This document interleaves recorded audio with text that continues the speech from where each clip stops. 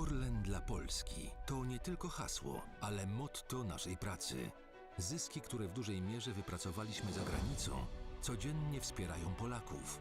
To 14 miliardów złotych, które przeznaczyliśmy na zamrożenie rachunków za gaz w polskich domach. Zyskały na tym także szpitale, żłobki czy przedszkola. Odgrywamy ważną rolę w rozwoju kluczowych dyscyplin polskiego sportu i dbamy o młode talenty. Nasze programy sportowe wspierają ponad 300 000 dzieci w całej Polsce. Obejmujemy opieką także inicjatywy ważne społecznie. Przekazujemy sprzęt dla strażaków, dbamy o mniejsze lokalne inicjatywy oraz polską kulturę, wspierając operę narodową czy konkurs chopinowski.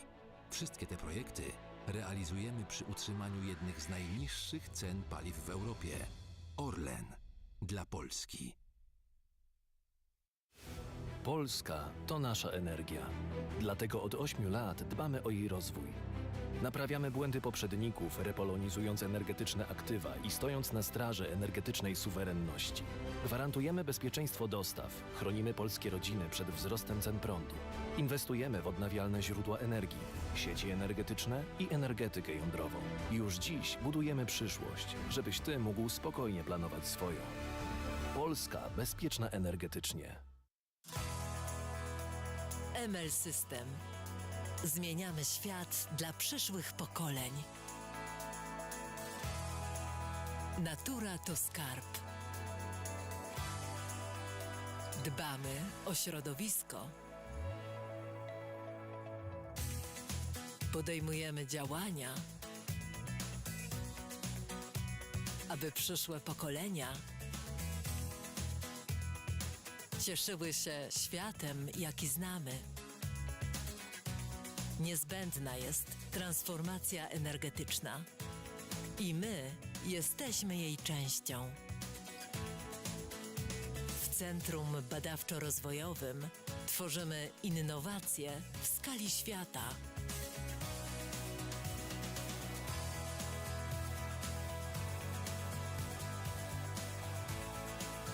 W naszej fabryce produkujemy ogniwa, moduły fotowoltaiczne,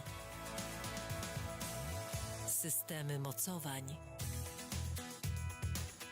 szyby z powłokami kwantowymi,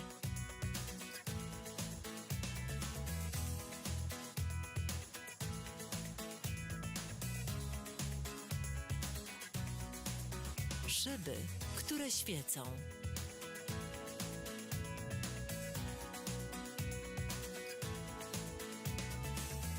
Fotowoltaiczne żaluzje.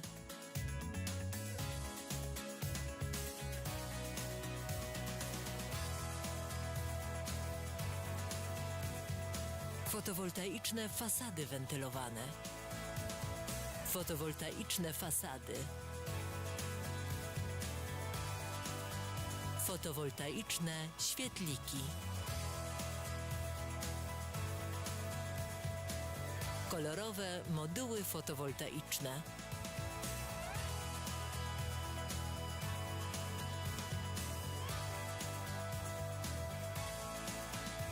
Rozwiązania Smart City.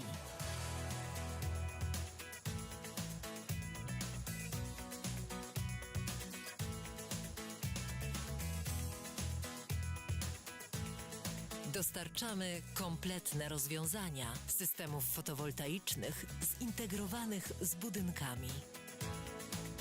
Szyby, które grzeją. Parapety, które grzeją i ładują.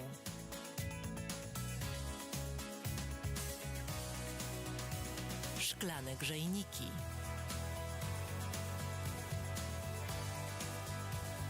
Szyby ze zmienną przeziernością.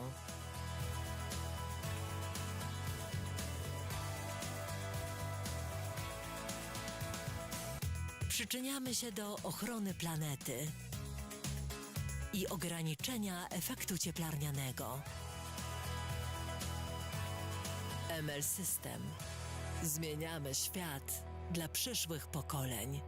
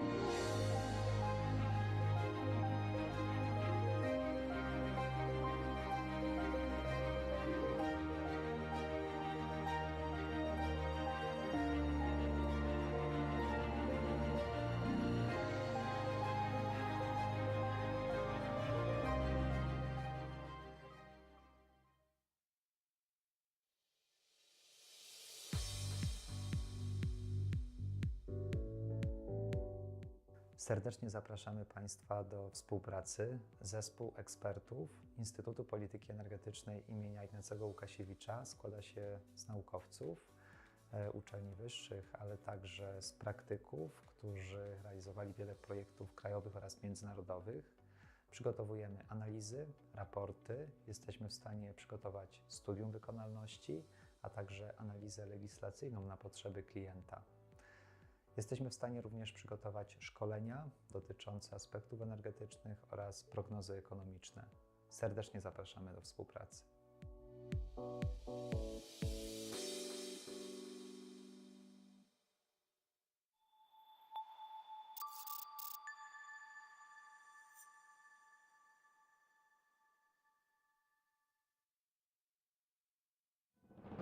Orlen dla Polski to nie tylko hasło, ale motto naszej pracy. Zyski, które w dużej mierze wypracowaliśmy za granicą, codziennie wspierają Polaków. To 14 miliardów złotych, które przeznaczyliśmy na zamrożenie rachunków za gaz w polskich domach. Zyskały na tym także szpitale, żłobki czy przedszkola. Odgrywamy ważną rolę w rozwoju kluczowych dyscyplin polskiego sportu i dbamy o młode talenty. Nasze programy sportowe wspierają ponad 300 tysięcy dzieci w całej Polsce. Obejmujemy opieką także inicjatywy ważne społecznie. Przekazujemy sprzęt dla strażaków, dbamy o mniejsze lokalne inicjatywy oraz polską kulturę, wspierając operę narodową czy konkurs chopinowski. Wszystkie te projekty realizujemy przy utrzymaniu jednych z najniższych cen paliw w Europie. Orlen dla Polski. Polska to nasza energia. Dlatego od 8 lat dbamy o jej rozwój. Naprawiamy błędy poprzedników, repolonizując energetyczne aktywa i stojąc na straży energetycznej suwerenności. Gwarantujemy bezpieczeństwo dostaw, chronimy polskie rodziny przed wzrostem cen prądu. Inwestujemy w odnawialne źródła energii, sieci energetyczne i energetykę jądrową. Już dziś budujemy przyszłość, żebyś Ty mógł spokojnie planować swoją. Polska bezpieczna energetycznie. ML System. Zmieniamy świat dla przyszłych pokoleń. Natura to skarb. Dbamy o środowisko. Podejmujemy działania, aby przyszłe pokolenia cieszyły się światem, jaki znamy. Niezbędna jest transformacja energetyczna i my jesteśmy jej częścią. W Centrum Badawczo-Rozwojowym tworzymy innowacje w skali świata.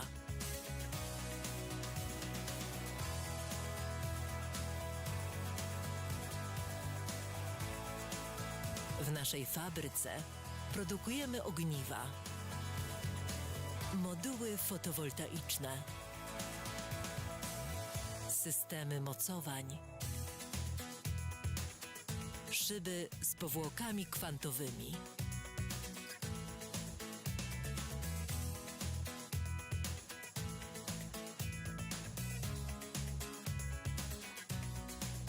Szyby, które świecą.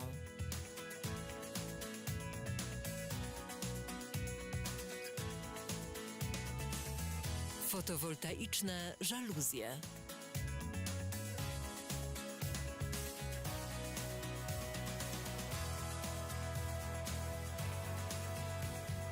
Fotowoltaiczne fasady wentylowane. Fotowoltaiczne fasady. Fotowoltaiczne świetliki.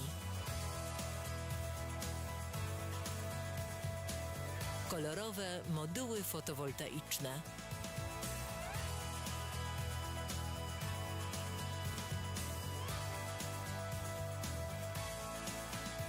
Rozwiązania Smart City.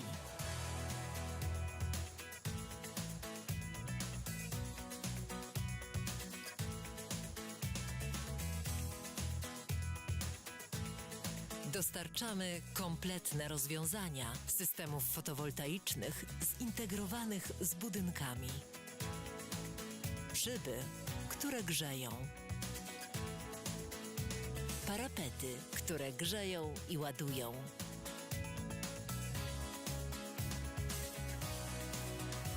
Szklane grzejniki.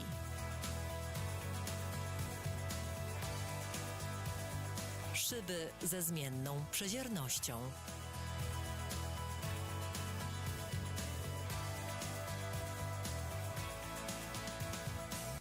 Przyczyniamy się do ochrony planety i ograniczenia efektu cieplarnianego. ML System. Zmieniamy świat dla przyszłych pokoleń.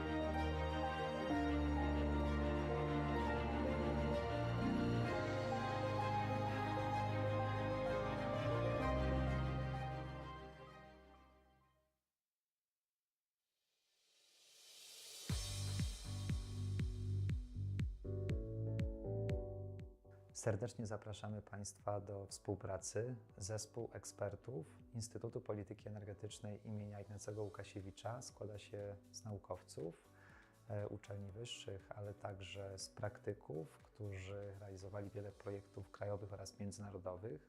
Przygotowujemy analizy, raporty, jesteśmy w stanie przygotować studium wykonalności, a także analizę legislacyjną na potrzeby klienta. Jesteśmy w stanie również przygotować szkolenia dotyczące aspektów energetycznych oraz prognozy ekonomiczne. Serdecznie zapraszamy do współpracy.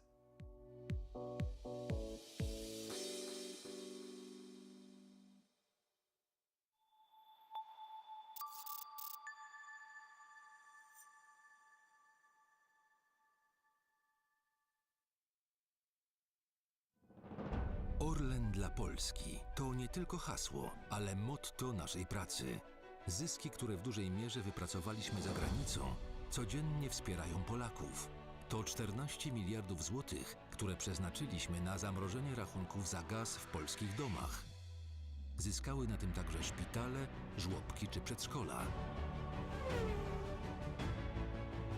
Odgrywamy ważną rolę w rozwoju kluczowych dyscyplin polskiego sportu i dbamy o młode talenty.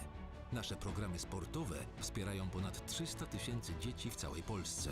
Obejmujemy opieką także inicjatywy ważne społecznie. Przekazujemy sprzęt dla strażaków, dbamy o mniejsze lokalne inicjatywy oraz polską kulturę, wspierając operę narodową czy konkurs chopinowski. Wszystkie te projekty realizujemy przy utrzymaniu jednych z najniższych cen paliw w Europie. Orlen dla Polski. Polska to nasza energia. Dlatego od 8 lat dbamy o jej rozwój. Naprawiamy błędy poprzedników, repolonizując energetyczne aktywa i stojąc na straży energetycznej suwerenności. Gwarantujemy bezpieczeństwo dostaw, chronimy polskie rodziny przed wzrostem cen prądu. Inwestujemy w odnawialne źródła energii, sieci energetyczne i energetykę jądrową. Już dziś budujemy przyszłość, żebyś Ty mógł spokojnie planować swoją. Polska bezpieczna energetycznie. ML System. Zmieniamy świat dla przyszłych pokoleń. Natura to skarb. Dbamy o środowisko. Podejmujemy działania, aby przyszłe pokolenia cieszyły się światem, jaki znamy. Niezbędna jest transformacja energetyczna i my jesteśmy jej częścią. W Centrum Badawczo-Rozwojowym tworzymy innowacje w skali świata.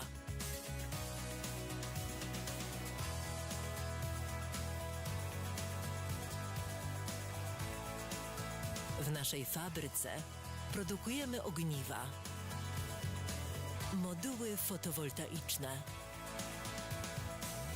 systemy mocowań, szyby z powłokami kwantowymi,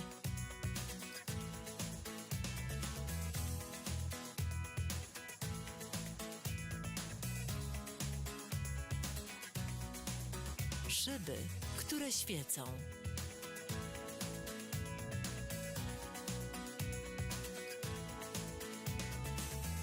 Fotowoltaiczne żaluzje.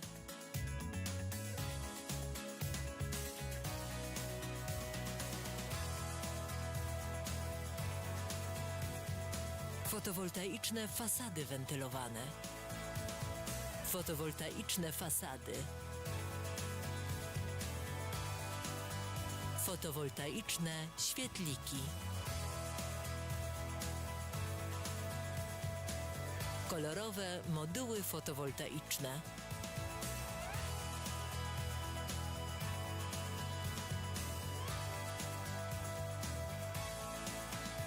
Rozwiązania Smart City.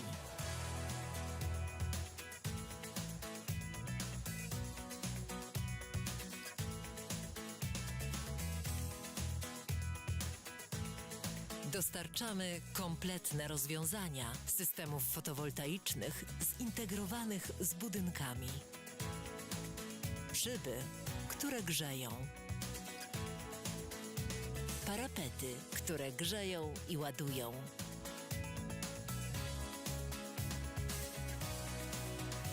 Szklane grzejniki.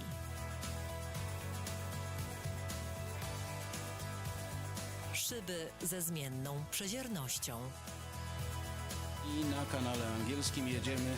Tak, na kanale angielskim. Czy słychać? Jesteśmy na kanale angielskim? Czy Przyczyniamy słychać? się do Tak, ochrony dobra, planety. wracamy na... I ograniczenia efektu cieplarnianego. ML System. Zmieniamy świat dla przyszłych pokoleń. Jestem na kanale angielskim. Jest kanał angielski. Czy na kanale angielskim słychać? Kanał angielski. Tak, dobra, ja dziękuję.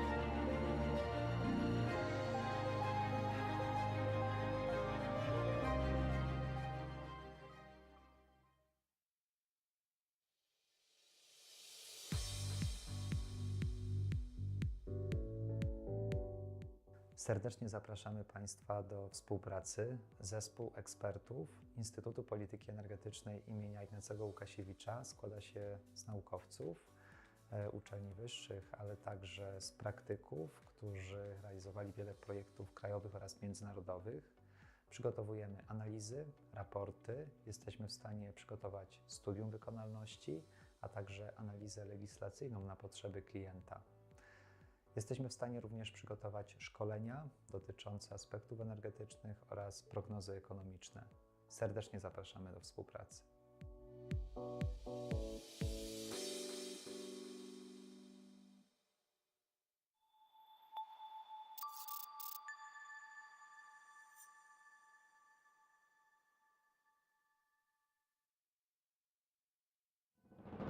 Orlen dla Polski to nie tylko hasło, ale motto naszej pracy.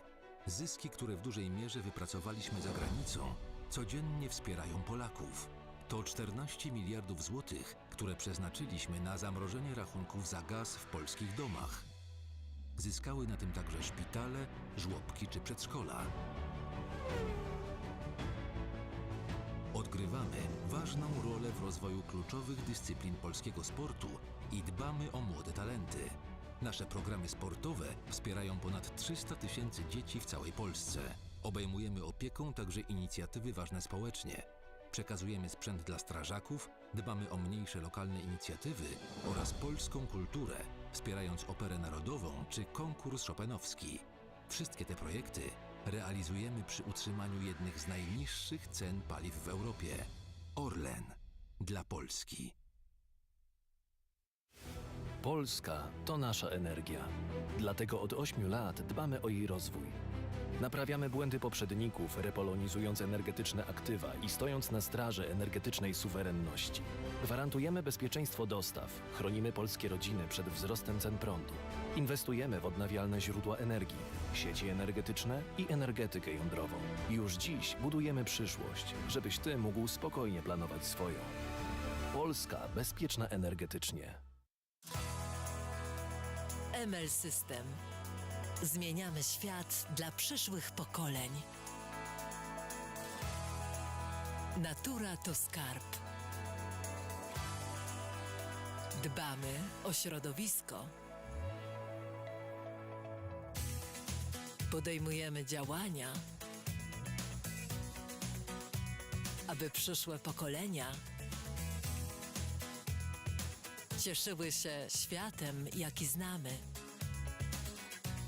Niezbędna jest transformacja energetyczna i my jesteśmy jej częścią. W Centrum Badawczo-Rozwojowym tworzymy innowacje w skali świata.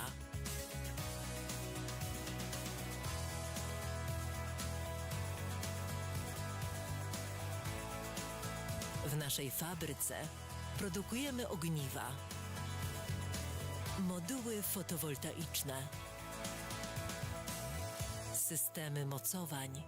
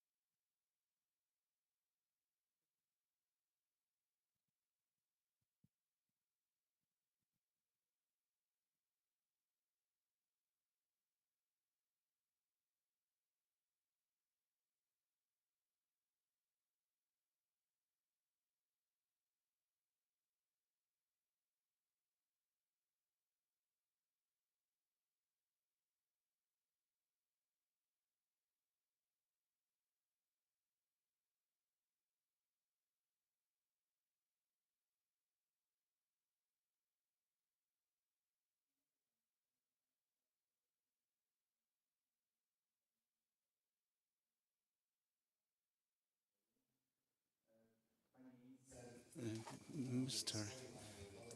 Minister, Mr. Voivod, Mr. Marshal, Mr. President, honorable ladies and gentlemen, a very warm welcome. I would like to first welcome Madam Minister Małgorzata Jarosińska-Jedynak. A very warm welcome. And a very warm welcome to Mr. Marshal Władysław Ortyl. And let me welcome member of the board of Podkarpacki region, Stanisław Kruczek, and Dr. Ewa Leniart, Voivod of Podkarpacki region, and Mr. Konrad Fiołek, mayor of the city of Rzeszów, and Mr. Władimir Kudrycki, president of Ukrenergo, connected to us remotely, and Mr. Sergei Nazarenko, advisor to Ukrenergo company,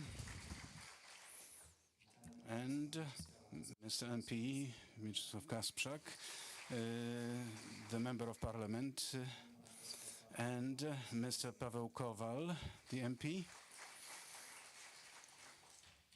and Dr. Michał Kurtyka, co-chairman of working group to work out the strategy to reconstruct Ukrainian power sector from the war damages, and Mr. Robert Nowicki, president of Orlen Neptun. And let me welcome Mr. Dawid Cycoń, president of Enel System, and Mr. Janusz Magoń, president of Polish Energy Group Obrót, and Dr. Tomasz Sikorski, president of Polish Electropower Grid. And let me welcome Mr. Mirosław Skowron, president of PERN. And let me welcome Ms. Elżbieta Mucha, president of GC Energy. And Mr. Dariusz Kotowicz, president of MPC Rzeszów. And Mr. Tymoteusz Pruchnik, member of the board of Polmieć Trans, president of the board. And Mr. Philip van Exen, deputy chairman of the NATO Fuel Committee. And Mr. Dominik Jankowski, political advisor at the office of Secretary General of the NATO. And let me welcome Mr. Piotr Moncarz from Stanford University. And let me welcome Dr. Anna Mikulska, Baker Institute in the US. And let me welcome Mr. Maciej Kołaczkowski, World Economic Forum in Geneva. Let me very warmly welcome all of you, representatives of the academia, administration, energy company, and internauts, as well as the audience here. We have over 320 participants registered, so I cannot specify everybody by name. And once again, a very warm welcome to Professor Piotr Koszenik, rector of Rzeszów University of Technology, named after Ignacy Lukasiewicz. And Mr. Rector, you are kindly requested to officially open the conference.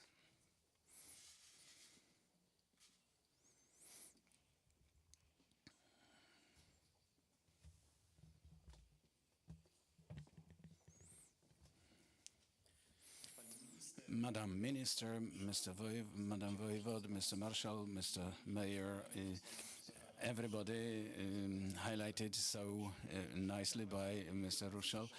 And welcome at Rzeszów University of Technology. As rector of this university, I'm proud that yet another time we can host you in our premises.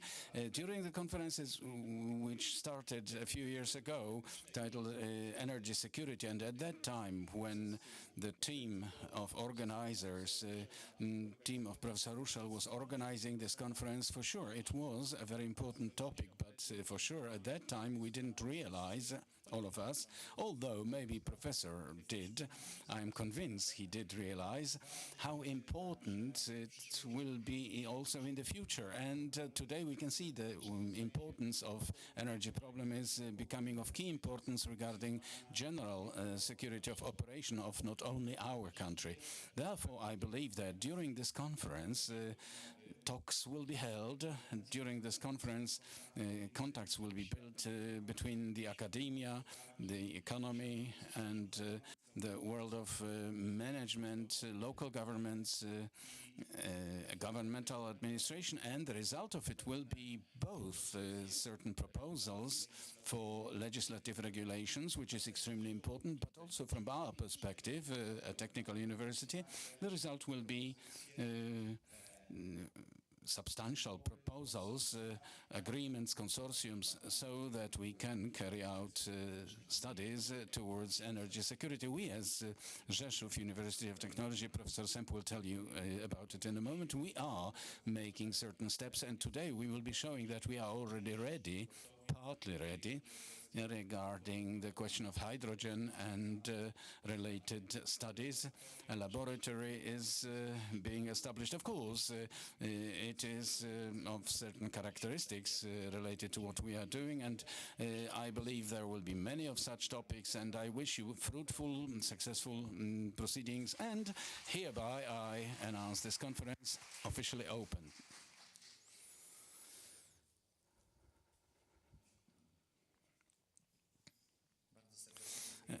Thank you very kindly, Mr. Rector, and Ms. Eva Leniart is kindly requested to take the floor.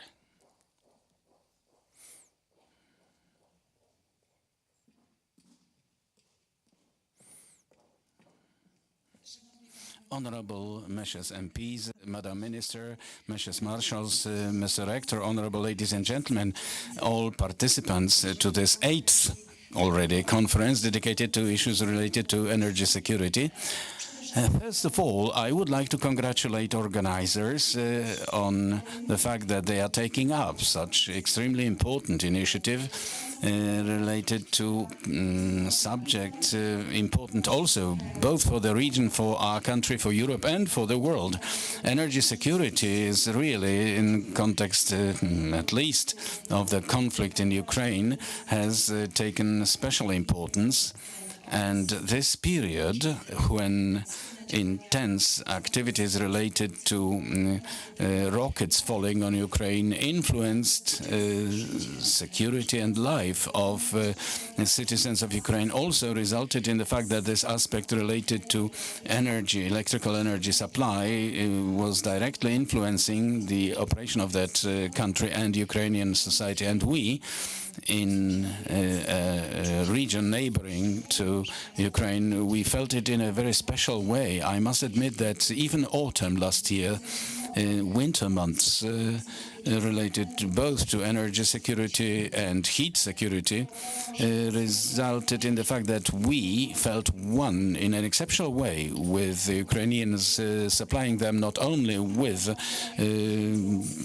generators, electrical generators, but also knowing how great a process of relocation from large cities was going on in Ukraine in order to return to energy sources which have been partly forgotten or were appreciated less by people who were as of low capacity, but still providing a possibility to survive. And this made many citizens of our region to realize that energy security, energy independence is a thing which is easy to be under threat, but it is extremely important for the operation of societies and states.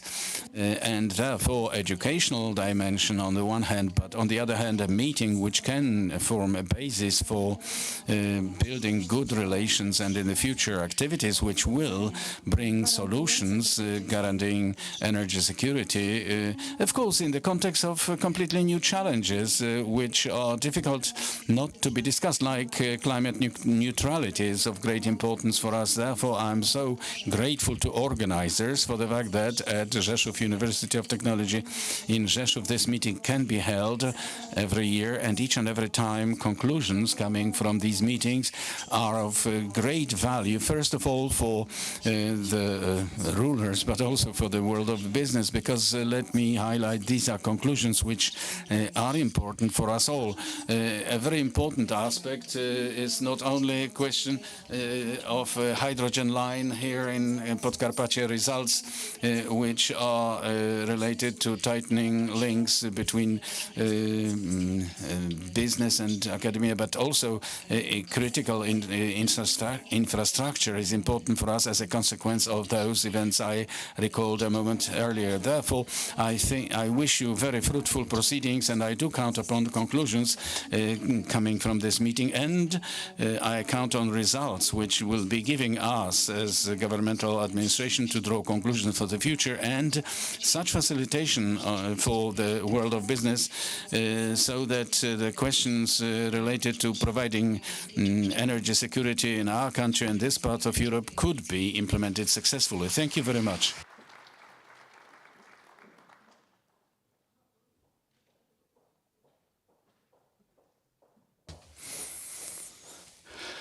Thank you very much, Madam Voivod, and let me kindly ask Mr. Marshall to take the floor, the regional governor.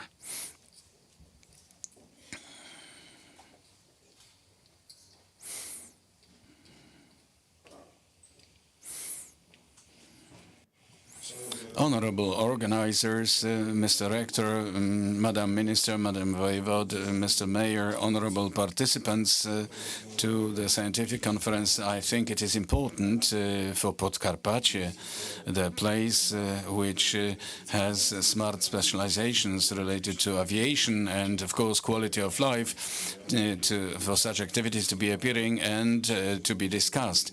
I think the main theme of this year's edition of the conference is energy security in the context of energy transformation. We all know how important it is, but we all know also that all the time we are looking at the question of pace of this transformation, so that it is in such a situation and such systems implemented to bring possibly least negative economic and effects in our region. We, from our energy security perspective and also from the perspective of economic development and this clean, green energy, we have to take very good care of the environment and of our development in Podkarpackie region. Let's remember that often we deal with various inquiries and investment questions. Today, a question about a place for development of investment. It's not about a few hectares or a dozen hectares, but it is about dozens or hundreds of hectares. So these projects are, in spite of being prepared from energy perspective and prepared in the context of renewable energy sources, they need large resources of the energy, and therefore discussion about importance of an atom in energy policy is very important for us. We are very glad that for the 5th time we can be partner to this very important event. We want also still to support this conference and these activities related to it. And let me remind you that we are a region which is first regarding informing Podkarpackie Hydrogen Valley, and our association already since 2021 has already actively been involved, and I think that following this, the local government of Podkarpackie region approached the project to release hydrogen economy for SMEs in European regions within Interreg Europe 2021 till 2027, and therefore our input as a partner, as local government in this transformation, energy transformation, and in questions related to hydrogen policy is, of course, and will be greater and greater. I think hydrogen is actually face of energy transformation, independent from the fact that it is also distant future for lots of studies and adaptations for direct applications and common applications in economy and in life, of course, social life. I think that also one should mention at every conference, every energy debate that 200 years ago a man was born who gave new fuel to the world, and he is the son of this Podkarpackie land, Ignacy Lukasiewicz, and he also gave a specific DNA related to innovation, gave it to our region. Therefore, we are promoting his deed, his achievements, and of course, we are very proud of it as citizens of Podkarpackie region. We are also very glad that our company Autosan is entering the areas related to hydrogen fuel, and that company, of course, has been preparing zero-emission training vehicles for city communication. And I think this is also an effect of our activities related to supporting innovation. And as I said, it is for sure related to our DNA, started by Ignacy Lukasiewicz. And I'm also very glad that our Podkarpackie Center of Science, which is named after Ignacy Lukasiewicz, is preparing young people and is preparing young staff, future staff, for economic development and, of course, for promoting all activities which will be related to energy transformation, and of course also will be related to our smart specialization. So thank you, Professor. Congratulations to you. And we are glad that institute named after Łukasiewicz is actually fitting into these very positive activities.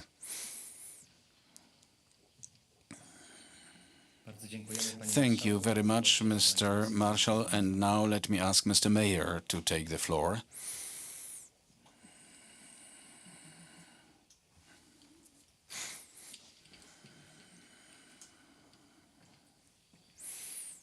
Honorable Mr.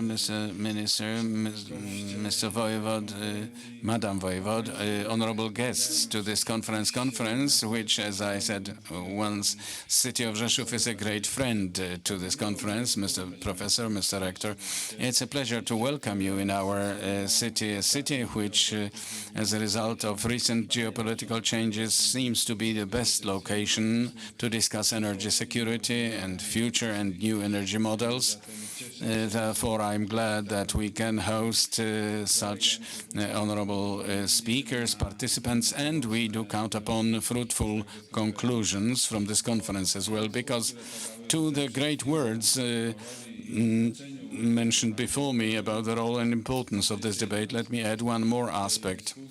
In this discussion of triad of science, business, and decision makers, administration, most important are the end beneficiaries, our local communities, our citizens, who more and more often pay attention at this aspect of their everyday existence and its security. More and more often they pay attention at the fact for the energy models to be related to going away from fossil fuels and building climate neutrality, zero emissiveness of all what is around us, so that we can safely think about the following generations and their life in our planet. So it seems that we as local government people, reminding about this end beneficiary in this debate, we also count upon the fact that conclusions from this debate can be implemented operationally. So my presence as representative of local government is symbolic here, but I know that many of local government people are watching and tracing this debate, and I believe, Professor, that yet another time we will leave much wiser and much richer in conclusions. I wish you a pleasant stay outside the conference in our city, and I do hope you will be satisfied by it. Thank you for your kind attention.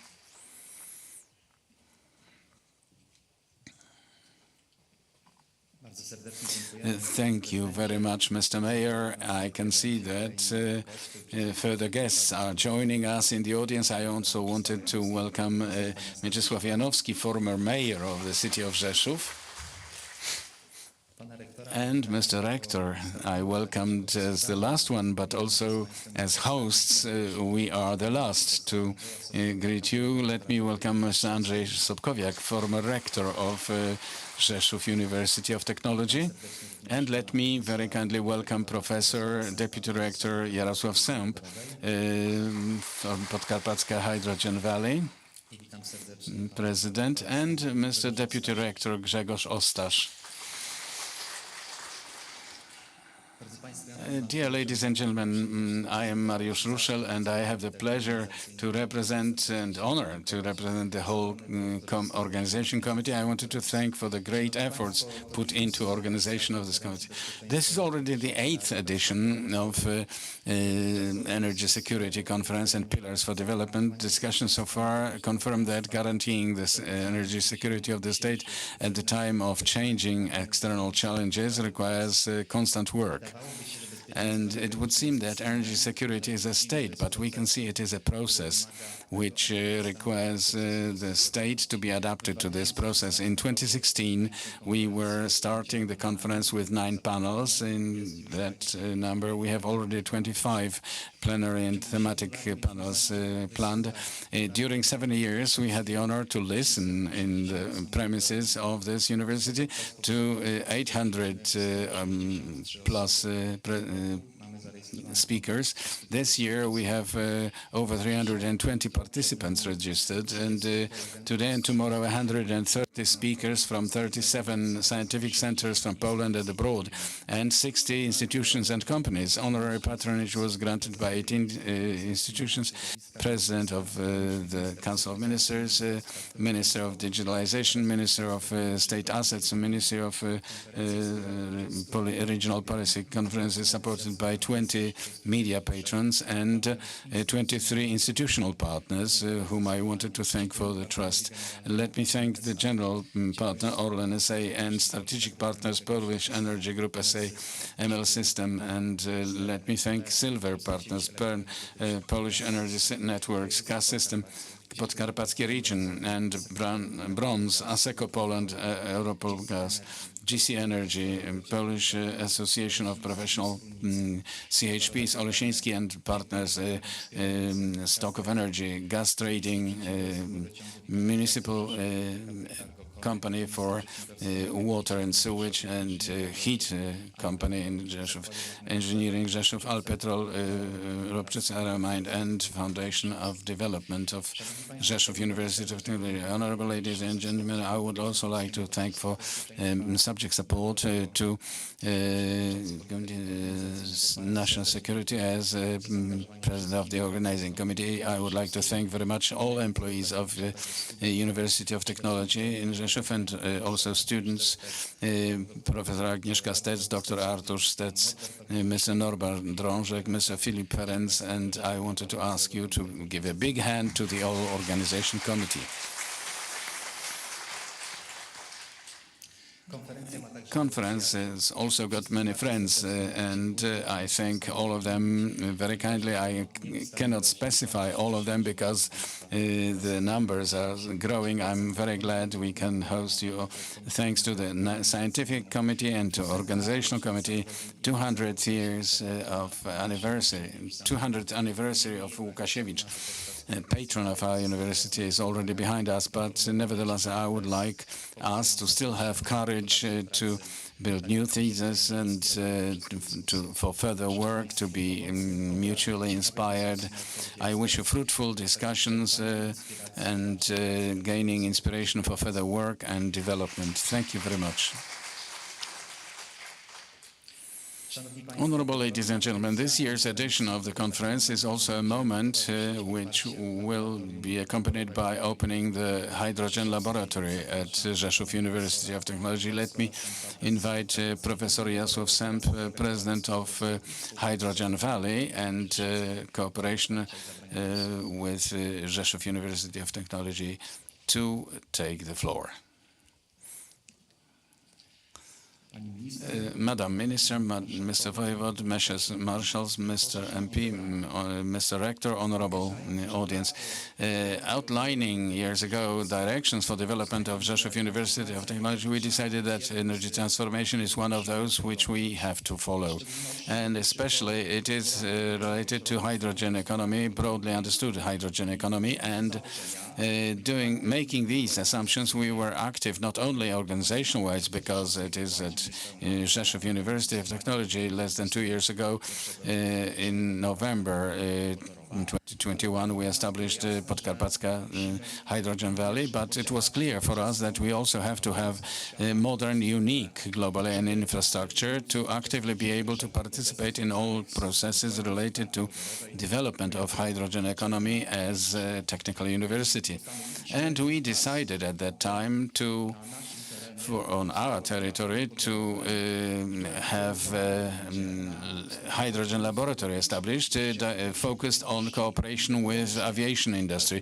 Firstly, not only, but this was the first inspiration, and the laboratory, which I'll tell you more about and you will hear more about in future, is dedicated to cooperation, first of all, with aviation industry, and we will be studying processes of energy utilization of hydrogen related to its combustion as a future source of energy for air ships and also turbines, which are not only in planes. The laboratory gained part of their research capacity. We will, of course, be expanding it using various funds, among others funds in the control of Marshal's office. We have further applications filed for its extension, but what is important in that laboratory, we have gone through the whole series of problems related to infrastructure, which has to be very, very strongly protected against explosions or any other surprises which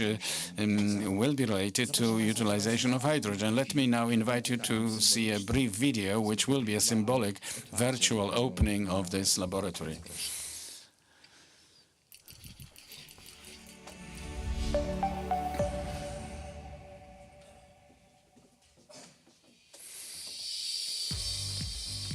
Laboratory to study materials for aviation industry. Rzeszow University is a university taking up very difficult challenge. 2 years ago, we decided to supervise and administer the Hydrogen Valley established in Podkarpackie region, and the result is this laboratory we are in, Hydrogen Laboratory, in which we will in future be studying hydrogen as a material and energy carrier in aviation engines. Opening up of the hydrogen laboratory at Rzeszow University of Technology is an important impulse of development for the university and for Podkarpackie Hydrogen Valley. In laboratory, studies will be carried out regarding application of hydrogen as fuel for plane and mixing hydrogen with other gases. It will be possible to carry out studies in the context of applying hydrogen for energy turbines. Application of hydrogen will result in higher temperature of work compared to either two used fuels, and chemical composition of flue gases will change. We don't know how it will influence materials, structural elements in engines and turbines. This will be subject of studies in this center. The subject of aviation applications has been done at the university for years. FAME is the recent project, and within clean aviation program, international consortium. It is dedicated to establish hydrogen driving for aviation engine of high capacity, high power.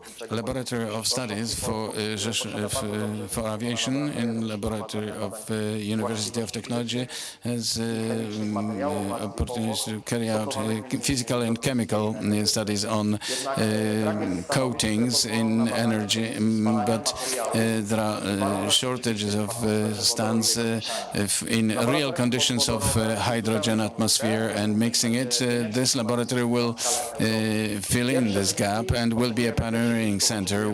First results are expected in turn of the fourth quarter 2023 and the first quarter of 2024.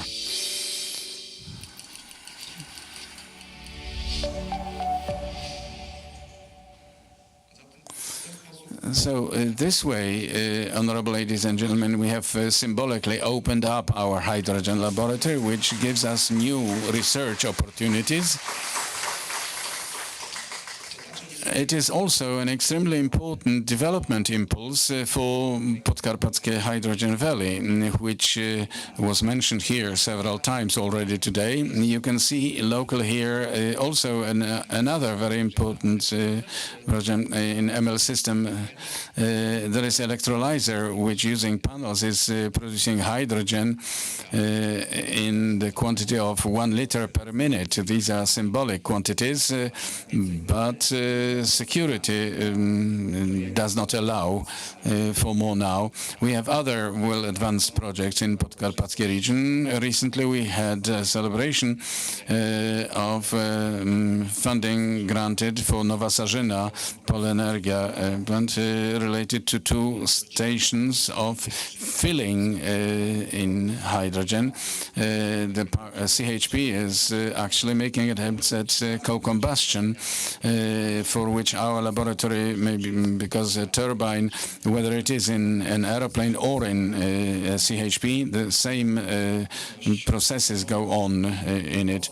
Activity of SANOC, AutoSan and municipality are only examples showing that these projects appear, and when they appear, there are also links appearing between partners or among partners in Podkarpackie Hydrogen Valley, and this is nice, but it is only the beginning. We realize work for which we will need professionals, and as a university we also offer directions of training related to hydrogen technologies and hydrogen transformations at chemical department, hydrogen technology second degree studies, and clean energy studies in the English language.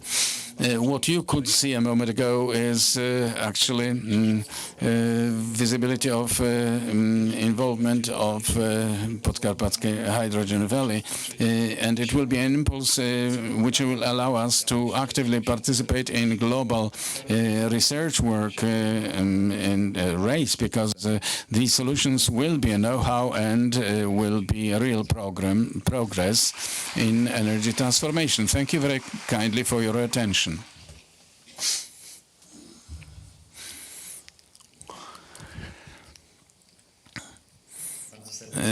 Thank you very much, Mr. Rector. Honorable ladies and gentlemen, the conference has a tradition which was started 5 years ago.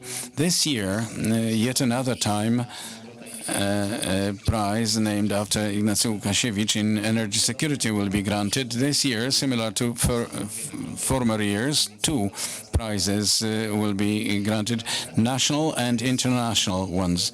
Piotr Naimski was a laureate in the past. Mr. Minister Lars Lillehold, Minister of Energy and of Kingdom of Mr. Michał Kurtyka, Minister of Climate and Environment, Mr. Piotr Woźniak, President of beginning, Piotr Garish, American scientist and politician, Danis Krevis from Lithuanian Republic, Mr. Davis Cicon, President of ML System. Dear ladies and gentlemen, let me now invite to the stage Mr. Rector Piotr Koszalnik and Mr. Rector Jarosław Sęp. Dear ladies and gentlemen, based on decision of the chapter of the 7th conference, of energy security and the award for continuity of electricity supply in war in Ukraine is granted to Volodymyr Kudrycki, president of Ukrenergo company. Let me invite Mr. Sergei from Ukrenergo to receive the award.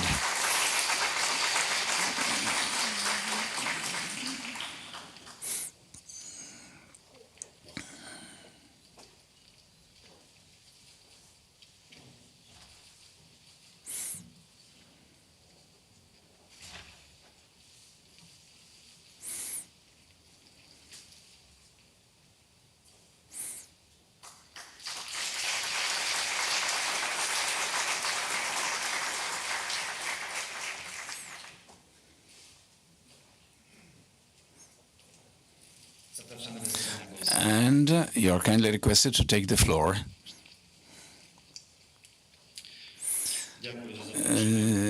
Thank you for the invitation, and on behalf of Ukraine, that in the name of all Ukrainian nation, I want to thank all Polish nation for support in fighting Russian aggression, and Poland became the first country which proposed help and support for our energy system. Poland was the first who supported on behalf of Ukrenergo. I thank very kindly to Poland for supporting our system and our country. It was Poland who was the first country who actually displayed direct support for Ukraine.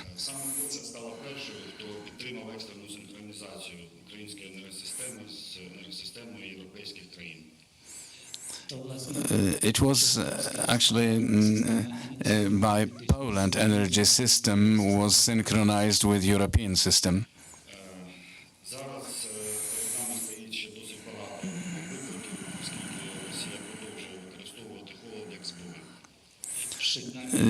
Now ahead of us still many challenges because Russia is using energy system as a weapon.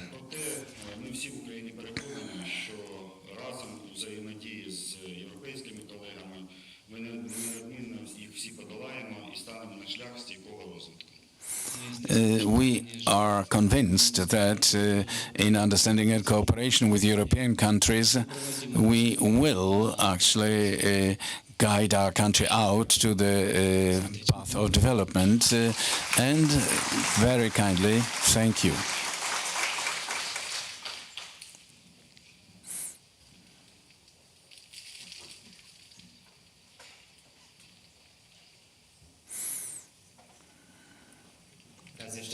Once again, we do congratulate the country. The chapter of the 8th conference in energy security and pillars of development decided to grant the award safety for stabilization of electric power system of Poland and supporting Ukrainian power system. The award goes to Dr. Engineer Tomasz Sikorski from PSE, Polish Electrical Energy Grid.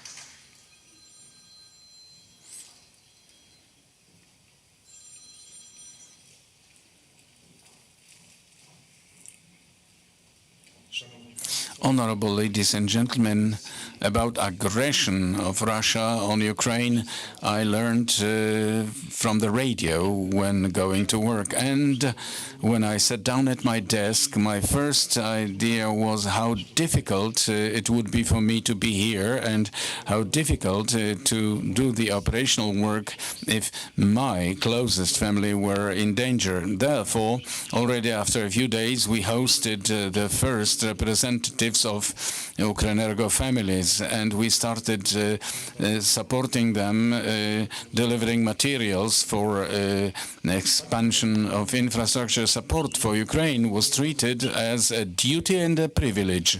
And when our warehouses emptied out, we started cooperation with national operators of the system, as well as with European operators, and therefore I treat this award symbolically, and I thank you on behalf of all the operators in Poland and in Europe. And I would like our further step to be full integration of the system and European market, Ukrainian market integrated with European market. Thank you very much.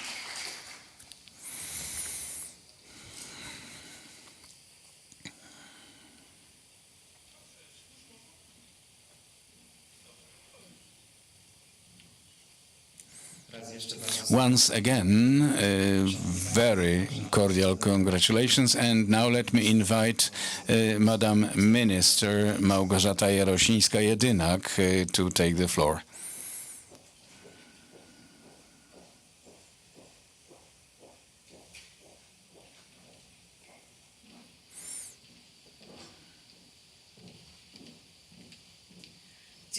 Thank you very much, Mr. Voivod, Messieurs MPs, Mr. Marshall, together with the board, Mr. Rector, together with representatives of the university. Honorable ladies and gentlemen, it's a really great pleasure for me that yet another time I may participate in such an important conference from the perspective of energy security, not only of Poland, because on the examples which are applicable here are followed by others too, and we are very glad. Congratulations. Firstly, congratulations on opening up of the hydrogen laboratory. I think hydrogen is the future. I'm very glad that Rzeszow University of Technology, but also Podkarpackie region, so actively participate in activities related to hydrogen, because what is happening at the University of Technology, what is happening in the city of Sanok, I wanted to remind you from here, once again, the first Polish hydrogen-fueled bus was made in Podkarpackie region, in Sanok, in Autosan factory. And not only that I traveled in it, but also because we have to tell everybody how to do it. We know here in Podkarpackie region. A few words about what within this energy security and how to combine it with finance. Because as you are perfectly well aware, Poland is facing the greatest challenge regarding issues related to building energy security.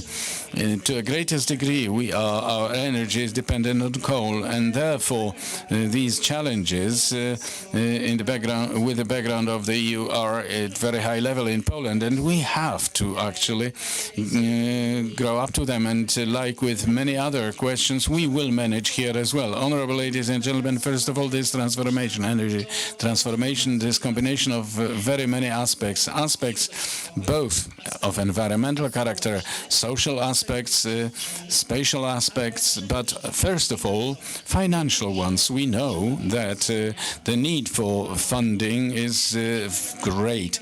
And I wanted to talk a little bit about the finance today here.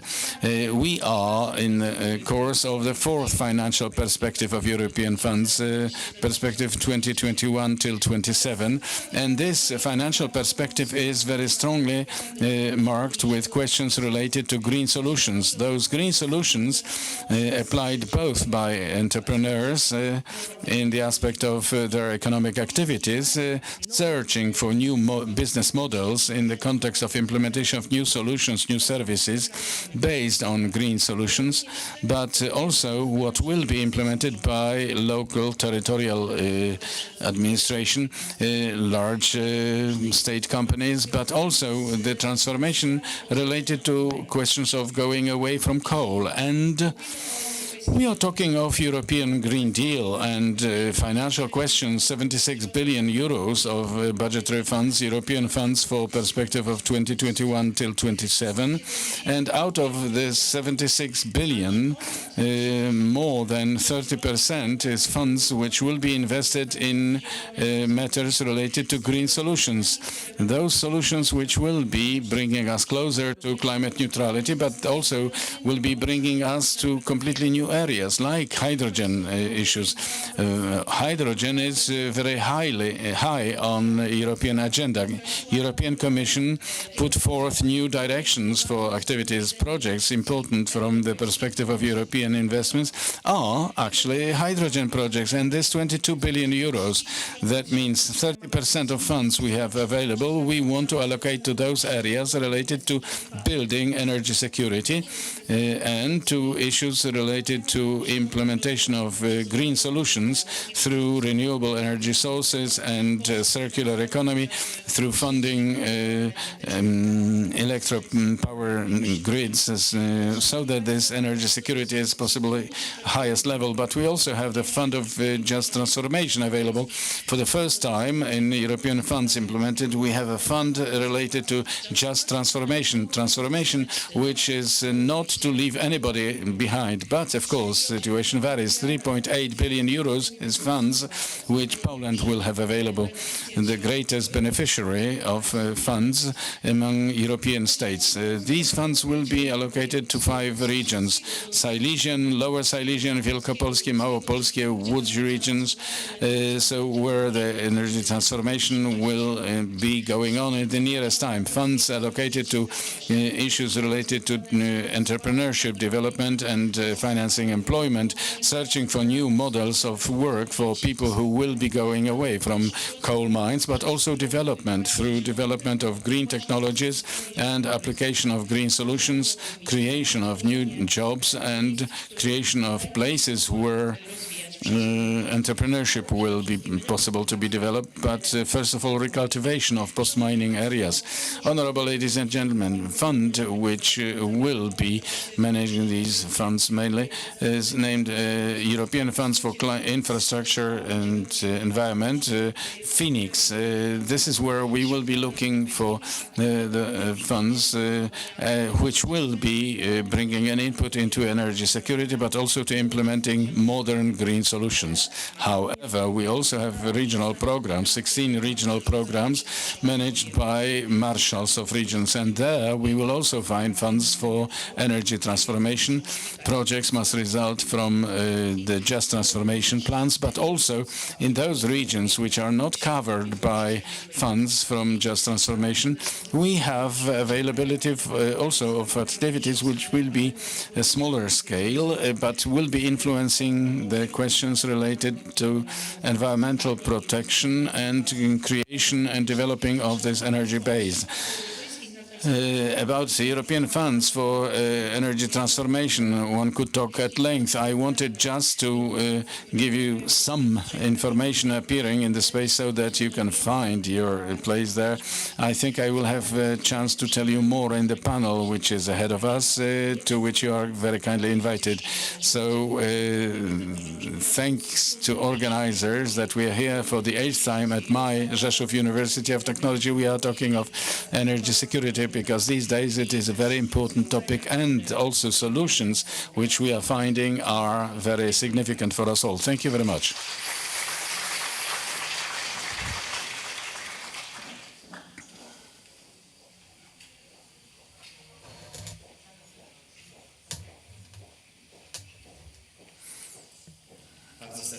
Thank you very much, Madam Minister. Honorable ladies and gentlemen, energy transformation is a main element, we may say, of this year's conference. Let me invite Mr. Maciej Kołaczkowski from World Economic Forum to present global trends in energy sector. Welcome, sir. The floor is yours. Good morning, ladies and gentlemen. My name is Maciej Kołaczkowski, and I work at World Economic Forum, where I'm involved in energy sector, especially the advanced energy solutions. And I wanted to share with you a few ideas today related to the global trends, so macro environment we are moving about, thinking about the place of Europe and Poland. And I think the first point is that this energy transformation is speeding up. And I have a few figures for you to actually support this statement. The first point is that in 2022, capacity of production of green hydrogen globally were increased by 5%. Of course, we start from a low base. The growth is great still. And similar is with energy storage technologies. Possibilities for energy storage globally were increased by 2/3 last year. The thing looks similar with technologies managing the carbon footprint. This year in Texas, construction of a system was started to capture 500,000 tons of CO2 annually, and the company building it has a plan to build 100 such systems if this one appears to be successful. So, on the one hand, we have this quick growth, but I think that from the perspective of needs of energy system, climate policy, this increase, this growth will speed up still further. Looking at the segments I mentioned, to be on some path to get to this net zero point, we need for them to be growing 2-3-fold every year over the nearest decade. So I think that a lot is going on, and still more will be going on. It is, of course, a great opportunity for business, a huge market to be utilized. Investments in energy, especially in infrastructure, are to be roughly tripled over the nearest decade. And segments I mentioned will be growing exponentially. So we will see markets that will be a couple dozen times bigger than today over the nearest 10 years. It is, of course, a challenge for business. These are actually new industries which have to be created from scratch practically, and it is not simple how to double scale of industry every year. Well, in the first year it may not be so difficult, but in the second, third, fifth, 10th year, these are quite serious challenges. How to build a chain of supply of technology, equipment, raw materials, and how to train, to educate, and keep the staff who will be able to do it. And of course, one has to provide constantly increasing, growing inflow of capital. This is also a challenge for well, each of these segments needs new regulations, new policy, which do not exist today, or they exist for other solutions and they simply have to be updated. They will require hundreds and thousands of licenses, certificates, permits for operation, and this is today already visible as a big challenge for this transformation. The role of the government will be to provide a holistic approach, systemic thinking, because more and more elements have to work together. And finally, these are new dimensions for energy security. Bringing a battery to Poland or building a possibility to build batteries are more important than supply of oil and gas as issues. And you probably are thinking, for us all, what is a challenge? The cost of all these solutions, they are simply expensive today. These are segments, industries, which are at an early stage of development, early stage of growth. Most analysts expect that they will become more competitive over time when the scale will, when they reach industrial scale, and of course they will, innovations will still be going on. Further on, I think that the answer to this question, which technologies will really become more competitive, will result from answering the following question: what a value as a society or economy we are giving for emissions? So how do we evaluate, estimate the cost of 1 ton of CO2?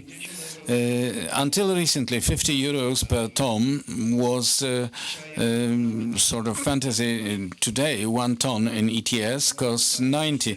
When it will cost 200, all these technologies perhaps will appear very competitive. For the sake of comparison, subsidy in the US per 1 ton of captured CO2 ton is $80. The situation is changing very fast. That was a year ago, and today it appears that many of those technologies can make sense. Yet another point is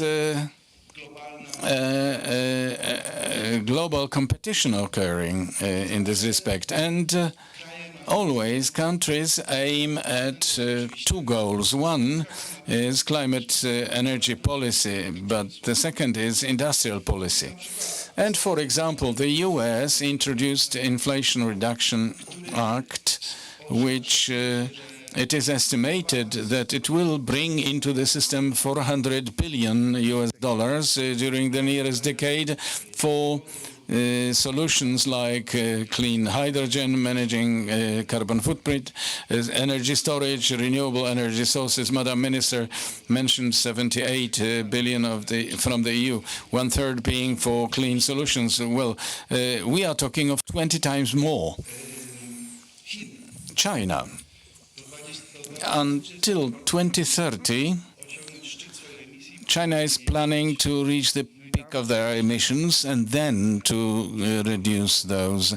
And there, clean hydrogen solutions, energy storage, renewable energy sources are of key importance. Already now, China is dominating the market of these solutions. CAT Control, one company, 40% of global battery production. Everybody expects China to be controlling still more. Level of subsidies Chinese government is offering today is estimated by analysts that in 2030 China will have twice as big production capacity in batteries than they will need for their internal market. So their share in the global market of energy storage will still go up. And where is Europe in all that? It seems to me that we have quite ambitious goals, but unfortunately we are staying slightly behind. Now, investments in green hydrogen, in energy storage, and managing carbon footprint are located in the US simply. And the level of support offered by Preservation Act is faster and greater than in Europe. So I would expect new instruments, perhaps, which the European Union can introduce in order for some of those investments to be attracted to here. And this is what it looks like in the innovative sector, and a few ideas about more classic, mature industries. Of course, renewable energy is growing very fast. It is a very mature industry, very large scale. Last year, more was invested in solar and wind energy rather than in production of oil and gas. So this is a significant milestone. I think that this trend will be continued, although now wind energy is suffering some problems, it seems. On the one hand, costs of production have been increased, turbines and the whole system production due to general inflation, increased raw material prices, and on the other hand, there is a pressure on reducing state support. So in this segment, there may be some slowdown, but I think it will be addressed this way or other, and we will see further quick increase in investment in the renewable energy sources. Nuclear energy. After decades of stagnation or regression, it seems to be coming back. In France, they talk of a nuclear renaissance. There are countries like Poland who also want to participate in this market and to invest. And China, again, the greatest investor in nuclear energy today. And what in good old oil, gas, and coal? I mentioned transformation, that it was speeding up. What does it look like in the traditional fuels? Well, they are doing quite well. Demand for oil is record high this year. In history, I'm talking globally, of course, and this increase is going on at the level of 1.2 or 1.5% annually. So quick growth, looking at scale of it, it looks similar in gas and oil and coal. We are using most of it. Well, consumption may not be growing that fast, especially in coal, but for the time being, we do not see special drop in consumption of these raw materials. I think this shows that this transformation is not 0-1. It is not really from old to new, but it is so that we are practically adding new elements to the power system. Old keep growing.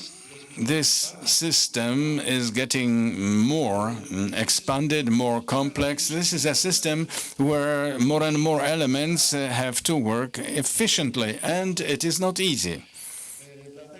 Therefore, I think that situations like today, tomorrow are important when we can learn some about what is happening, exchange ideas, for some good practices and experience. I think the conference in Rzeszow is a key point on the energy map of Poland and the region. So thank you for the invitation, and I thank you kindly for your attention.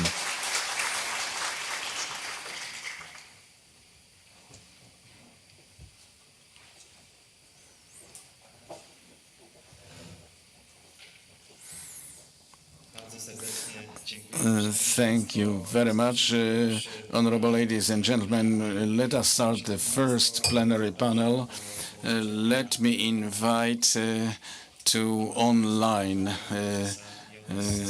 presence Mr. Hava from JSC Market and Mr. Oleksiy Sobolev, Manager of Energy, former Minister of Economy of Ukraine. And let me invite Dr. Tomasz Sikorski, President of Polish Energy Grid, and Dr. Michał Kurtyka, co-chairman of working group to work out the strategy of reconstruction of Ukrainian power sector from war damages, and Mr. Łukasz Dziekoński, President of Montes Capital, and Mr. Wojciech Jakubik, Chief Editor of Business Alert.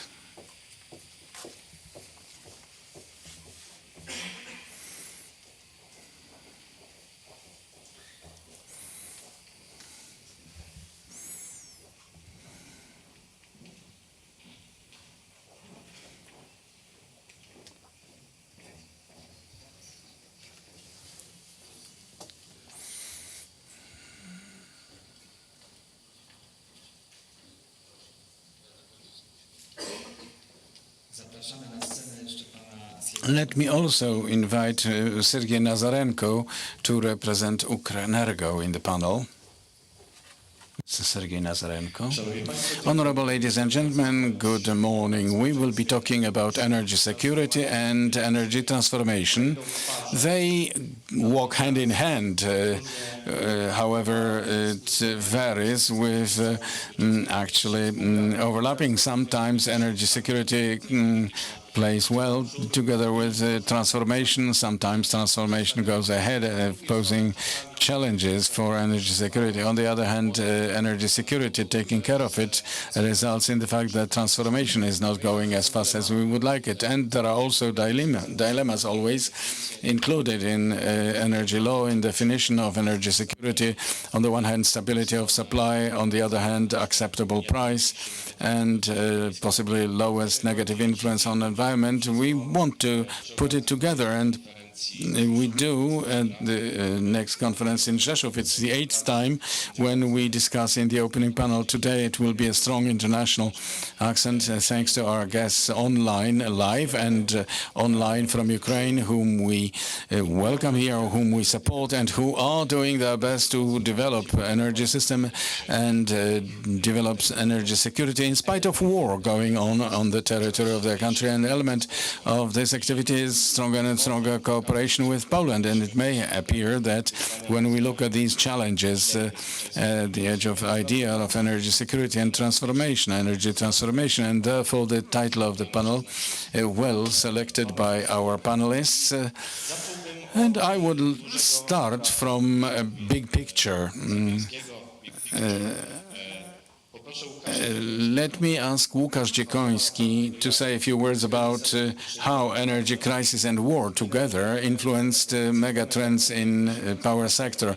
These trends like energy transformation, but also growing trend of strong care about hard security in energy. Thank you for this question. Thank you for the invitation. I think that we have to look at the situation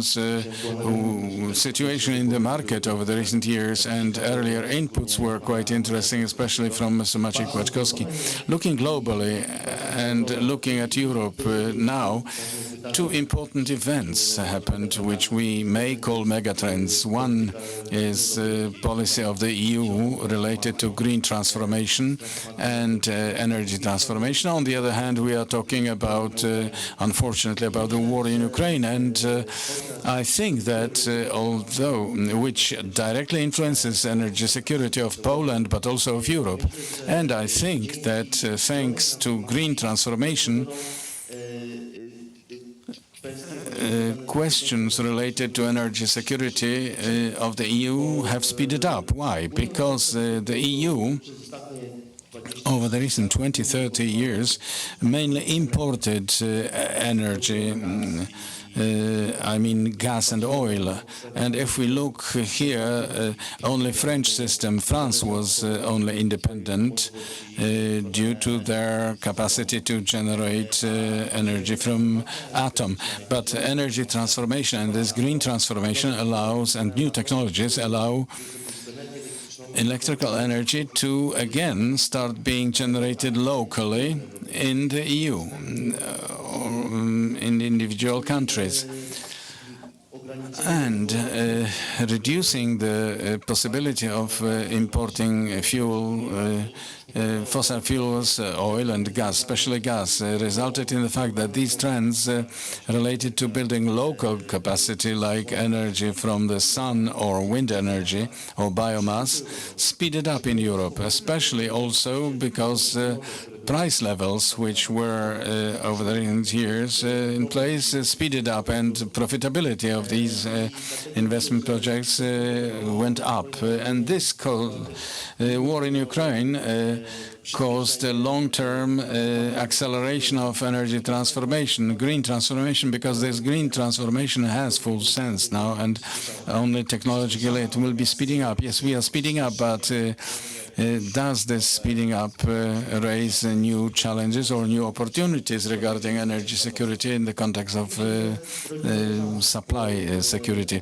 It raises new opportunities, in my opinion, because it reduces dependence of Europe on importing energy sources from outside the EU, and long term it will only be working positively for European system.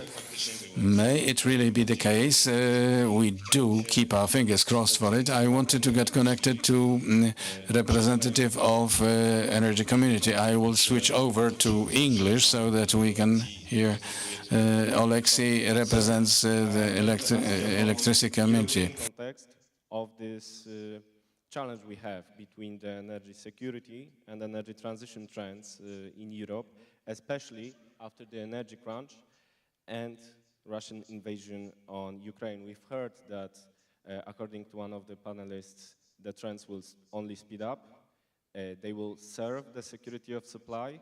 What's the bigger picture from the perspective of energy community, especially in the context of Polish-Ukrainian cooperation? Sir.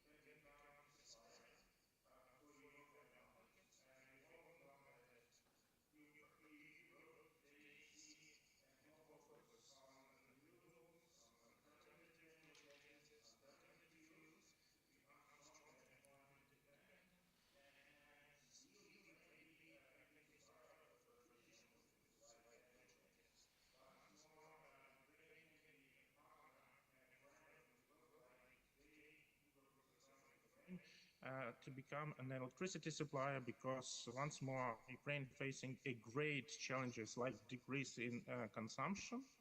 We have rather big installed capacities. Well, a lot of generation units are ruined by Russian missiles. A lot of transmission lines, distribution lines are ruined, but still we have a great capacities for generation, like nuclear power plants and renewables and steel coal-fired generation that can be also volumes for electricity to supply in Europe. From this point, well, a great challenge, and maybe Ukraine is one of the points frontline, like Zaporizhzhia nuclear power plant, where we are trying to do everything to take out of the conflict this really important and strategic object of energy. And I hope that in near future it will be deoccupied. And once more, 6 gigawatt of installed capacity, it's a base load capacity, also can become an object and generation object in a Ukrainian system, and in frankly saying that this base load will not meet the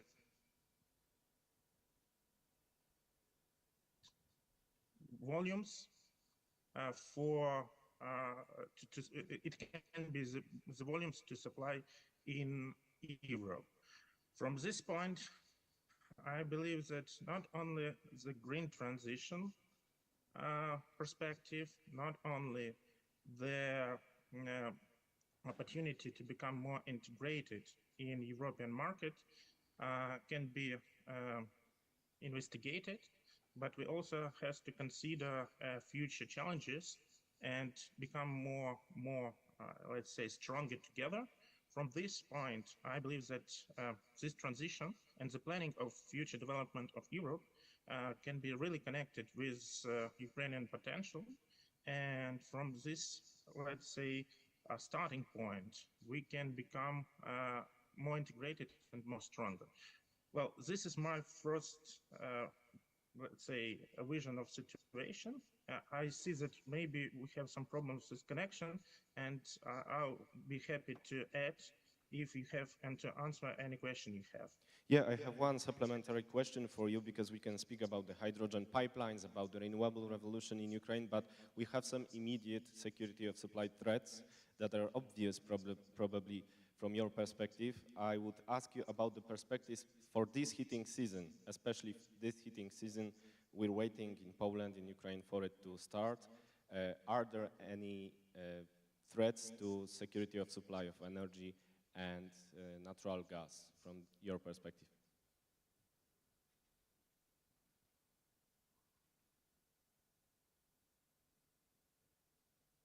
I'm sorry, I didn't hear your question because it was some problems with internet connection. Okay, I'll repeat. We'll try.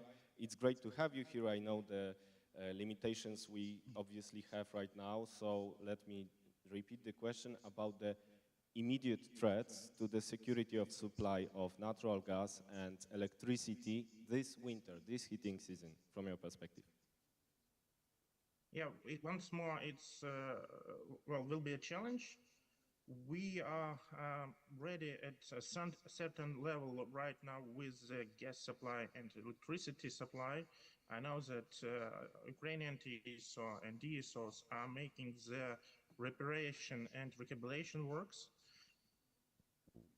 We have rather, well, enough volume in underground gas storages.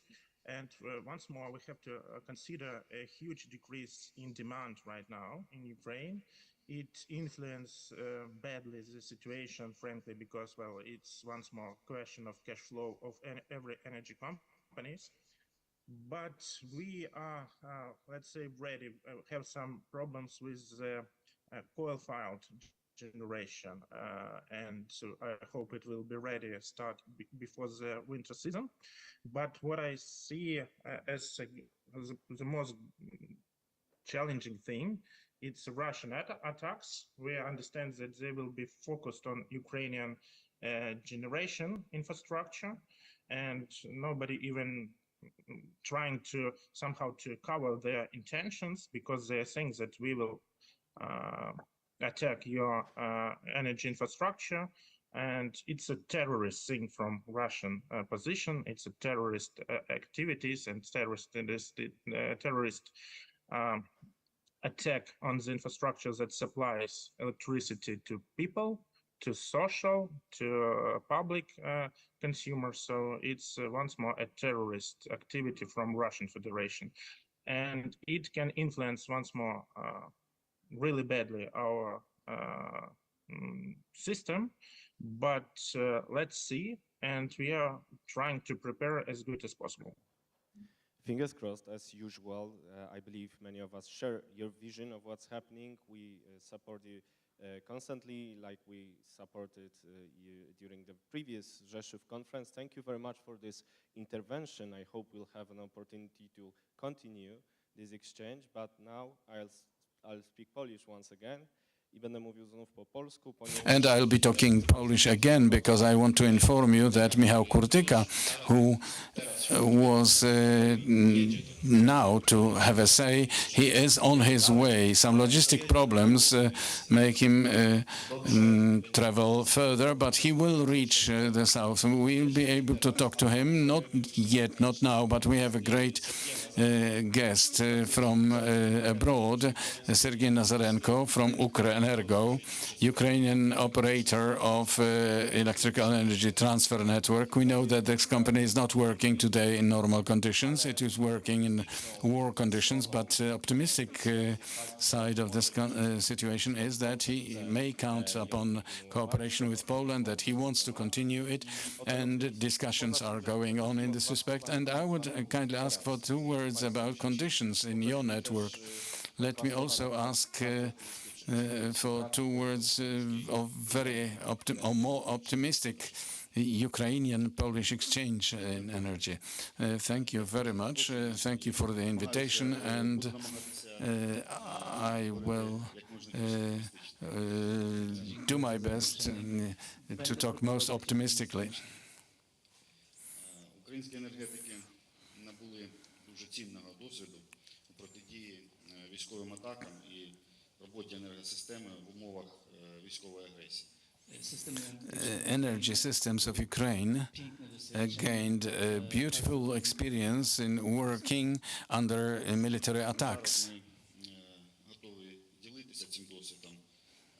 І я хотів би зауважити про кілька кроків, які, напевне, треба зробити для підвищення стійкості як української, так, мабуть, і європейської енергосистеми. I would like to share this experience, and I will try to put forth a few steps which have to be made in this direction. По-перше, на наш погляд, необхідно систематизувати набутий досвід та імплементувати практики, які застосовуються Україною в законодавстві європейських країн для попередження можливих криз, а також для протидії різним загрозам. From our perspective, one should structure the gained experience in order to prevent crisis. Ми маємо розробити єдиний підхід в межах європейських країн для посилення енергетичної безпеки. Можливо, це буде полягати в тому числі у встановленні певних граничних цін на енергоресурси країни-агресора. Набагато краще. Я вже наговорив. We are planning to synchronize prices of electrical energy with European countries. Також вважаємо за доцільне розглянути питання щодо подальших інвестицій в український енергосектор, незважаючи на військові ризики. Apart from this, we are planning to consider further investment in energy sector regardless the military risk.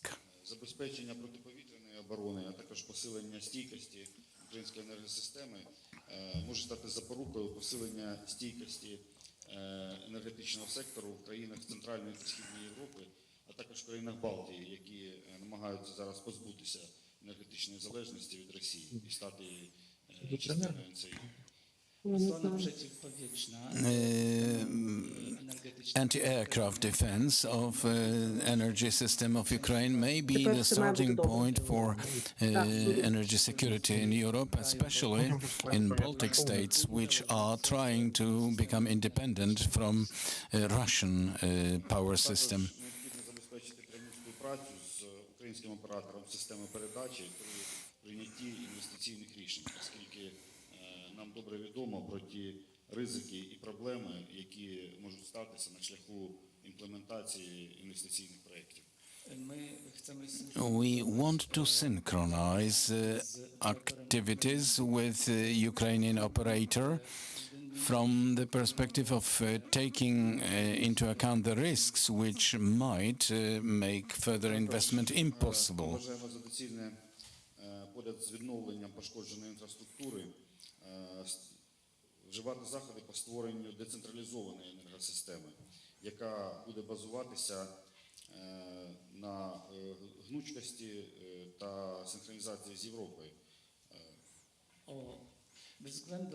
Regardless the damages resulting from war, we aim at creating a system, flexible system, which would be decentralized and synchronized with the European system. Посиленням безпеки та стійкості ми можемо досягти результатів мінімізації використання викопного палива, децентралізації системи, використання нових технологій, посилення ролі відновлювальних джерел. These resources will allow, this strategy will allow us to reduce utilization of fossil fuels and increase the share of renewable energy in our country. Водночас пришвидшення зеленого переходу дасть можливість знизити залежність від російських вуглеводнів, і тому ми вважаємо однозначно, що енергія не має бути зброєю. Green transformation will allow us to get independent from fossil fuels and to go away from dependence from Russia. Оновлена українська енергосистема може стати основою енергетичної безпеки Європи. Because of this, the renewed, reconstructed energy system in Ukraine may be a starting point for energy security in Europe. Рішуче засудити атаки на енергосистему. Apart from this, European community should clearly blame attacks on energy system of Ukraine. Однозначно бути визнані злочином, і міжнародні правила та закони однозначно мають дати цьому оцінку. These acts should be defined as crime, and international institutions should appropriately evaluate the activities by Russia. Розширення обсягів обміну електроенергією між Україною та Європою. Apart from this, we are aiming at expanding energy exchange between Ukraine and Europe. Польським колегам за спільну співпрацю у відновленні лінії АЕС Rzeszów, і вже сьогодні ця лінія запущена і є одним із стійких ланцюжків забезпечення енергетичної безпеки як України, так і Європи. And therefore, we are grateful to our colleagues from Poland for renewing AS Rzeszów line, which allows us to secure our needs. Однозначно вказує на те, що лише спільними зусиллями ми можемо подолати ті ризики та загрози, які виникають як перед українською, так і перед європейськими енергосистемами. Our experience tells us that only acting together can overcome such vast threats for systems of one country as well as the whole European community. Thank you very much. Thank you very much. And like we all blame what is happening with the electrical power system of Ukraine due to acts of Russia, we also are actually admiring how you are coping. At nearest winter, Ukrenergo is working on maintaining supplies. There is synchronization. What are you expecting this winter?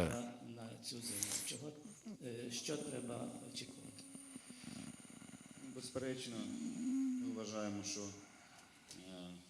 ця зима буде не менш складною, ніж попередня. We, of course, believe that this winter is not going to be less difficult than the former one. Напевно, знаємо, що ворогом будуть застосовані масовані атаки на українську енергосистему. We are getting ready for the situation where the enemy will for sure be attacking our power systems. Звичайно, що основними нашими заходами буде забезпечення максимального захисту як елементів генерації, так і системи передачі. Це має бути безперечно комплекс заходів по забезпеченню їх безпеки. So, at first, we want to secure the generation systems and systems of transferring the energy. Зосереджуватися на конкретних заходах, які зараз вживаються. I cannot focus on specific activities which we are taking up now. Звичайно, ми потребуємо дуже чіткої взаємодії з європейськими колегами усіх країн, і в першу чергу, звичайно, з польською стороною. Of course, we need cooperation with our colleagues from Europe and, first of all, from Poland. Ми точно знаємо, що нам будуть необхідні заходи дуже швидкого реагування, можливо, прийняття якихось нестандартних рішень, і ми маємо бути завжди на зв'язку. We know that for sure we will need quick response to the change of situation, assuming atypical solutions, so we have to stay in touch. То я думаю, що ми зможемо обговорити це в експертному колі і обмінятися нашими думками і забезпечити співпрацю щодо конкретних питань, конкретних потреб, які зараз виникають і, напевно, будуть виникати. Specific questions, we suggest discussing them among experts where we will share our more specific demands. Thank you very much. I think that here in Rzeszow we are adding a brick to these consultancy activities and how to cooperate in the future. I wanted to thank you very much. Before I ask questions about the topic, before I ask directly members of our panel, I wanted to ask Mr. Tomasz Sikorski, President of PSE, for comment on Polish-Ukrainian cooperation. As it was mentioned, this cooperation, first of all, today, apart from the question of support regarding conveying materials in the aspect of cooperation of electric power systems, is about technical aspect. That means the construction of Rzeszów-Chmielnicka line, which definitely improved transfer capacity in both directions, as well as increasing transfer capacities so that we can still exchange still more in every direction. And what now focuses our attention most, integration of the market, organizing the auction so that to participants of the market, in spite of the difficult war situation, we enable trade and when it is necessary within operators cooperation to provide operators assistance to Ukraine so that the supply allows to cover the demand. Will you make an attempt at your perspective of this winter? Well, this winter may not be easy, but due to balance we have, I dare say that balances are satisfactory. We are achieving it mainly thanks to the fact that through the fact that we have photovoltaic generation and the refurbishment shutdowns could be done in summer, so we have much more capacity for the winter period, and from this perspective both we as well as possible help for Ukraine is much more available. And the stock we discussed in autumn 2022 is higher. Yes, fuel is of course at appropriate level, and this is very important. It is good news, satisfactory news in difficult conditions we are living in now. And let's look at power sector sensu largo, the tensions between energy security and energy transformation, what PSE deals with on everyday basis. Here I would ask Mr. President about themes about integration, not Polish-Ukrainian, but integration within renewables, and which will only speed up the trends. I would like to focus your attention on three challenges we are coping with now, and in our evaluation, they will be decisive about the pace in which we will be able to do transformation. So firstly, it is the development and modernization of electrical power grid. European Commission, through the voice of Commissioner Simpson, recently said that for modernization and construction of networks till 2020, almost 600 billion euros will be spent. It is, of course, high and low voltage lines. It's vast investment project. To do this, we have to have materials, to have contractors. To have materials and constructors, we have to think of long-term obligations. We have to think of standardization so that we can really provide a supply on this side. There are still two aspects additionally, which, in my opinion, determine success in this respect. The first one is social aspect, often raised by us, which we take strong care about, and here benefits for the local communities will be very important from the perspective of acceptance of such large scale of investment, and something which very strongly depends on the location, the building we are in, access to highly specialized staff. Electric power sector is multidisciplinary. We need practically each type of specialties, but first of all, we need engineers. So it means that prospects of work for such an engineer will be good. Yes, not only in Poland, but all over Europe. This is a signal coming from all over Europe. Engineers, once again, engineers. We need well-educated engineers, and in various areas too. Second challenge is often raised at many conferences in many places, booking renewable sources. We know that we are dealing with climate drought periods, and there are periods when generation of wind sources and photovoltaic sources is low, and then we have to support it with other sources, be it energy storage or sources using fossil fuels. This is a very important element. It is especially important in this context that together with development of renewable sources, pressure on electrification of economy will be growing, or electrification of electrical energy receipt, heat transport. So the more receiving of electrical energy will be there, the more difficult we will have the situation with backing it up with stable energy sources. So a must condition for success of transformation is for us to maintain balance between these two legs.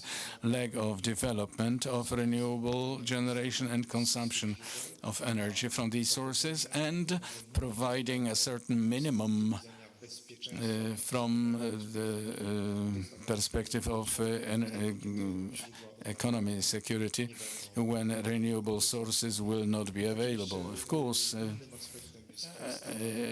yet another aspect is a question of using the surplus of energy through various storage and through hydrogen mentioned here. First of all, with the utilization of industry or increasing generation capacity and storing energy in product or in clean form in chemical warehouses. And the third area, which like the first one is very close to the operators, is capacity or operational means to manage such system.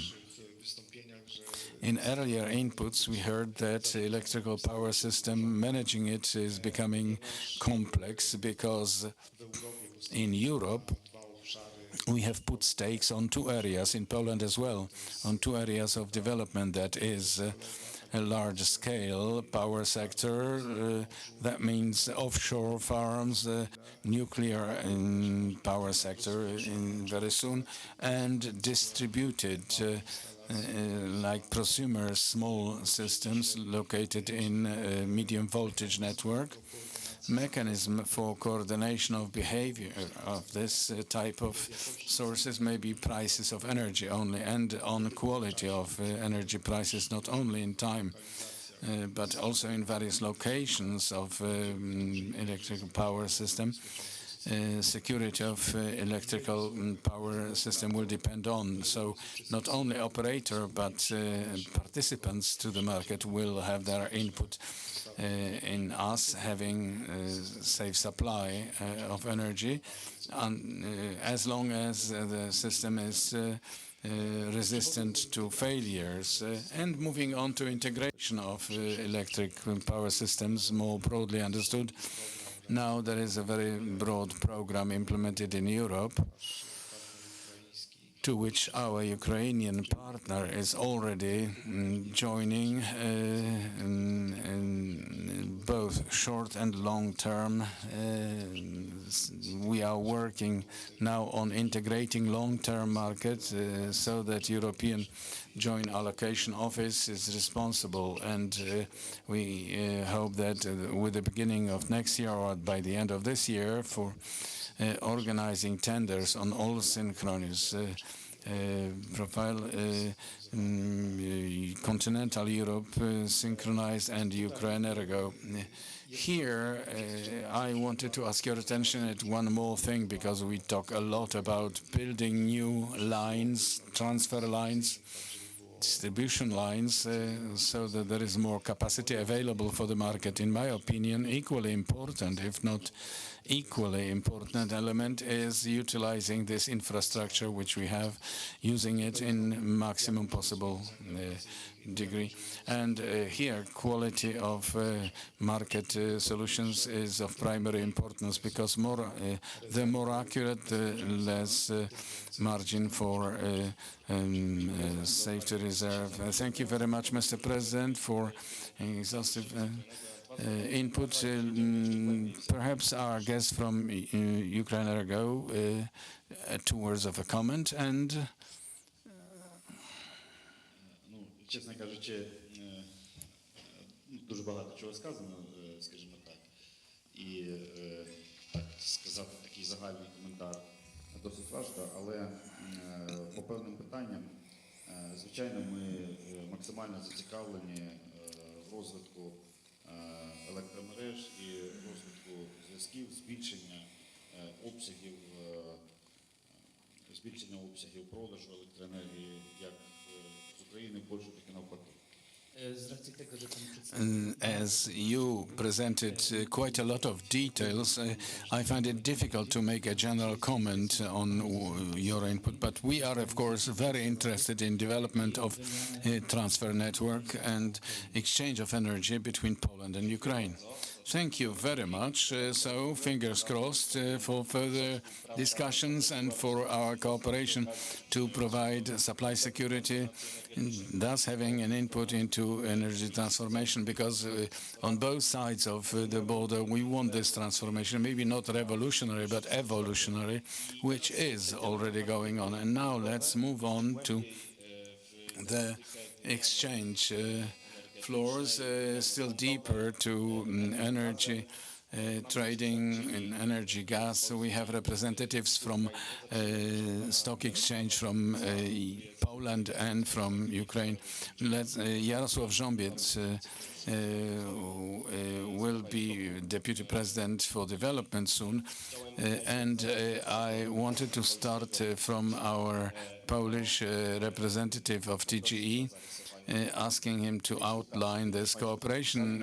I know you have signed some agreements recently. What is this prospects for cooperation between Poland and Ukraine. Thank you very much, and thank you for the invitation.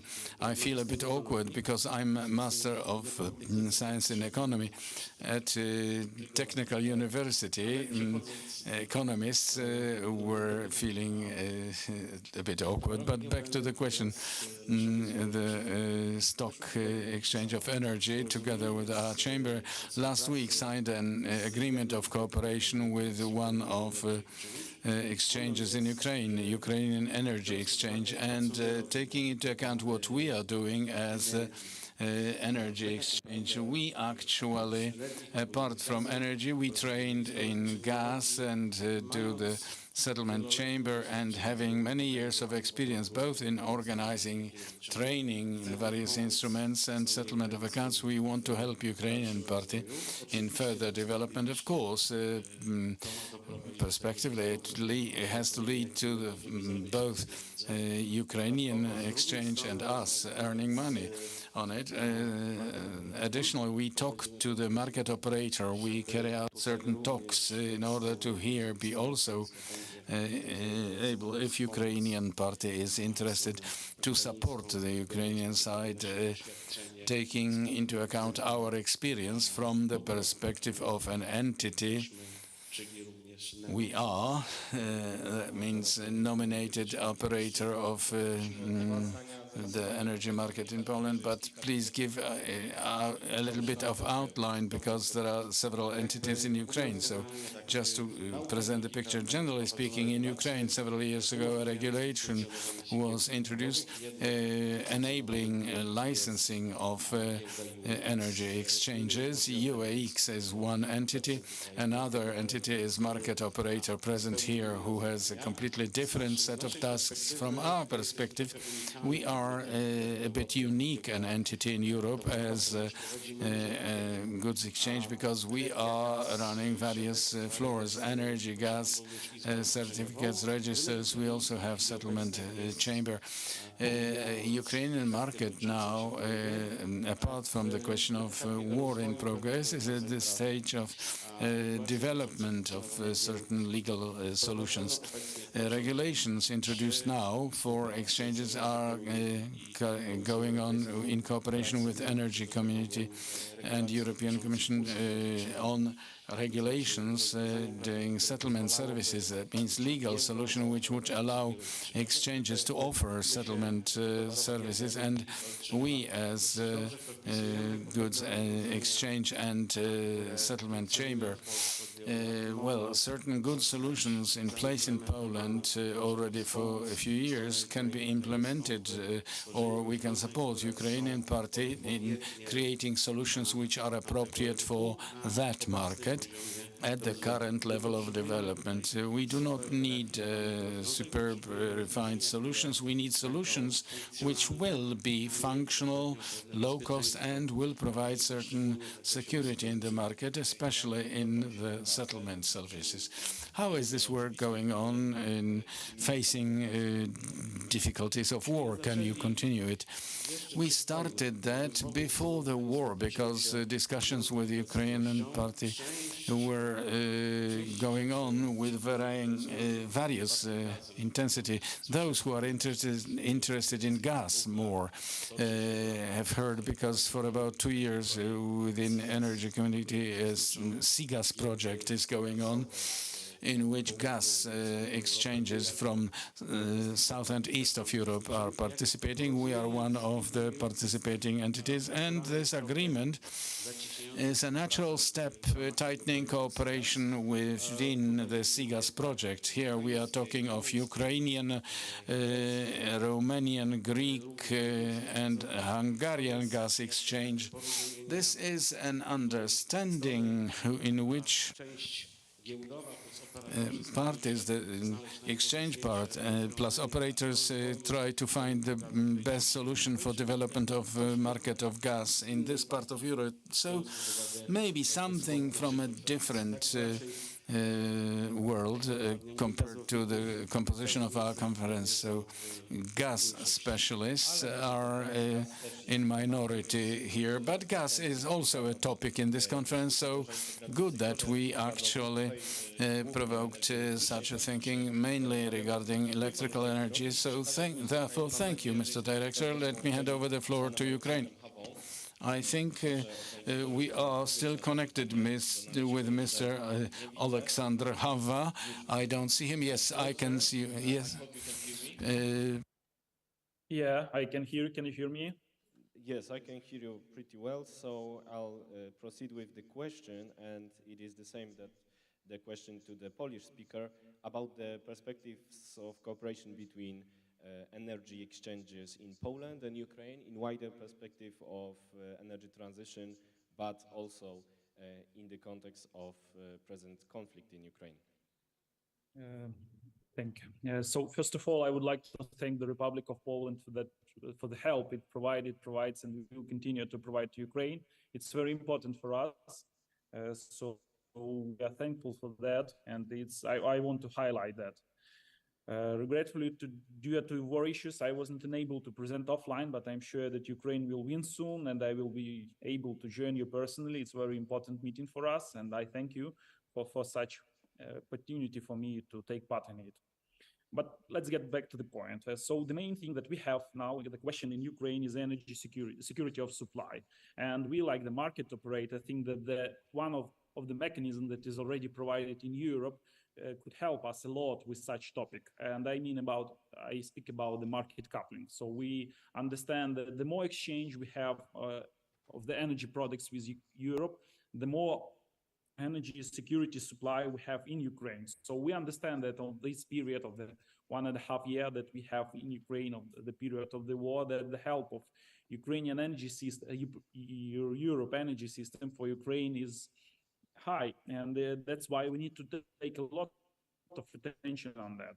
The second point that we have in Ukraine, and that we, like the market operator, want to provide, that we should to use as much of European mechanism as we can. I mean, we should to provide the such thing that is already worked in Europe, like the market coupling, like the international exchange that based on the auctions of the capacity, and we need to became a part of it. So that's why we are trying to become the part of the NEMO committee and to provide such mechanism in Ukraine. So the main question that we have now is the security of supply, and it's not the strong words. Just imagine an absence of the electricity for one day. Consequences will be immeasurable. Navigations channels would not be interrupted, logic chains falling. We don't even understand how we will work without electricity. So that's why the question of electricity supply is very important for us. On the other hand, if we won't find a way to shift from renewable sources, we would run out of fossil fuels quite fast, and even not talking about CO2 emissions. So that's why the topic that maybe we should provide for the future is the question about what goals we should to put in Ukraine here. And one of that, as I mentioned before, is a market coupling. The another thing that we mentioned is implementing of other regulations in Ukraine, and one of that is 15 minutes market time units, and that's the thing that maybe we can discuss later in Q&A session. So answer for your question is that yes, we see that the only way for Ukraine is to use European ways of exchange of electricity energy, and that will be the answer for the security supply, and that's why we need to make that as fast as we can. Thank you. Thank you very much. I have a supplementary question about the limits of this cooperation in times of war, because of course we'd love to have wonderful cooperation like the synchronization success from March 2022 and following exchange of electricity, but you don't know what happens tomorrow. So what can we do before the conflict is over? Should we just wait or prepare? We should prepare, and also we should start working now. In Ukraine now we have the monthly basis products that are sold on our exchange, and we take a lot of attention to our stock exchange of electricity energy. So the answer that we have now, that without that flexibility, the security of supply will be the huge question for us. We cannot provide that. So we understand that waiting until the end of the conflict, or even oriented on something that cannot be used now, like the year time of the period of the contract cannot be used for Ukraine. So the answer for the question, what the best kind of trading that we should provide now, is the using the monthly period of auctions for the electricity energy, and also to take a lot of attention of exchange of electricity energy on a short period, like the head market, intraday market, and to provide some mechanism that are already used in Europe for such thing. Thank you very much. Przejdę na polski I na polskim. I'll switch over to Polish and Polish Energy Exchange to ask how you view it, and do you share this opinion? Well, war is war, but we have to be working. This is the best solution. We cannot wait for the war to end. In a moment, it will be a typical business energy, how it is organized, whether we will introduce trading into exchange or will it be going through operators. It is of secondary importance. Taking into account the situation which is currently, we on our side, we will want to help Ukrainian side to get ready for operation as energy exchange, like those which are operated in Europe, independent on the war existing. And finally, we want to earn money on trading energy. This is a beautiful prospect. Let's keep fingers crossed for it to come through. And at the end of our panel, which is a bit longer because we started early, let me go back to Łukasz Dziekoński. He has the comfort that he can recommend controversive and non-controversive proposals in relation to what we have heard. So please make a few reflections about what has been said here, with recommendations what to do for these bold plans to be implemented successfully. Well, thank you. I think what is very important and what we heard earlier here, although the war is going on, we have to be building the future. To build the future, we have to create a market for exchange of electrical energy, free between the European Union and Ukraine. Because if we establish such a market, thanks to it, the other players who are in the market, I mean, energy company or traders, they will be able to participate in it, and we will optimize the supply of energy or gas later.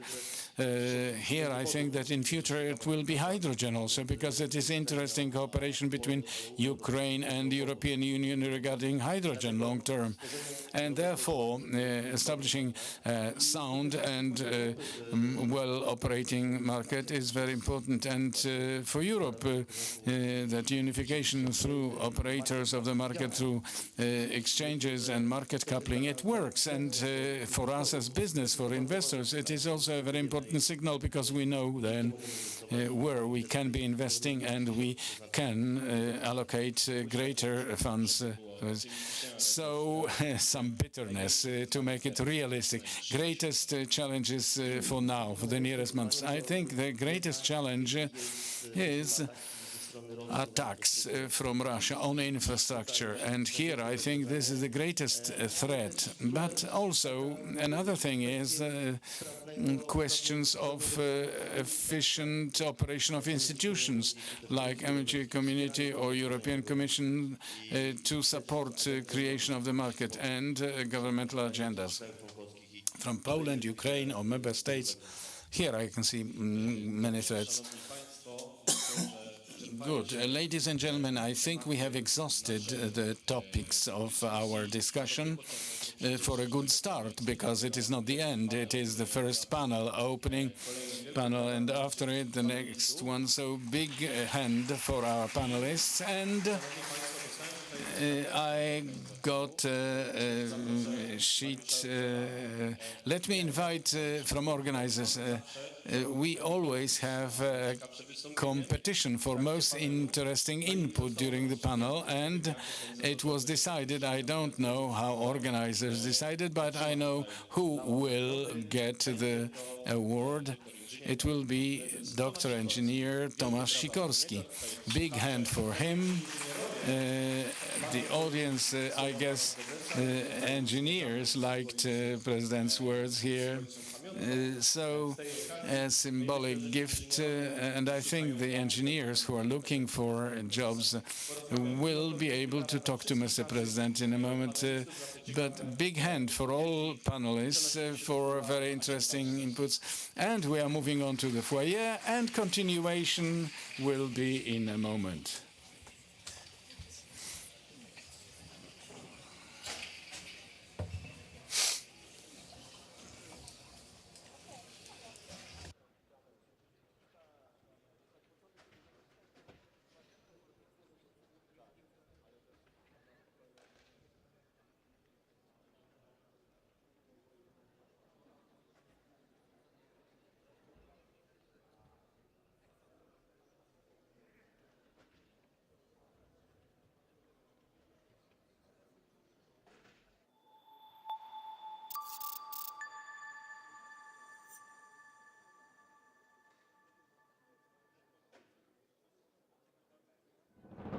Orlen dla Polski to nie tylko hasło, ale motto naszej pracy.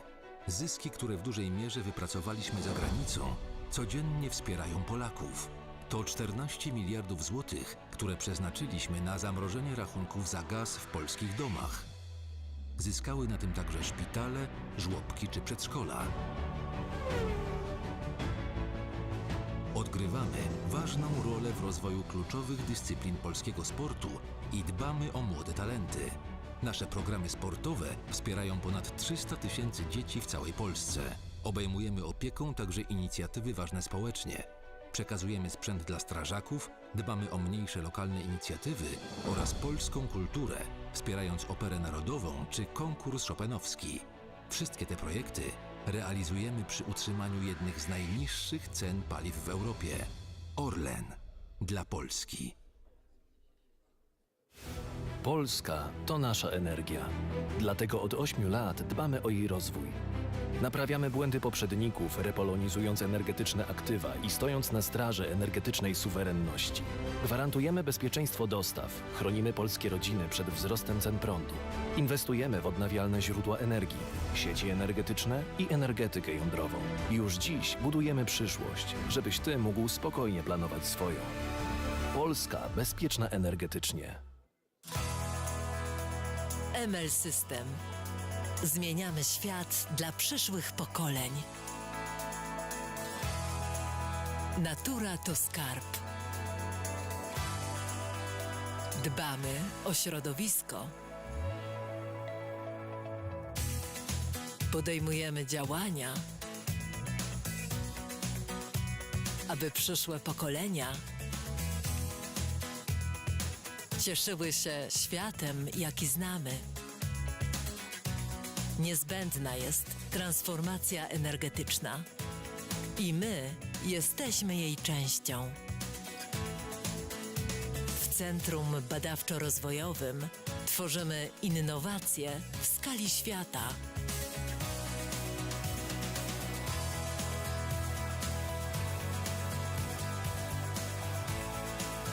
W naszej fabryce produkujemy ogniwa, moduły fotowoltaiczne, systemy mocowań, szyby z powłokami kwantowymi,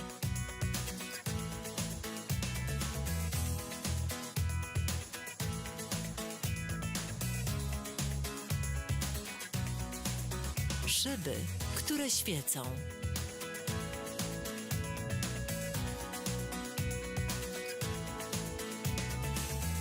Fotowoltaiczne żaluzje.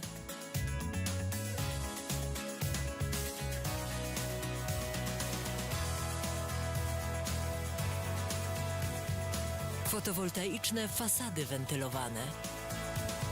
Fotowoltaiczne fasady. Fotowoltaiczne świetliki. Kolorowe moduły fotowoltaiczne.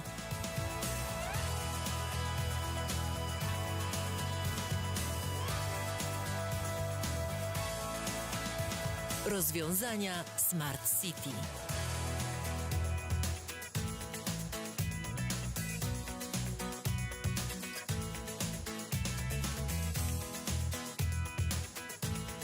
Dostarczamy kompletne rozwiązania systemów fotowoltaicznych zintegrowanych z budynkami. Szyby, które grzeją. Parapety, które grzeją i ładują.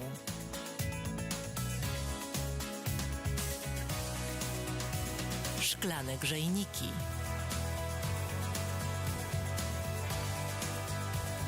Szyby ze zmienną przeziernością.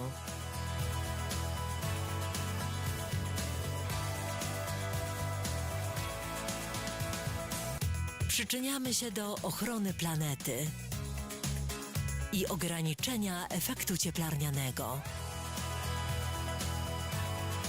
ML System. Zmieniamy świat dla przyszłych pokoleń.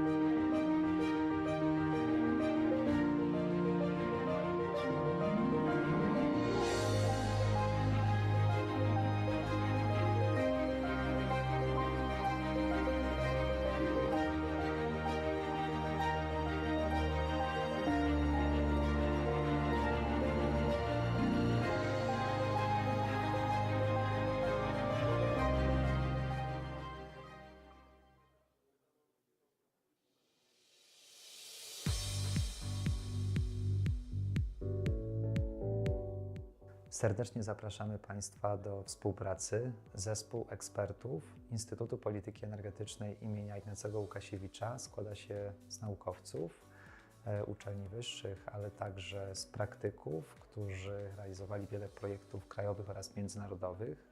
Przygotowujemy analizy, raporty, jesteśmy w stanie przygotować studium wykonalności, a także analizę legislacyjną na potrzeby klienta. Jesteśmy w stanie również przygotować szkolenia dotyczące aspektów energetycznych oraz prognozy ekonomiczne. Serdecznie zapraszamy do współpracy.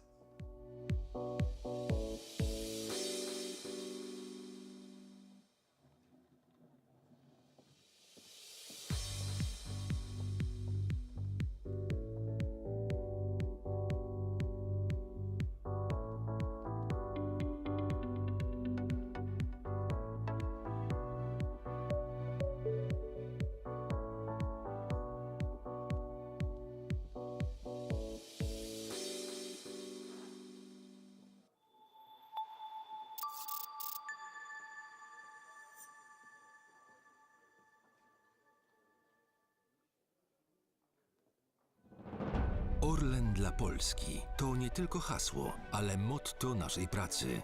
Zyski, które w dużej mierze wypracowaliśmy za granicą, codziennie wspierają Polaków. To 14 miliardów złotych, które przeznaczyliśmy na zamrożenie rachunków za gaz w polskich domach. Zyskały na tym także szpitale, żłobki czy przedszkola. Odgrywamy ważną rolę w rozwoju kluczowych dyscyplin polskiego sportu i dbamy o młode talenty.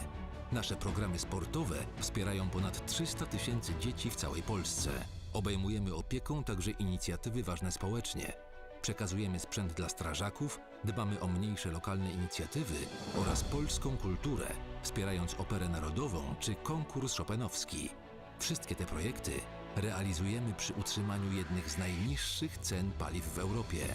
Orlen dla Polski. Polska to nasza energia. Dlatego od 8 lat dbamy o jej rozwój. Naprawiamy błędy poprzedników, repolonizując energetyczne aktywa i stojąc na straży energetycznej suwerenności. Gwarantujemy bezpieczeństwo dostaw, chronimy polskie rodziny przed wzrostem cen prądu. Inwestujemy w odnawialne źródła energii, sieci energetyczne i energetykę jądrową. Już dziś budujemy przyszłość, żebyś Ty mógł spokojnie planować swoją. Polska bezpieczna energetycznie. ML System. Zmieniamy świat dla przyszłych pokoleń. Natura to skarb. Dbamy o środowisko. Podejmujemy działania, aby przyszłe pokolenia cieszyły się światem, jaki znamy. Niezbędna jest transformacja energetyczna i my jesteśmy jej częścią. W Centrum Badawczo-Rozwojowym tworzymy innowacje w skali świata.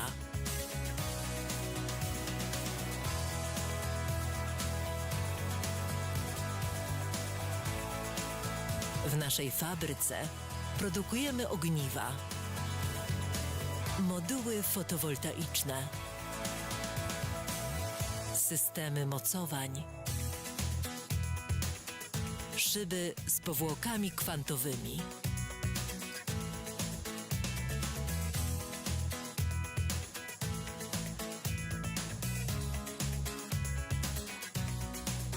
szyby, które świecą.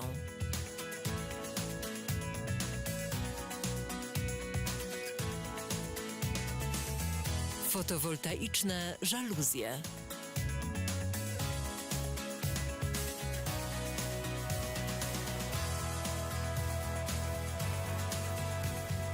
Fotowoltaiczne fasady wentylowane. Fotowoltaiczne fasady. Fotowoltaiczne świetliki.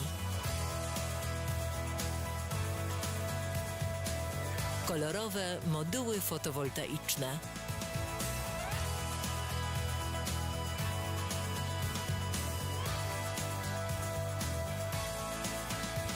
Rozwiązania Smart City.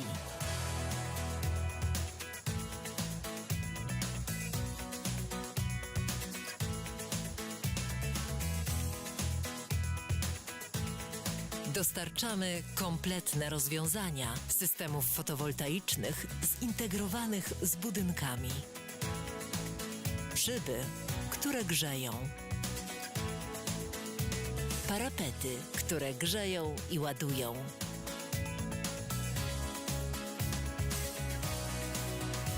Szklane grzejniki.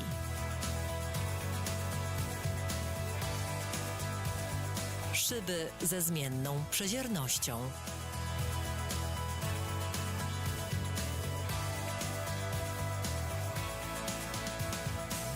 Przyczyniamy się do ochrony planety i ograniczenia efektu cieplarnianego. ML System. Zmieniamy świat dla przyszłych pokoleń.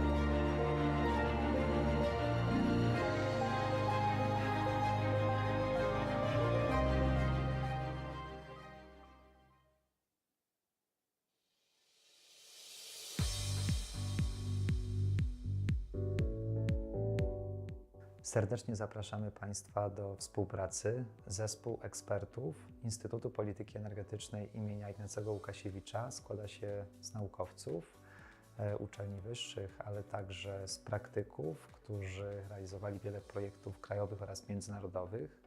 Przygotowujemy analizy, raporty, jesteśmy w stanie przygotować studium wykonalności, a także analizę legislacyjną na potrzeby klienta. Jesteśmy w stanie również przygotować szkolenia dotyczące aspektów energetycznych oraz prognozy ekonomiczne. Serdecznie zapraszamy do współpracy.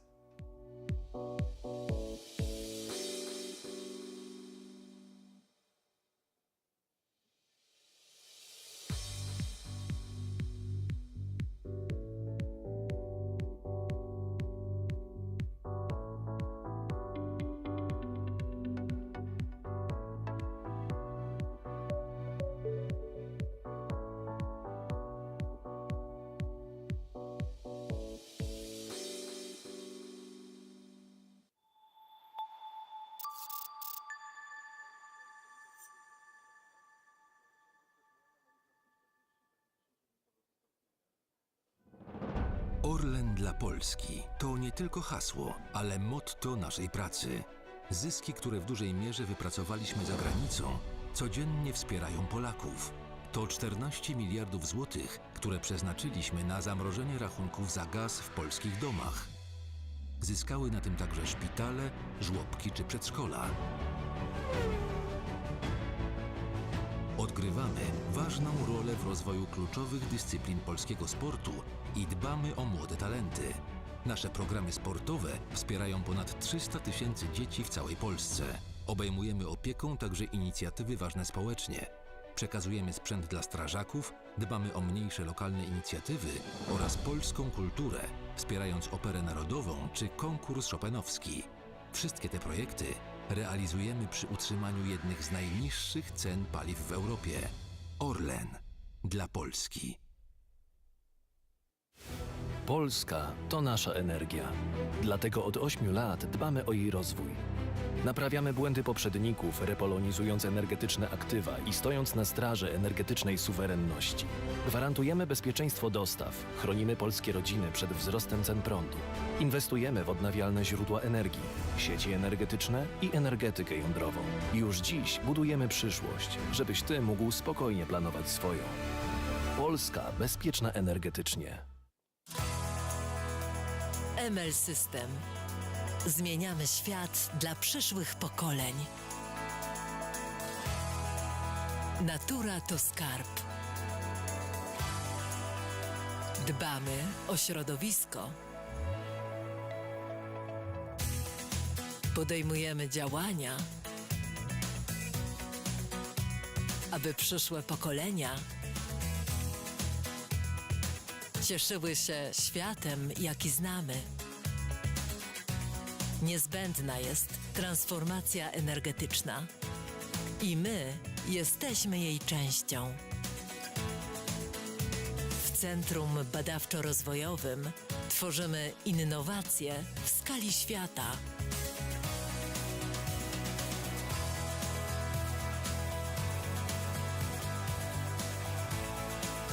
W naszej fabryce produkujemy ogniwa, moduły fotowoltaiczne,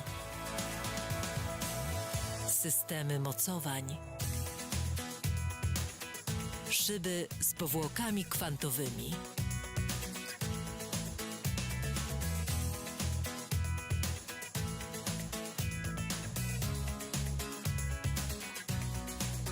szyby, które świecą.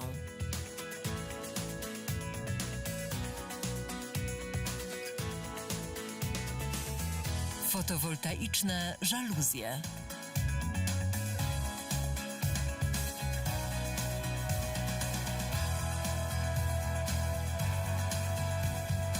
Fotowoltaiczne fasady wentylowane.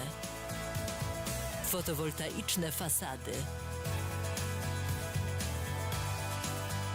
Fotowoltaiczne świetliki. Kolorowe moduły fotowoltaiczne.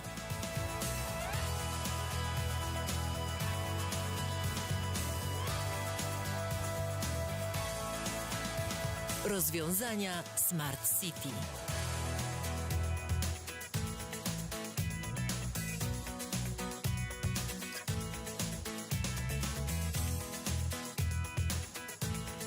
Dostarczamy kompletne rozwiązania systemów fotowoltaicznych zintegrowanych z budynkami.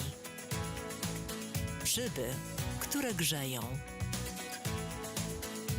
Parapety, które grzeją i ładują.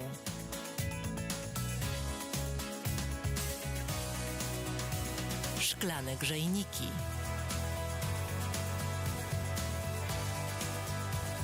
Szyby ze zmienną przeziernością.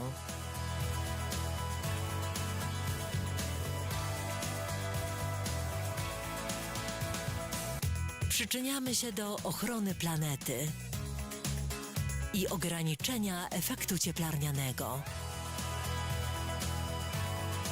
ML System. Zmieniamy świat dla przyszłych pokoleń.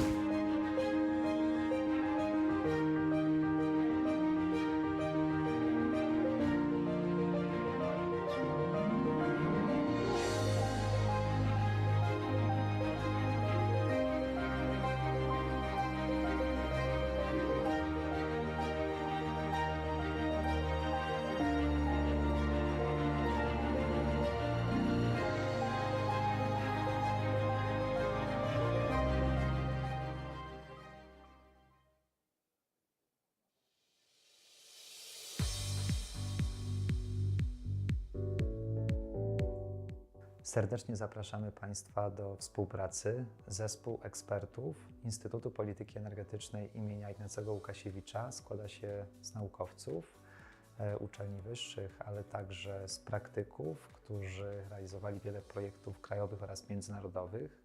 Przygotowujemy analizy, raporty, jesteśmy w stanie przygotować studium wykonalności, a także analizę legislacyjną na potrzeby klienta.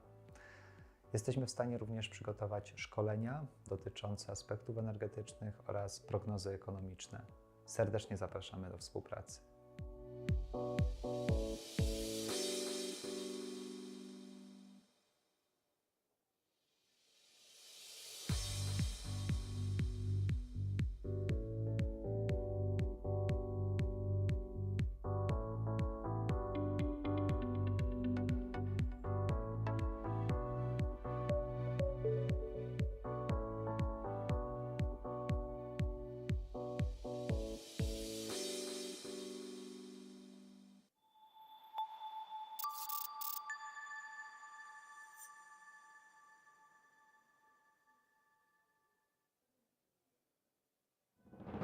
Orlen dla Polski to nie tylko hasło, ale motto naszej pracy.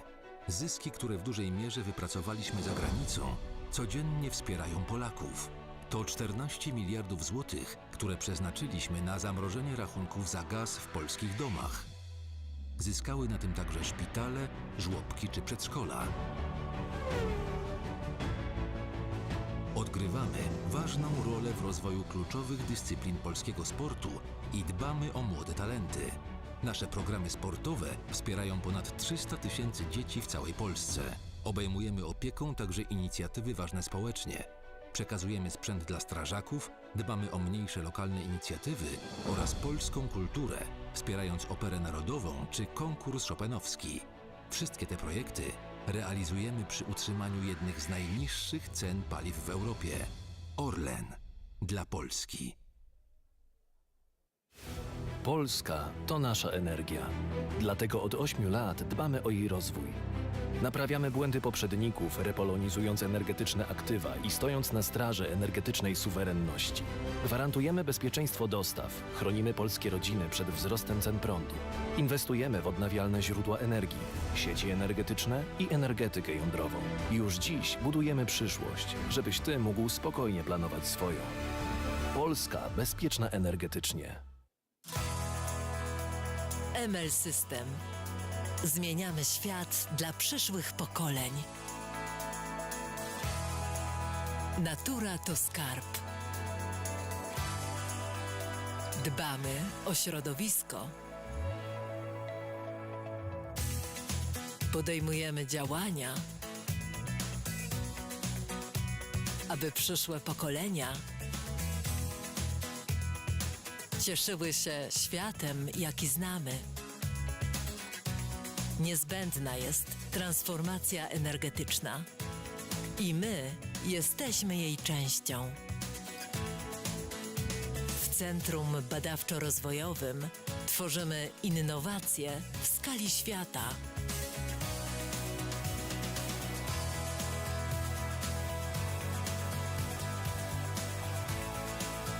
W naszej fabryce produkujemy ogniwa, moduły fotowoltaiczne, systemy mocowań, szyby z powłokami kwantowymi,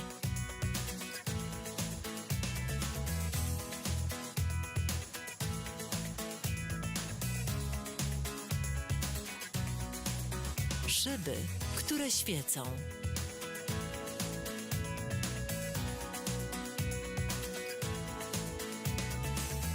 Fotowoltaiczne żaluzje.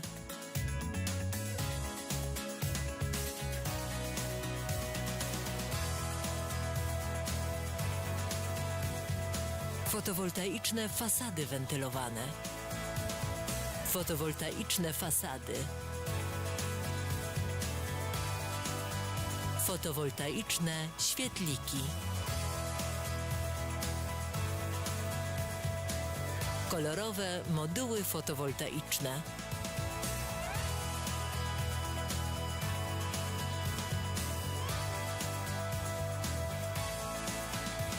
Rozwiązania Smart City.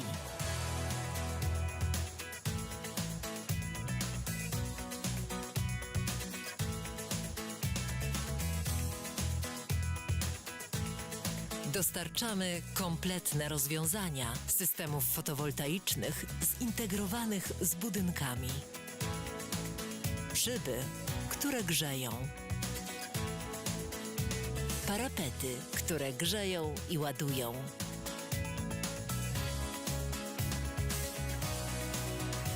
Szklane grzejniki.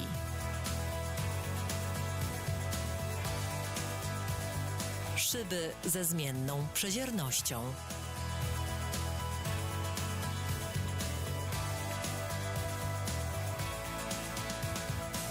Przyczyniamy się do ochrony planety i ograniczenia efektu cieplarnianego. ML System. Zmieniamy świat dla przyszłych pokoleń.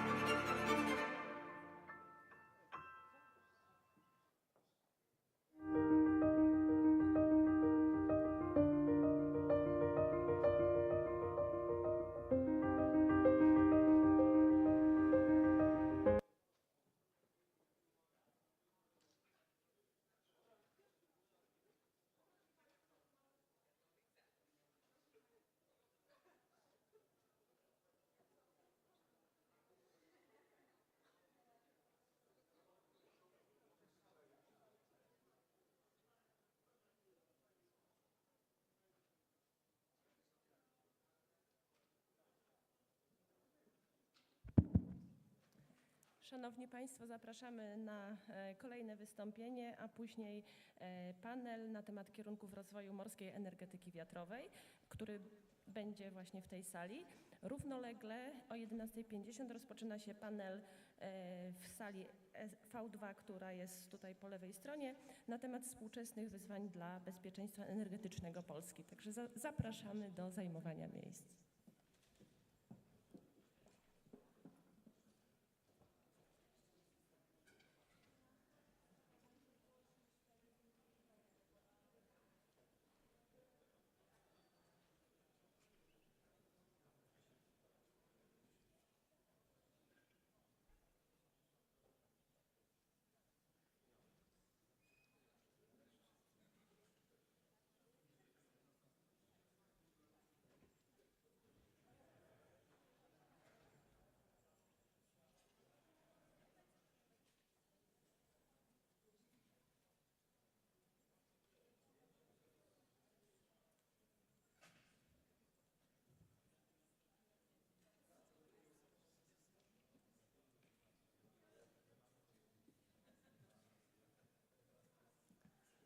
Szanowni Państwo, zapraszamy do zajmowania miejsc.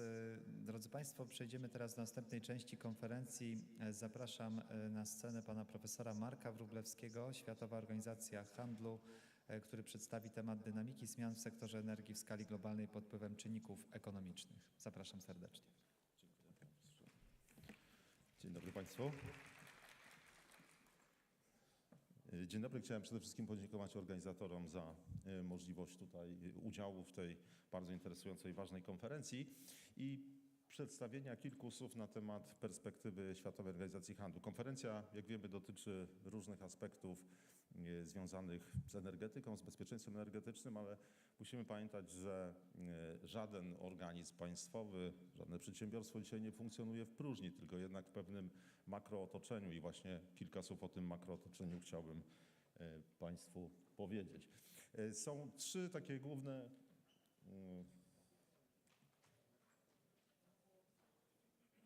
przepraszam, nie udaje mi się zmienić slajdu.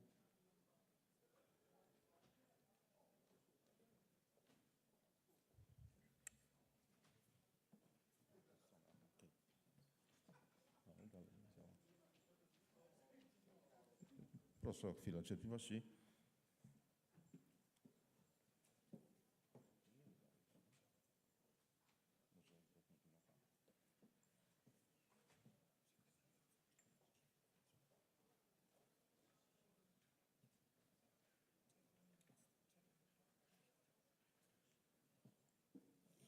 Króciutko, proszę Państwa, o samej organizacji, ponieważ wbrew pozorom nie jest ona jakoś specjalnie znana i bardzo rzadko pojawia się w przekazie medialnym w Polsce.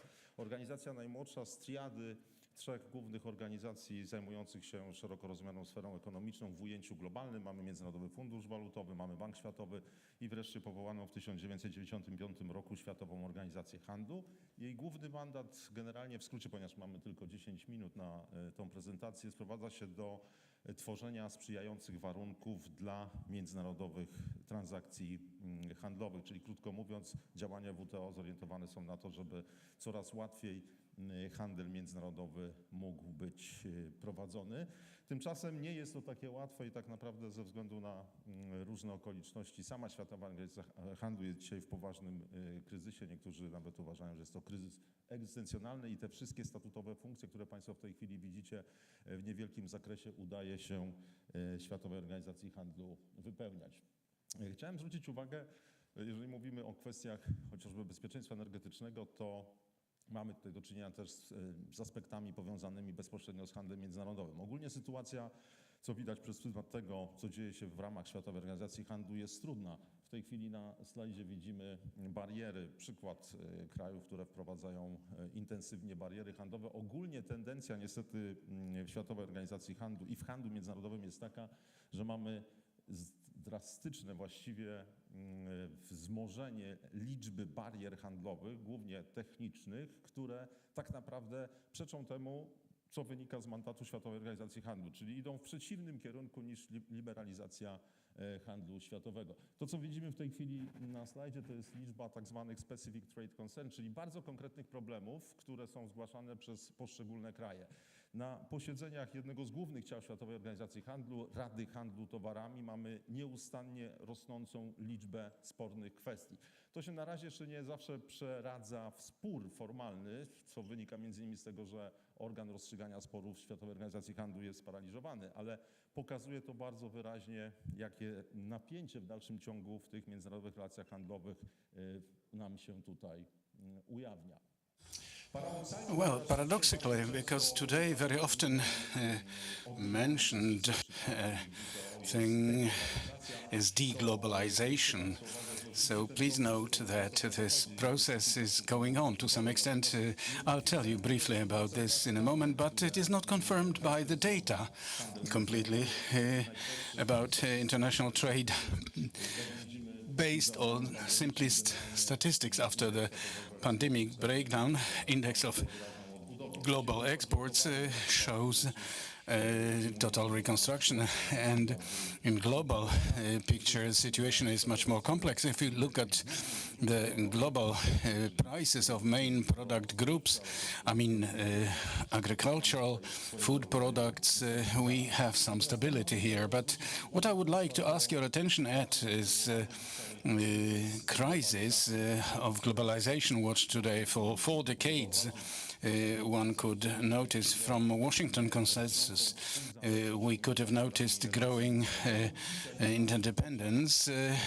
Today, in my opinion, a significant change of values and change of paradigm takes place, because over the recent 4 decades, it was stressed that foreign trade may be part of a solution for various global problems. But today, perception is that international trade is a problem. That means or interdependence among countries in the economic dimension today is treated as a serious problem. And what's more, countries start making specific decisions regarding their trading policy to counteract this interdependence among actors of international relations. So the main issues I try to address in spite, well, the WTO refers to broadly understood peace, international security, but also attempt at stabilizing sustainable development of individual countries, reduction of poverty. These are the chief priorities which are taken up in WTO activities. I wanted to ask your attention at change of the paradigm related to international trade, and we have such phenomena there which start to be more and more visible. That means reshoring and friendshoring, so an attempt at re-attracting direct investment and production activities of companies into parent market. Friendshoring is attempt at building more resistant value chains, logistic chains as well, within a group of so-called like-minded countries. That means countries which share certain common values. Generally, as I signaled at the beginning of my input, this tension in foreign trade is visible, and in spite of brutal confrontational narration which you can notice at the forums of General Council of WTO between the US and China. If we look at hard figures, it is visible that apart from economical and confrontational aspects, in economic aspect we have quite an intensification of trade turnover. What is interesting, share in global trade, we can see still at the level of 50%, which is emanation of certain stability, which, at least so far in foreign trade, in spite of this pressure, has been maintained. Today, also, yet another term very often appearing in WTO discourse is a question of polycrisis. So broadly and multi-level understood a shock of external character, because it is related to food security, but also energy security. And therefore, this attempt at responding to these threats, as I mentioned, in the form of friend-shoring or reshoring. So foreign trade remains surprisingly stable, although we have these tensions and dispute among countries participating in the trade. I wanted to ask your attention at another thing, that all these problems which get accumulated in WTO and which make WTO itself being dysfunctional today to a great extent, it is a result of turbulences we notice in multilateral system of cooperation, because WTO is only an emanation, a formal emanation of what is going on in cooperation among countries.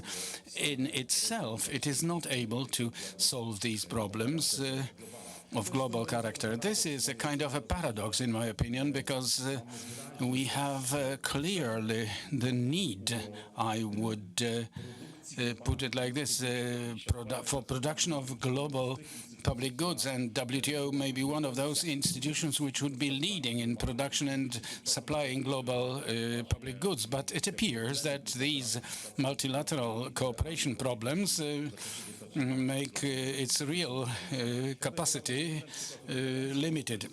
Let me give you another example away from energy aspects, but influencing us all now with a great resistance. Key multilateral negotiations within WTO are going on. That means regarding subsidies in fishing, because already lots of fishing resources have been overfished. Why? Because for many decades, through state subsidies in some countries, gigantic fishery capacity was built, which led to overfishing, overcapacity. That means the gigantic fishing capacity. So if, as a global community, we are not able to to somehow address this, the result soon will be lack of this kind of goods. So it is an example of a global public good, because if it was actually successfully negotiated, because negotiations lasted 20 years, we would all benefit for sure. Sorry, I only have 10 minutes available, and the subjects related to WTO happen to be very complex. It is 80,000 pages of legal acts regulating almost all aspects of international trade. But as I said at the beginning, energy policy and energy security are also issues raised within WTO. If you have detailed questions, I will very gladly answer them during the break in the foyer.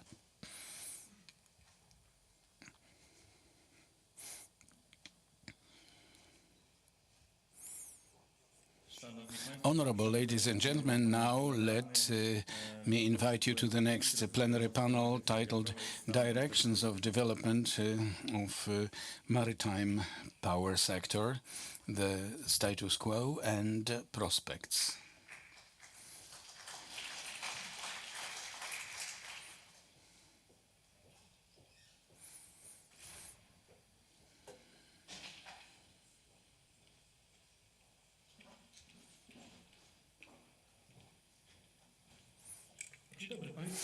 Good morning, ladies and gentlemen. I'm Mariusz Rzeszowski, and as it was mentioned, let me invite you to the next panel titled Directions of Development of Offshore Wind Energy Condition and Prospects. Let me invite honorable guests. Robert Nowicki, President of Orlen Neptune, Mr. David Cycoń, President of ML System, Mr. Grzegorz Wyszowski, Deputy President of PGE Baltica, and Professor Sylwia Mrozowska from Gdańsk University, and Katarzyna Pamuła-Wróbel, Director of Public Assistance, Commander Rafał Miętkiewicz from Maritime Military Academy in Gdynia, and Tomasz Chyła, Commander, Lieutenant Commander, Technical Support Manager, SAAB Technologies Poland.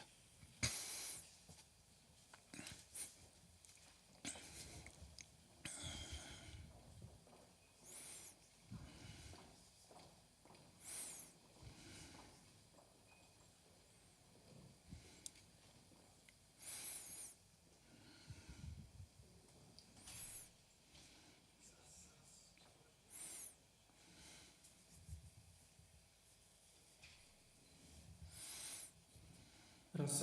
O, tutaj fantastycznie słychać. To jeszcze raz wszystkim So, once again, good morning, ladies and gentlemen. We are starting our offshore panel, and as we have many panelists on the stage and time limited, so let's move on to the point right away. We have this unique opportunity, having on the panel representatives of all circles, from state contractors through educational, scientific institutions, and even our military, that will bring in something in the aspect of security, the theme of this conference. So, first question, let me address it to President Robert Nowicki. Orlen is one of the leading entities on the map of offshore farms in Poland. So the first question, are you satisfied by this draw 5? Well, welcome, dear panelists, the moderator, and excellent auditorium. Regarding energy security and energy, Orlen, as multi-energy group, must be guided by these guidelines and this direction. So I think that this question related to, as you named it, a draw, my colleague next to me, well, I hope you will not fight with fists. No, Mr. Moderator, we are under one cap in the State Treasury Group, so without real cooperation here between Orlen and PGE, and it's not only regarding offshore, we would not be here where we are. Regarding questions related to development and change of the paradigm of energy sources, I am a very big supporter, and this shows an example of real cooperation, that we have to be thinking not only as countries, we should be thinking together through main energy groups, together with cooperating entities, but also as a region.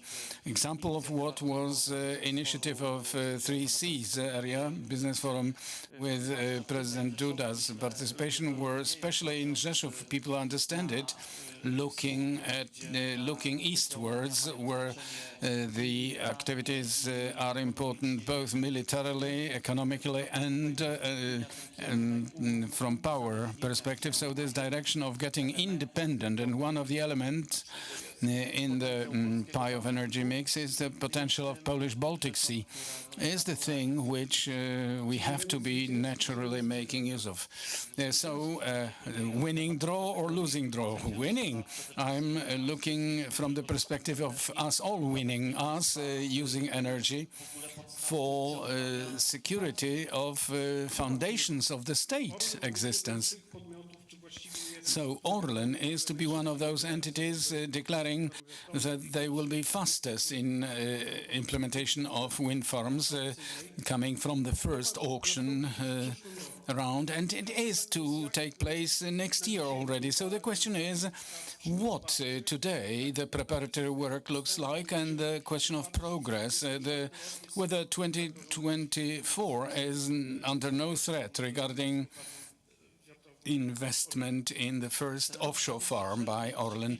Well, 2024-25 is not under threat. There are a few key elements for every project, regardless which zone it is related to, for it to be possible to be implemented. Ambitious but realistic projects, they are identified higher on the matrix of risk, and those risks were mitigated. So among substantial items, we are just before signing contracts for the ports, for the on-land part. Work is already in progress there.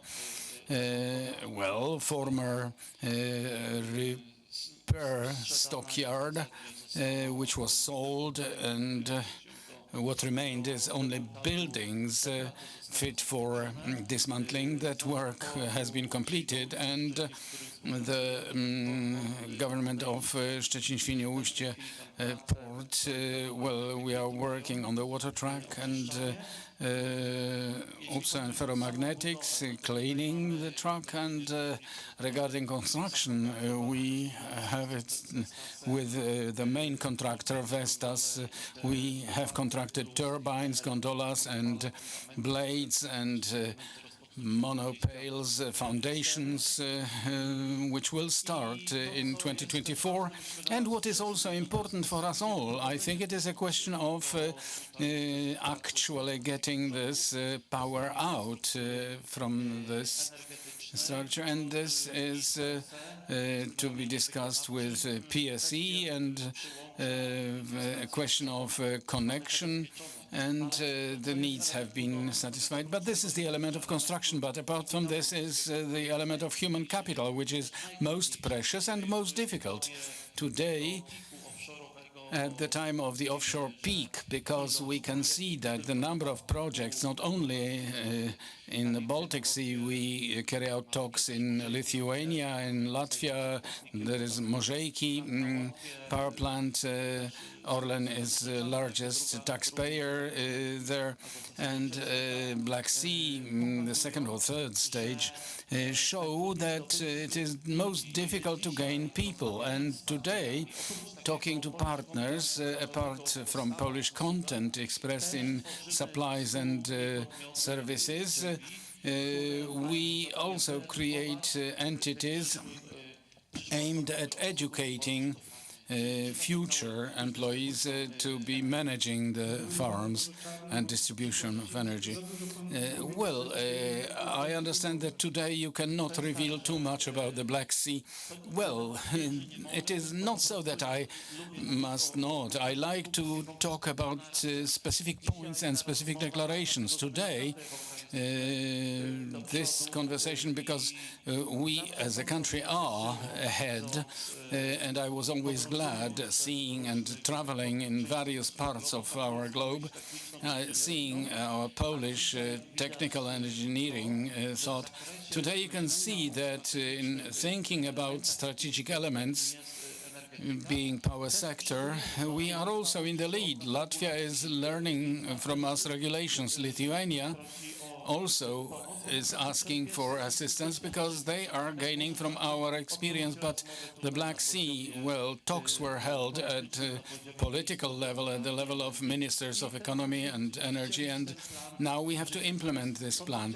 But what I would like to say, we have together here, I think, as we are all sitting here, we have so many priority tasks here in Poland that we have to prioritize this portfolio of projects. So let me ask, because you also mentioned this technological ideas of Polish companies, engineers. So what will Polonization of the local content in the context of construction of wind farms, what will be the share of Polish companies, Polish entities in these projects? Well, if I were to talk about the investment question, about CapEx, here we together will, because the first project, Baltic Power, it has to be explained, it is partnership with the Northern Power, with the Canadians.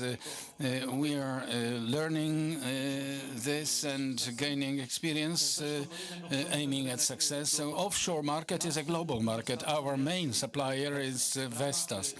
And within contracts, agreements signed, Vestas will build a factory in Szczecin. Within that factory, there will be suppliers, cooperation companies who will have to fill in certain space for supply of those elements, sub-assemblies. If we are talking of maintenance and servicing, we in our group, we have a group of companies, Energa, because generation, distribution and so on, which together with individual suppliers or service providers create so-called mixed team to get educated regarding, for example, the servicing ships.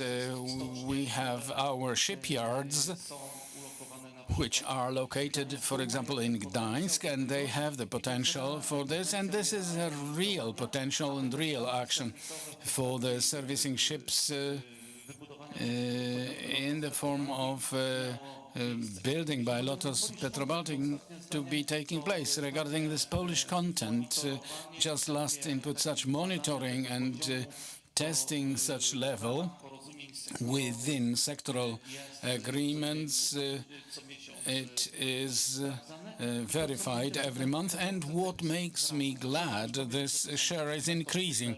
These are often difficult talks, because if we are entering certain fields of innovation, and offshore is an innovation, the basic element of financing and financial engineering is risk evaluation, what I mentioned at the beginning of every project. And risk evaluation is being minimized through already verified and reliable suppliers, and therefore these discussions with Polish SMEs to participate from day one, because then they have parameters, and on the other hand they can actually apply for learning and gaining experience. So thank you very much. Regarding wind generation, let me now address Mr. Wysocki.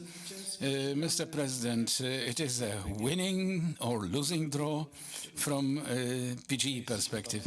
We are very satisfied, and upfront, thank you for invitation. I wanted to welcome everybody, and well, moving to the point, we are very satisfied by this decision. Thanks to this, PGE Capital Group confirmed its domination for sole participation in economic zone, 3.2 gigawatt capacity available for PGE.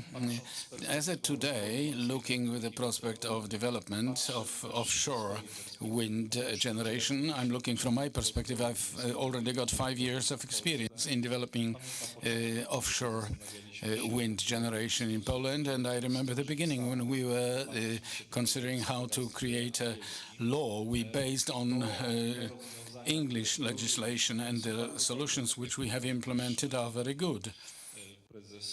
Like Mr. President from Orlen Neptune mentioned here, we are now providing support to consecutive countries willing to be developing offshore wind generation. Today it is highly advanced procedure of investment. We also have agreements signed for supply of wind turbines and components like offshore substations or monopiles, that means foundations. Looking from this perspective, it is huge step forward for offshore wind generation to physically appear, existing in the Baltic Sea. We need accompanying infrastructure for this purpose. Last year we acquired a servicing port in Ustka. It is 2.5 hectares of the port with good flows and approach to the port itself. The second part is installation port in Gdańsk. Today we are at the stage of development. We are using synergy with terminals already being built in Gdańsk. Why choosing Gdańsk? From our perspective, this is the fastest potential for being able to operate systems from Polish ports.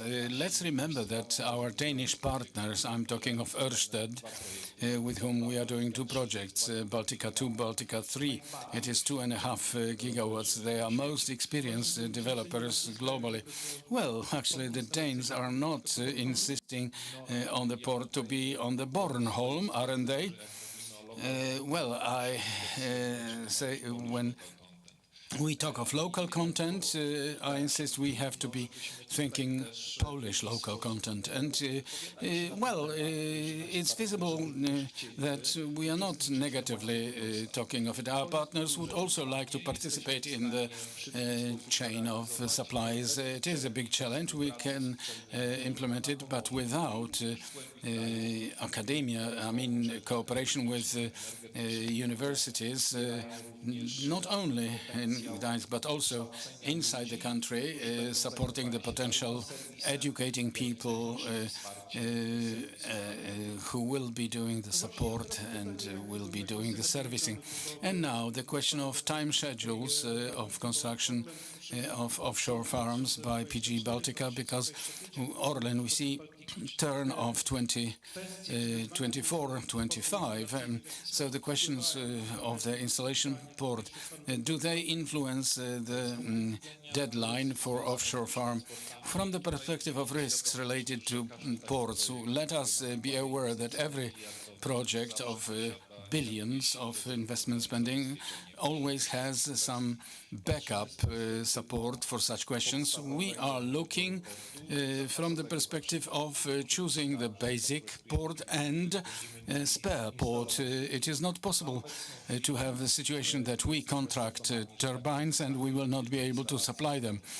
Well, at the moment it will be installation from the port in Gdańsk, and let's remember, to install 1 gigawatt we need about 40 hectares of space, 20 hectares for turbines and 20 hectares for monopiles for the foundations. Looking from this perspective, we can go delivery just in time system, but it is actually not very reliable because we have weather windows which to a great extent influence the possibility of gaps or not even completing such a wind farm on time.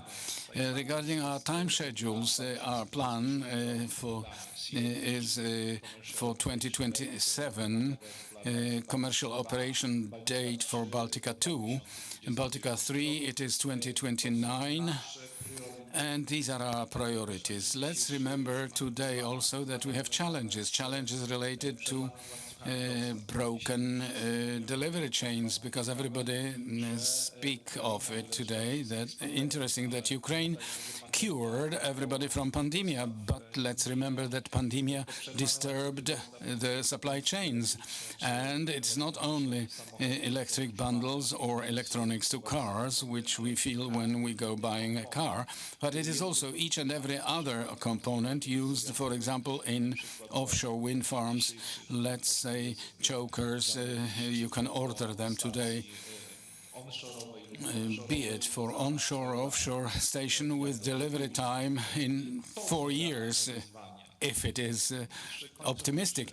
These are real challenges. So ending this theme, I would also like to mention that we, in such large projects, we actually struggle with time, cost of money in time, increase of investment costs, changing prices of main components, steel, other components used in construction, and all of a sudden investment spending from 4 years ago are incomparable to today's ones, to already signed contracts for delivery of components. Quoting my colleague from the board of JV regarding Baltica 2, Baltica 3, he is deputy president in Erasmus RBO. Well, he said, speed, speed, speed, 2 years ago. We know what it means. No, we don't. War in Ukraine changed everything. Speed, speed, speed means going ahead of such events which are independent of us, but unfortunately may appear in the history of implementation of the project. Yes, you mentioned this spare option regarding installation port. What is this reserve option, and when possibly? When is it this amber or even red light telling us that we have to use this spare option? At the stage of time schedules of signed contracts for delivery of main components, we have dates there which are break-even points. If we go over that date, we must admit that either we delay a project or that we are utilizing some spare worked out models. One of the models is this just-in-time delivery. This is secured in our agreements, and if it appeared that we will have a challenge in this respect, we are able to make use of it. Let's remember also that we have a huge port base on the Bornholm.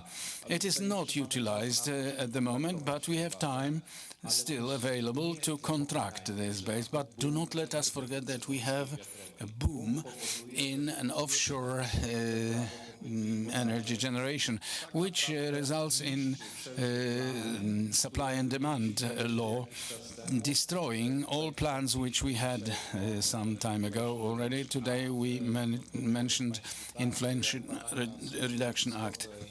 So let me tell you that if there are environmental studies, well, once the US announced this Inflation Reduction Act, all ships were sucked out from the Baltic Sea, from the North Sea. They all sailed to the US because they are paid more flexibly, and we have competition in this respect. We are highly advanced. We want to build it. We know we will do it, but for sure it will not be very soon in order for this to be made well. Thank you, Mr. President, for introducing PGE Perspective, the second state-owned company active in the offshore wind generation area. So the third question to Mr. Dawid Cycoń, President of ML System. Your company, as the only one in this context, is a private company. You are, of course, not building wind farms. You are not within this system, but you have experience in implementation of on-land projects of wind farms. And how do you see yourselves in the offshore installations, and what role can you be playing in that?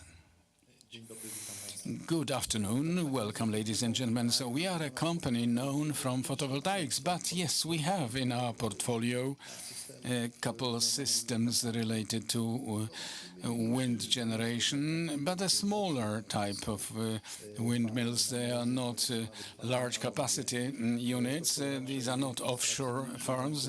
These are on-land farms, smaller capacity ones, but in the perspective of the nearest years, we want to withdraw from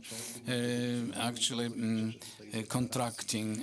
We want to be a production company, and I'm very glad to hear about this local content, Polish content, but our experience with local content actually more in the question of photovoltaics with large Polish groups are rather seeming ones. Honestly speaking, in every tender we actually go in with our local content. We have to win with price, and in order to realistically fight with our competitors, we import a lot of components from China or Far East, and Polish energy companies are not necessarily subject to this law, but more and more stress will be placed on Polish local content and not necessarily the heart of technology. So in case of large capacity windmills, we have Vestas, the largest and safest company globally. Gradually, we will be trying Polish technologies. We are in University of Technology today, and new technologies are being born here, and new materials for global aviation and largest global groups related to aviation. So why shouldn't they be generated for the sector related to wind generation of energy?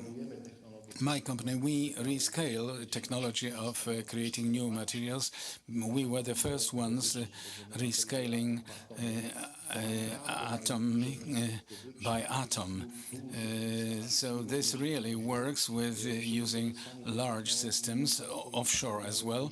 You can create much more durable materials and much lighter materials, which will be proving working better on sea in the aspect of degradation and environmental aspects, and even regarding ultrasounds, which today we don't know if they are so neutral to degradation of environment and of what is happening in the sea itself. So all that, I hope, will be changing and will be going in a very good direction. And these discussions are being carried out. It doesn't mean we are away from the large groups. We are implementing contracts, we are running talks, and I hope that soon it will be changing realistically towards the core of the technology and not just around it. Yes, because you mentioned a very important element of this competitiveness of Polish companies, Polish business. What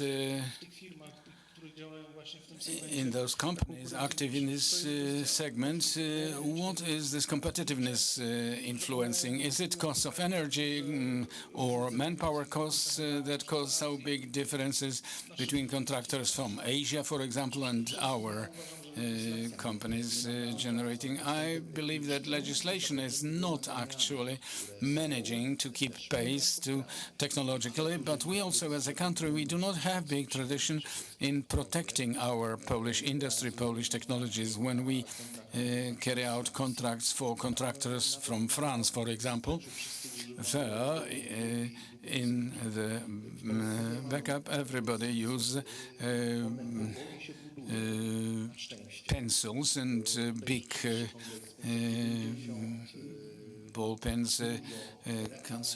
290 did a lot good to promote Polish technology and Polish companies, but I think a big task for the largest groups, a big bow to Orlen and PGE, for whom we are doing contracts, so that for that local content to be highly scored, then we would have background for creating Polish technologies, because we today competing with poor quality goods from Far East, from Far Asia, we are losing. Yes, you mentioned that support in the form of competitiveness of Polish companies with rivals from Asia. So how, well, whether this model of support, you mentioned regulations, but is there anything else? Because we know that Chinese companies are subsidized often by their state with big funds. We do not have such money to fund. So how to support such a business? Supporting systems do exist for research. Our company is a good example. We implemented a couple dozen of research projects. We have photovoltaic systems and electrolysis done from A to Z with the heart of electrolyzer, which is hydrogen cell. It is at the material level, so we can use subsidies as entrepreneurs, and they do exist at the level of European Union. But what is missing is the supporting system and believing that Pole can do. So they were created, but, well, here all kinds of systems, supporting systems, initially creating technology. My current, Mój Prąd, was a program which actually introduced photovoltaics to the roots, and technology should now be defending itself. The same task should be played by large national groups like PGE, like Orlen. They should be supporting Polish companies and Polish thought, Polish ideas. And they should play a big role in Polish content. And then we as entrepreneurs will have the sales market first domestically, and then then in Europe, and further globally. Let's take Nokia, which in its initial time won a great success. They had good product, and they were from a small country, but they were strongly supported by groups from their country, groups from Finland, who did not imagine well, they were buying all products, including transformers from Nokia. So support of commercialization is one of the key elements. And regarding the success of Polish business, also in the context of Polish wind generation, but money, yes, this money always comes. The financial aspect, financial support is often mentioned again and again, so we should ask where to take the money from. And a question addressed at Director Ms. Katarzyna Pamuła-Wróbel, who actually has a lot of experience in various projects, financial projects, and what financing of them look like. Madam Director, let me ask you, because we had a program, or we have a program named National Reconstruction Program, and it was supposed to have almost €500 million for various investments, including offshore wind generation. The project is temporarily frozen, and systems which are to be built or to participate in the emergence of offshore wind generation, they must be built, but without that funding. So what is the context of this funding, and where to take the money from, if not from KPO? Very warm welcome, ladies and gentlemen, and like my predecessors, I wanted to kindly thank for the invitation and the possibility to present a few information items. Responding to your question, I was also carefully listening to what Messieurs Presidents were saying about the investment process, what challenges are related to it, but also I was listening very carefully to what was discussed in the former panels by my colleagues from the World Economic Forum, or WTO.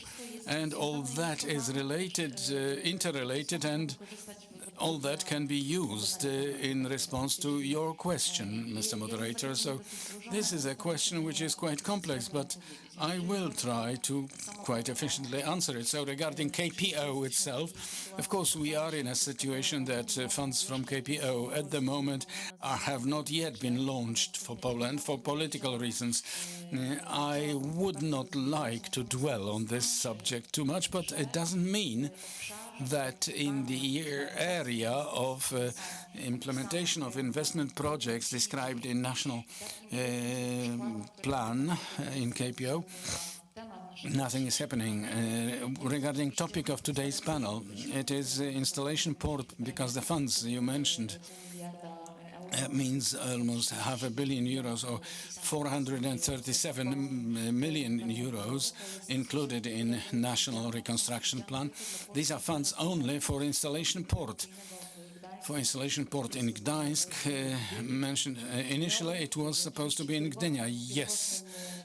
And the primary location was Gdynia, but based on decision of the Council of Ministers, location was changed to be in Gdańsk. And in spite of the fact, well, just a brief explanation, KPO funds have a characteristic feature. They are based on refinancing. So first, the state of Poland have to put forth money to implement certain investment projects, and only after achieving the milestones, the money can be refunded, which is under some question mark.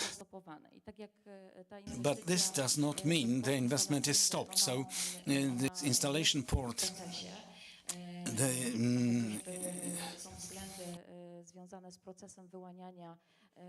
installation is in progress. Now it's a process of selecting the contractor who will be doing this job. It's a contest organized by management of the port.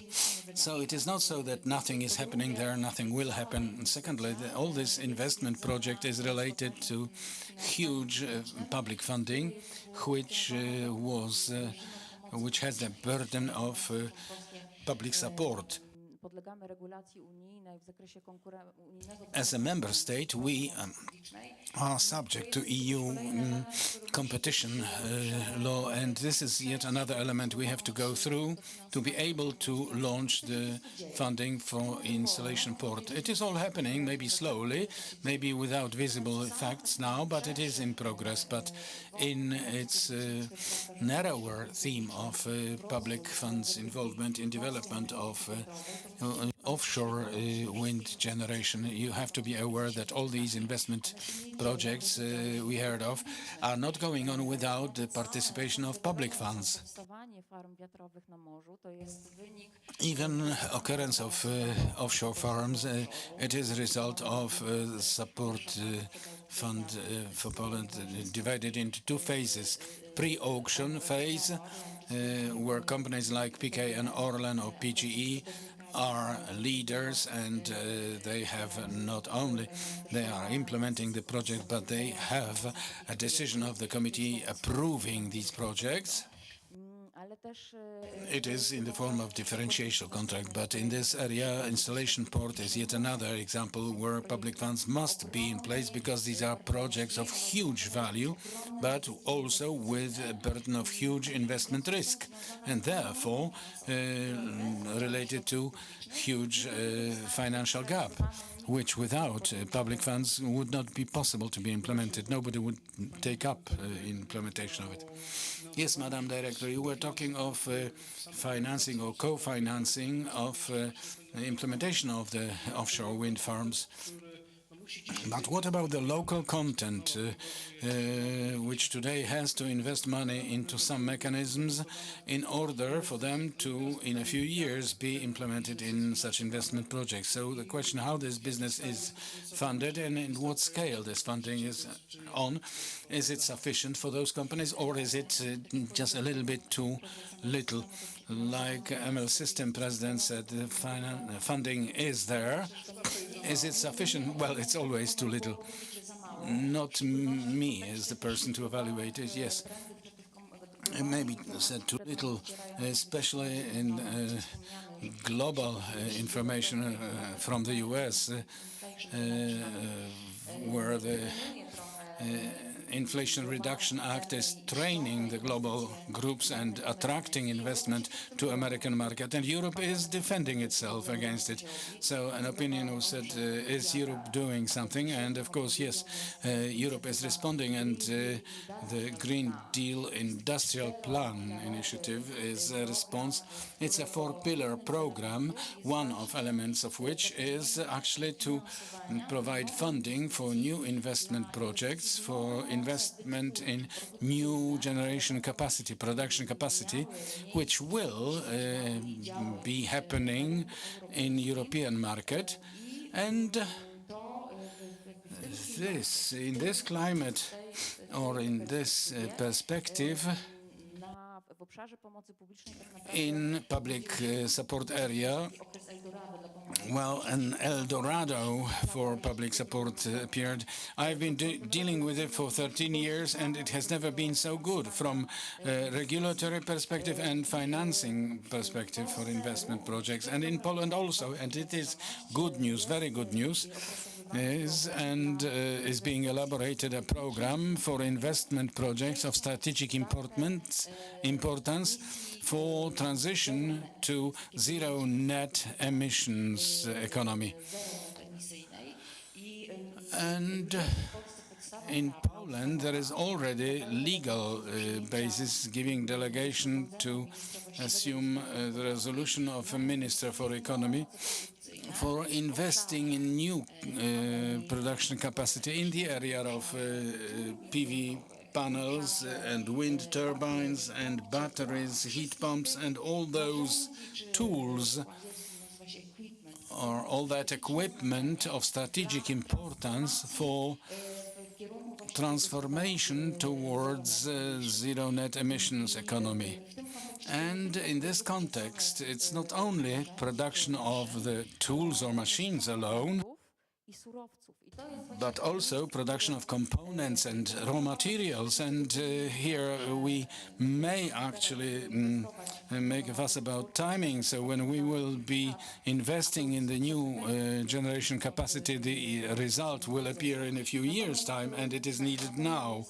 But for sure, it is an opportunity and a possibility for Polish SMEs, but also for large companies to obtain very attractive grant-based funding, which does not happen very often, and without the need to additionally get approvals from European Commission for individual projects.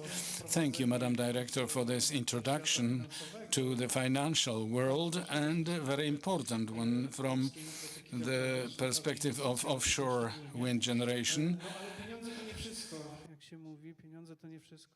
But money is not everything. People are also very important. And I think in this case, people equally to money important. So next question goes to Professor Mrozowska, because people, it's not only, especially in the context of offshore wind generation, it cannot be everybody. It must be somebody who is well educated, well trained, who is prepared well to implement this project, but also to service it, manage it, and maintain the whole scale range. And a big share in it is with educational institutions like Gdańsk University, being the most important educational institution at the seaside area. Not only Gdańsk University, but also Gdańsk University of Technology, Rzeszow University of Technology, who, from the perspective of demand of this business, how do they get ready for and how do they see the possibility to provide appropriate staff for the offshore wind generation farms? Honorable ladies and gentlemen, thank you very much for the invitation to this conference. Let me briefly answer on behalf of a greater number of organizations of our university level education. A very important question is that there are a couple dozen jobs in a given sector with the use of English language. Young people look at this opportunity. Really, I'm talking of students with the expectation that at last they will learn what specific jobs can be waiting for them. And here I wanted to say that, well, a very important group is professional advisors who should have appropriate knowledge. They are the first contact people in touch with young people choosing their path of career. So indirectly, we think of supporting professional and consultants so that they have the knowledge and they can pass it on to those young people that in this very sector, a chance for a good career and good environment, they are building future for them, because young person is looking at their own possibility to act as a subject, and so building a sustainable energy system. These are things which play a vast role in decision-making process. On the other hand, universities responded very quickly to this new sector. We can see various directions of studies. At first, second step of studies, we can see response to hydrogen, to atom, and this offer is of great variety already. And within sectoral agreement, we are working in two strictly linked groups with an attempt at synergy and presenting also what this offer looks like. The first group is training staff, and the second is social education. And we can see that universities perfectly well see here the opportunity, first of all, but secondly, they want to keep young people with themselves. And we can see it both in the seaside, central Poland, in the south of Poland. These are universities of technology and universities strictly focused on maritime economy, or like my university, training in 23 directions. including those important questions which are not so clearly legible, because how many people will be working on land, how many will be working offshore, how many engineers are needed to work in the administrative part. Well, for example, questions which arise, well, do I, as a graduate of law and administration, will have a chance to, or ending sociology or chemical department, oceanography, will have an opportunity working there? These are the questions we are addressed by from various students. What jobs and what demand for specific competences will be there, in order to show young people that, just like we heard today, Mrs. Presidents highlighted clearly that the question of training the staff and human capital, it is something which may support us regarding this transformation process. And here, I think it would be good if we looked for those challenges which are on that path. Firstly, for sure, it is a question of training our staff, staff which will be training students afterwards. A very important question regarding financing, so that our lecturers in all those universities participating in supporting this sector, for them to have the best knowledge, current knowledge. And as you know, very often a student says, well, my lecturer doesn't have knowledge about, well, 12 or 20 years ago, he was working on something, but we need to improve competences of our lecturers, teachers, and I think this is highly optimistic. We need a big cooperation between or within the environment. In 4 days, we will have the second anniversary of signing sectoral agreement, and we see that initially 109 entities signed it, and now we have more than 230. So we can see the environment integrating very strongly. It is actually following the example of British example.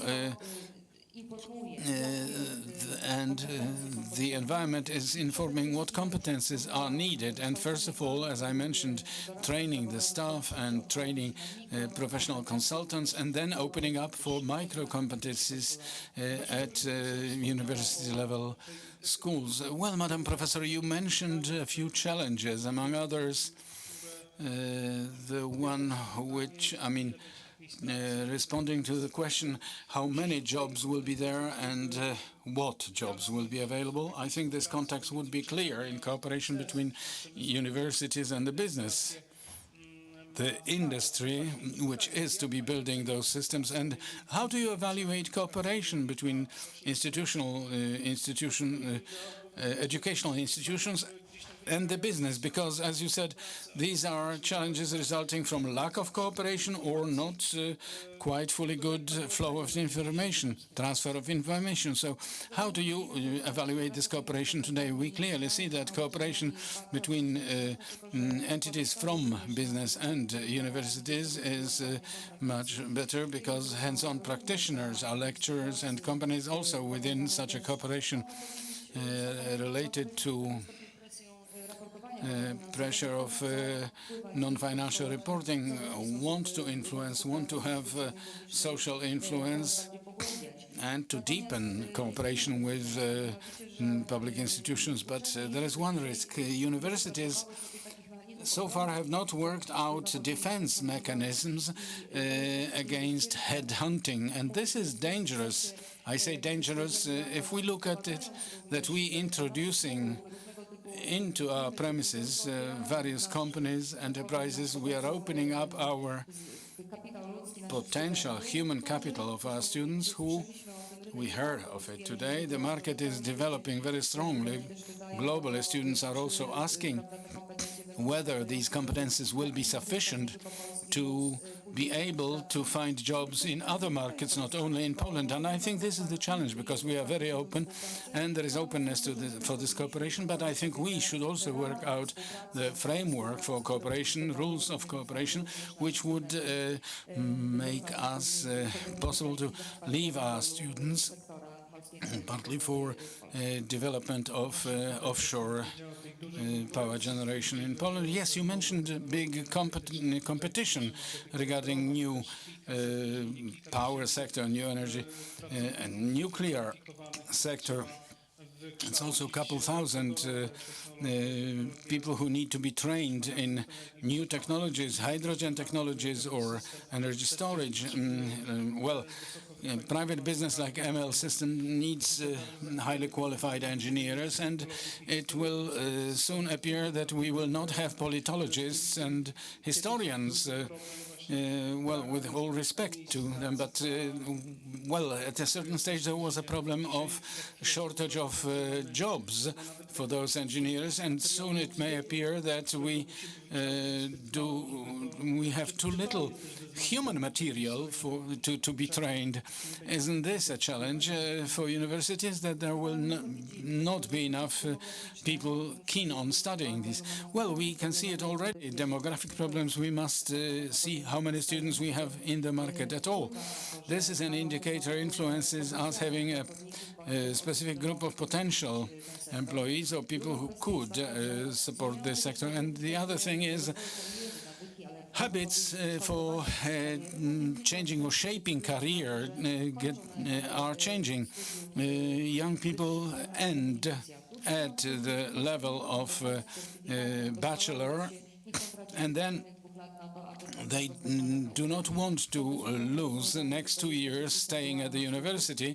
They go for professional trainings, partly working, and with support of theoretical knowledge. We notice it in Europe also, but there is no doubt that we are all trying to struggle to keep that student, and especially the student who is ready to devote themselves more. We will need quite many engineers, but based on data we watch in other markets where offshore was developing, we will need many specialists in law, for example, and in administration. This is also a question which is not being mentioned, but perhaps we should focus our attention at what competences are needed, because now, wrapping up, we have this big challenge. Universities are fighting for a student, and this actually improves the quality of directions of studies, because universities have to compete for students.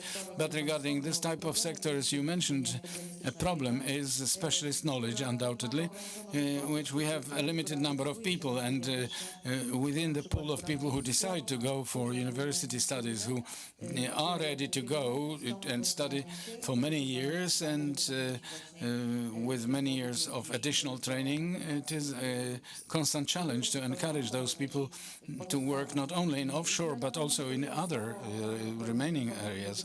I just wanted to say shortly about social education and improving awareness. Training is one thing, but the other one is awareness of inhabitants and the whole society regarding development of those sectors, that it is very important. We see it at the seaside, like an attempt at synergy to show that energy transformation is one, but each of these sectors have their role to play, and a dissonance appears. And here we have to put a dot. Time is pressing, and we still have two panelists who will have to have a say in a very difficult topic, because in the topic of security, because not only financial staff problems are a challenge for offshore firms or general systems, but questions of security. And here let me address representative of my university, Commander Miętkiewicz, Commander Dr. Potential. How do you see the threats from your perspective? Well, thank you very much, first of all, for the possibility to participate in the panel. This year I have a possibility to see how the panel is living from the perspective of the panelists. It's for me an additional experience. Mrs. President mentioned a very important date. 2024 is the end of a certain phase and the beginning of yet another phase of development related to offshore generation, when installation ships will go into sea, and we will see physical location on Polish sea. The delivery chains, logistic chains, we have heard they have already been contracted. They will start living. Supplies will be implemented, and personnel servicing ports, installation ports. But I wanted to say a few words about threats, and not financial, not business challenges, but risks related to potential intentional causing physical threats to offshore wind farms. My general conclusion, first of all, question of protecting offshore wind farms. It's not a problem of company A, company B, company C, but it is a problem of the sector, which should be analyzed and studied as a whole under the patronage of the state. Yes, energy security of the state is an integral element of resistance of society, and so on and so forth. Ladies and gentlemen, a few years ago, when I was dealing with questions of security in the Red Sea, and there I was studying questions related to transfer of technologies from Iran. It was about drones from Iran through the fighters created attacks on Saudi Aramco critical installations, infrastructure in the form of oil terminals was attacked, but also tankers and warships, which are a symbol of hard state's power. And what is now happening in the Black Sea is just a copy of those events. Both parties are using autonomous systems, drones, flying on water, underwater, to attack in critical infrastructure. And I believe that creating subliminal hybrid threats, well, we would like the situation to be possibly safest in the Baltic Sea, but it probably will not be the case. Like Professor Makowski, we will have a situation of armed peace. So creating situation of threats, maybe incidents.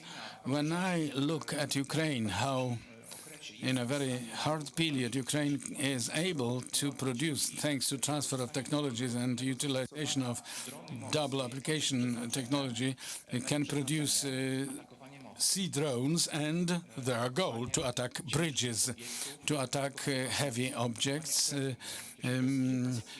sea bases. If it is a couple hundred kilograms of explosives installed in semi-submerged or totally submerged autonomous underwater vehicle, I think these types of threats are by all means to be taken into account at the phase of both construction. It is a very brief phase, but then you are spending vast amounts and time schedules. The goal will be disturbing time schedules and not admitting the occurrence of offshore farms. And next, if maintaining security and durability of electrical energy supply, so probably disturbing these energy supplies, energy transfer. Well, offshore farms, well, a few elements attract my attention. The surface, the area. In the first phase, second phase, it's over 2,000 square kilometers. There is a potential to launch additional 20 plots, and it will exceed 4,000 square kilometers. Largest county is in Poland, 210 square kimeters. So, secondly, if we look at the map, currently this legal status we are facing makes it impossible to locate offshore wind farms on inner seawaters, and they will be built outside the zone belonging to them. So wind farms in sole economic area, but under sea lines external exporting lines will be crossing territorial waters. And yet another aspect is distances. Distances from the shore we are discussing now. So that to monitor these specific objects, to monitor them, you have to be present in the second phase, furthest from the Polish shore. Offshore farms is 80 kilometers away from the shore. 80 kilometers, when 2,000 to 3,000 square kilometers have to be monitored, and you have to have control over that. So if we look at location of the first and second phases, they are separated by a specific Słupsk trough line. This is the area for submarine operation zone, which is very attractive in the Baltic Sea, taking highly complex hydrology of the sea.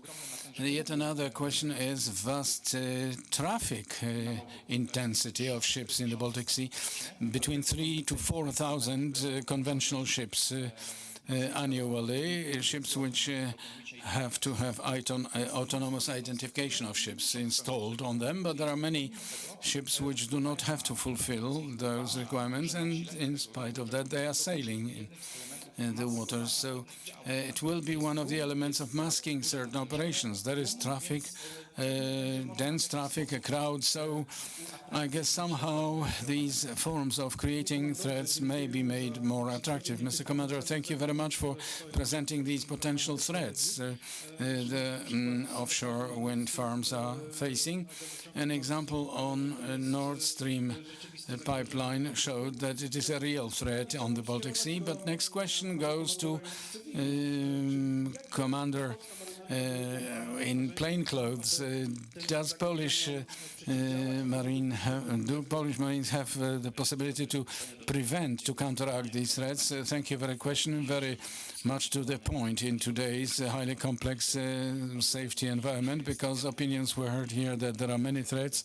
This mitigation of risks is appearing somewhere there. I'm very glad that here to Podkarpacie region the wind from the sea has reached awareness that we are a sea country is higher and higher, from the supply chains broken to the amount of energy we are importing through the sea, be it in the form of hydrocarbons or the electric current imported from Sweden through interconnector. And as Commander Miętkiewicz noticed, minimum 22 kilometers away from the shore. This gives certain freedom to choose place and time for some classic or non-classic act of terrorism to be carried out, but means and powers are necessary. It is to the interest of the state, and the state should have tools, legislative tools, and in this area work is not very convincing. We had an update of law on protection of sea ports. It didn't introduce anything to protect offshore wind farms, and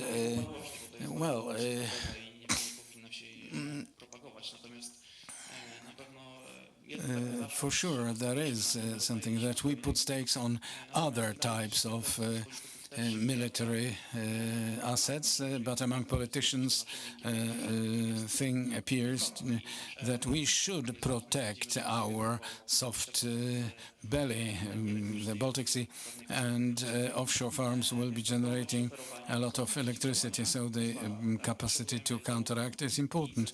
We need both sensors to detect and to have appropriate time for being prepared, and factors will be which will be counteraction.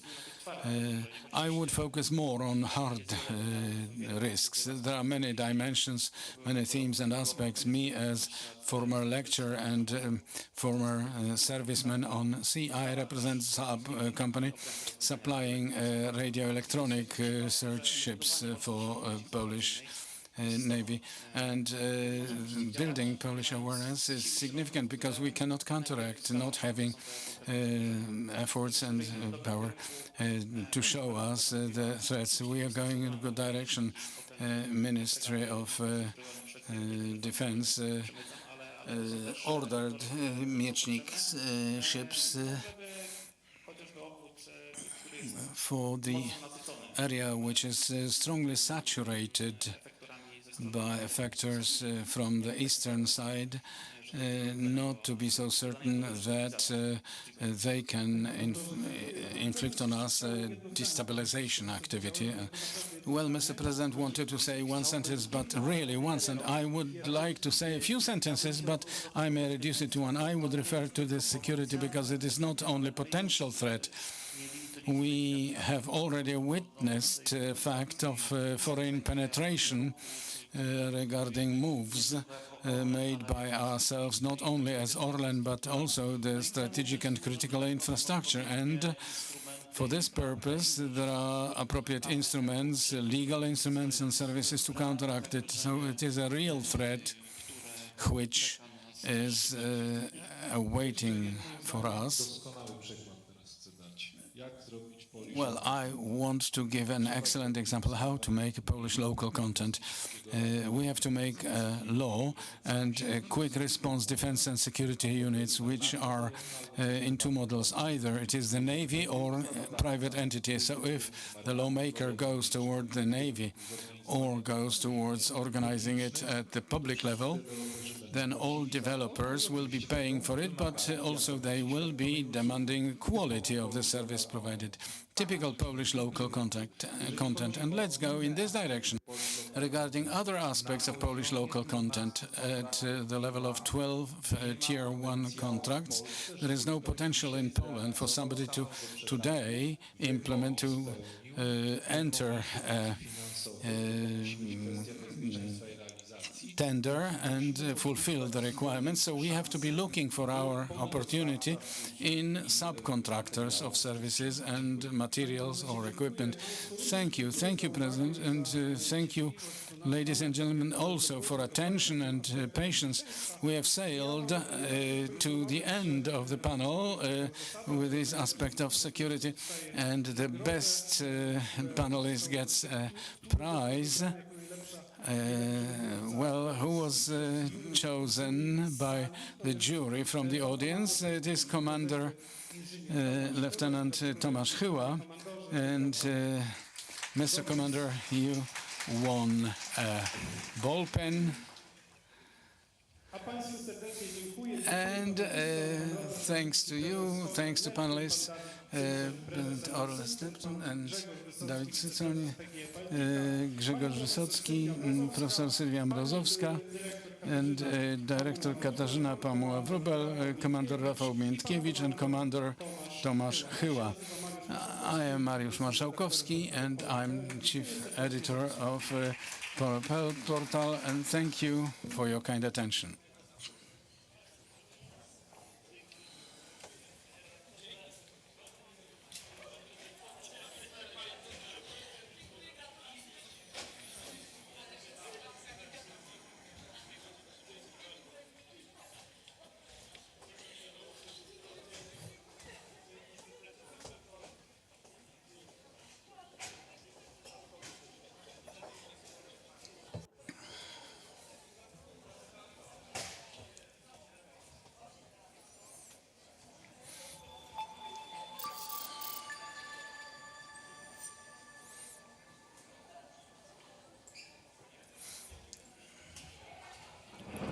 Orlen dla Polski to nie tylko hasło, ale motto naszej pracy.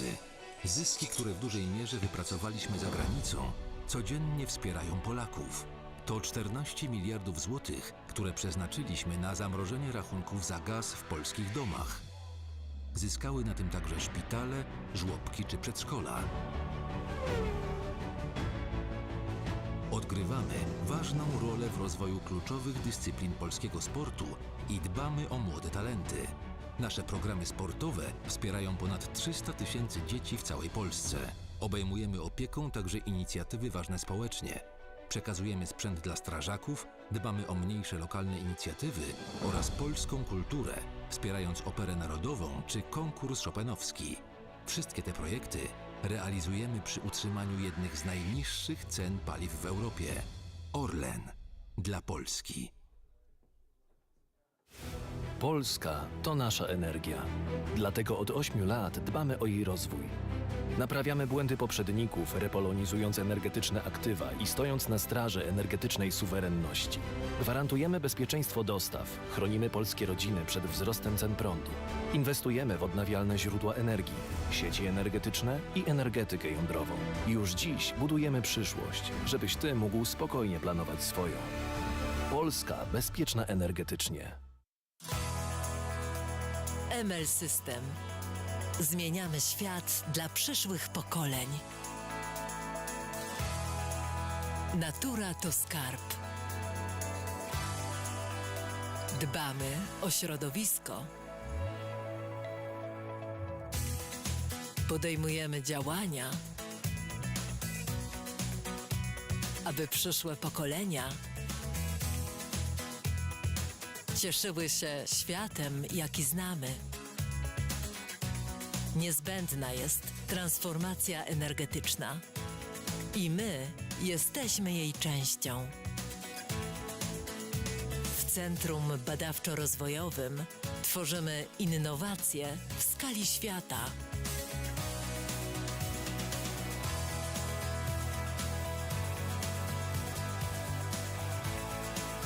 W naszej fabryce produkujemy ogniwa, moduły fotowoltaiczne, systemy mocowań, szyby z powłokami kwantowymi,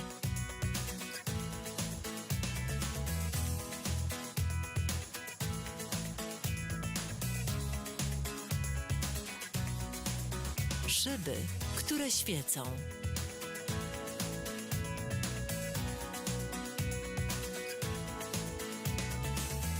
Fotowoltaiczne żaluzje.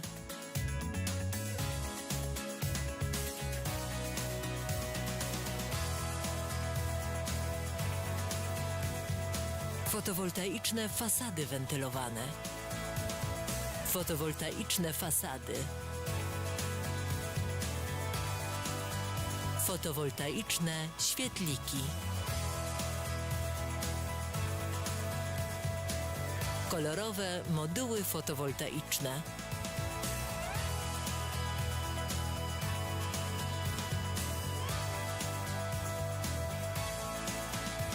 Rozwiązania Smart City.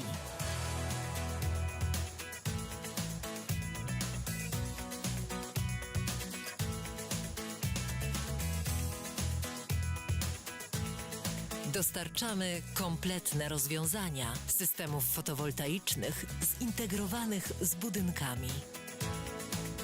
Szyby, które grzeją. Parapety, które grzeją i ładują.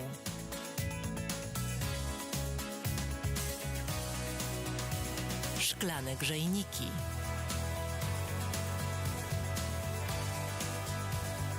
Szyby ze zmienną przeziernością.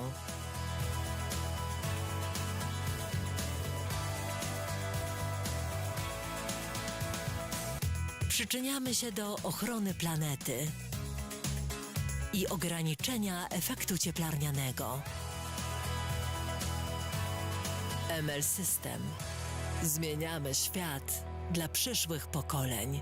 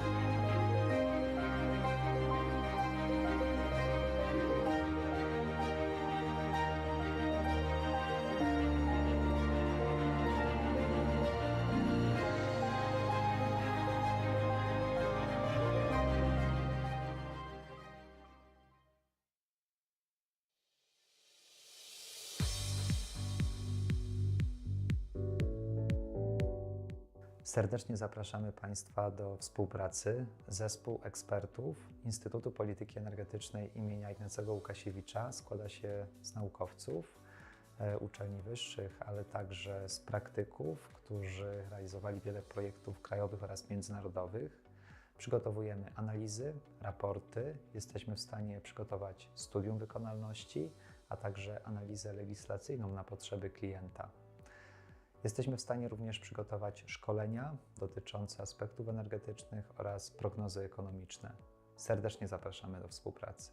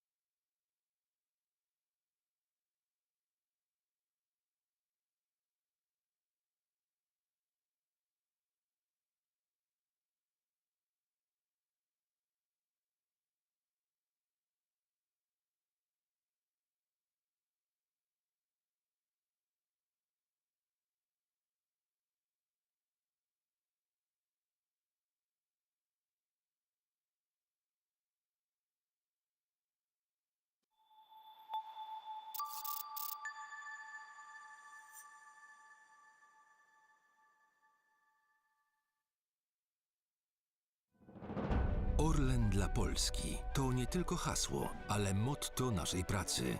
Zyski, które w dużej mierze wypracowaliśmy za granicą, codziennie wspierają Polaków. To 14 miliardów złotych, które przeznaczyliśmy na zamrożenie rachunków za gaz w polskich domach. Zyskały na tym także szpitale, żłobki czy przedszkola. Odgrywamy ważną rolę w rozwoju kluczowych dyscyplin polskiego sportu i dbamy o młode talenty. Nasze programy sportowe wspierają ponad 300 000 dzieci w całej Polsce. Obejmujemy opieką także inicjatywy ważne społecznie. Przekazujemy sprzęt dla strażaków, dbamy o mniejsze lokalne inicjatywy oraz polską kulturę, wspierając operę narodową czy konkurs chopinowski. Wszystkie te projekty realizujemy przy utrzymaniu jednych z najniższych cen paliw w Europie. Orlen dla Polski. Polska to nasza energia. Dlatego od 8 lat dbamy o jej rozwój. Naprawiamy błędy poprzedników, repolonizując energetyczne aktywa i stojąc na straży energetycznej suwerenności. Gwarantujemy bezpieczeństwo dostaw, chronimy polskie rodziny przed wzrostem cen prądu. Inwestujemy w odnawialne źródła energii, sieci energetyczne i energetykę jądrową. Już dziś budujemy przyszłość, żebyś Ty mógł spokojnie planować swoją. Polska bezpieczna energetycznie. ML System. Zmieniamy świat dla przyszłych pokoleń. Natura to skarb. Dbamy o środowisko. Podejmujemy działania, aby przyszłe pokolenia cieszyły się światem, jaki znamy. Niezbędna jest transformacja energetyczna i my jesteśmy jej częścią. W Centrum Badawczo-Rozwojowym tworzymy innowacje w skali świata.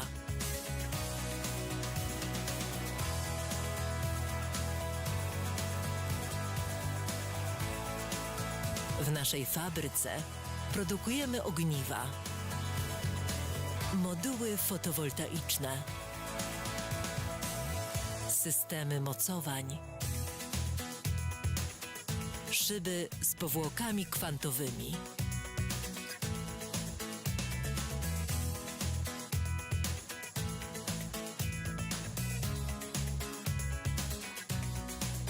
szyby, które świecą.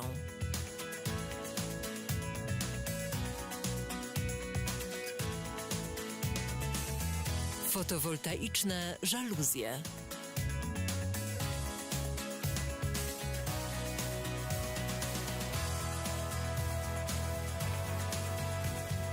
Fotowoltaiczne fasady wentylowane. Fotowoltaiczne fasady. Fotowoltaiczne świetliki. Kolorowe moduły fotowoltaiczne.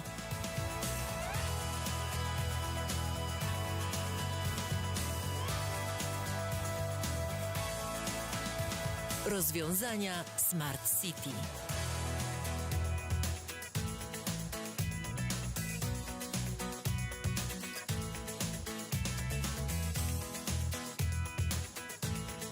Dostarczamy kompletne rozwiązania systemów fotowoltaicznych zintegrowanych z budynkami. Szyby, które grzeją. Parapety, które grzeją i ładują.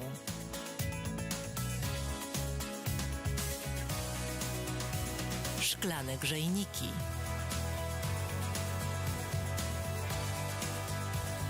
Szyby ze zmienną przeziernością.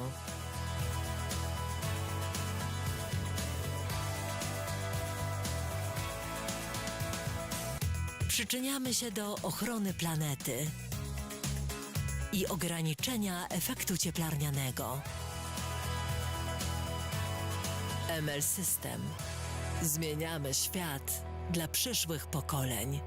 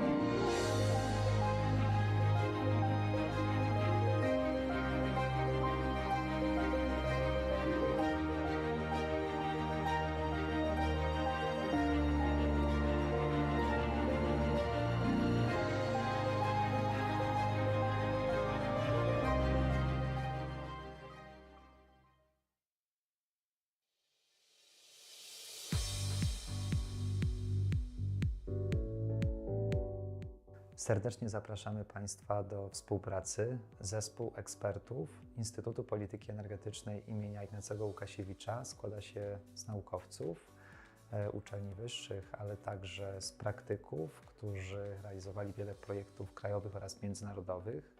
Przygotowujemy analizy, raporty, jesteśmy w stanie przygotować studium wykonalności, a także analizę legislacyjną na potrzeby klienta.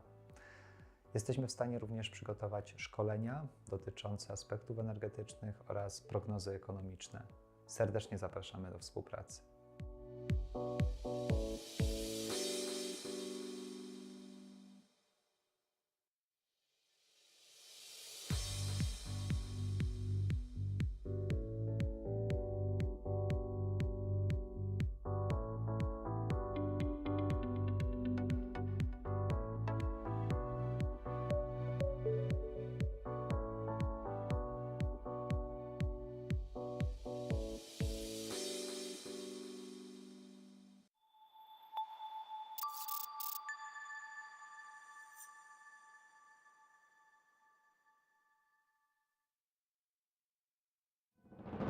Orlen dla Polski to nie tylko hasło, ale motto naszej pracy.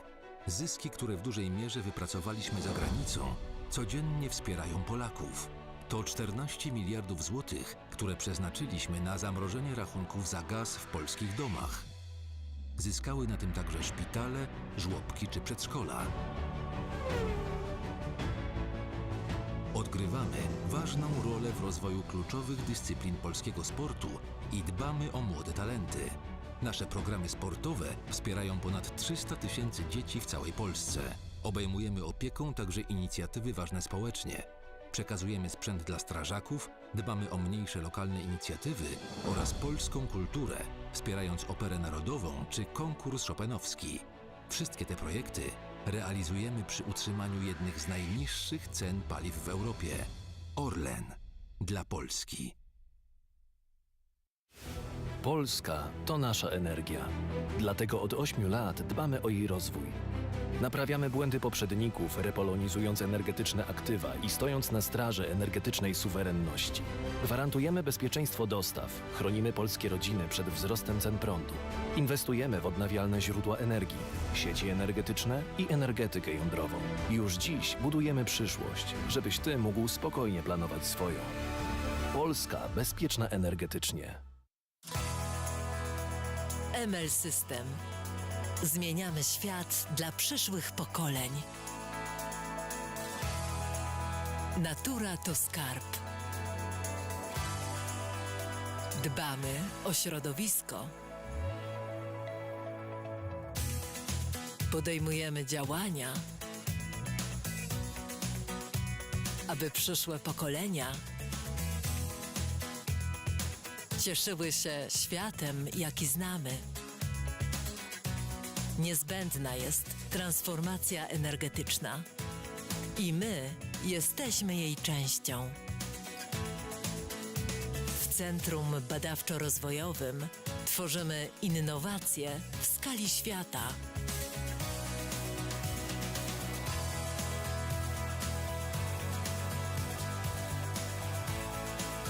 W naszej fabryce produkujemy ogniwa, moduły fotowoltaiczne, systemy mocowań, szyby z powłokami kwantowymi,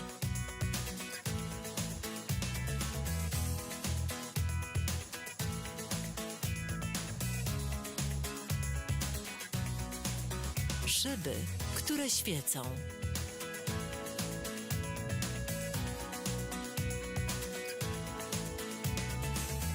Fotowoltaiczne żaluzje.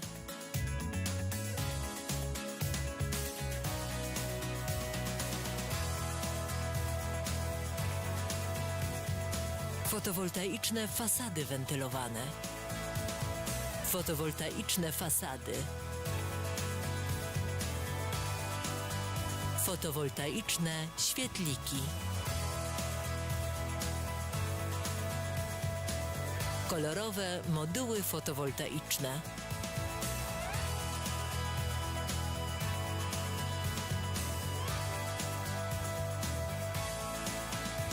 Rozwiązania Smart City.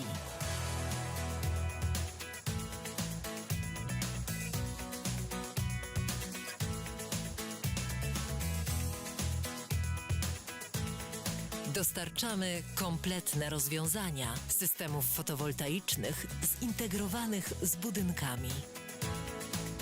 Szyby, które grzeją. Parapety, które grzeją i ładują.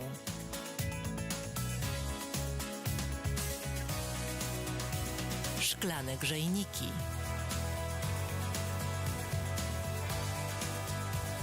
Szyby ze zmienną przeziernością.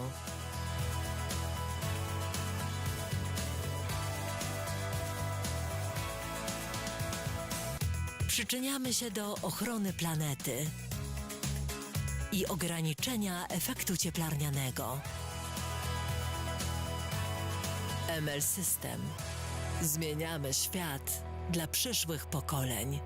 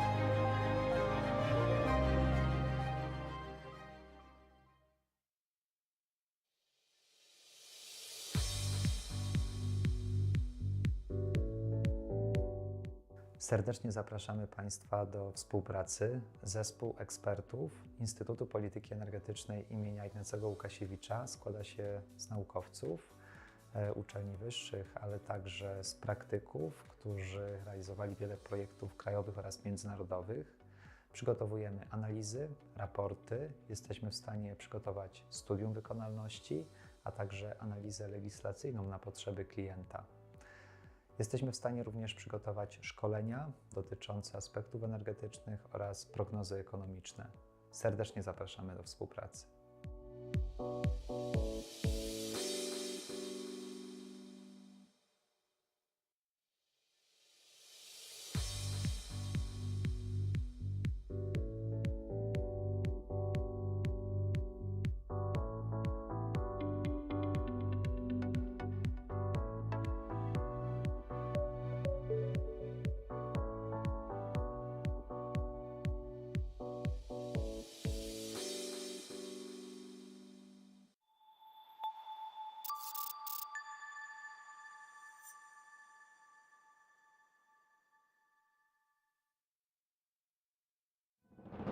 Orlen dla Polski to nie tylko hasło, ale motto naszej pracy.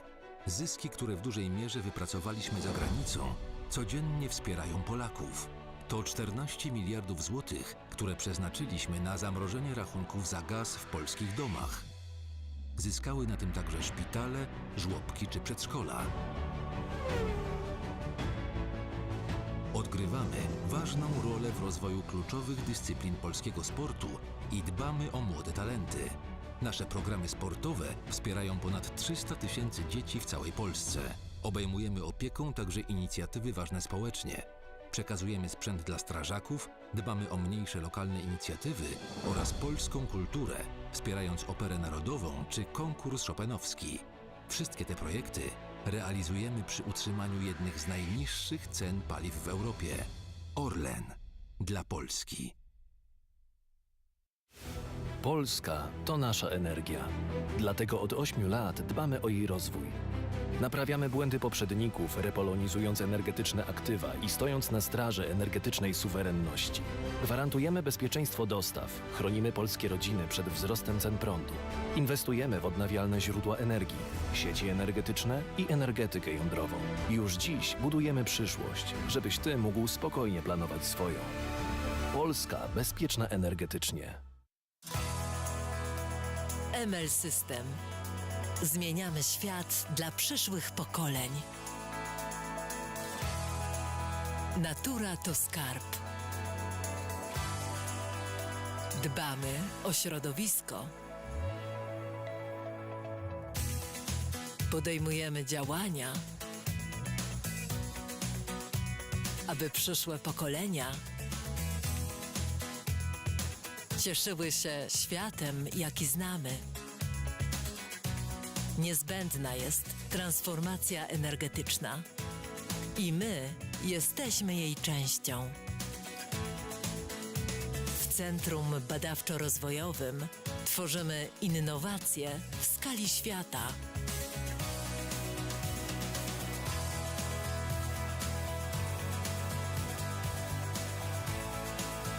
W naszej fabryce produkujemy ogniwa, moduły fotowoltaiczne, systemy mocowań, szyby z powłokami kwantowymi,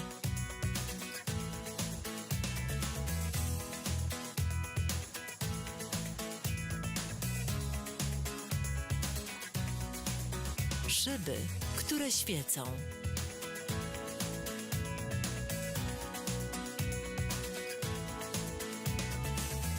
Fotowoltaiczne żaluzje.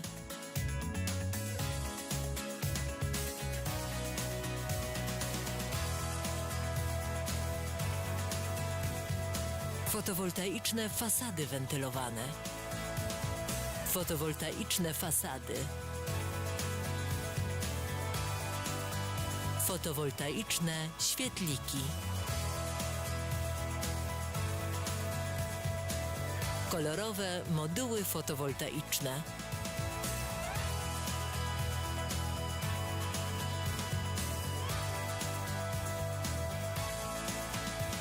Rozwiązania Smart City.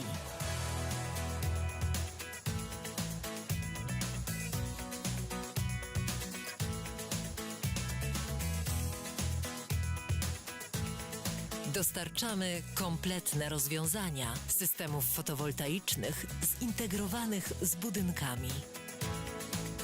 Szyby, które grzeją. Parapety, które grzeją i ładują.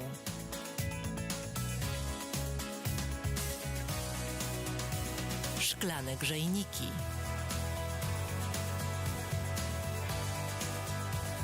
Szyby ze zmienną przeziernością.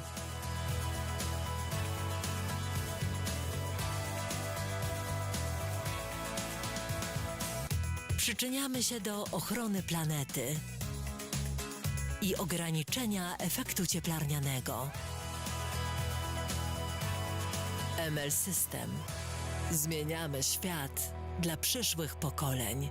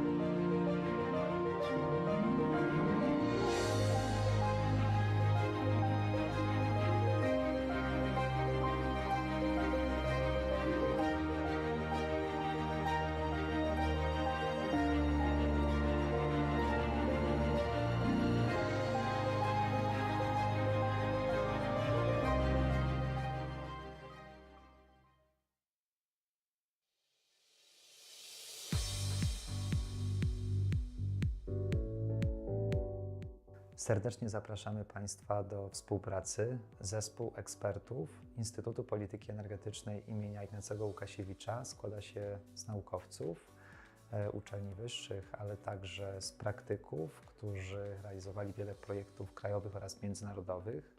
Przygotowujemy analizy, raporty, jesteśmy w stanie przygotować studium wykonalności, a także analizę legislacyjną na potrzeby klienta.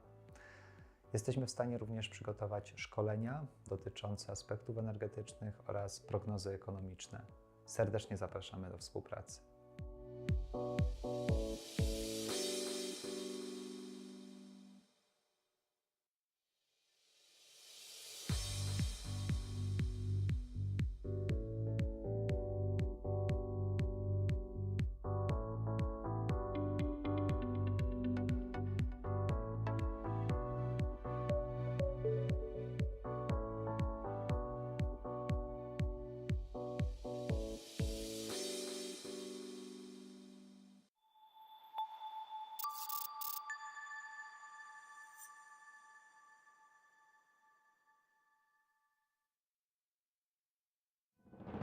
Orlen dla Polski to nie tylko hasło, ale motto naszej pracy. Zyski, które w dużej mierze wypracowaliśmy za granicą, codziennie wspierają Polaków.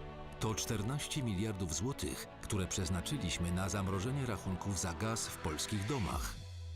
Zyskały na tym także szpitale, żłobki czy przedszkola. Odgrywamy ważną rolę w rozwoju kluczowych dyscyplin polskiego sportu i dbamy o młode talenty. Nasze programy sportowe wspierają ponad 300 000 dzieci w całej Polsce. Obejmujemy opieką także inicjatywy ważne społecznie. Przekazujemy sprzęt dla strażaków, dbamy o mniejsze lokalne inicjatywy oraz polską kulturę, wspierając operę narodową czy konkurs chopinowski. Wszystkie te projekty realizujemy przy utrzymaniu jednych z najniższych cen paliw w Europie. Orlen dla Polski. Polska to nasza energia. Dlatego od 8 lat dbamy o jej rozwój. Naprawiamy błędy poprzedników, repolonizując energetyczne aktywa i stojąc na straży energetycznej suwerenności. Gwarantujemy bezpieczeństwo dostaw, chronimy polskie rodziny przed wzrostem cen prądu. Inwestujemy w odnawialne źródła energii, sieci energetyczne i energetykę jądrową. Już dziś budujemy przyszłość, żebyś Ty mógł spokojnie planować swoją. Polska bezpieczna energetycznie. ML System. Zmieniamy świat dla przyszłych pokoleń. Natura to skarb. Dbamy o środowisko. Podejmujemy działania, aby przyszłe pokolenia cieszyły się światem, jaki znamy. Niezbędna jest transformacja energetyczna i my jesteśmy jej częścią. W Centrum Badawczo-Rozwojowym tworzymy innowacje w skali świata.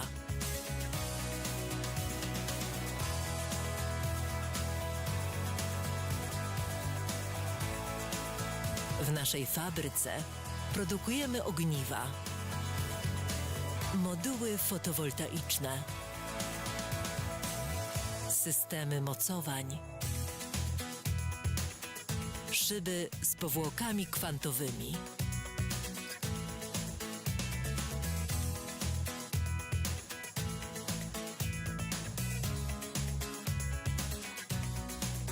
szyby, które świecą.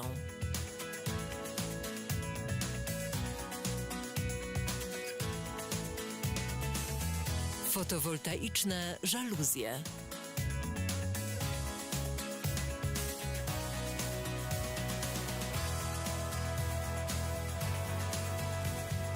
Fotowoltaiczne fasady wentylowane. Fotowoltaiczne fasady. Fotowoltaiczne świetliki. Kolorowe moduły fotowoltaiczne.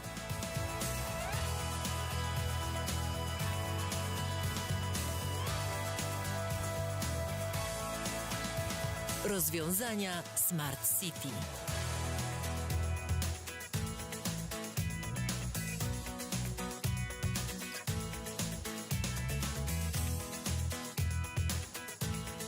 Dostarczamy kompletne rozwiązania systemów fotowoltaicznych zintegrowanych z budynkami.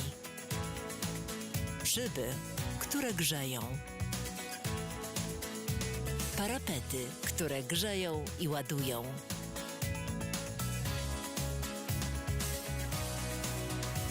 Szklane grzejniki.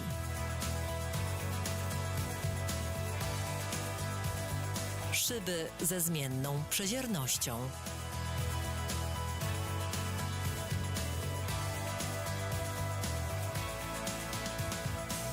Przyczyniamy się do ochrony planety i ograniczenia efektu cieplarnianego.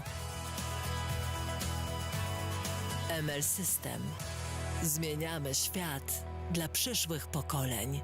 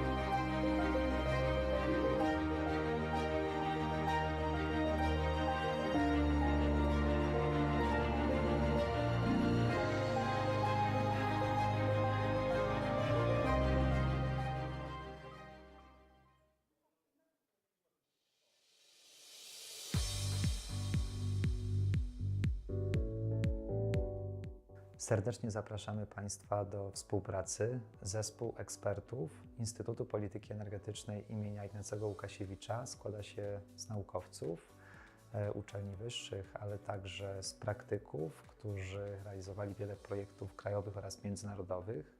Przygotowujemy analizy, raporty, jesteśmy w stanie przygotować studium wykonalności, a także analizę legislacyjną na potrzeby klienta. Jesteśmy w stanie również przygotować szkolenia dotyczące aspektów energetycznych oraz prognozy ekonomiczne. Serdecznie zapraszamy do współpracy.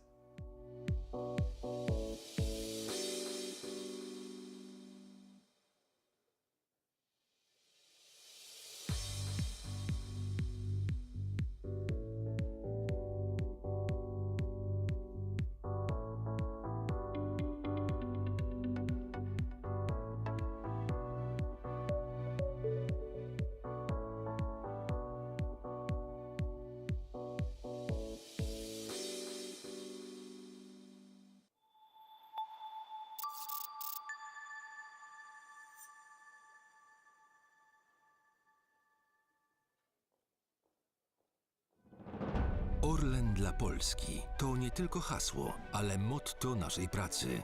Zyski, które w dużej mierze wypracowaliśmy za granicą, codziennie wspierają Polaków. To 14 miliardów złotych, które przeznaczyliśmy na zamrożenie rachunków za gaz w polskich domach.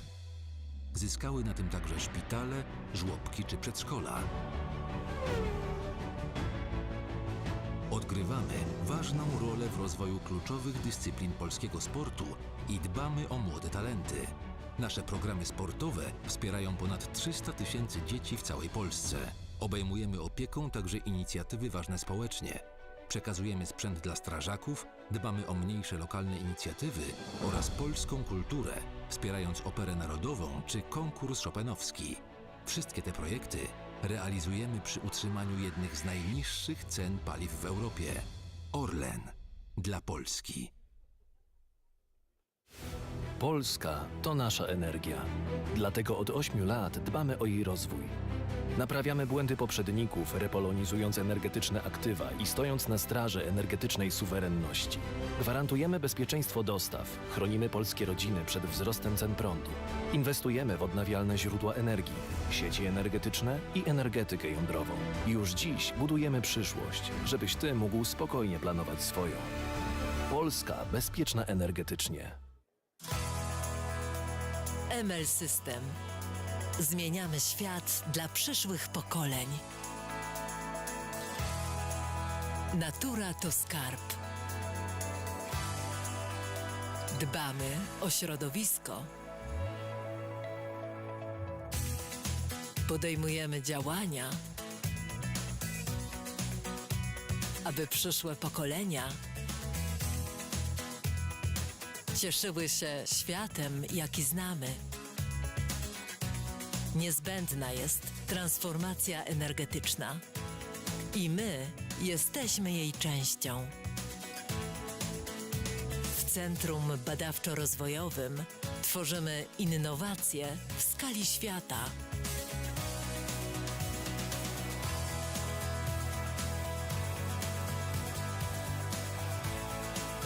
W naszej fabryce produkujemy ogniwa, moduły fotowoltaiczne, systemy mocowań, szyby z powłokami kwantowymi.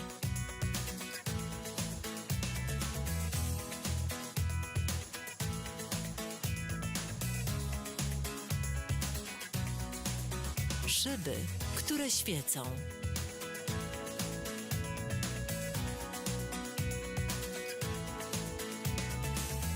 Fotowoltaiczne żaluzje.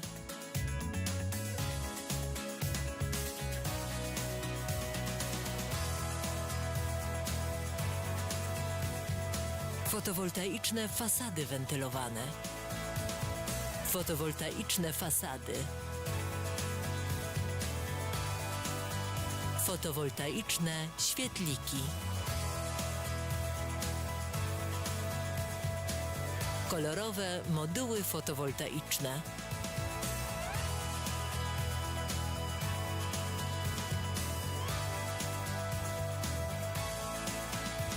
Rozwiązania Smart City.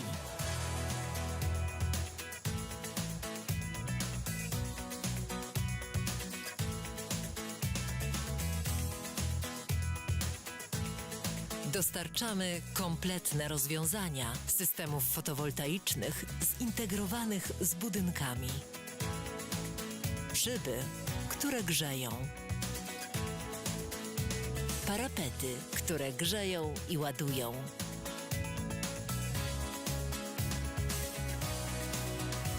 Szklane grzejniki.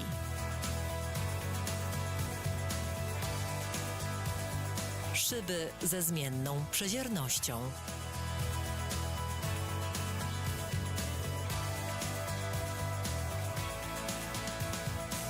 Przyczyniamy się do ochrony planety i ograniczenia efektu cieplarnianego.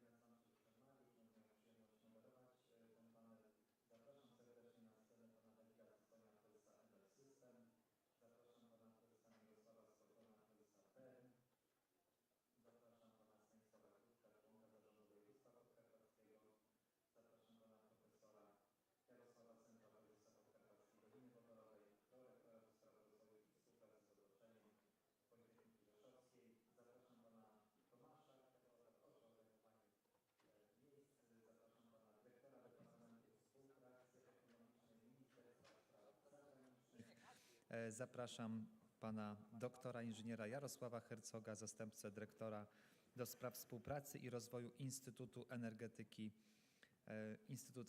Badawczej. Zapraszam pana Mateusza Kubiaka, partnera zarządzającego Esperis. Drodzy Państwo, managing partner in Esperis, and Ms. Dominika Niewierska from Orlen SA will get connected to our meeting via internet. Dzień dobry. Good afternoon.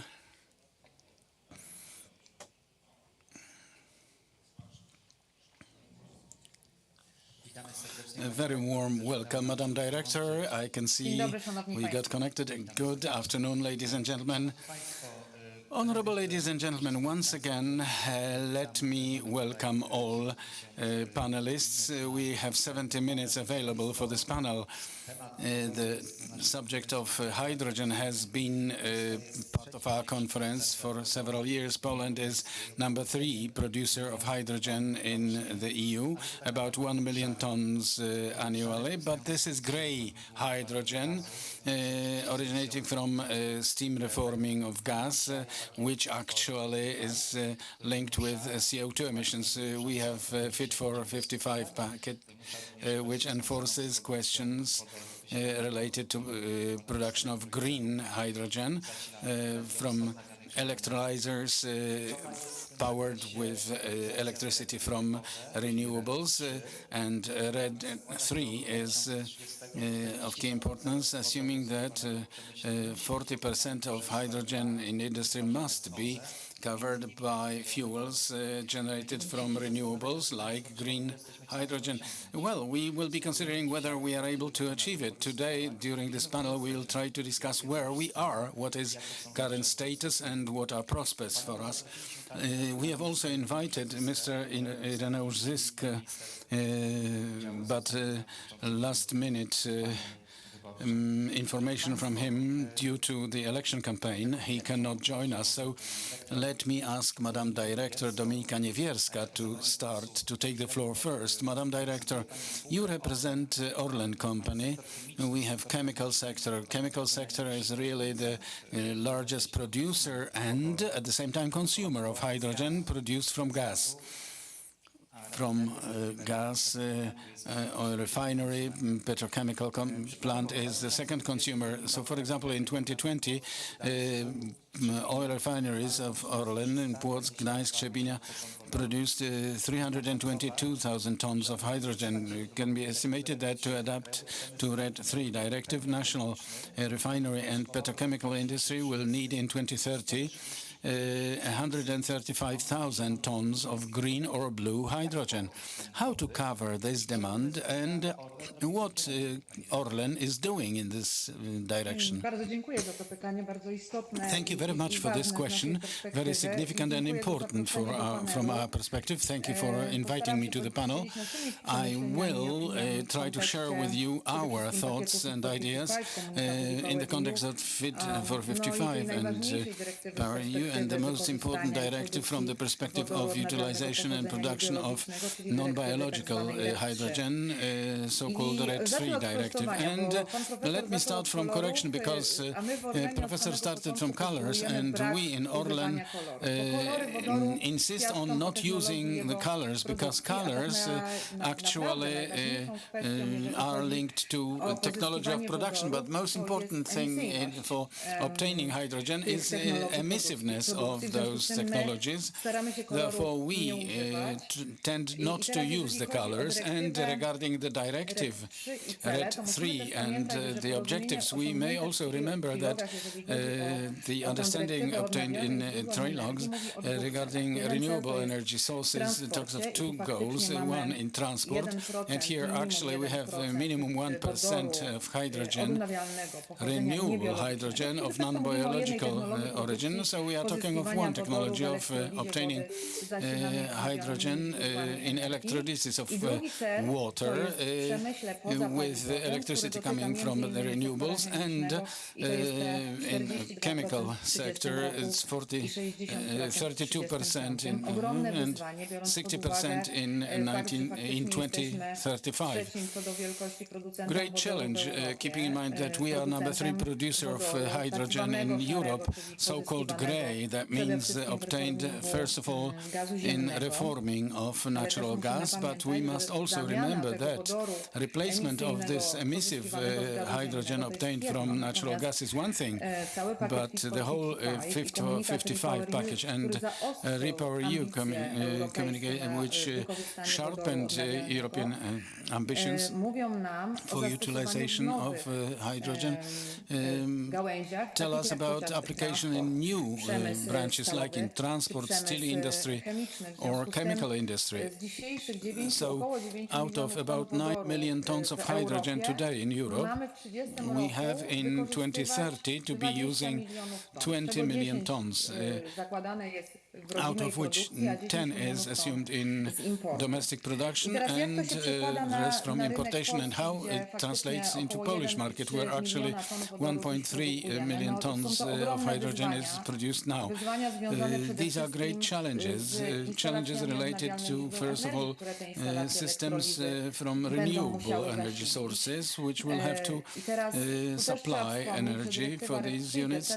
We must mention that RED III is one thing, but we have Directive RED II, which delegated acts which came to force in July, and tell us how to produce this hydrogen of non-biological origin to be as a target included in the targets, so how it can be certified. There are lots of limitations which put forth still more challenges for industry on how to achieve these goals.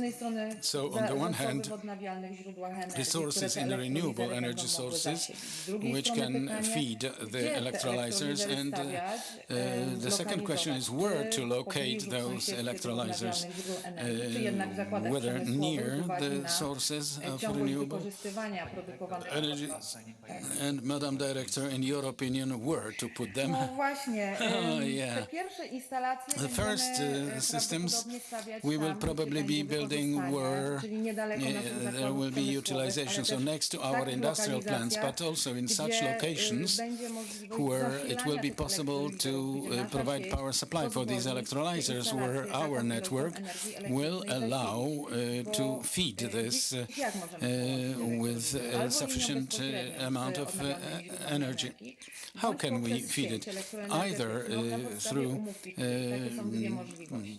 network or based on PPA. Of course, it would be easiest to locate it in the plants if we are talking of industry, where this hydrogen is directly utilized, be it for production of ammonia to produce fertilizers or in oil refineries, but not everywhere you can connect such capacity of power supply for electrolysis. And so it is a great challenge at many platforms. Just like I keep insisting that it is not only a question of renewable energy sources, although in this geographic area it is a great challenge, but it is a question of the power grid, where to locate the electrolyzers, or where finally we are able to produce in Poland such an amount of so-called green hydrogen as to cover the demand from industry and these goals put forth by EU regulations to be achieved. We already introducing to Orlen, because the question was how Orlen plans to deal with it in this situation. This year we announced updated strategy of Orlen Group 2030, where clearly renewable hydrogen is visible, and we want to produce it at the end of this decade at the amount of 130,000 tons, and we want to obtain 1 gigawatt additionally. Synthetic fuels come to it, which from our perspective are very important, because they not only respond to RED directive, but RED in aviation. That means application of synthetic fuels in aviation. And following this path, of course, we don't want to become dependent on importation. We believe that we should diversify sources of supply so as to be able to produce in largest quantities the hydrogen, demand for which is Madam Director, we will further be discussing importation, but if you could, if you talk of strategy to close this theme and to go on, 3 most important goals out of all catalogue of Orlen strategy, could you identify 3 most important points? So first of all, development of renewable energy sources, 5-fold increase compared to what we had estimated, 2.5 gigawatts. Number 2, production of hydrogen. And thirdly, decarbonization of existing sources. Thank you very much. So we can see what are the goals of Orlen. Let's see what are the goals of ML system. Mr. Dawid Cycoń, President of the Board, is a panelist. So in 2023, your company elaborated high-pressure electrolyzer to work on low voltage. Does it mean it can be supplied from photovoltaics? What does it mean to the market? Yes, exactly. Such an electrolyzer you can see in front of this beautiful hall. It works there. There is a burner. I don't know what, but you can heat up something. But it proves that it works. It is the pride of our company because it is an electrolyzer elaborated from A to Z with us, and all key components are produced by us. And our idea is to use this electrolyzer fed only from renewable sources, like most electrolyzers available in the market, which need constant power supply. If we have renewables, we have to invest in huge energy storage. Our electrolyzer does not need it, and we additionally focus on high pressure but low power electrolyzer.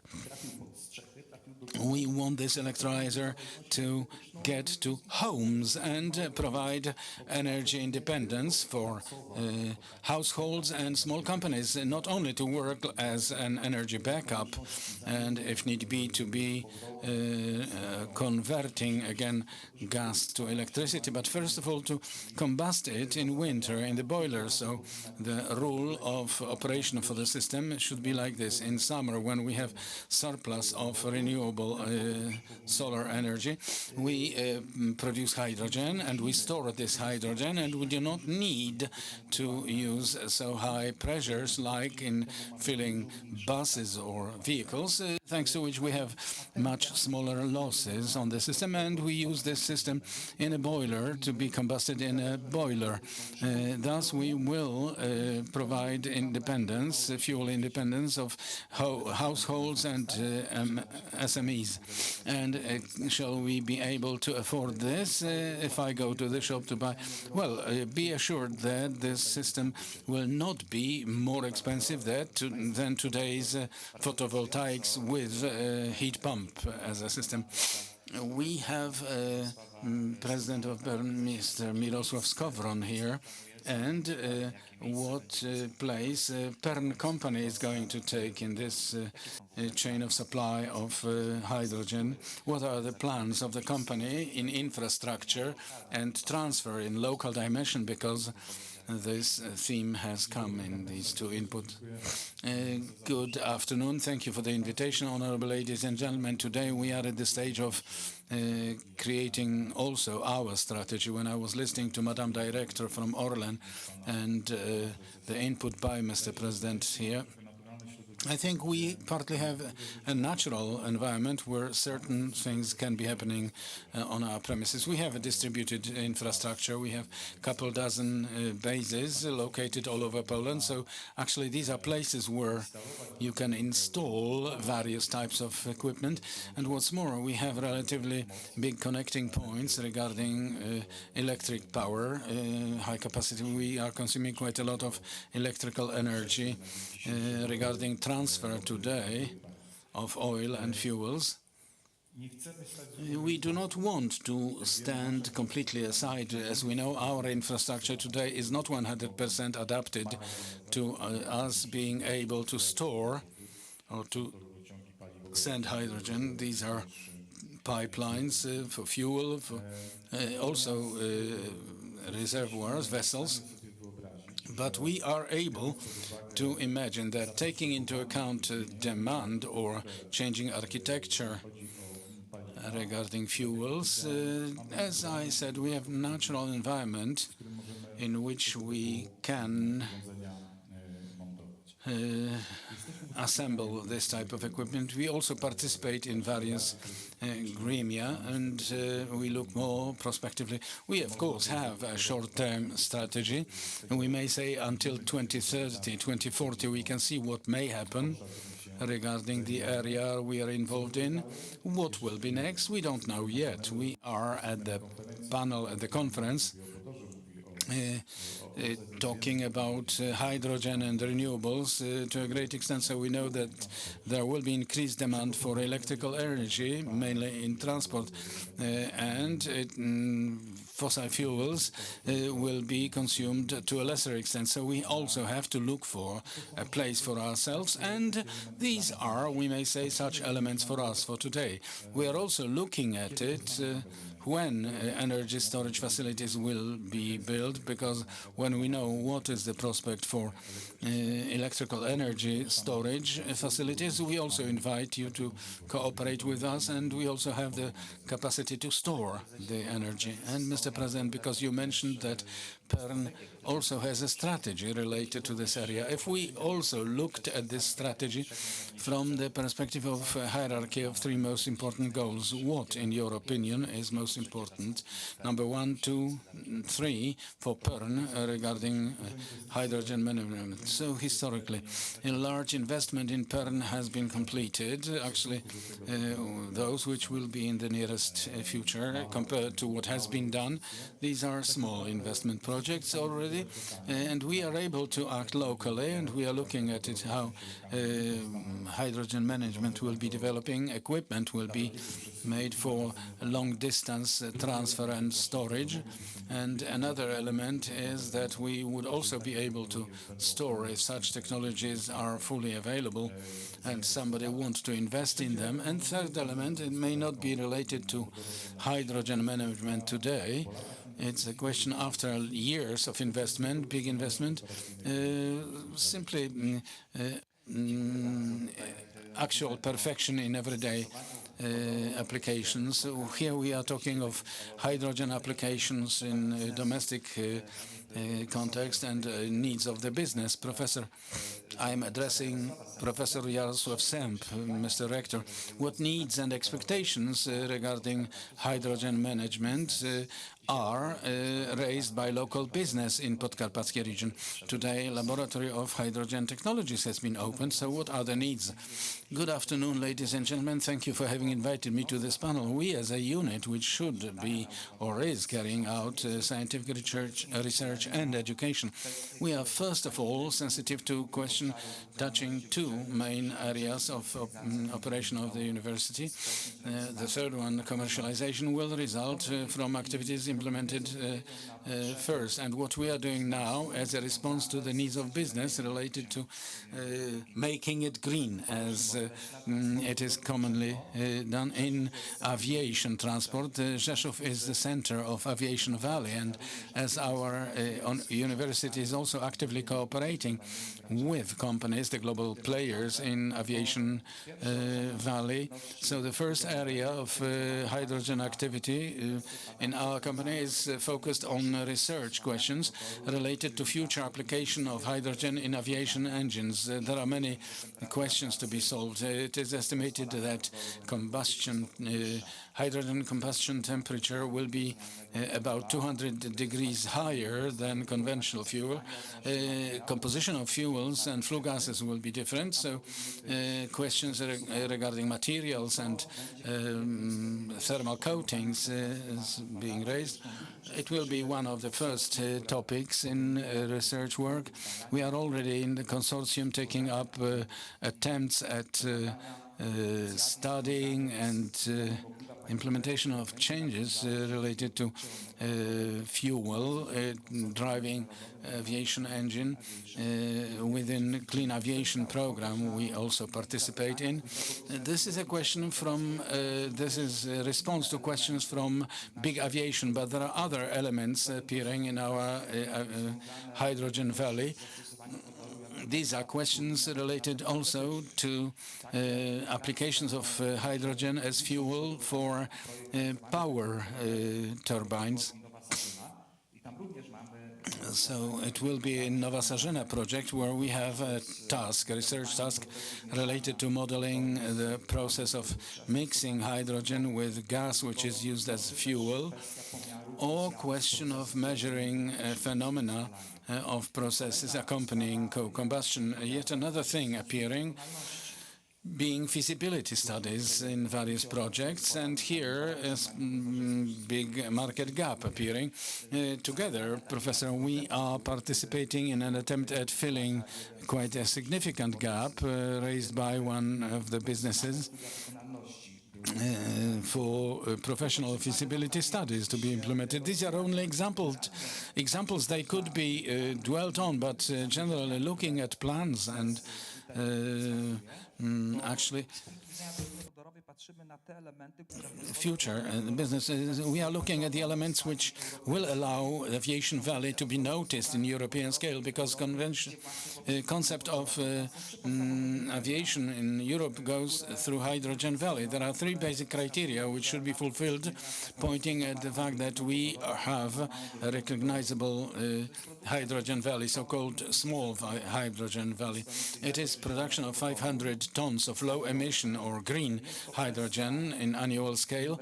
This is a question of investment in capex of minimum 20, and it would be best 100 million euros in hydrogen management on the premises of the valley. And thirdly, having a strategy including the feasibility study mentioned. And the role of Hydrogen Valley is perceived, and here are the needs pointed at by business, so that we are not only a platform of exchange of information or platform which will enable going into cooperation, but so that we would in future work in context of obtaining funds for us to elaborate such a strategy. It is also a very substantial need which is addressed at us. So, wrapping up, we obtain numerous questions related to research work, and we research numerous questions about training staff. And here we also watch a phenomenon of certain novelty in the market, because we offer directions of studies related to market economy and hydrogen, and young people don't want to go for it. We have this offer in Polish and in English, but so far it is not subject of interest. And thirdly, it is a question of strategic documents which will be gathering to certain protection umbrella, which will be gathering all the companies active within the Hydrogen Valley, so that they can apply for funds also in European scale. Thank you very much, Professor, Mr. President. And here we are talking at Podkarpackie region, but also partly about Podkarpackie region. Mr. Marshall, what can development of this economy mean for Podkarpackie region? Podkarpackie is investing in all matters related to innovations.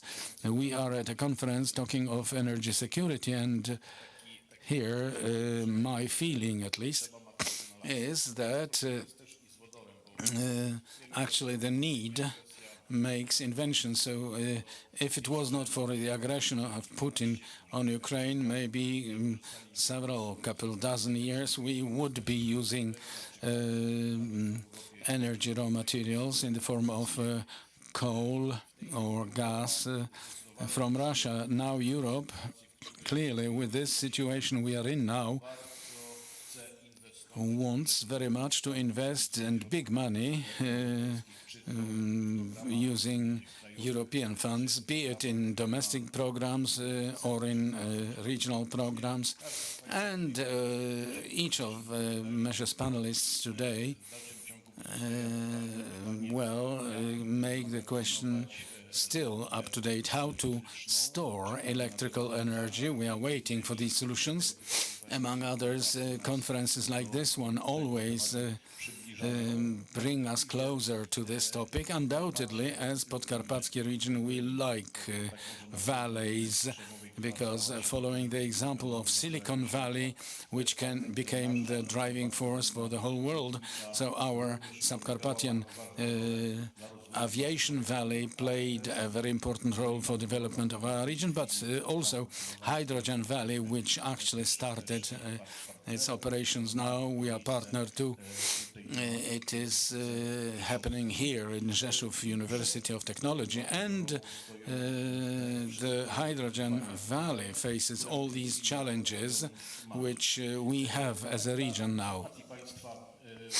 Just for your information, in the former perspective, because it appears that since 2014 I have been on the management board of Podkarpackie region, and we, of course, because we are operator of European funds, almost 750 million zlotys we invested in Podkarpackie region in renewable energy sources. Now annually 300 gigawatts of electrical and heat energy annually is actually produced with the use of those sources. And undoubtedly such solutions like MR system solution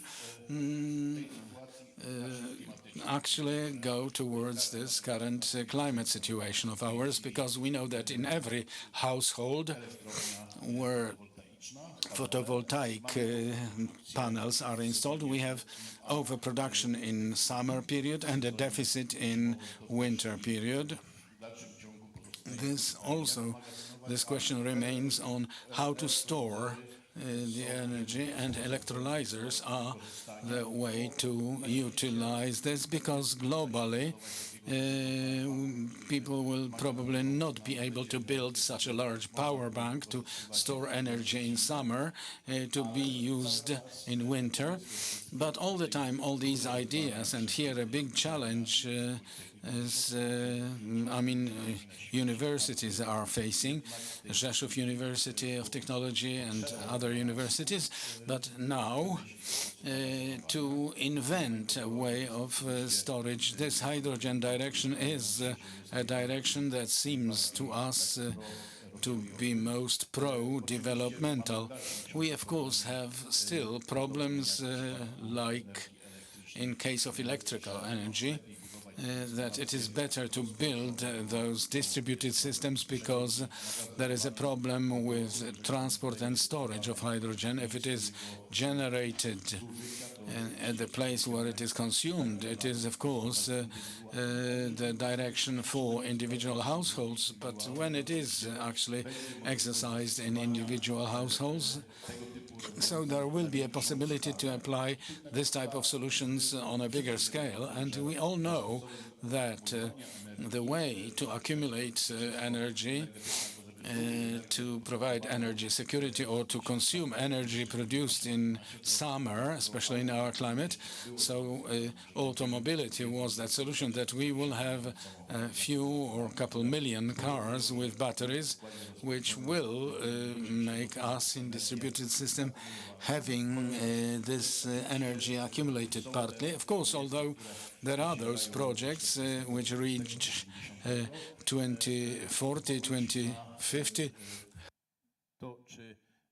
the response to the fact whether we will not be in need to revise those ideas, well, the answer is to what extent science and investment, because we as a public party, the local government, we want to invest in modern solutions. First of all, to have better life, to have life green, clean around us. Direction has been outlined, and funds will be big enough for such ideas which are now implemented in ML system, or other ideas will be implemented. And just for the sake of information, now in the regional operational program, well, Mr. Marshall, let us look at what is here and now. Thank you very much, because we are talking of support. Mr. Director, we have Director from Ministry of Foreign Affairs, Mr. Tomasz Jamros. To what extent business needs diplomatic support to go into cooperation in hydrogen with other countries? If you had a possibility to point at what in the next months, in future months, this support may look like from Ministry of Foreign Affairs. Thank you very much. I think that here are, first of all, two aspects. The first aspect is support from technological companies who already have technologies of solutions for the emerging now, but clearly emerging hydrogen management. It is already implemented in various dimensions. In certain geographical areas, it does not exist at all, but generally it is undoubtedly that majority, if not all, developed world will be developing this economy. And example of ML Systems company is here. We have something, and this is something what we are facing in a lesser extent than earlier, but I'm all the time a bit astonished. Well, in Poland we don't have it. No, we, being in dialogue with our technological companies, we see that it actually exists. But yes, actually, of course, the question is how the companies evaluate what we can do for them, because potentially it seems that economic diplomacy could do a lot for those companies. Firstly, where of key importance is the aspect of this emission-free hydrogen, which is relatively highlight, cheap in obtaining. There, to a greatest extent, and at first will the large projects be implemented. So it is, of course, well, the Arabic Peninsula, you have to have capital to develop it. So therefore, Arabic Peninsula is the Middle East is direction. But like Finland, for example, have technology to produce hydrogen. So positive thing is countries which put stakes on hydrogen. They use their backup like Japan and Korea. What does it mean for us? What does it mean for us? For us, it means that actually we have the coming revolution, and either we wait until it comes to us and everybody will come with ready products and technologies to be selling it here. In the best case, we will earn some money on sending the end of series here, but it is a small piece of cake available. But if there is a revolution, you have to play for a bigger piece of cake. So it's not that we thought of building universities. Many developing countries have this kind of start. We are not a developing country. We have a huge potential. We do not have such a big so large corporations which would be able to run this as products, but maybe we have to act, and this is the direction we want to propose first of all here, to act with our technological company in order to find partners in countries that have resources and also natural environment and geographical position, which actually gives them a chance to take a prominent role due to low OPEX regarding production of green hydrogen and to come into alliance with them. Well, a country having electrolyzer, mass production, relatively competitive, they do not have any business to do a product together with somebody. We do, because in such large scale we may not push through with our competitor who has this electrolyzer, but a country which has financial resources and they are destined for it, they have a lot of sunshine and a lot of space to put PVs, and they will not do it themselves. So most difficult capital to form is human capital, so we have to wisely profile it so that we are producers of that. But we do not want to export people only for those businesses which will be formed outside there. So briefly, this is what we would like to be doing and what we already tend to be doing. This is an attempt at fitting in our technological companies into those value chains being generated for hydrogen management, production, electrolysis, utilization of fuel cells and co-combustion technologies and so on, storage. Well, you can relatively easily structure it. The key thing is identification of those entities which can fight there. There must be the best of the best. Another thing, signally, what should happen, in our opinion, is green hydrogen will not be in sufficient supply in Poland. I mean, emission-free hydrogen. This needs to be highlighted.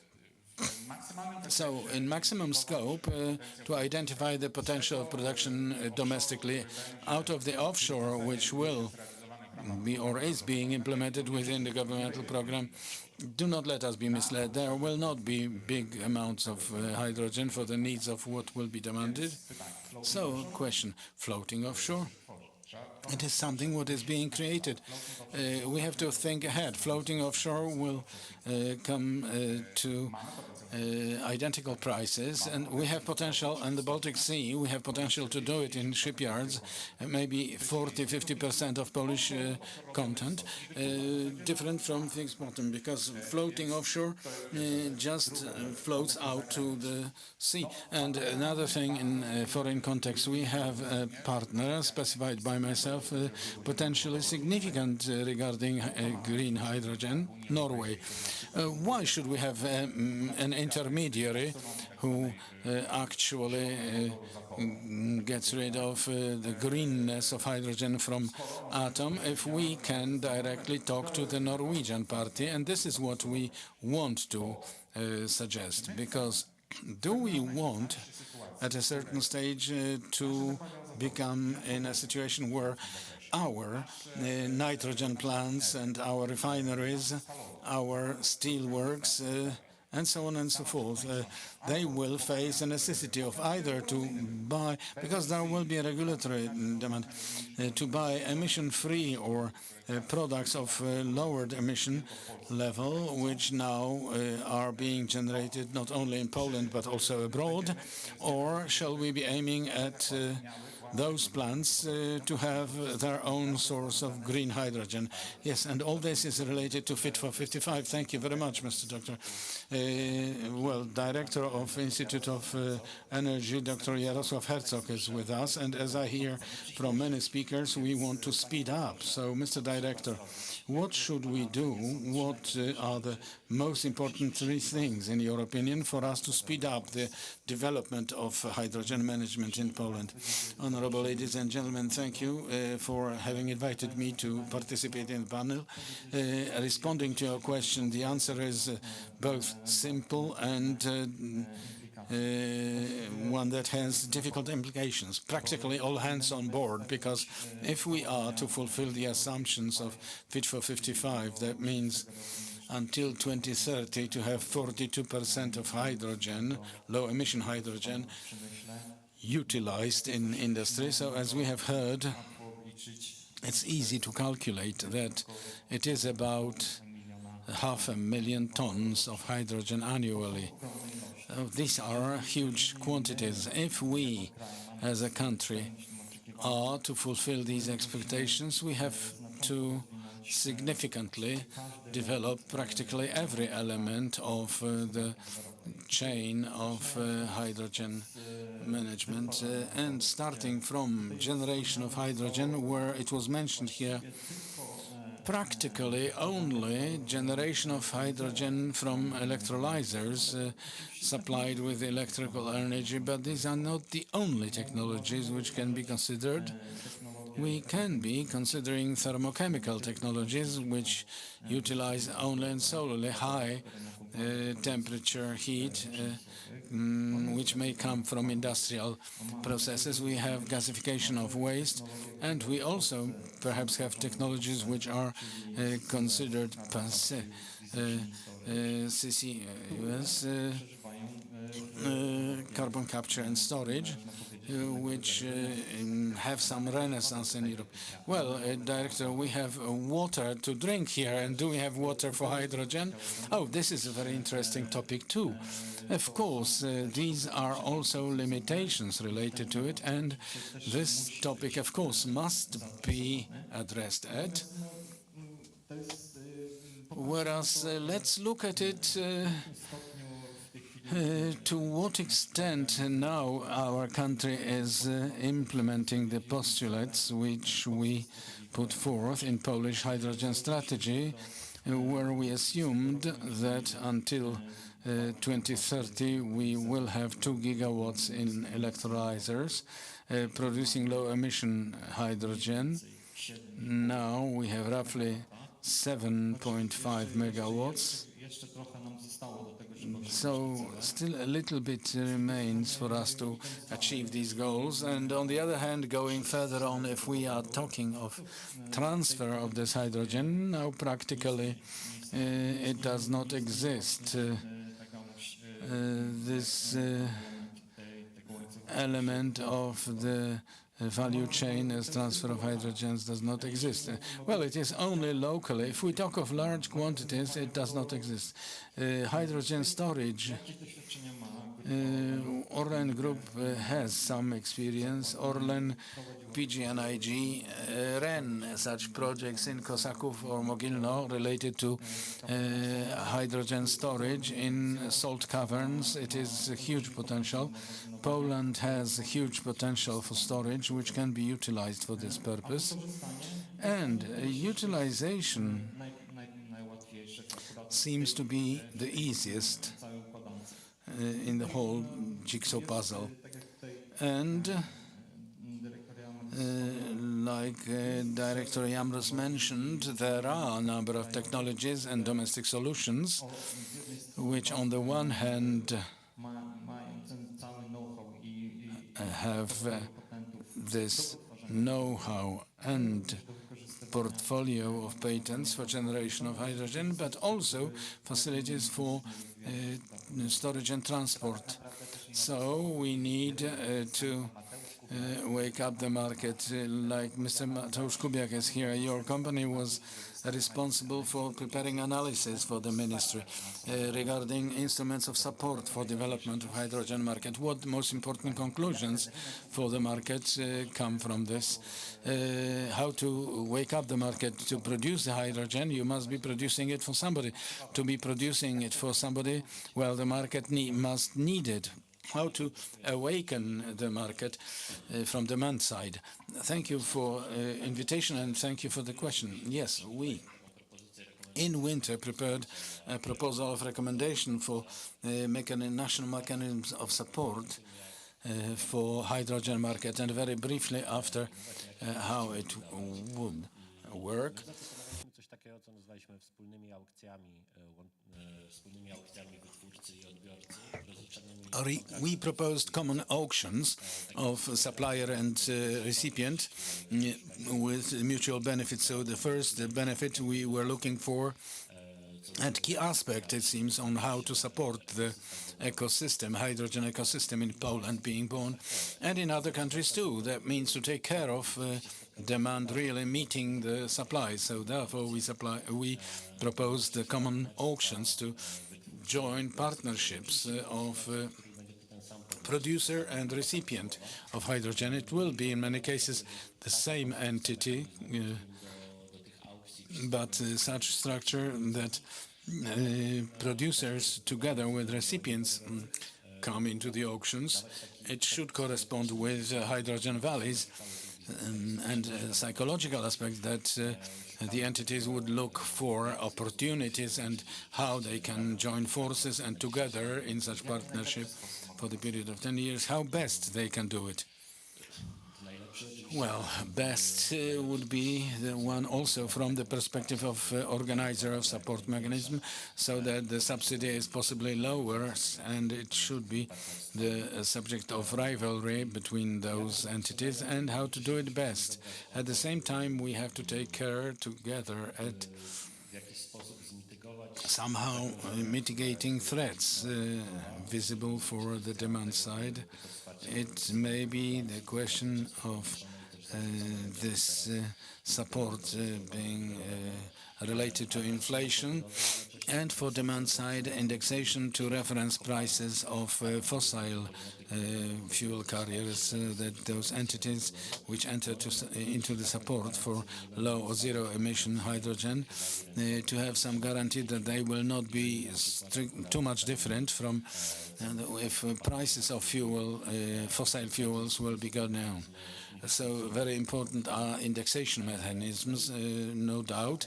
And the last question, I think also very significant regarding the support mechanism. We have to take into account the fact that these will be very high totals, prices, because the needs are vast. A good example is what was announced 2 weeks ago, officially for November of this year. First pilot European Hydrogen Bank, and on the one hand we can say little money because it is 3.5 billion zlotys altogether. If we convert it into the volume of hydrogen, it is about 25,000 tons of hydrogen. In 10 years, this is 1/10, which will be demanded from only Polish fertilizers. So huge subsidies will be needed, and today I would rather prefer not to be classified as hydrogen skeptical.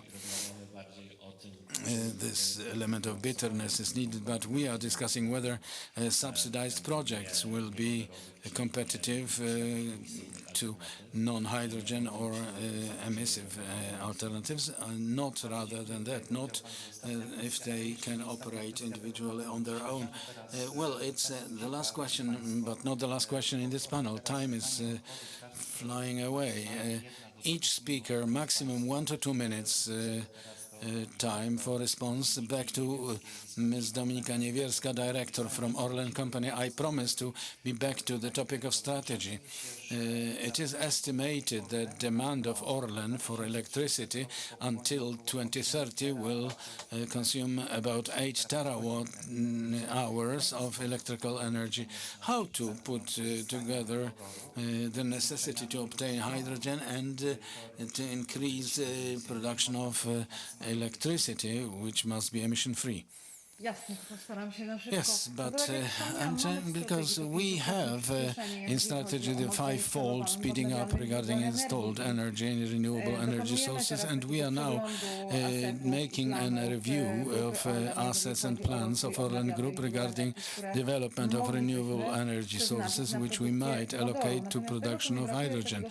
But what is missing for me from strategic perspective of domestic level is strategic approach regarding dedicated renewable sources for production of hydrogen. Other technologies were mentioned, like converting household waste, but we have to keep in mind that this technology will not give us hydrogen, which will allow us to fulfill the goals.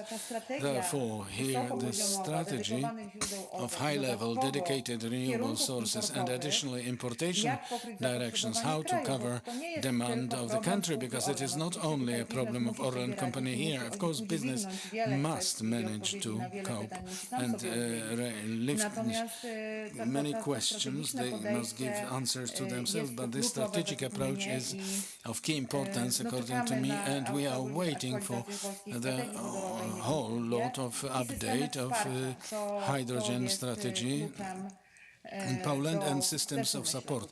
This is a key to success to cope with those challenges which we are facing in short time perspective, because 2030 is in 7 years' time, so it is really not much from the perspective of investment and business. So, Madam Director, as far as I understand, Orlen will actually manage to cope with increasing this amount of electrical energy. As I said, we will do our best to cope with it, to avoid getting dependent on importation of electricity, but we will keep diversifying sources and developing cooperation with international partners, looking in various directions so as to match the challenges. Yes, thank you very much. We are talking of importation. Addressing Mr. Dawid Cycoń, Poland is doomed to import technologies. What three barriers do you see in order to strengthen the development of local market, those factors of intellect? No, definitely not. Let me put it like this. I am highly disappointed by this discussion, but like most discussions at Polish universities, I remember 2006. It was the year of establishing ML System company. There was a conference about renewable energy sources. All scientists at that time, at that time PhD students, were proving how it doesn't pay and will never pay to apply photovoltaics in our geographical conditions. Now it is 2016, 10 years later, we have now it is 2023, and we hear that hydrogen without supporting system has no chance to exist. Photovoltaics integrated with construction, what we are proposing, nobody understands it in our country. You can view pictures outside this room. 2 years ago, I remember an input at this conference by Piotr Naimski, an excellent speaker, who was showing calculations when applying various technologies in this photovoltaics, how unprofitable it is because our network, our grid is not adapted to it, and so on. Here again, we hear that insufficient number of farms and land, degradation of environment, photovoltaic farms. I agree with this, but now, what for the photovoltaic farms? And is it not enough structure by the roads? It's enough to fill them with photovoltaic panels. How much cheaper it is rather than degradation of aral land. There are lots of solutions, nobody noticing them. They are standing just around the corner.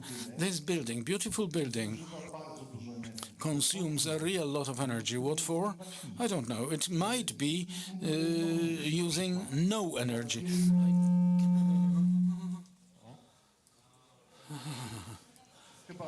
Well, I think I went too far. No, I will. I'm holding the microphone in my place all the time, in one place. Please conclude. So concluding, because little time is available, well, Polish industry now is capable to produce electrolyzers of high capacity. We have a great number of places to obtain a lot of energy from renewable sources. I think that this building of Silesian universities actually gave us a signal through this microphone. Mr. President, we are talking here about issues related to importation or own production. We have, as we can see, various opinions on this subject. So let me return to Mr. Tomasz Jamros, but now, Mr. Director, shorter, more synthetically. So what would you refer to it? I will not ask you a question. How would you comment on the inputs you have heard? Well, I do agree, if not completely, with Mr. President. Well, let me recall one fact. At the end of the 19th century, the great authorities of this world were considering how to solve an unsolvable problem of developing of cities, the problem of horse manure. It was called the Great Manure Crisis, and internal combustion engine was invented 3 decades earlier, and nobody connected these the puzzles, jigsaw puzzle elements. Many of the technologies have been recently developed, which allowed reducing costs, but it is a question of appropriate and spreading over time a strategic program, and this support must also be granted in such a way, because as Mr. President mentioned, to a great extent it will give a return.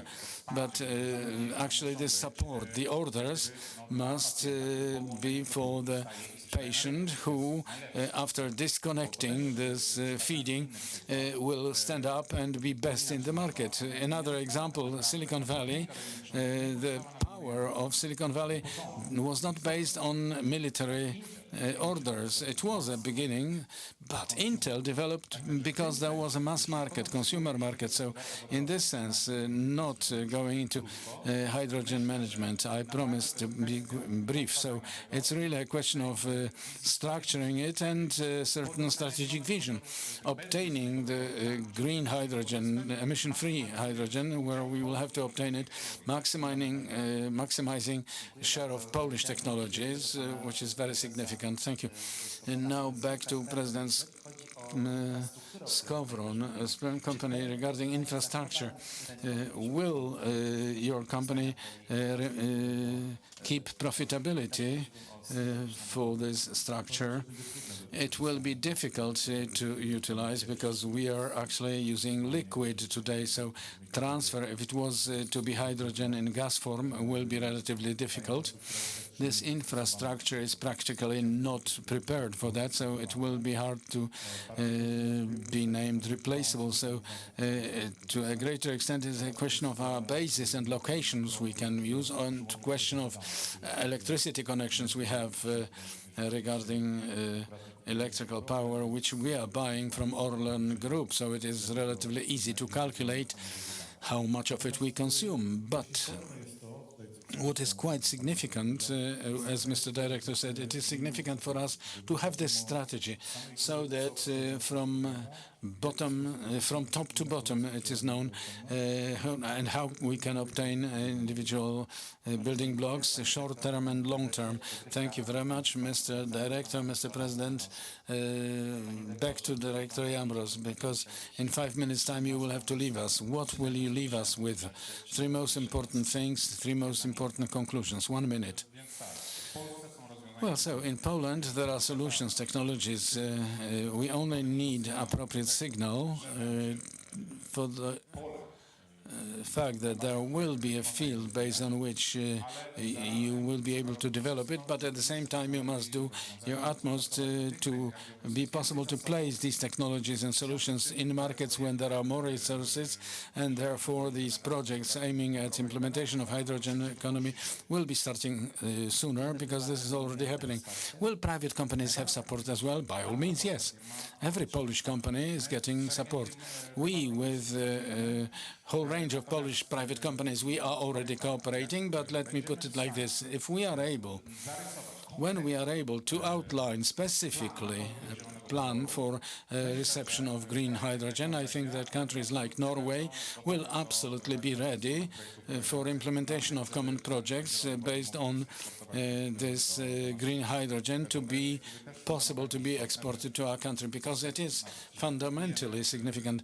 What if we pump up the orders when it is not possible to be maintained compared with foreign economy? So our green ammonia, our green steelworks would enter the market when we have... No, these products will simply not stay. Thank you.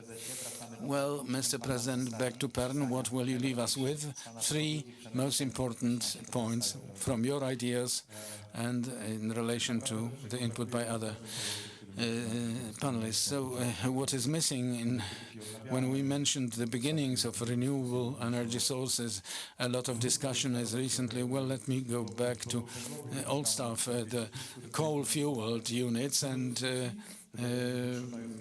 a lot of discussion we have, and what we need more substantial details, integration between various groups and centers, including scientific centers, to implement these projects. Maybe we should consider other implementation and preparation of innovative projects to have a look what others do in this respect, to choose projects which have a chance for development, but for them to be implemented consequently. Thank you very much. And regarding Messrs. Skowron and Jamros, well, these gentlemen have a plane leaving very soon, so we are continuing the panel, but big hand for 2 speakers who, for logistic reasons, will have to leave us a few minutes earlier. Dear ladies and gentlemen, back to the discussion, which is still in progress. Well, 12 minutes remain till the end of this panel, so back to Director Jarosław Herzog. Mr. Director, if you could refer to the discussion which was held a moment ago and add comment in the context of energy security and the influence of hydrogen management, but also refer to the inputs so far. So first of all, referring to the former inputs, what is significant here, it seems, 1, vision, mission, strategy. If an enterprise will put forth ambitious goals and include them in a strategy they start implementing, then really here it may arise development of hydrogen management and implementation of these technologies in industry. Whereas, on the other hand, we also need a little bit of support, and creating this hydrogen market seems to be very important upfront, so that these differences between costs of generation of this hydrogen, gray hydrogen and low emission one, to be blurred to some degree. And here it is significant to create, on the one hand, demand for low emission hydrogen, but on the other hand, its supply. So this from this side. The second question related to energy security. Yes, of course, hydrogen may be an element of this ecosystem of energy security, due to the fact that it is one of the best carriers of energy, and at the same time it is a fuel which can be used in industry and transport. So here, of course, It may, but it is only theoretically at the moment because the practical aspect is there is too little of it to be forming a clear share, be it in stability of power system or production processes. Dear ladies and gentlemen, I ask questions, but we have a lot of guests in the audience. Maybe somebody from the audience would like to ask a question for Mesz's panelists to answer.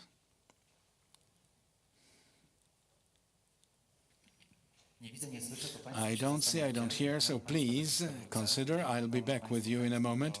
If you are keen on asking a question, the possibility will be there. So, ladies and gentlemen, back to the discussion, because in all this, in locality and international aspect, we have the hydrogen valleys. Do not let us forget about those, Mr. Director, Mr. President. If we look at the role of hydrogen valleys, but what you mentioned earlier also, if I may ask for a brief comment to the discussion which was held, 2-3 sentences, 1 minute, and 1 minute within this, because information was mentioned about various projects regarding Subcarpathian Hydrogen Valley, which is most advanced, which we will see in implementation soon. Well, Saxman building, because we have a photovoltaic system, they protested. Yes, of course. So moving on to quick answers here to the question. So regarding these projects which are most advanced, I think we can see ML project from system. We can see electrolyzer, and this is one of most advanced and flagship projects of ours. Regarding other issues, questions related to co-combustion of hydrogen and gas in turbines, 5 megawatt-hour electrolyzer project. It is 2024. We started at Rzeszow University. We have a hydrogen bus in Sanok, and well, these are projects which already got their swing, and we will hear about them for sure. It's hard to hear because these are the plans of companies who do not fully show the full picture of projects they implement. But me commenting on inputs about dynamization, I wanted to ask attention at funds which should follow this. Look into statistics, how much we spend on R&D to countries we have to compete with. There is a gap to be filled. I was recently in first hydrogen valley in Europe, in the Netherlands, also ML system company representatives. I talked at the university of the funds they have available and the funds we have. Well, it's hard to try and chase them without support. Somebody from the audience would like to ask a question? Well, if you could please bring the microphone there, and brief question synthetically up to 30 seconds, and response independent from who the question is addressed at, up to 1 minute. So please introduce Konrad Popławski, Center of Eastern Studies. I wanted to ask you, how do you see estimations, forecasts for application of hydrogen in mobility and possibly in municipal communication or individual transport, maybe it is something which may come sooner or later.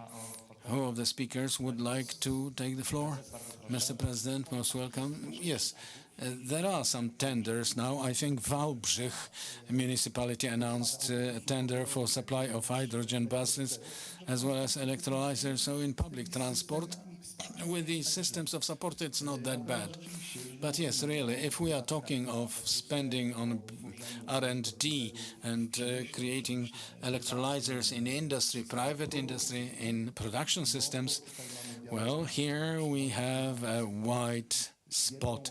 My company seems to be one of few companies in this country using hydrogen for production purposes, and here a vast role not only of the state in support systems, but also educational role, huge role of sectoral newspapers, magazines, and training, education in this respect. As I heard here, this sector is not interested in. I'm astonished because hydrogen is a fuel of the future and even a legendary fuel because we have fuel from water. So here I'm astonished. Thank you very much. Mr. Rector, very briefly, I just wanted to add that regarding transport, we also in Subcarpathian region, we have a project started with 2 filling stations. First filling stations are also being built in the country, so this market is being built, and without it, hydrogen management loses its point. A brief question, up to 30 seconds. Rules do not change. Good afternoon. My question is addressed at Madam Director from Orlen. Is Orlen looking for new solutions for storage and transport of hydrogen? Is Orlen looking for Polish solutions, foreign solutions, maybe searching for some patents? That's all.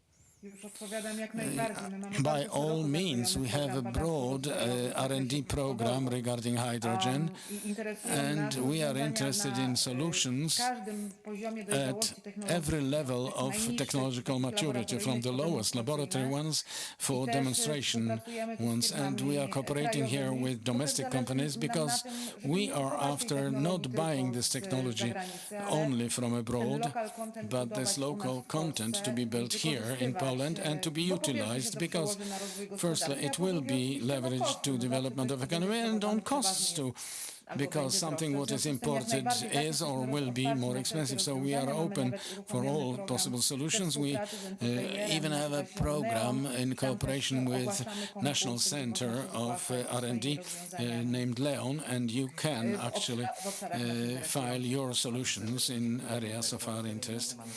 Well, 4 minutes to the end of the panel. I was to wrap it up. I will not do it. 30 seconds for each panelist. 3 most important points you would like to leave us with, starting from Madam Director. Comment to the whole discussion today. Number 1, 2, and 3. What is most important? First of all, the fact that hydrogen is one of elements of decarbonization, we will not escape from it. It's no holy grail, but it is a very important element, especially where industry cannot be electrified or it is very difficult. Secondly, renewables, and thirdly, in renewables, development of network to be able to produce the low emission or zero emission hydrogen, and thirdly, education, and staff to be able to be building this new economy. We started from Hydrogen Academy. We are glad that this type of initiatives are being created, and at Rzeszow University of Technology there is a direction of studies, and it will be of more and more interest because staff is needed. Students are listening to it, and they will be filing. And Mateusz, addressing Mateusz Kubiak, 30 seconds for you, sir. I think that firstly, I would add that the devil is in details. We talked about Fit for 55, and so we did not add that these goals are calculated for 2030. It was not so well heard, but we do not have the infrastructure. So first conclusion, we have to act quickly. Second conclusion, I think that it is also worth adding that it is worth focusing on specific projects, going case by case, sector by sector. We have very smart solutions and novelty ones, as we heard of ML systems. There are sectors where hydrogen will not necessarily be winning long term with other paths for decarbonization. So let us focus on the success stories, and let us bypass the sectors where it is not necessarily the good choice to go into hydrogen. All right, and please hand over the microphone to Mr. Director. 30 seconds for you, sir. Well, Poland, as number 3 producer of hydrogen in Europe, has experience with hydrogen for a couple dozen years, and it is excellently prepared for building low-emission hydrogen economy. Poland has competence and knowledge on how to do it.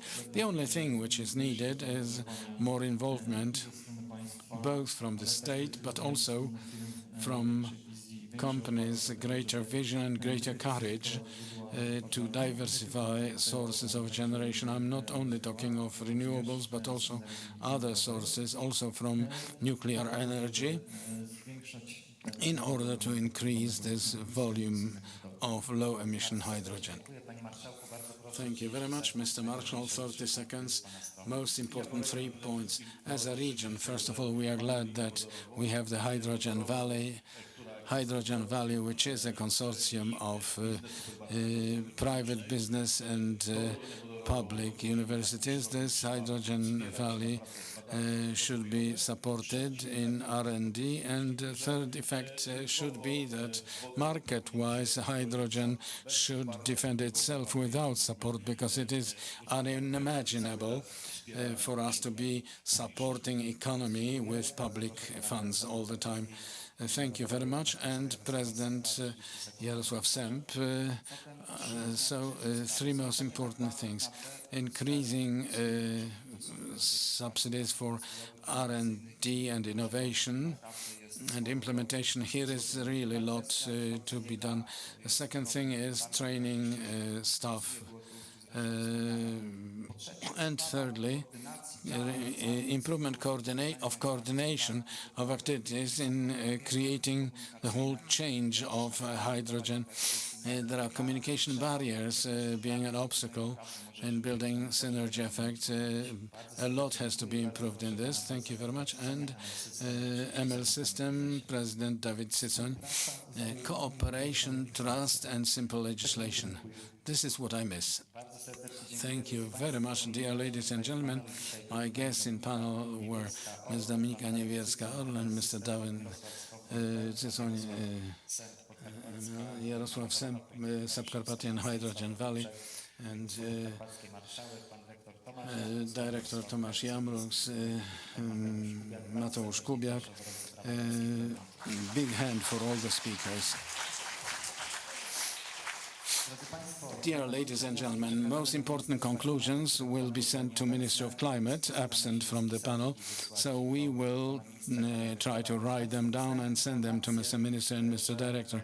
I got information that the jury decided that the best speaker among you today was President Dawid Cycoń. Congratulations. Thank you, ladies and gentlemen. Enjoy the coffee break.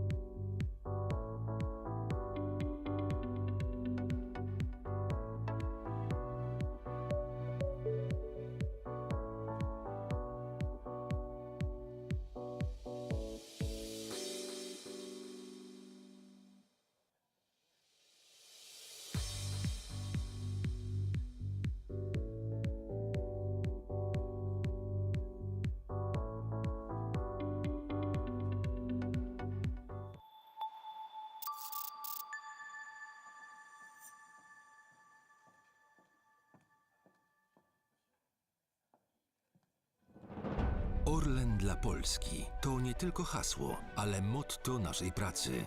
Zyski, które w dużej mierze wypracowaliśmy za granicą, codziennie wspierają Polaków. To 14 miliardów złotych, które przeznaczyliśmy na zamrożenie rachunków za gaz w polskich domach. Zyskały na tym także szpitale, żłobki czy przedszkola. Odgrywamy ważną rolę w rozwoju kluczowych dyscyplin polskiego sportu i dbamy o młode talenty. Nasze programy sportowe wspierają ponad 300 tysięcy dzieci w całej Polsce. Obejmujemy opieką także inicjatywy ważne społecznie. Przekazujemy sprzęt dla strażaków, dbamy o mniejsze lokalne inicjatywy oraz polską kulturę, wspierając operę narodową czy konkurs chopinowski.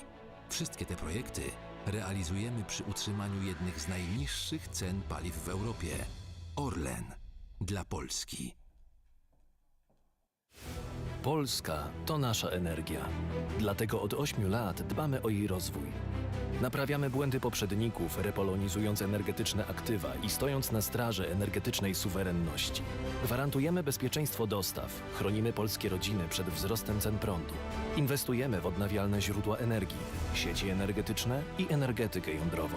Już dziś budujemy przyszłość, żebyś ty mógł spokojnie planować swoją. Polska bezpieczna energetycznie. ML System. Zmieniamy świat dla przyszłych pokoleń. Natura to skarb. Dbamy o środowisko. Podejmujemy działania, aby przyszłe pokolenia cieszyły się światem, jaki znamy. Niezbędna jest transformacja energetyczna i my jesteśmy jej częścią.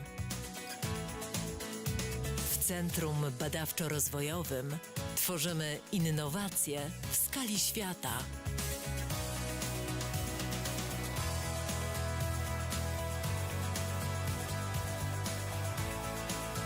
W naszej fabryce produkujemy ogniwa, moduły fotowoltaiczne, systemy mocowań, szyby z powłokami kwantowymi,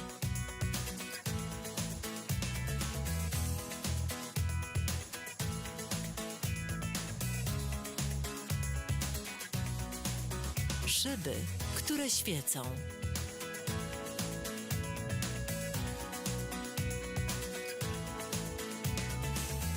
Fotowoltaiczne żaluzje.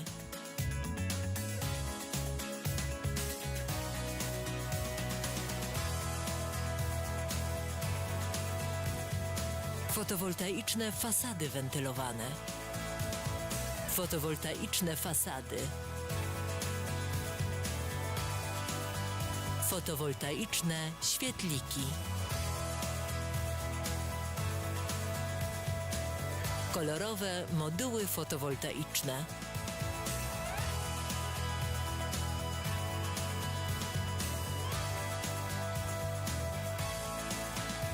Rozwiązania Smart City.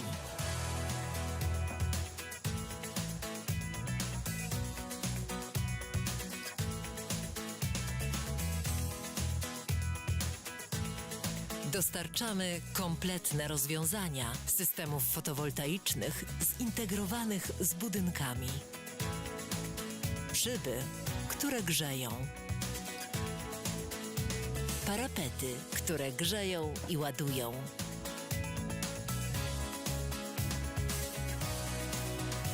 Szklane grzejniki.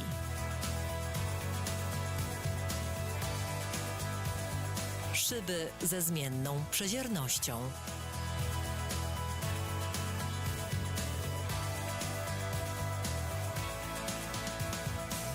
Przyczyniamy się do ochrony planety i ograniczenia efektu cieplarnianego. ML System. Zmieniamy świat dla przyszłych pokoleń.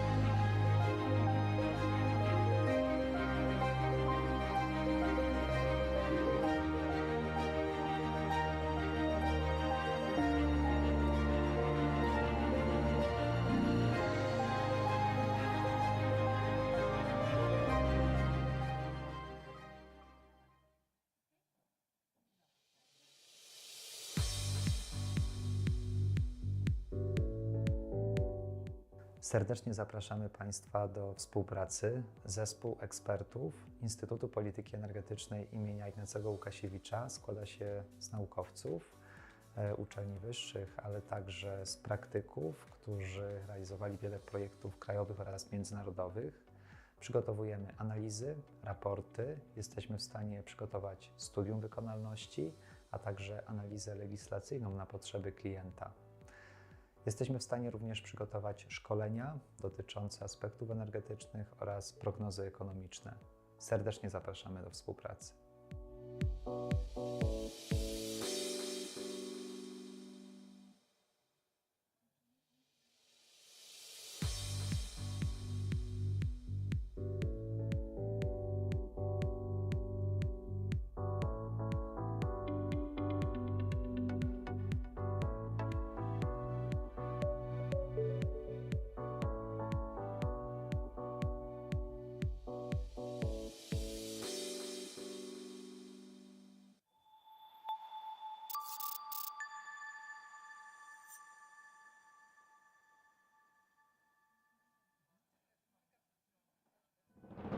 Orlen dla Polski to nie tylko hasło, ale motto naszej pracy.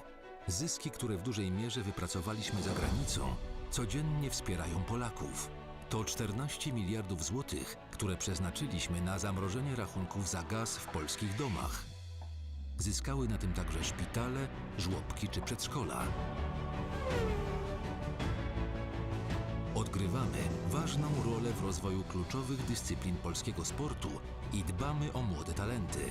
Nasze programy sportowe wspierają ponad 300 000 dzieci w całej Polsce. Obejmujemy opieką także inicjatywy ważne społecznie.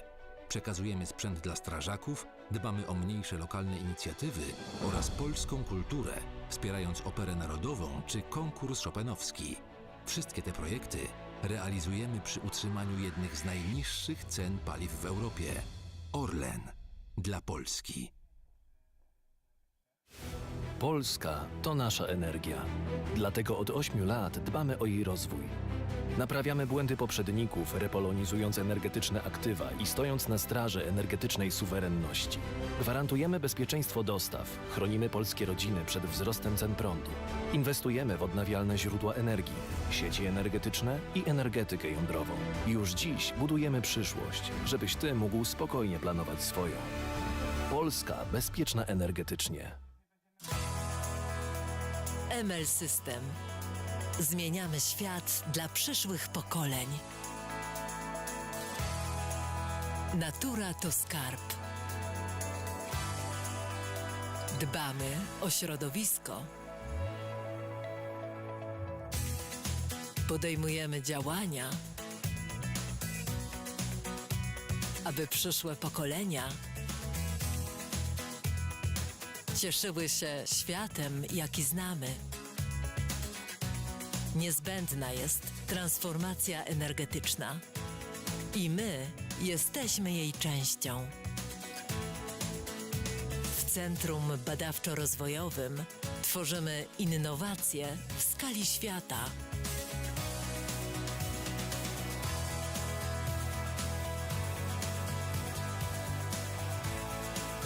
W naszej fabryce produkujemy ogniwa, moduły fotowoltaiczne, systemy mocowań, szyby z powłokami kwantowymi,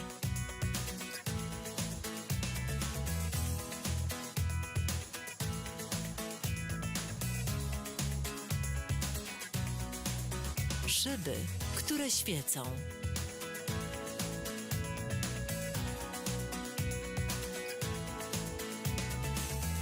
Fotowoltaiczne żaluzje.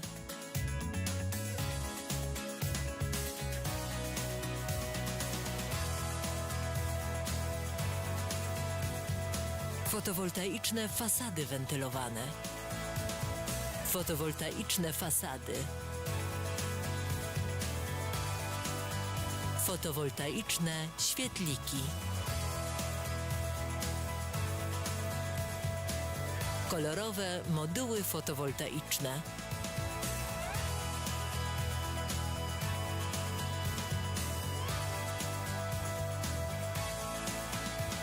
Rozwiązania Smart City.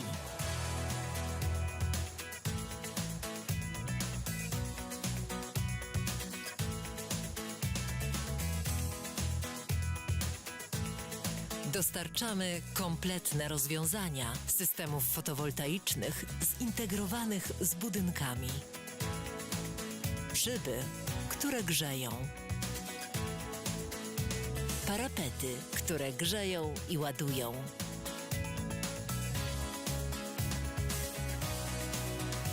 Szklane grzejniki.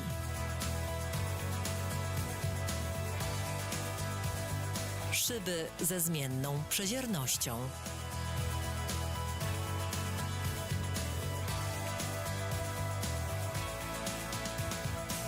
Przyczyniamy się do ochrony planety i ograniczenia efektu cieplarnianego. ML System.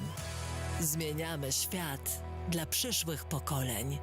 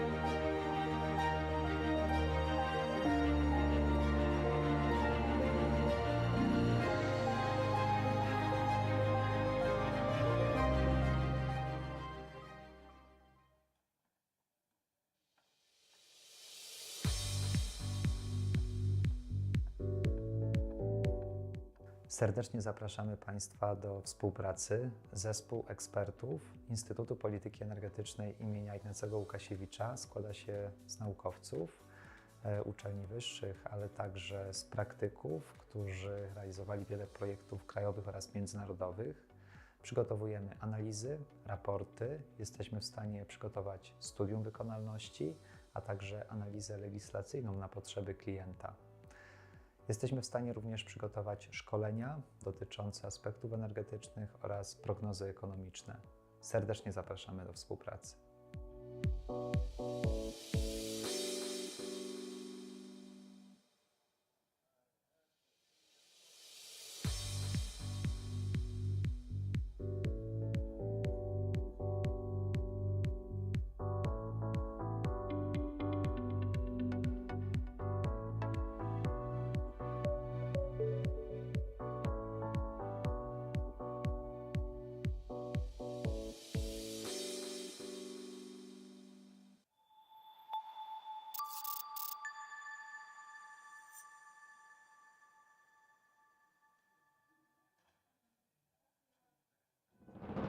Orlen dla Polski to nie tylko hasło, ale motto naszej pracy. Zyski, które w dużej mierze wypracowaliśmy za granicą, codziennie wspierają Polaków. To 14 miliardów złotych, które przeznaczyliśmy na zamrożenie rachunków za gaz w polskich domach. Zyskały na tym także szpitale, żłobki czy przedszkola. Odgrywamy ważną rolę w rozwoju kluczowych dyscyplin polskiego sportu i dbamy o młode talenty. Nasze programy sportowe wspierają ponad 300 tysięcy dzieci w całej Polsce. Obejmujemy opieką także inicjatywy ważne społecznie. Przekazujemy sprzęt dla strażaków, dbamy o mniejsze lokalne inicjatywy oraz polską kulturę, wspierając operę narodową czy konkurs chopinowski. Wszystkie te projekty realizujemy przy utrzymaniu jednych z najniższych cen paliw w Europie. Orlen dla Polski. Polska to nasza energia. Dlatego od 8 lat dbamy o jej rozwój. Naprawiamy błędy poprzedników, repolonizując energetyczne aktywa i stojąc na straży energetycznej suwerenności. Gwarantujemy bezpieczeństwo dostaw, chronimy polskie rodziny przed wzrostem cen prądu. Inwestujemy w odnawialne źródła energii, sieci energetyczne i energetykę jądrową. Już dziś budujemy przyszłość, żebyś Ty mógł spokojnie planować swoją. Polska bezpieczna energetycznie. ML System. Zmieniamy świat dla przyszłych pokoleń.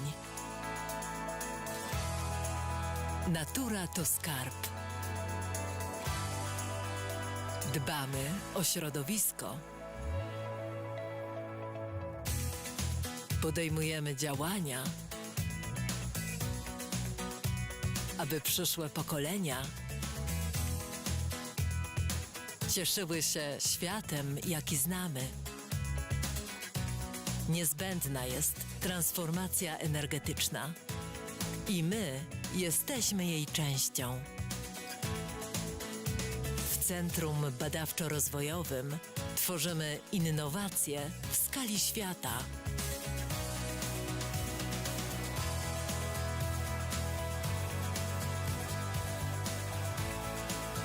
W naszej fabryce produkujemy ogniwa, moduły fotowoltaiczne, systemy mocowań, szyby z powłokami kwantowymi,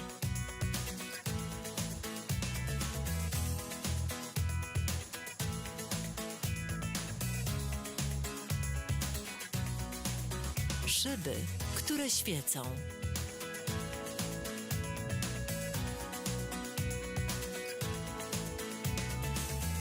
Fotowoltaiczne żaluzje.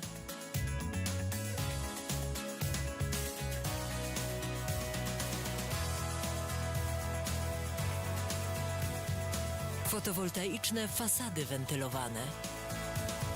Fotowoltaiczne fasady. Fotowoltaiczne świetliki. Kolorowe moduły fotowoltaiczne.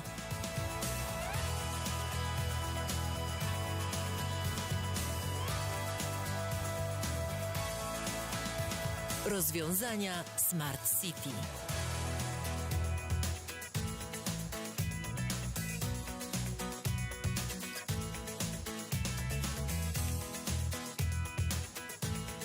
Dostarczamy kompletne rozwiązania systemów fotowoltaicznych zintegrowanych z budynkami.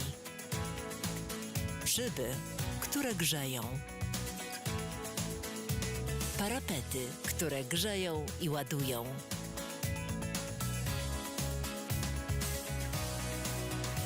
Szklane grzejniki.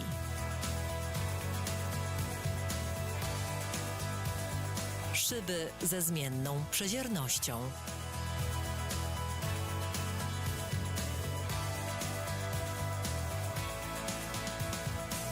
Przyczyniamy się do ochrony planety i ograniczenia efektu cieplarnianego.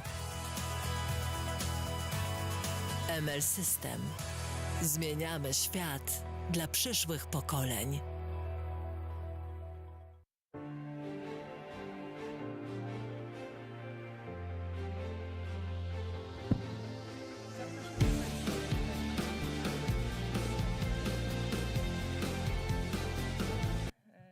Panią moderatorkę zapraszam, żeby zaprosiła pozostałych gości panelu.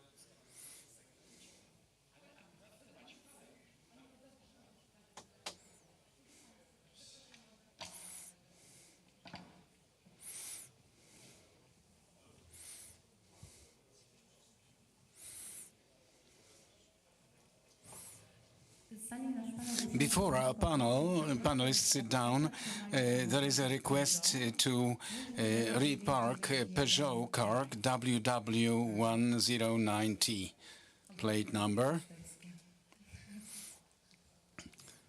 So the owner of the Peugeot car is kindly requested to move it from the current parking place.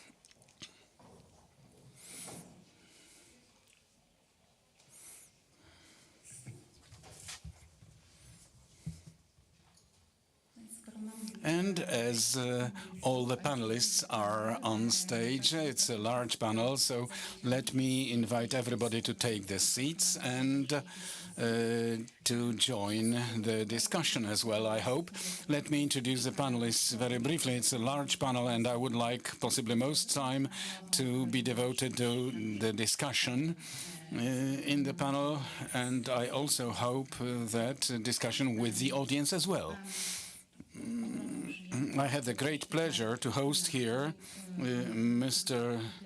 Lucian Pugliaresi, President, Energy Policy Research Foundation, Dr. Michał Kurtyka, former Minister of Climate and Environment in Poland, Professor Piotr Mącarz from Stanford University, Mr. Jakubowski, President of Polish LNG, and Mr. Sienkiewicz and Mr. Tomasz Grosse from Warsaw University, and Mr. Remigiusz Nowakowski, President of DISE, Lower Silesian Institute of Energy Studies. And I would like to start by the presentation of our guest from the US, who will present an item about the market and his own opinion about transatlantic vision of energy security.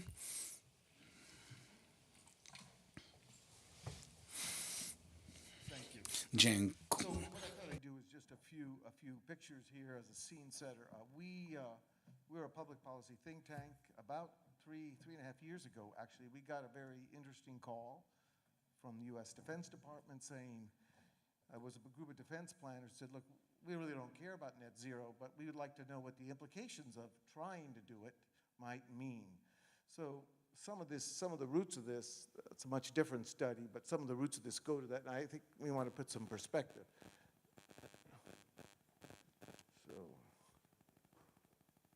So this is just an old homonym.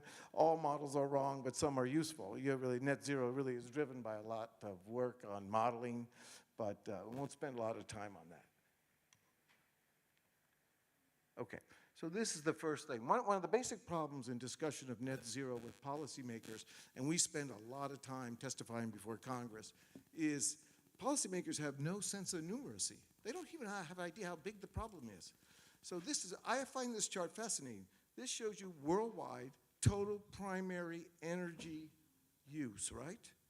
And what you learn when looking at this in a very simple way is that there is no energy transition. Most new fuels are additive to the system. But what's also interesting about this is we've spent, if you go to the Bloomberg NEF, we've spent about $6 trillion in direct subsidies. I'm not talking about mandates. I'm just talking about $6 trillion. That's actually real money. And that $6 trillion has had almost an insignificant effect on the total deployment and use of wind and solar, okay? This is very important to understand. Okay, the next thing is the net zero effort we see in this room, around the capitals of Europe and the US, is an OECD-centric view of the world. It has really very little to do with achieving net zero. And the reason for this is most of the world is still in a massive developing stage of both population and economic growth.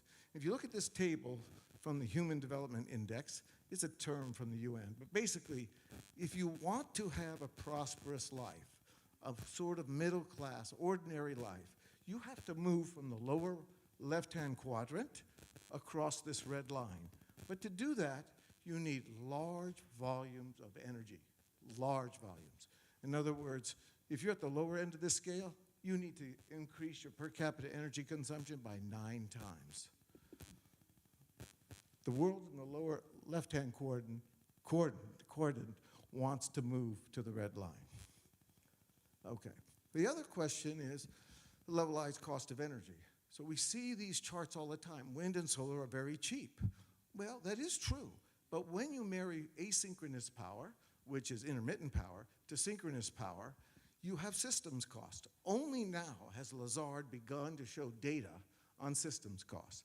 And here's what we know so far. If you go around the world and look at those power systems which have the highest use of renewable fuels, intermittent fuels, they also have the highest power costs. I'm not saying you can't fix this going forward, but this is the reality of today.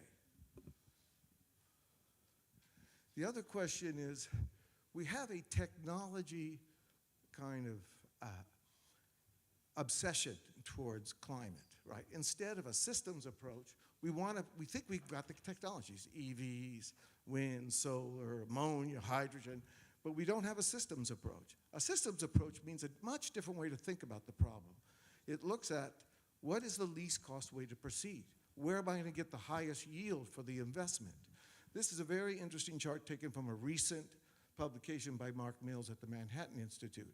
And Mark did an interesting thing. He went and looked at how much earth do you have to move to produce a lithium battery.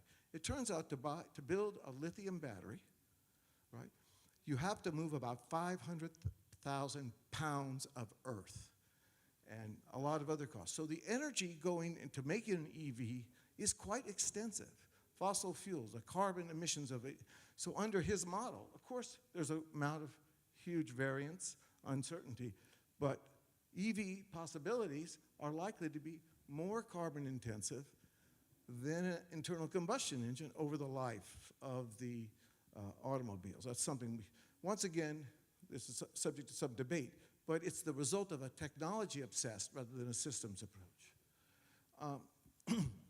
The other interesting things when you look at that big development curve is 4 pillars of modern civilization. Cement, plastic, fertilizer, and steel have no cost-effective substitute.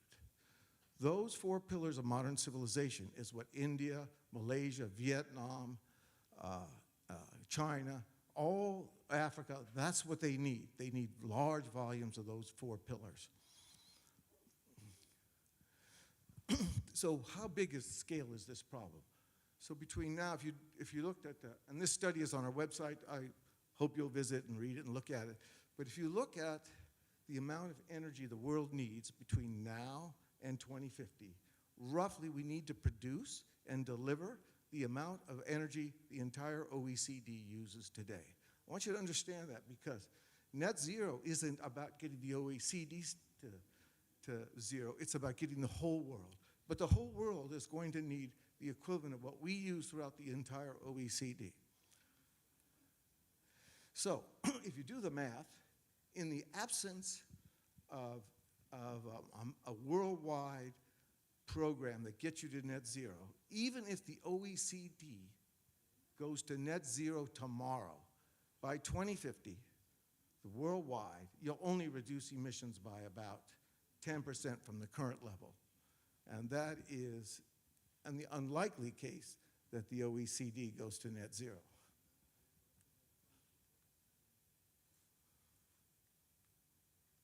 Okay.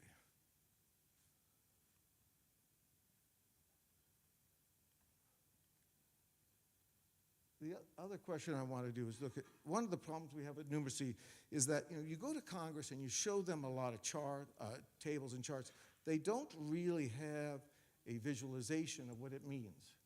Let's see if we can, this is a, can you start this animation? Just click on the bottom. It won't, I don't have the power to do it here. Okay, well, we'll let it go. I can post this, I'll post this on our website. And, oh, well, here we go. Yeah, I want you to take a look at it. This, so the red is coal. This is the US. The white, the blue is hydro. You see it now moves to Europe. You can see here the coal. Oh, the blue is nuclear. You can see all the nuclear plants in France. And you keep going, you see Africa still a little bit of coal in South Africa, but still massive requirements for power in Africa. Then you start to take a look at India. Look at all the coal plants in India, right? And then you move to China. Look at that. You have to think about this. When you look at the data as a congressman, you say, oh, wow. But when he sees this, they really say, holy cow, this looks like a big problem. So I think, Anna, I'm going to stop there. But I think the main purpose of this presentation is to give you a sense of the huge scale this project and why it's not a trivial exercise. Thank you. I w dużym stopniu odnosi się to właśnie do... And to a great extent, it is related to energy security, how various countries at various levels of development perceive this security differently, and they have different opportunities to, for example, to pay expensive energy like LNG, for example.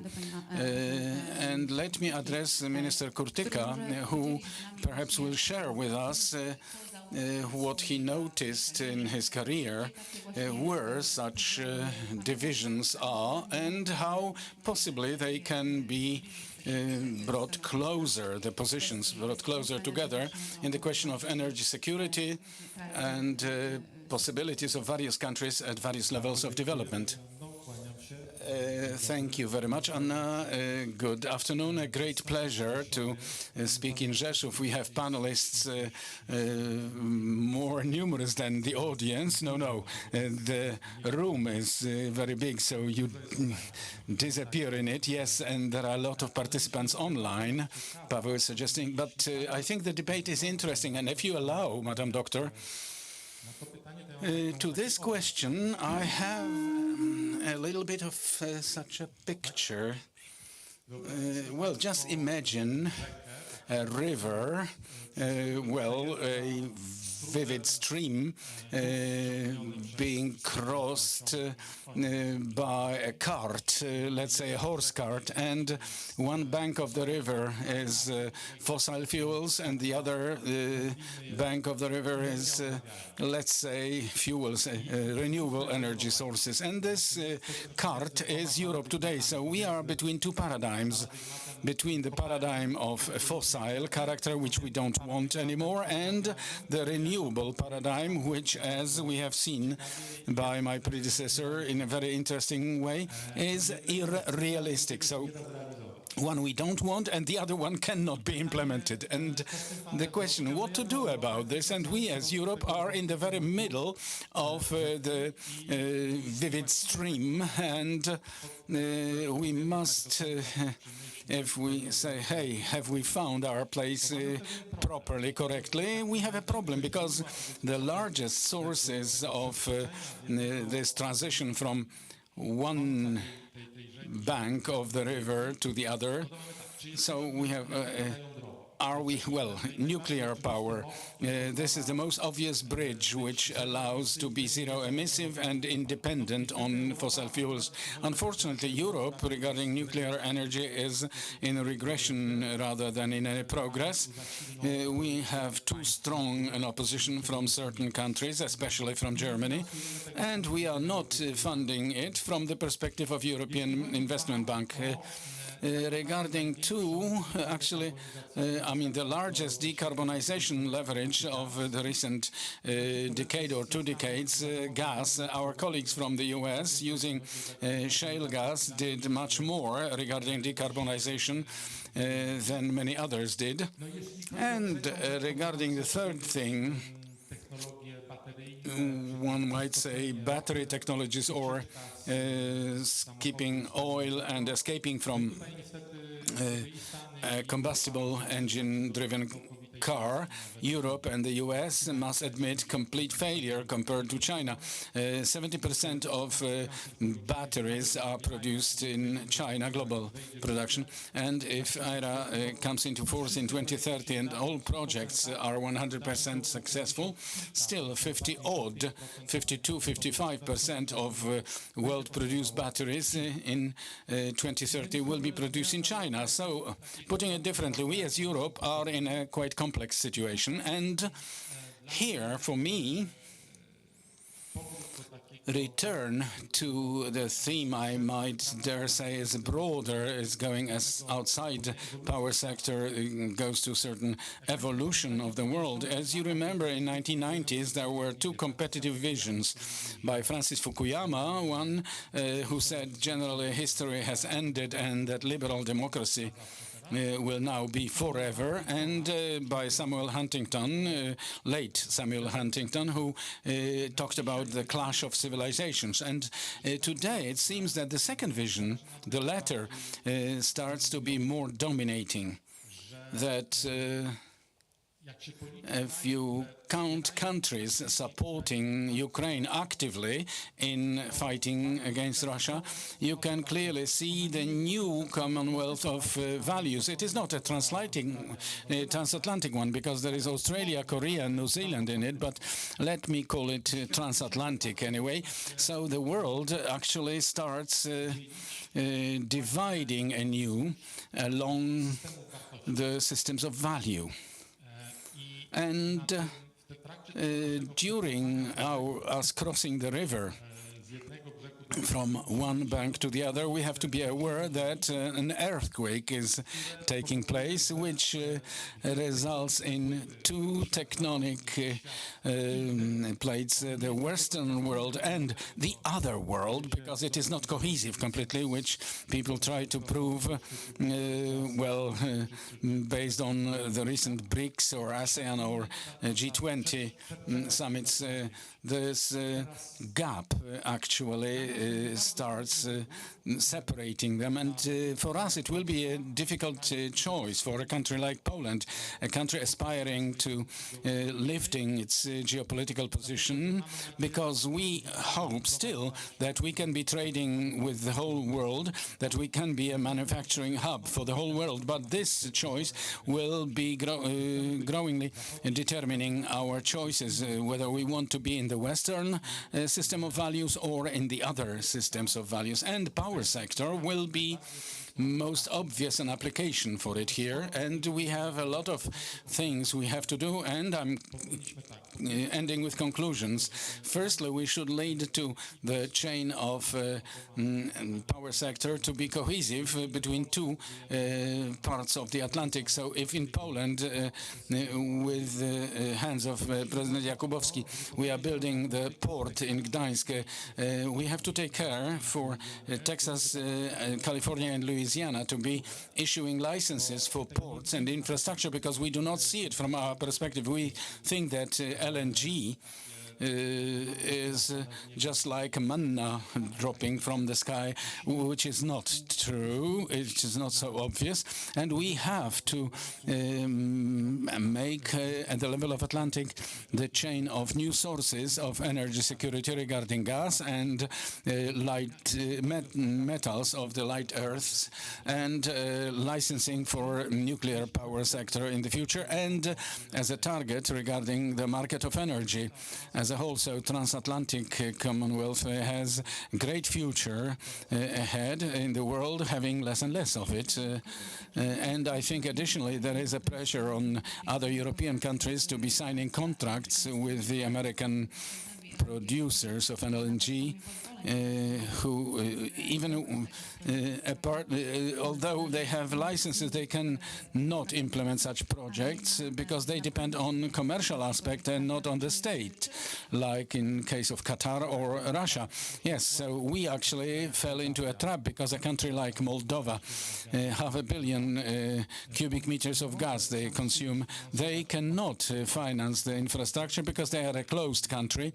And they cannot pay for it, so their energy security is dependent on a country like Poland and on us, together with Mr. President, to complete that port in Gdańsk. But at our side, we are falling into a market trap. But somebody may say, and who will pay for it? And the Moldovans say, we do not have what from. So we, as transatlantic Commonwealth, we must find new ways of funding the energy security in the world, where we compete with authoritarian regimes, as you, madam, said, which do not respect the same rules. Thank you very much. And I also think, because we were talking of geopolitics, I would address Professor Grosse with a request to discuss this topic a little bit, how this energy security transformation, how, in your opinion, they will change the geopolitical aspect Minister Kurtyka discussed? Well, first of all, thank you very much for invitation to extremely important and interesting panel, subject-wise, but also with excellent speakers. Well, I have the honor being on an excellent panel. I'm very grateful for it. And I liked very much what Mr. Kurtyka said a moment ago, because from a geopolitical perspective, it is absolutely of key importance, and it is an excellent starting point for our discussion. Mr. Minister said, firstly, that we do not want old traditional fuels or energy sources, and we actually cut ourselves away from them within the EU energy policy. But on the other hand, well, the other bank of the river is not possible for us to be achieved. It is a highly difficult and complex task, exceeding the capacity of the horses, pulling the cart of EU energy policy. So even if we look at the first statement, according to logical, rational thinking, climate policy of the EU is irrational. It is irrational, and it may cause very serious consequences for Europe as some geopolitical player. And apart from this, and it is of key importance, during this crossing of the river, as Mr. Minister said, we have an earthquake, geopolitical earthquake. And I'm not only talking of the war in Ukraine. We have a giant rivalry between the US and China. It is most important in the perspective of several years. It will be decisive for the whole geopolitics globally and in various regions of the world, including, in that number, Europe. So briefly speaking, even without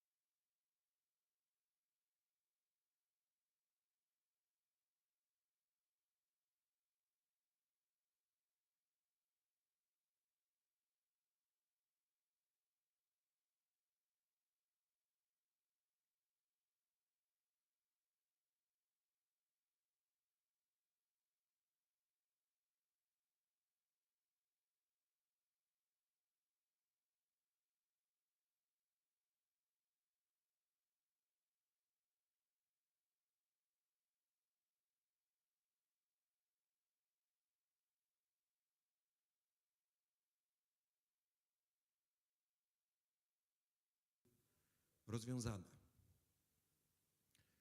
No to jest chyba najlepszy dowód na to, on the fact that in the situation of an earthquake, this climate policy of the EU has shaken, and we can already see it is bringing certain very negative consequences in the form of inflation, in increase in food prices, Euroscepticism, and many other negative political consequences for European integration, for the EU itself.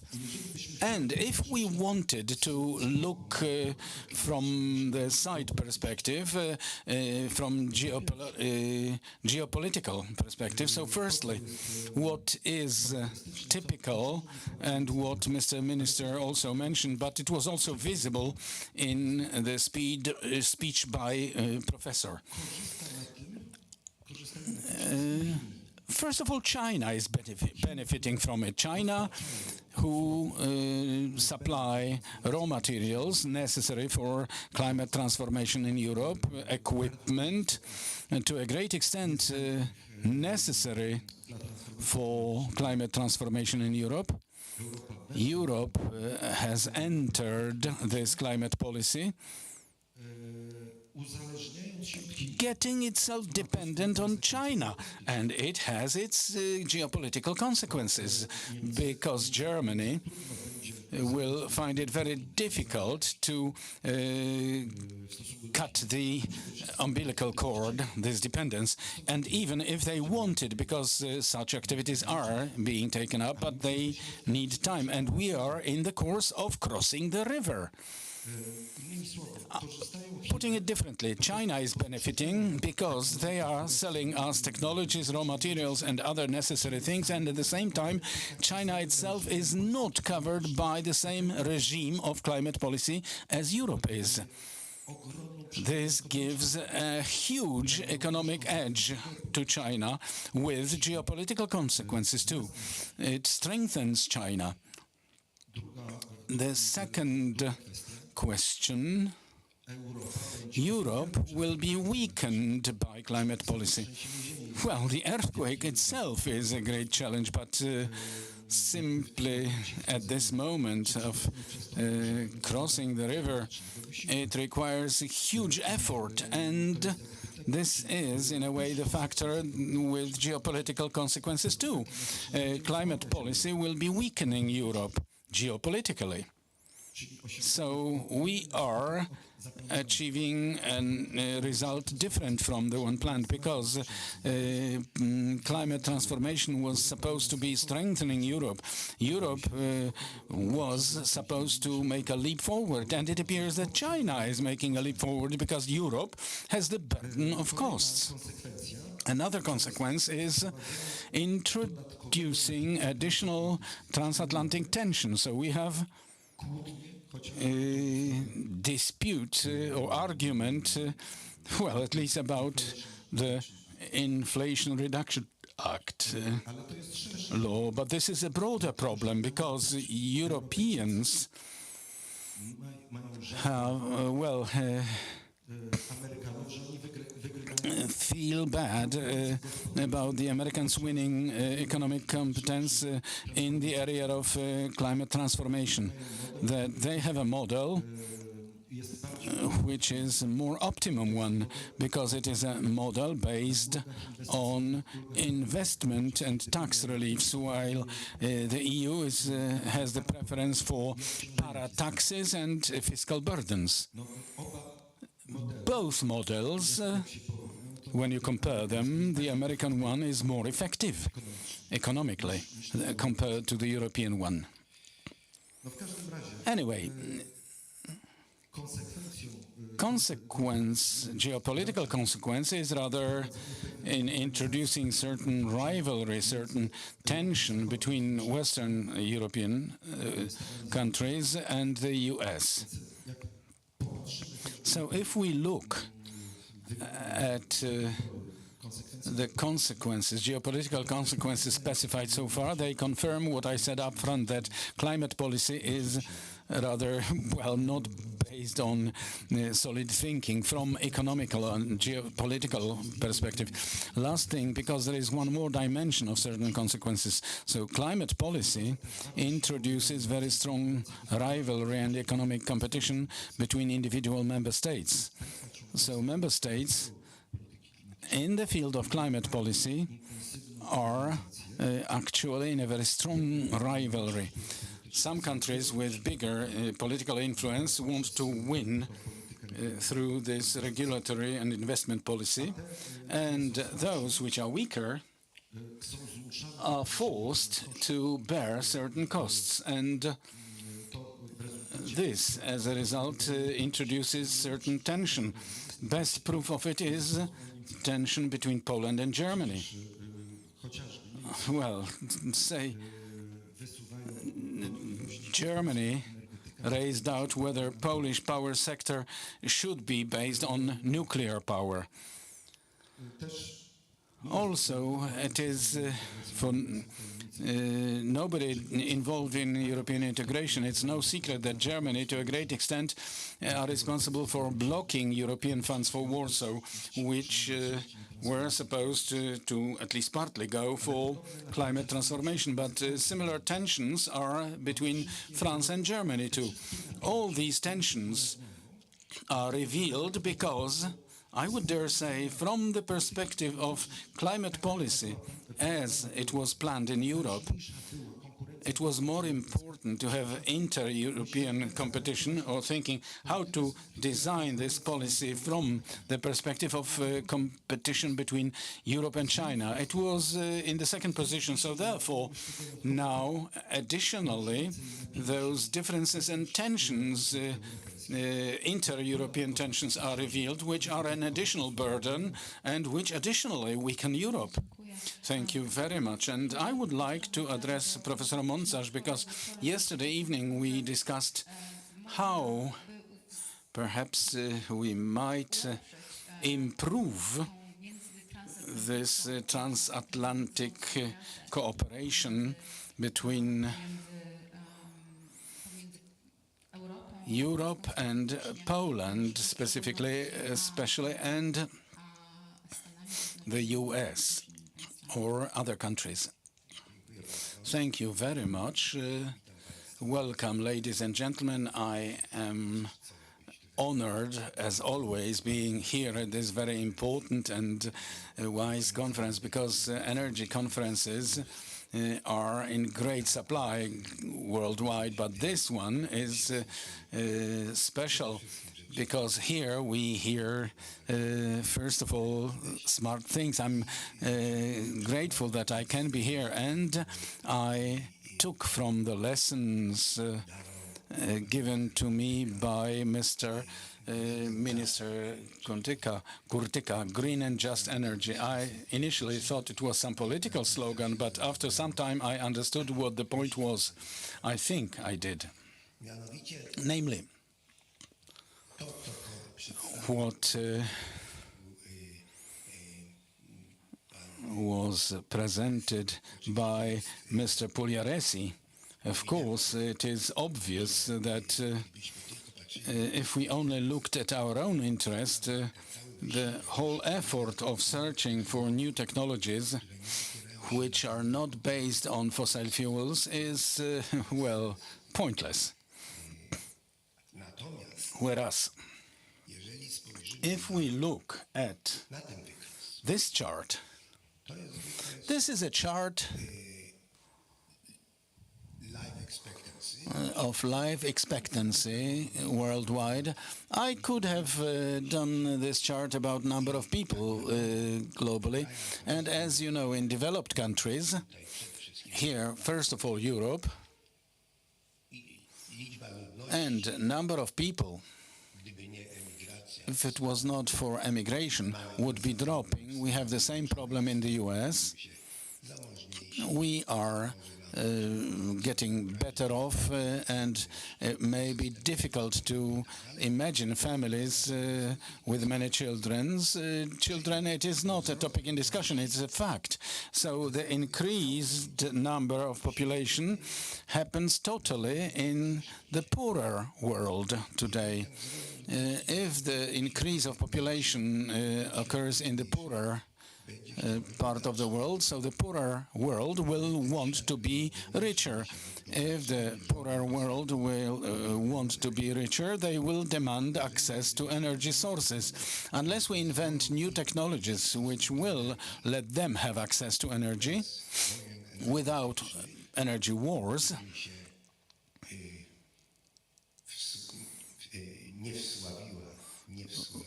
which Europe and the US were not actually famous for in 1920s. Actually, all wars were about access to energy. So we have to find a way to give them other sources of energy, whether energy, nuclear energy. We had a visit by Minister of Nuclear Energy of the US. Mr. Kurtyka actually recalled her. She was selling small reactors here. Will those small reactors be able to fulfill the appetite of developing countries, countries which will want to be developing? I do doubt about it. And for the large reactors, only very strongly developed countries will be able to afford them, not only economically, but also technically. So I guess this is not a solution either. Here is what I mentioned, number of people, population, number of schools in Poland, so number of students in schools. And what I mentioned, we must find innovative solutions. Innovative solutions require overlapping of the whole series of things. I mean, technology, that means science, economy, and overlapping of interest from the market, and then we have implementation, and only then we have innovation. Who can produce such innovations? Only developed countries, only Europe, and only the US. Until now, China is practically a user of innovations invented and elaborated by others, with whole respect for their efforts. So, for innovation to exist, we have to have the need. We do have the need, and for me, the need is not going away from coal in order to be excellent here in Poland, but more long-term, mankind has the need for innovative solution in access to energy sources, which will be realistic for countries that will have the serious part of population of the world, and today they do not have even access to energy. And now about international cooperation a little bit, and then a little bit about technology. International cooperation. When I was writing this slide, I was thinking about international cooperation between Poland and the US. I will not be poking into European systems. Students are being sent left and right to attend various programs. I think it is a bit of a tourism. I don't know what should result from it, but exchange of knowledge is very important. What should it be based on? On scientific centers getting in touch, and centers of innovative industry between Poland and the US. In order to enter this system, one must become a part of a lead of the subject. If I am involved in some technological topic, we must look for centers of this technological topic or scientific topic in the US and get there to become a member of that center.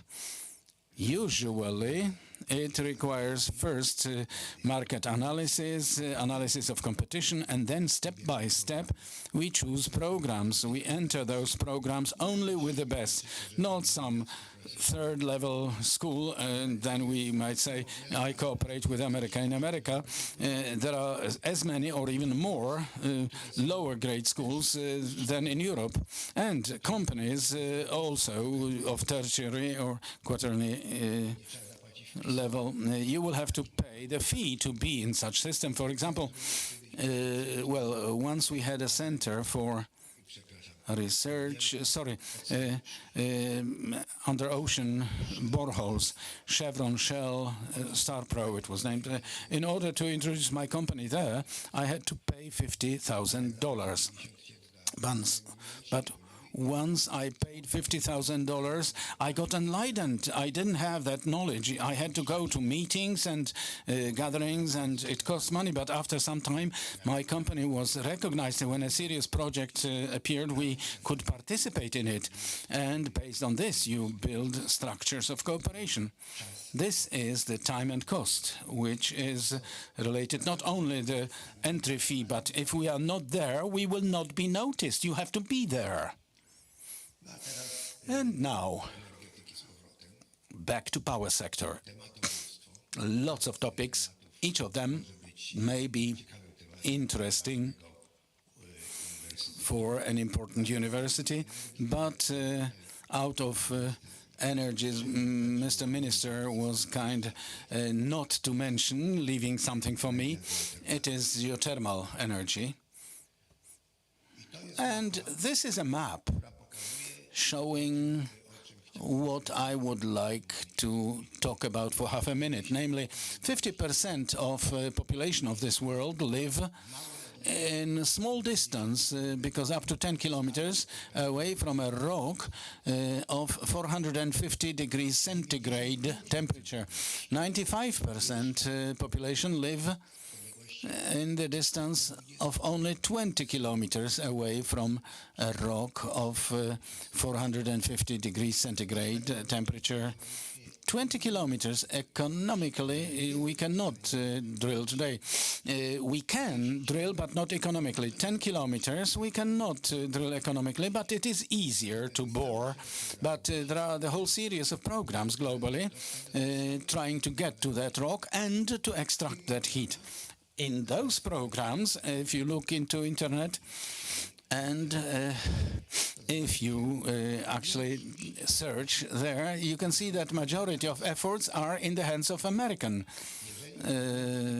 entities. If we do not participate in it, don't blame the Americans that they monopolized such important technologies. One has to start participating in it. So, geo-heat energy revolution. Thank you for your kind attention. Thank you very much, Professor. So perhaps let's move on to a question which we succeeded a little bit in Poland, LNG, and I think Paweł Jakubowski will be a person who can present this project to us, project he participated in from the very start, being head of Polish LNG. Well, first of all, I wanted to thank you very much for your invitation, because listening to all my predecessors, it is a great honor, but also a great pleasure to listen to your inputs.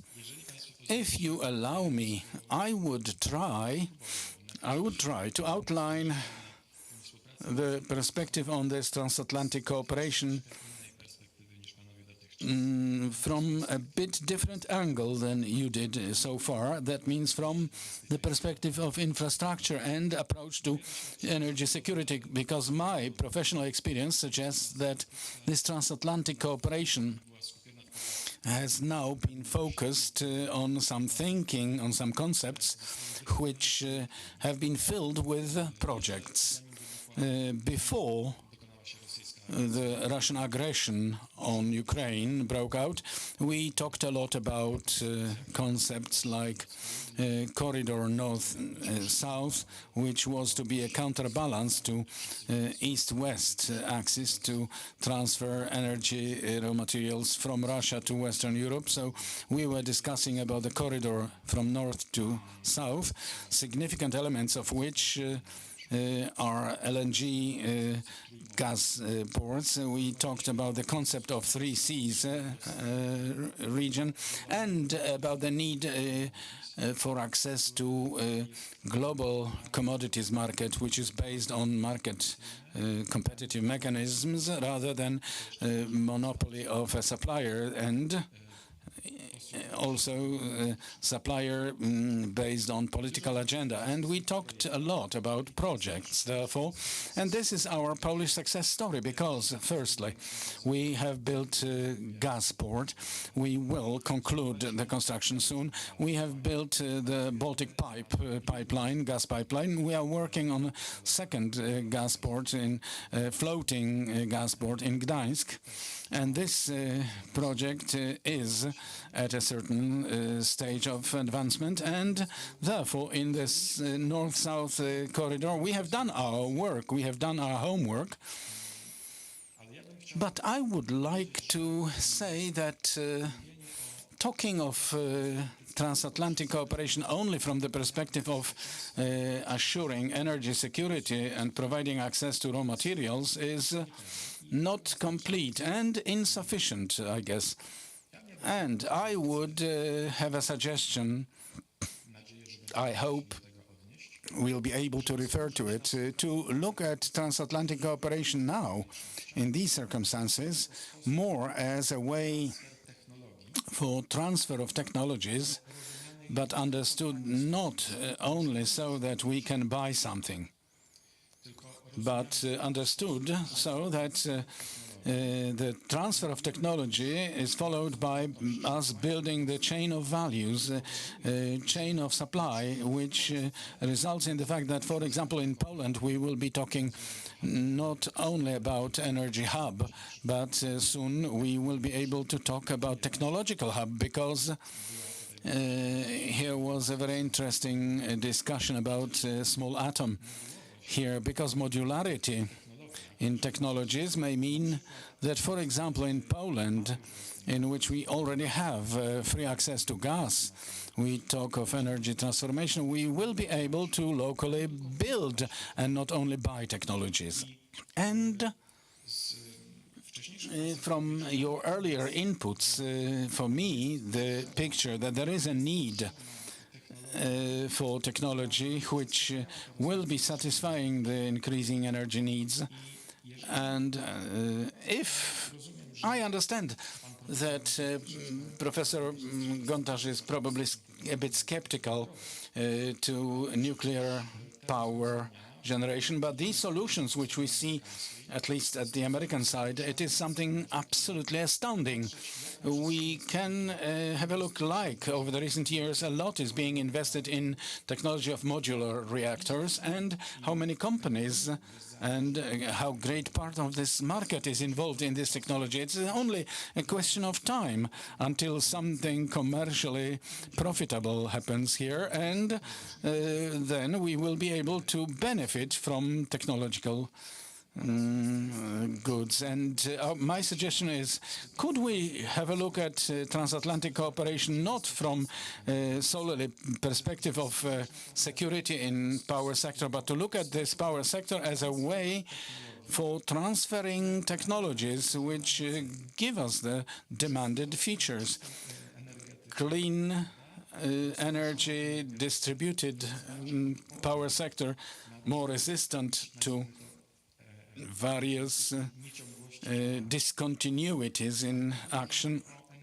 But we talk a lot about decentralized power sector, and these technologies are appearing now. And I think that having such great ambitions in Poland and in the region, doing such big projects in gas sector, we are ready to participate in developing advanced technologies in other sectors of energy, but understood that we want to build in Poland. Thank you very much. And now let me address Mr. President of DISA, Mr. Remigiusz Nowakowski, because DISA is doing many projects related to transatlantic cooperation, including the report about gas and also about other energy sources. Is such cooperation possible? To what extent we can count upon such cooperation regarding gas and other means and technologies? What does it look like from your perspective? Well, thank you very much also for the possibility to participate in discussion with such exceptional participants and a think tank dealing with energy security. We analyzed how also geopolitics, but also this changing mix of technologies is influencing both the context of energy security as well as the pace of energy transformation in Europe. Also, some authors, co-authors of this elaboration, geopolitics, excellent experts from the US participated in it, and what results from it? We have fallen into a trap as Europe, and in a very broad context, we may say that starting from the moment of post-Yalta order, when involvement of the US until the end of Cold War was significant in Europe, so certain status quo is in progress. And please note what happened later. A slight reorientation of distribution of forces, increasing the role of Germany, who started to run their autonomous politics, as we know now, excellently inspired by Russian forces and various influences, quite significant, especially in Eastern Germany today, till now, caused quite a disturbance, and it ended, unfortunately, with a breakout of war, because this is part of the impulse which allowed Putin to go that far that he could have made yet another step. And here we may dispute whether climate policy is good or bad, but as a rule, policy is a game of interest. So whose policy it is? It is a policy of those who can, by having majority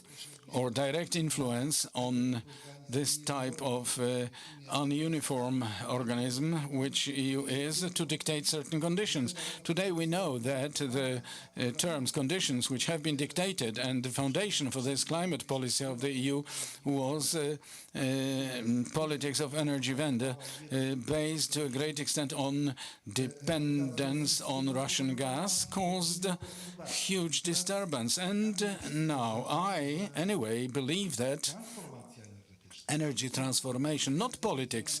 Politics is one of elements, some regulation, a mechanism stimulating this process, but energy transformation in the area of values, Mr. Kurtyka mentioned, is good. Why? Because the world of fossil fuels is a finished world. We will not have unlimited access to lignite, hard coal and gas. So quite naturally, technological change must take place. And today, this energy transformation, which is in a way to a great extent stimulated by those mega trends, among others by electrification, possible thanks to development of technologies, among others decarbonization, which to a great extent is stimulated politically. But on the other hand, we know perfectly well that probably better influence on us all is that energy coming from, free from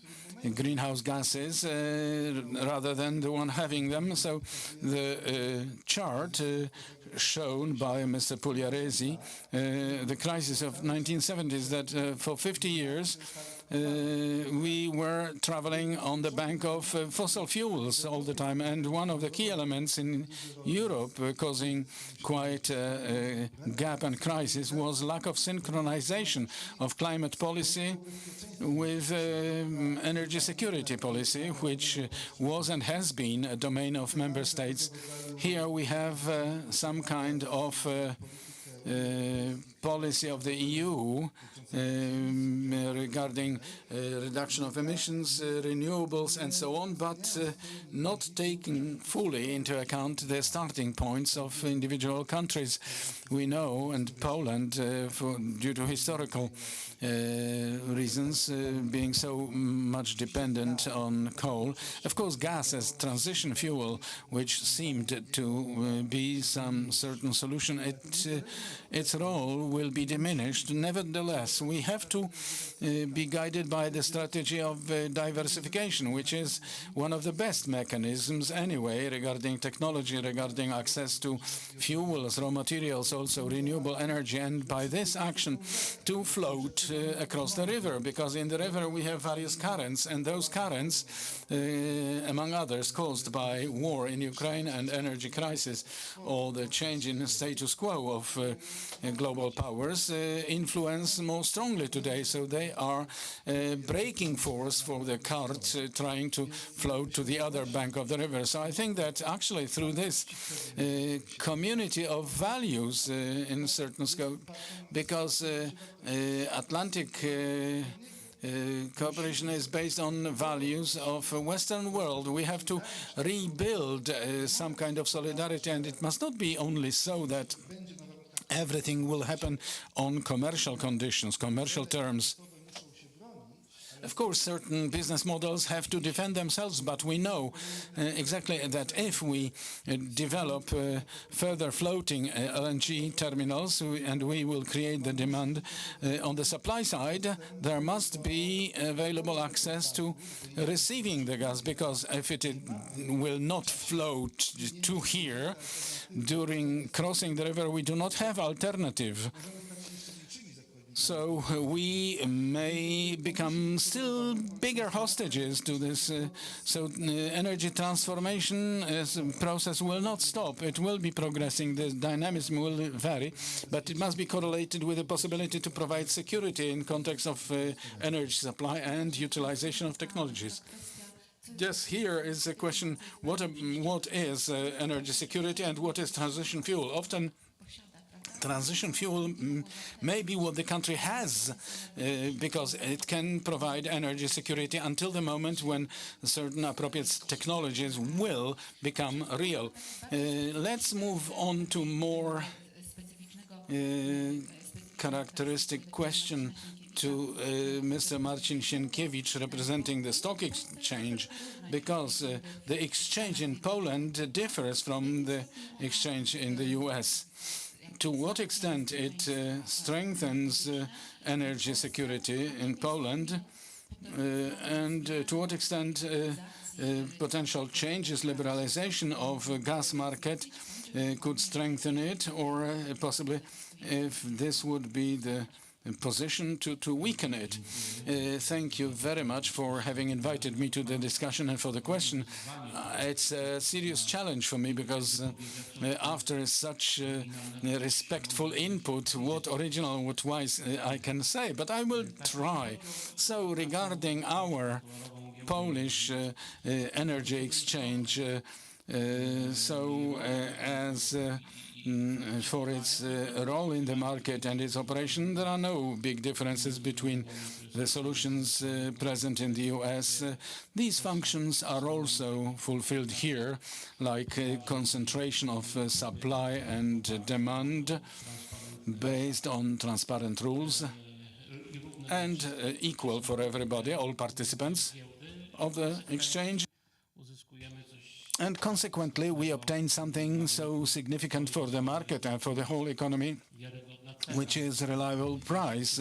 In our case, this reliable price is related to two key goods, being electrical energy and natural gas. And this in itself, I am deeply convinced, is very significant an element building economic security, trading security, and also security in certain energy aspects. So, independent from how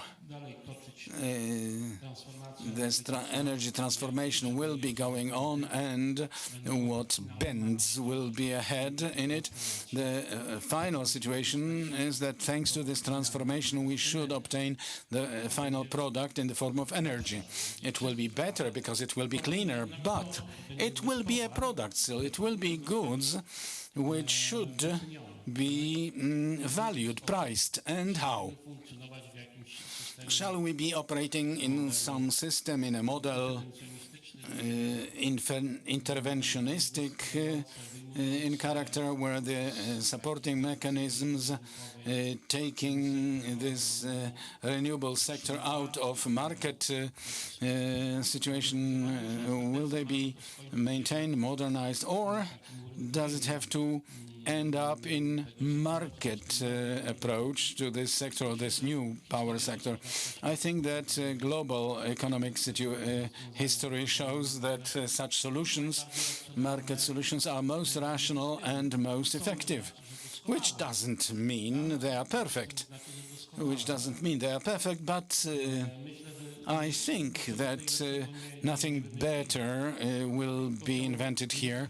So I just wanted to ask your attention at the fact that at the time of those geopolitical disturbances we discussed, I will be back to them at the end of my input with a side comment. Stock exchanges fulfilled their role because they showed dynamism of this problem.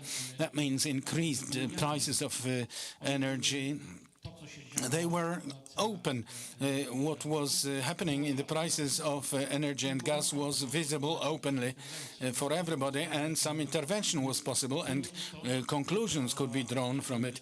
And exchanges, including the energy exchange, showed it. So also such a role has been played by the stock, by the exchange.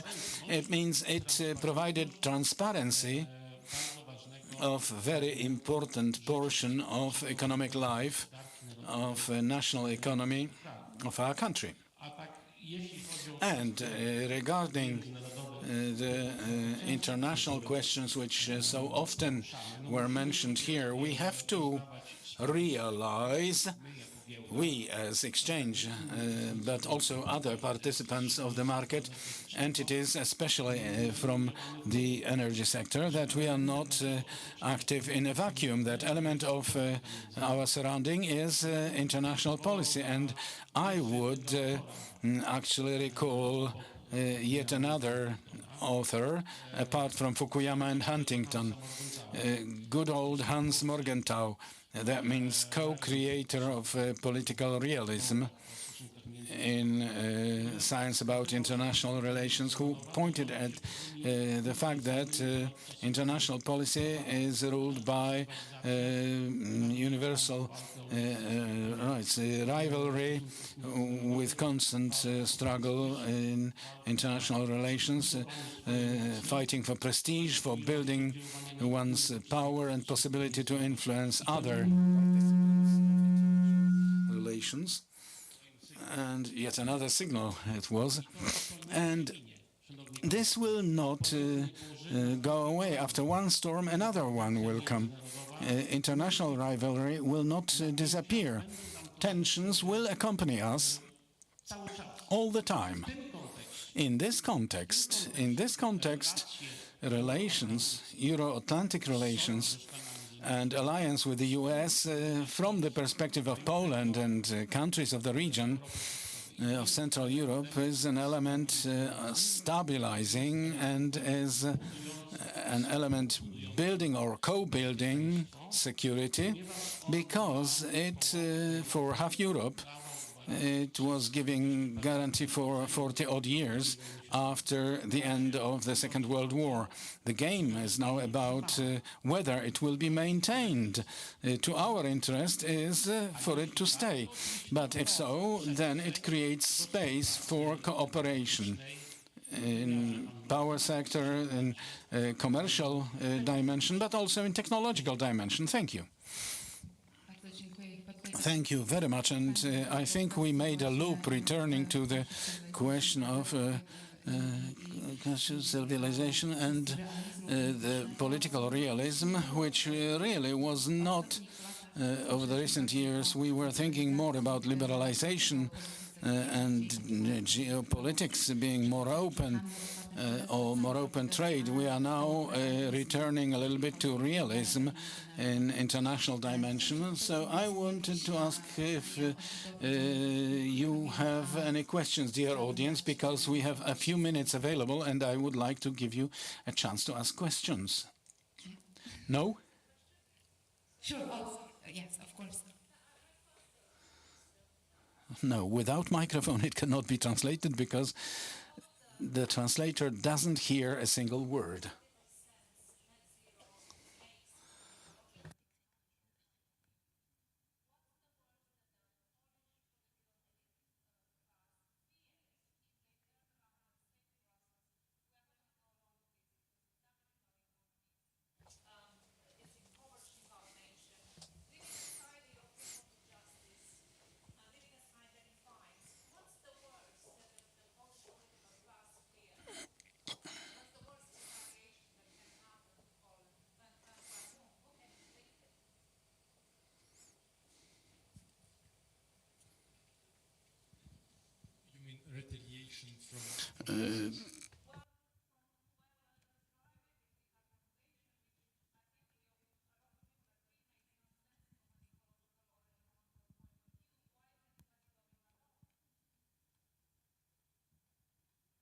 Very complex question.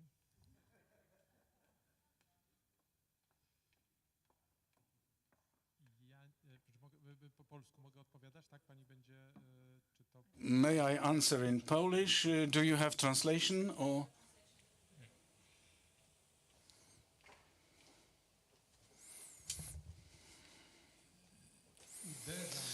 Well, I'm struck by the fact how often about a country like Poland from the outside, that means from the EU and from the US, they think about from the perspective of our relations, whom we should be afraid of or who can hit us, whatever way. And please forgive me, it is not criticism, because recently I participated in a panel. I will do my best to answer the question, but I will answer the question in a bit broader way. I was on a similar panel in France,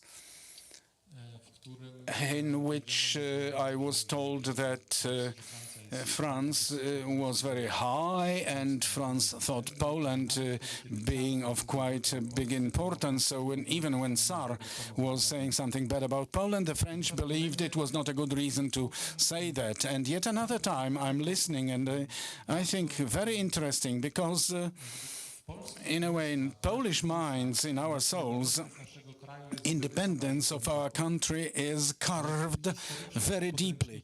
But in historical school books, especially by scientists in Germany, France, and globally, it is quite a recent phenomenon. So we are perceived as an entity being temporary who must be afraid of somebody. Somebody may hit us, surprise us, and I do not have the feeling for Polish elites being driven by whether we have to be afraid of any retaliation from Brussels. Please do understand me correctly. I'm deeply pro-European. It is not an expression of nonchalance or actually wrong attitude to the elites of this country, following the possibilities given by the recent ages. Well, we have some level of maneuvering in this great world, which was dominated by our two big neighbors, Germany and Russia. But the force, the power of Poland is that our identity and sovereignty remained in our heads and, well, in our hearts. So similar understanding, reasoning I had in one capital of Visegrad countries. I went there, and my colleague being Deputy Minister of Energy, I did a tour of Visegrad countries and Visegrad group countries. And one of the countries, when we were discussing some activities which could, which might be not liked by the Germans, by our partners. So he said, yes, good, let's do it, but let's do it avoiding the Germans not liking it. Because, you know, it's not good if the Germans do not like something. For me, well, the most important guideline must be the interest of my country and not whether it is liked by other countries. I'm not primitively anti-German, because we are in Europe, our neighbor is Germany, and our obligation is to build good neighboring relations with them. But everything is based on the fact that we as elites must be afraid of something falling on us from the outside. Well, the worst thing is losing sovereignty, and the experience of the recent 2 centuries showed that it is not an absurd risk.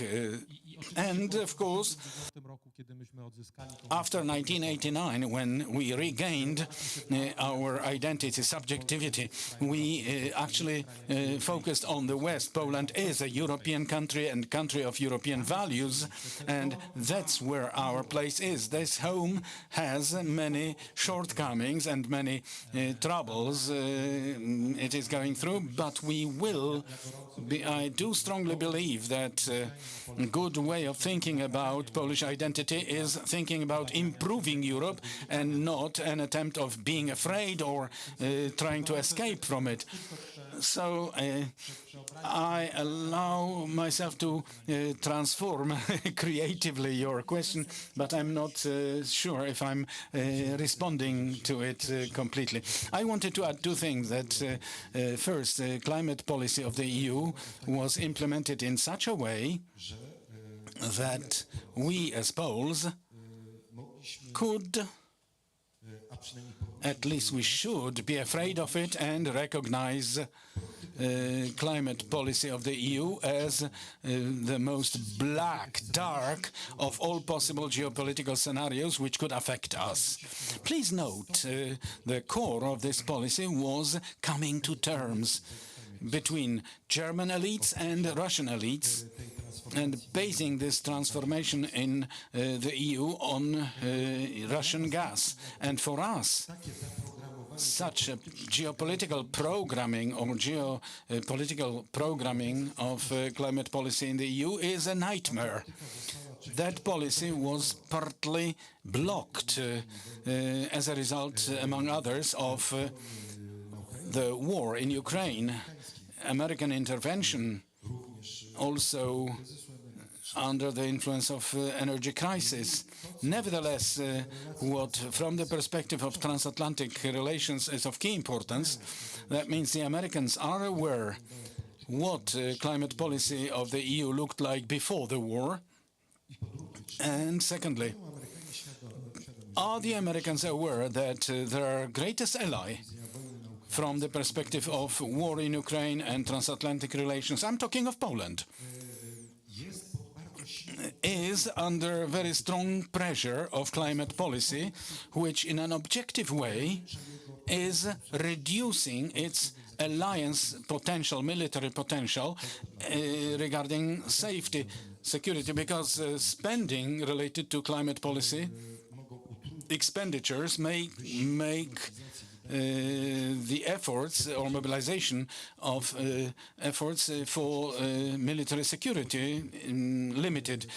Secondly, what I started talking about, but I did not conclude, climate policy of the EU is a rivalry, being inter-European rivalry, where the stronger, more influential countries set up regulations so as to reduce the potential and competitiveness of less influential, politically influential countries. And unfortunately, climate policy is a mechanism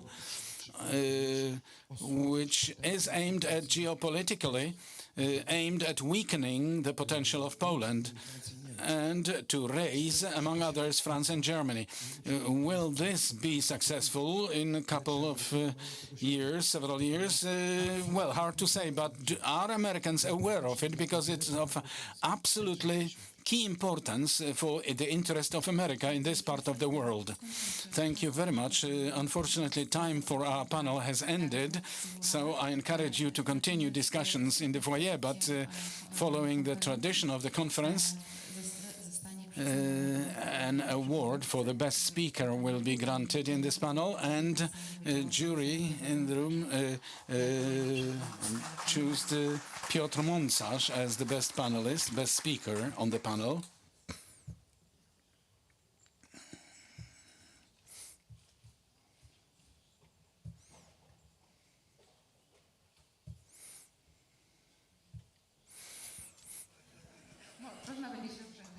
Yes, you may be heating yourself in the winter. Thank you very much.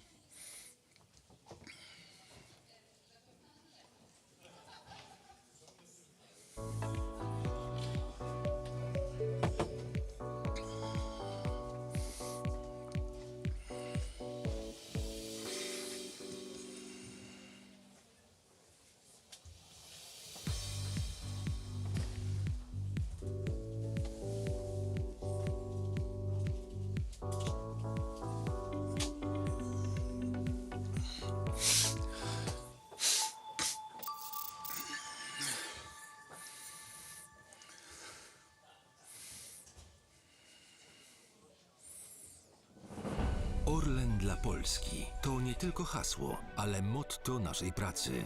Zyski, które w dużej mierze wypracowaliśmy za granicą, codziennie wspierają Polaków. To 14 miliardów złotych, które przeznaczyliśmy na zamrożenie rachunków za gaz w polskich domach. Zyskały na tym także szpitale, żłobki czy przedszkola. Odgrywamy ważną rolę w rozwoju kluczowych dyscyplin polskiego sportu i dbamy o młode talenty. Nasze programy sportowe wspierają ponad 300 tysięcy dzieci w całej Polsce. Obejmujemy opieką także inicjatywy ważne społecznie. Przekazujemy sprzęt dla strażaków, dbamy o mniejsze lokalne inicjatywy oraz polską kulturę, wspierając operę narodową czy konkurs chopinowski. Wszystkie te projekty realizujemy przy utrzymaniu jednych z najniższych cen paliw w Europie. Orlen dla Polski.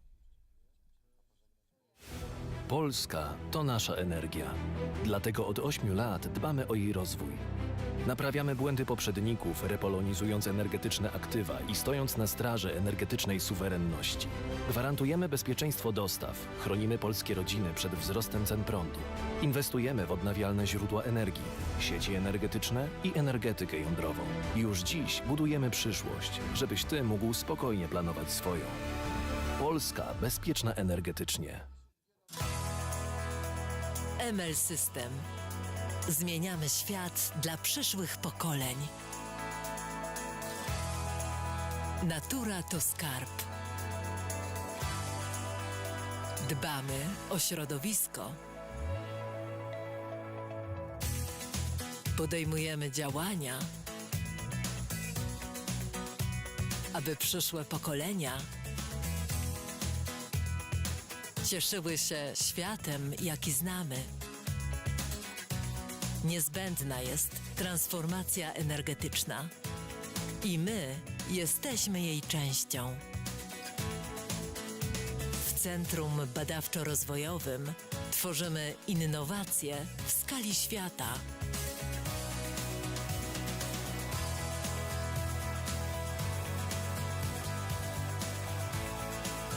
W naszej fabryce produkujemy ogniwa, moduły fotowoltaiczne, systemy mocowań, szyby z powłokami kwantowymi,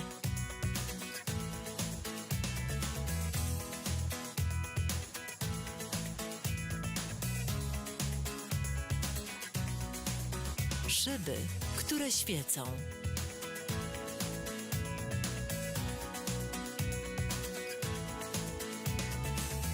Fotowoltaiczne żaluzje.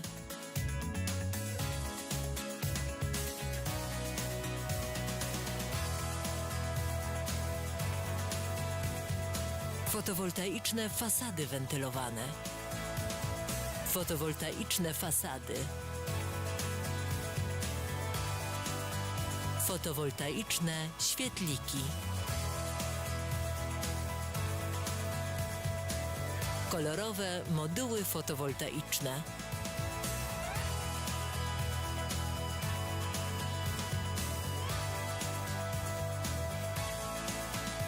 Rozwiązania Smart City.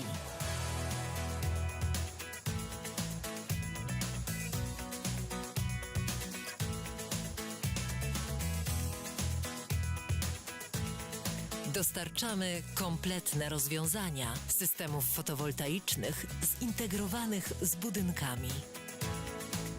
Szyby, które grzeją. Parapety, które grzeją i ładują.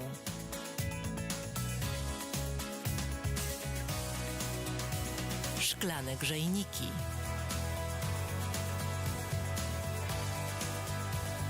Szyby ze zmienną przeziernością.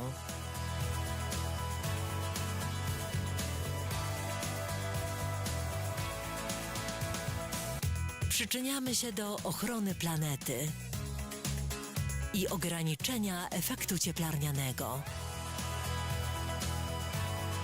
ML System. Zmieniamy świat dla przyszłych pokoleń.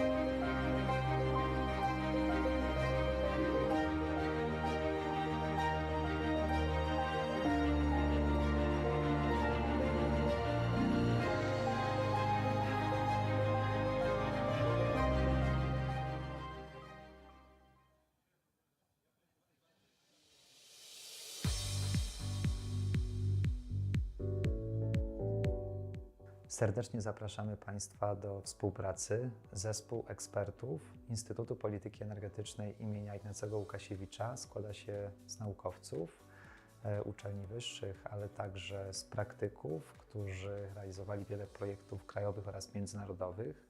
Przygotowujemy analizy, raporty, jesteśmy w stanie przygotować studium wykonalności, a także analizę legislacyjną na potrzeby klienta.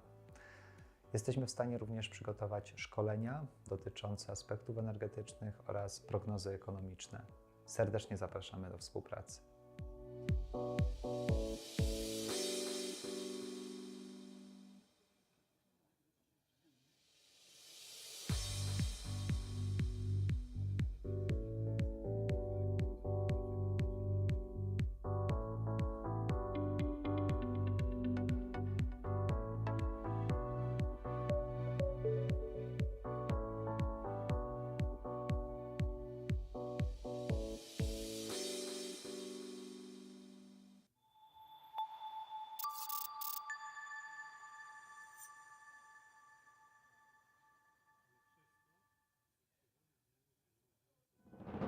Orlen dla Polski to nie tylko hasło, ale motto naszej pracy.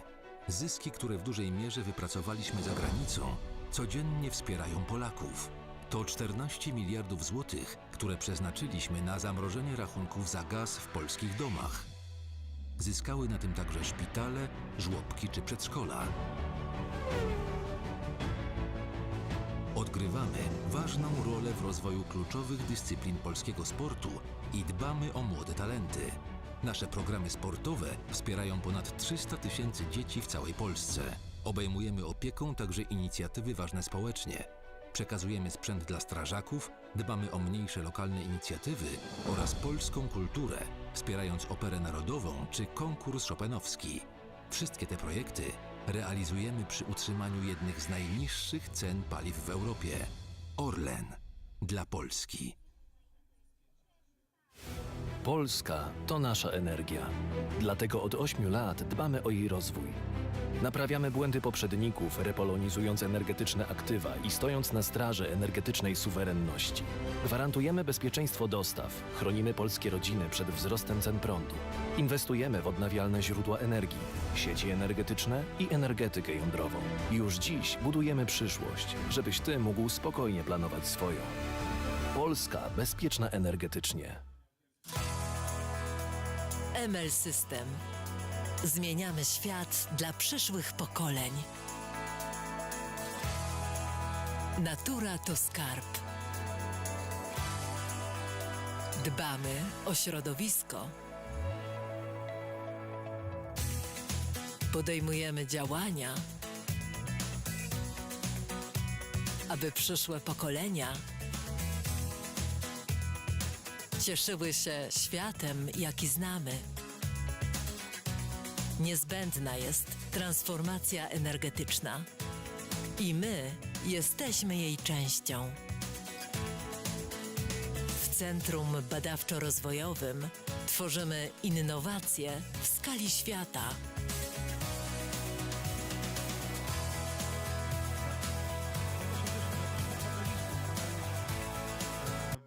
Transformacji energetycznej, ciepłownictwa do zajęcia miejsc na scenie, bo zdaje się 15 powinniśmy zaczynać, o ile dobrze pamiętam.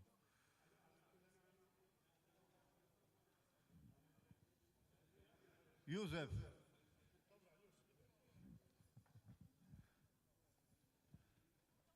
Siadajcie po kolei.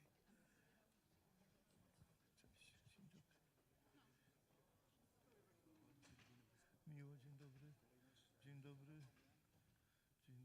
Good afternoon. Welcome officially. Yes. Official welcome. Yes. In turn.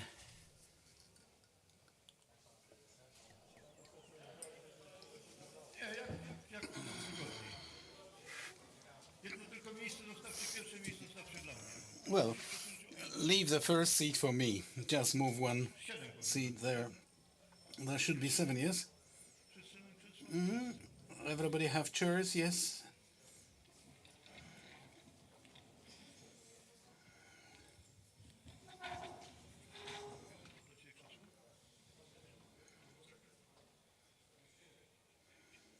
Jeszcze jedno krzesło powinno się pojawić. One more chair should appear here, Chyba, że będę musiał stać. unless I will have to stand.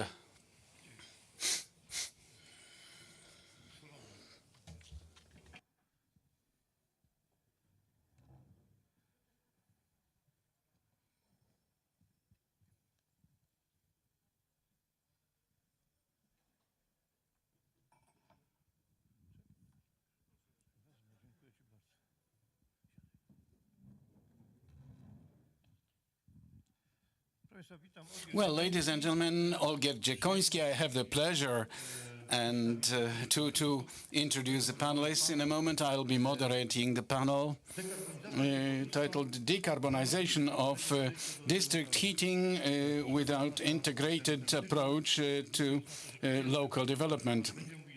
So, firstly, we will be talking of district heating, and secondly, about decarbonization, climate policy, and thirdly, we will talk of local authorities and their operations. Therefore, majority of participants to today's meeting, significant majority, are representatives of local authorities, local governments from bigger and smaller towns. But to highlight for you and to remind a few figures and issues related to district heating, so-called systemic district heating, it's worth remembering that 42% of households in Poland are using systemic heating. And secondly, we have quite significant assets in the system of district heating, because in gross spending, according to URI data, in 2021, it was 71,896,321,000 zlotys. This is quite a share of national assets, to a great extent managed or controlled by local authorities. It's worth remembering that revenue of systemic district heating in 2021 is about 21 billion zlotys, which is quite a significant volume of influence of this project, these activities on local, on the budgets of households. But at the same time, we have to be aware about the need of transformation of the district heating. On the one hand, because we have climate policy, that means policy which is aimed at protecting our health. To protect our health, we should somehow try to reduce emissions of dust. Directives are for smaller, bigger ones, and we have to keep in mind that we have about 400 larger systemic installations, but about 4.8 thousand units after license, up to 4 megawatts, and this is a paradox of statistical situation. A couple hundred units below 1 megawatt, providing heat for school, small hospitals, public objects. This is great assets and great responsibility of local authorities. And the question is how we have and should run transformation process, keeping in mind that the new directive of energy efficiency, which will be published in a moment, imposes transition periods on the necessity to eliminate coal on the one hand. On the other hand, directive about certification, energy certification of buildings, increasing necessity and the need to thermally insulate buildings, which also imposes the obligation to get the buildings connected to sources which are non-coal fueled since 2030 odd year, and points at the fact that the district heating, which is currently a precious asset, will have to change. How and what is our experience in this respect? What should we expect from regulatory system and governmental authorities and financial markets, so that it can be changing? And for this purpose, we want to use a few pieces of advice from our colleagues from local authorities, and I will ask the panelists in turn, among whom we have both representatives of local authorities from bigger towns, like Deputy Mayor of the city of Rzeszów, Mr. Dariusz Urbanik, laureate of competition for Marek Zimakowski, the leader of Powic municipality, and Józef Neterowicz, and Sławomir Stec from Institute of Energy Policy, named after Ignacy Lukasiewicz, and Janusz Fitz, president of the board of Municipal Economy Company, and Mr. Mariusz Bałaban, leader of Besko municipality. These are all our panelists, and short information from our panelists. And in turn, if we may ask Mr. Dariusz Urbanik, what results and what plans in broadly understood energy transformation is in place in Rzeszów, because I know you have rather good achievements. Well, let me start that in Rzeszów we have a division into producer company supplying the heat to end user, and we have the end user.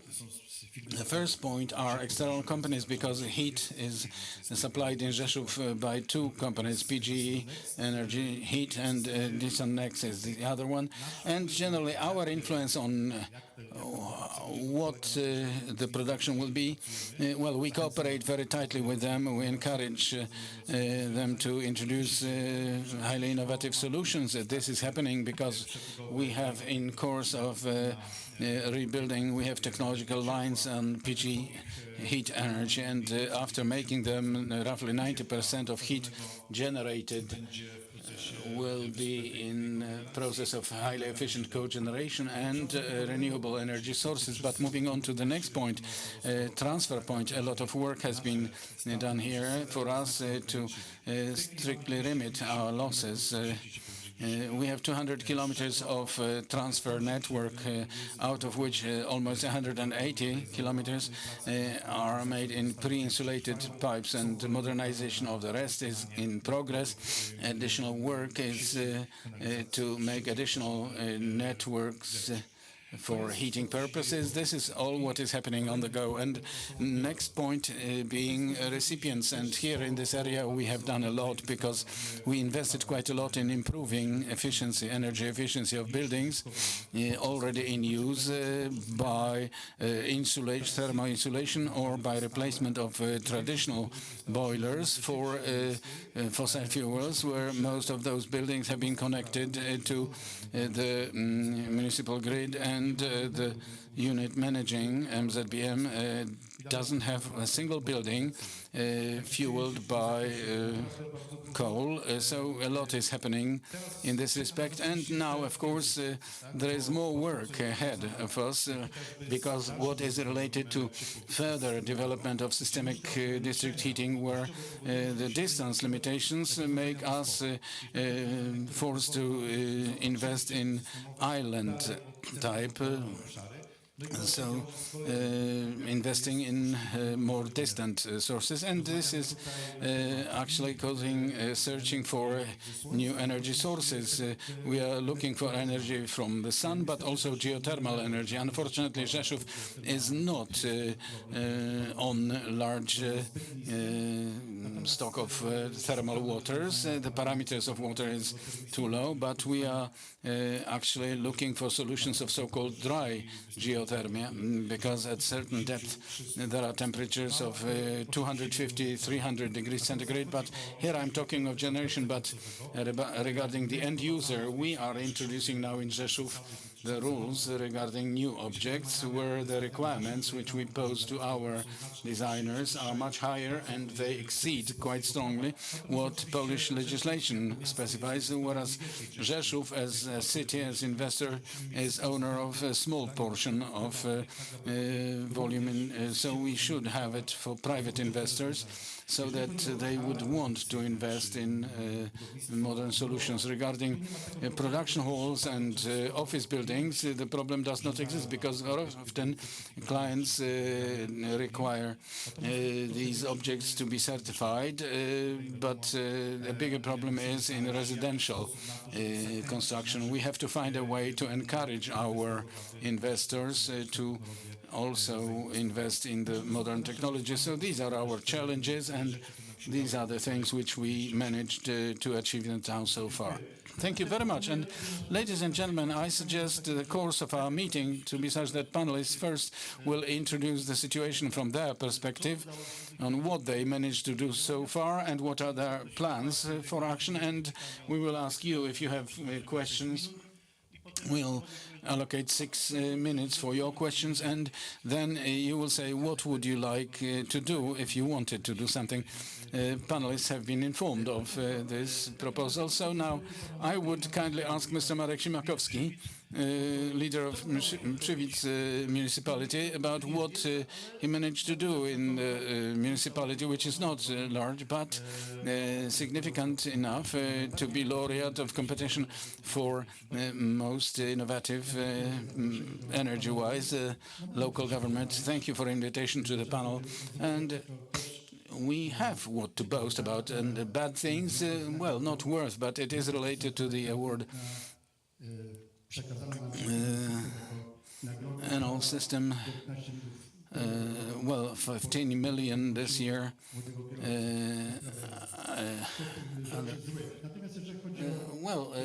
Bad things. Further development of renewables. Photovoltaic systems, we noticed it is a small capacity for these days. Important thing is in Serena project, European project funded by European Commission, where Danish, Dutch universities participate, and from our side, Polish Academy of Science, this project is in progress for the 3rd year, and the result is that this year chargers for electric vehicles appeared, and a bus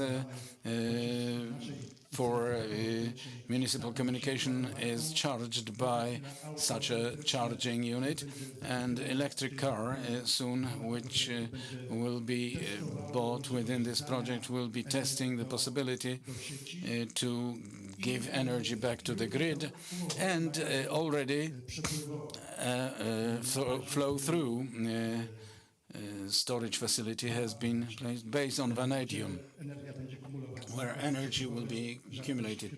Flow-through warehouse, a rarity in national scale. Out of interesting things, participation of inhabitants in one net. It was about switching off electrical supply in connection with the operator. This showed at which moment there is a possibility to switch off the energy so that this energy is not consumed in such a big scale. This was related to economic aspect, therefore many citizens joined this project, and after the end of this project the inhabitants got financial reward, and we signed an agreement with an Australian company for testing the wind, not the huge one, 17 meters, but with a horizontal rotor. So that much now. And in district heating. Decarbonization hit us because already in 2020 we did not have any coal-fueled boiler house, photovoltaics and heat pumps in every municipal object, in summer solar systems, and it appears that last year when we had to provide citizens with coal, well, thanks God that little of coal remained, because there would be a problem where to burn it. Prices of coal dropped, and actually demand for coal dropped as well. So we do not have coal-fueled boilers apart from heat pumps, and so you are practically in year 2050, we may say. Yes, we may say so. Ladies and gentlemen, Józef Nitorowicz, how these things are solved in Sweden. Thank you kindly for invitation. Welcome, ladies and gentlemen. Well, Sweden seems to be very different climate-wise, but it is not so. There is not much difference between northern Poland and Sweden. I live in central Sweden, and it is, from district heating perspective, very similar to Poland, because 50% of the whole heat energy which is supplied or consumed by citizens of Sweden is supplied through systemic heat. The difference is also in that there is systemic cold. That means in pipelines also cold is transported depending on where the town is located. So either in most cases it is a natural cold, that means coming from some source of water flowing through or from the sea. And regarding towns which are in the very center without the possibility of some river flowing in, it is generated from heat pumps. So thanks to heat pumps from warm sewage. Please imagine that sewage is between 15 and 17 degrees centigrade, which in case of lower source, heat pumps gives the COP index, that means proportion between heat and electrical energy, being 5. So 1/5 of electrical energy for compression gives 5 heat units. And if it is like in Sweden, which I will show you in the second part what should be done in Poland. So thanks to the fact that energy, this one which is not being produced in nuclear and in water systems or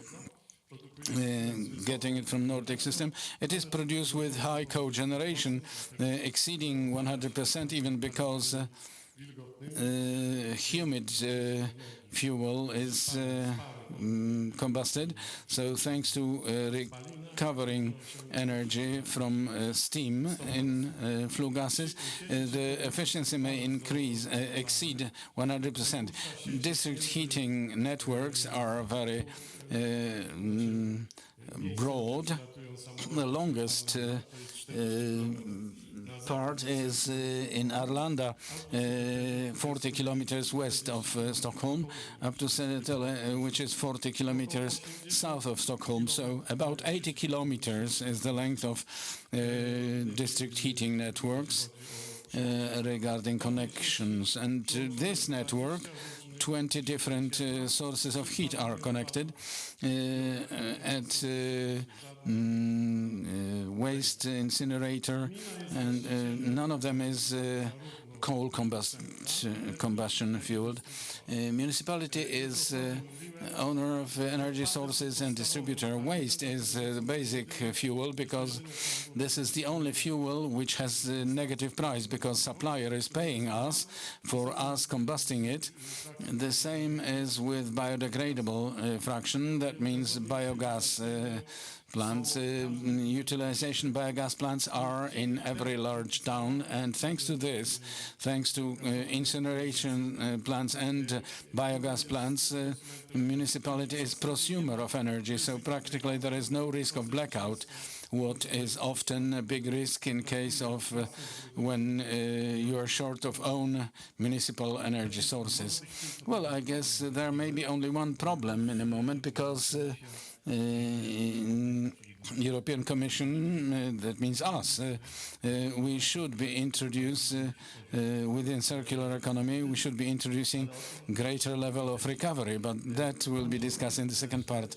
Mr. Sławomir Stec, Institute of Energy Policy, named after Lukasiewicz, who organized a competition for best in energy respect, best municipality, will show experience outlined here and appearing within the competition, how they were utilized for the benefit of energy transformation. Do you have, what is your experience and what you would like to achieve? Well, exactly, the competition assumptions are to support the local authorities and to point at the core of the problem and core of the whole thing, and share experience among other local governments. And we are also using this both as the university and as a think tank, that on the one hand here we will be carrying out research work on innovations and also advise in this respect to local governments. Of course, thanks to this, we can have an input in development of technology. Also, as scientists, we are learning the problems local governments are struggling with, and in this direction, we will be announcing running our research work. And on the other hand, we also want to educate specialists for the needs of local governments and local authorities. And here, very helpful are results of these competitions because we tend to adapt programs of training for the future. But also within this competition, we have a category innovator, maybe not innovator, but promoter of knowledge and energy.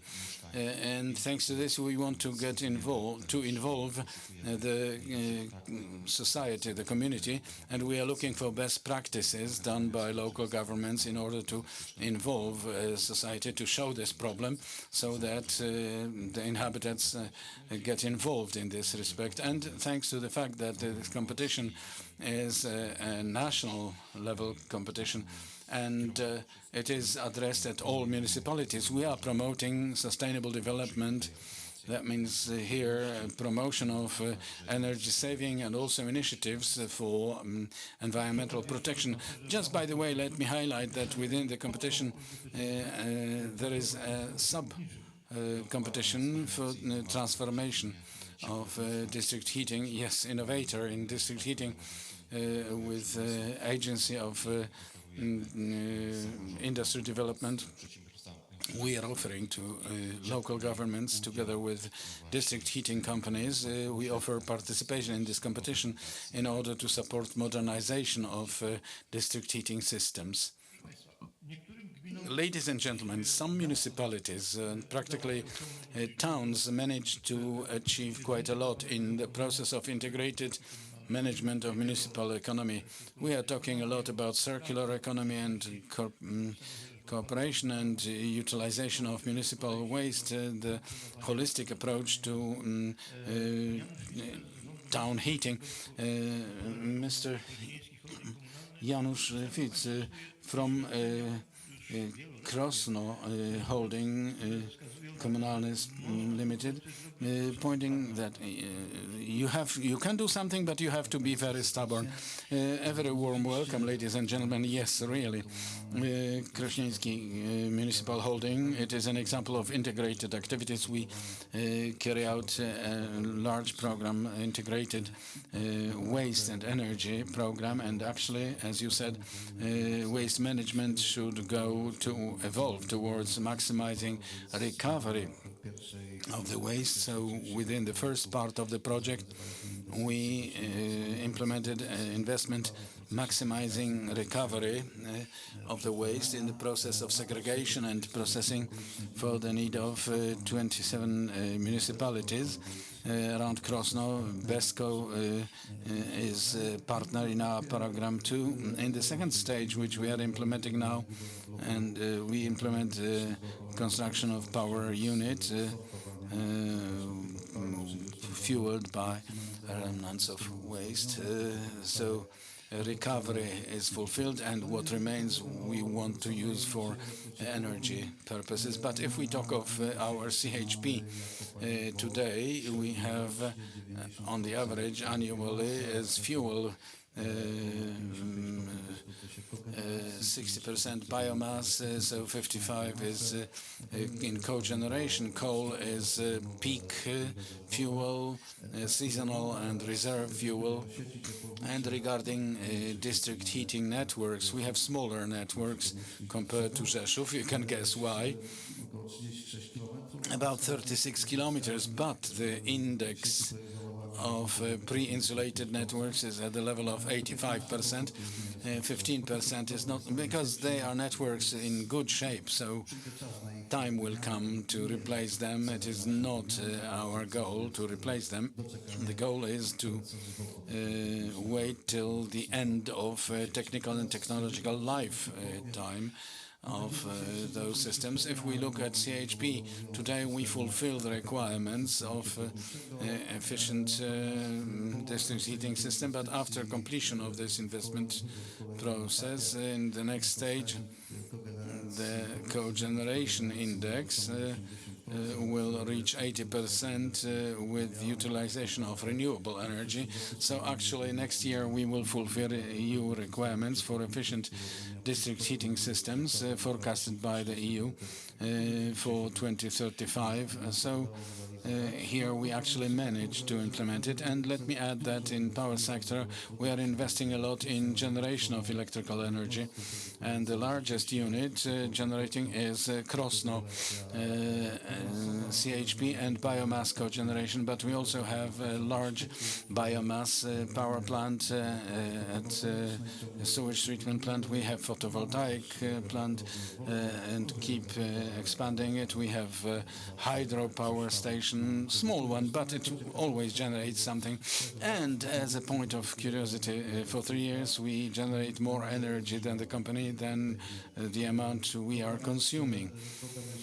Let me add here that since 2017 we have a system of self-consumption of the energy, because we are placed in various locations, so we are using own generated energy. In other locations we invest in electromobility. We have 5 electric cars and 5 buses on the way after tender processing or in progress. Public station for charging the vehicles was launched last week.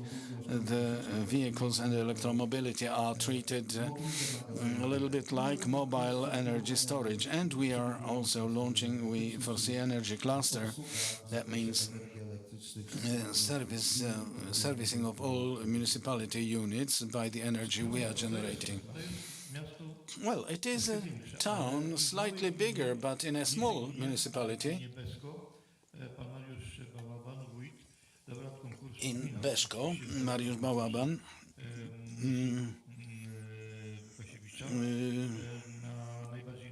laureate of competition of the Lukasiewicz Institute, is solving problems of low emission.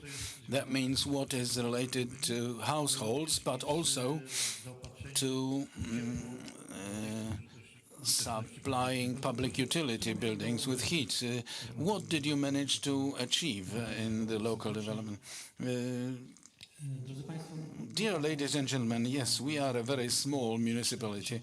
Beszko has 4,500 inhabitants, and here about district heating we cannot talk, because the characteristics of distributed buildings and also detached houses, unfortunately the situation excludes a system of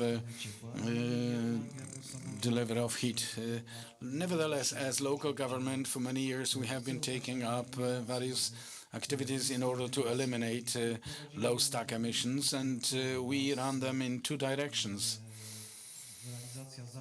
Once implementation of tasks on public utility buildings or other buildings which are owned by the local government, but on the other hand support and help to our inhabitants in getting rid of low stack emissions. Regarding the activities we are taking up on our objects, quite a lot of them, of the recent few or several years, have been implemented. They were mainly implemented in sequence, conditioned by availability of funds for individual actions, and we actually started from thermomodernization of our units. At a certain stage, quite a lot of funds were directed to local governments, and we successfully obtained them. And time came for photovoltaics afterwards. This is also from various sources, and most of our objects of public utility, local governmental units have in photovoltaic systems today, and they at some level fulfill the energy demand of those units. We keep developing those systems. We think of further development and further ideas to utilize this energy. And the largest photovoltaic system which we managed to do is the system on municipal management, where a sewage treatment plant is in place. Maybe the scale, the capacity I will be specifying here will not be impressive for you, because most of you represent large local governments, but to the scale of our small municipality, they are significant. And this photovoltaic power plant at sewage treatment plant, which is now generating over 180 kilowatts of energy, electrical energy.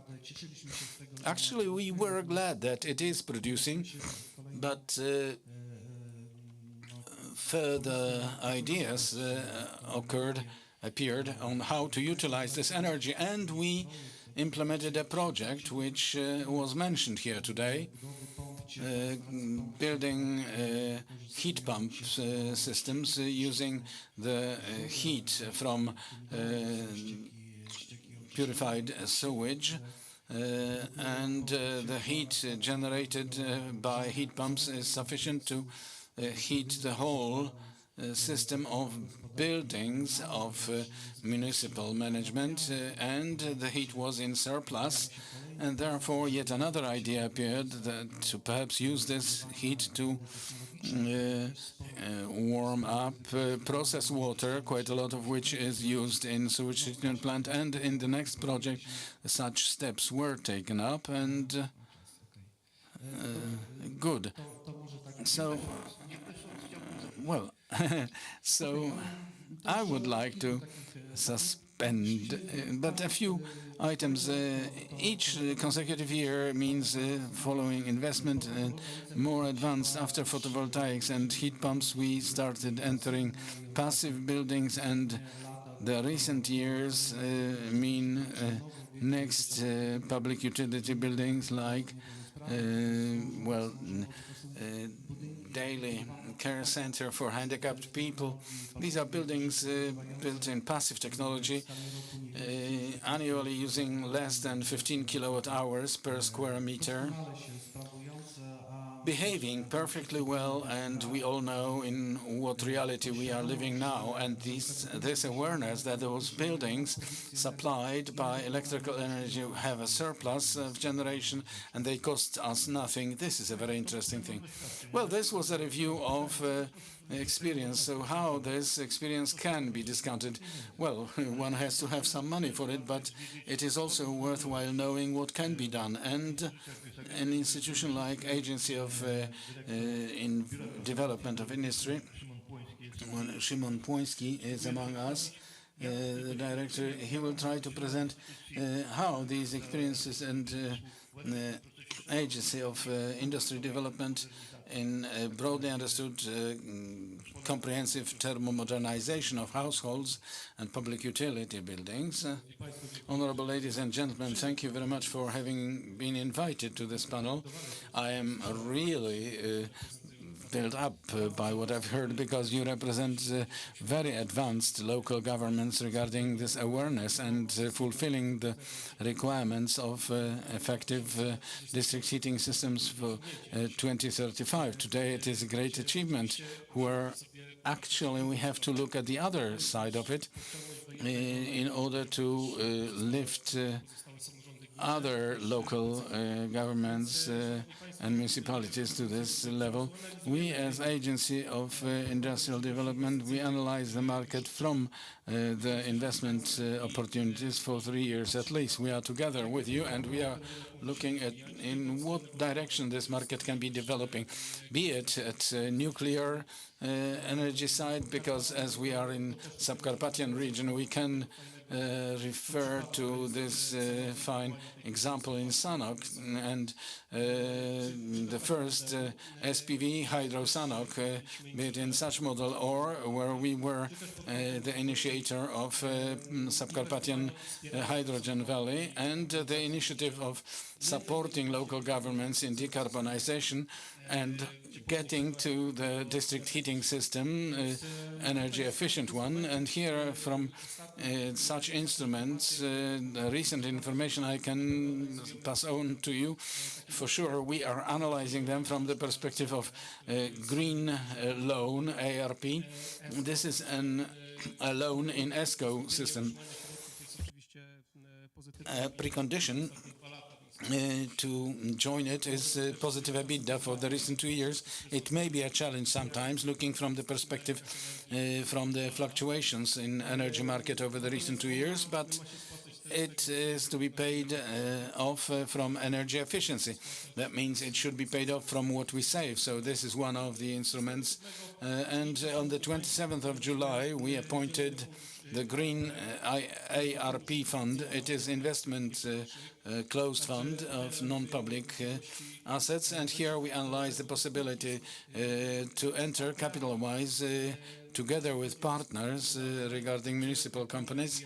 So we keep analyzing it. This is a fund which has been appointed in such a model that we will also be investing funds, ARP funds, together with funds obtained from capital markets. So it will be a kind of a merger, whereas with the public money, which may also enter here. And here we are looking from the perspective of what will appear soon in Phoenix or in the financial instruments like low-rate loan in National Environmental Protection Fund. So this is the area we are in, and here we are together with the Institute of Energy Policy in the competition, and we are idea givers of this category, inspiring Innovator of the Year in district heating. So in a moment, I guess I will tell you more about a few matters related to it. So I can hear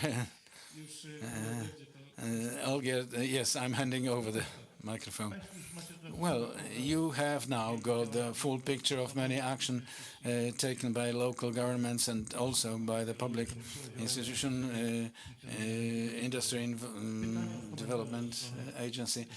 Questions and comments from you sitting here in the audience at the other side of our table. Would anybody like to ask a question, to comment on inputs today, to learn something more? Most welcome. Wait a second for the microphone, just to have the possibility.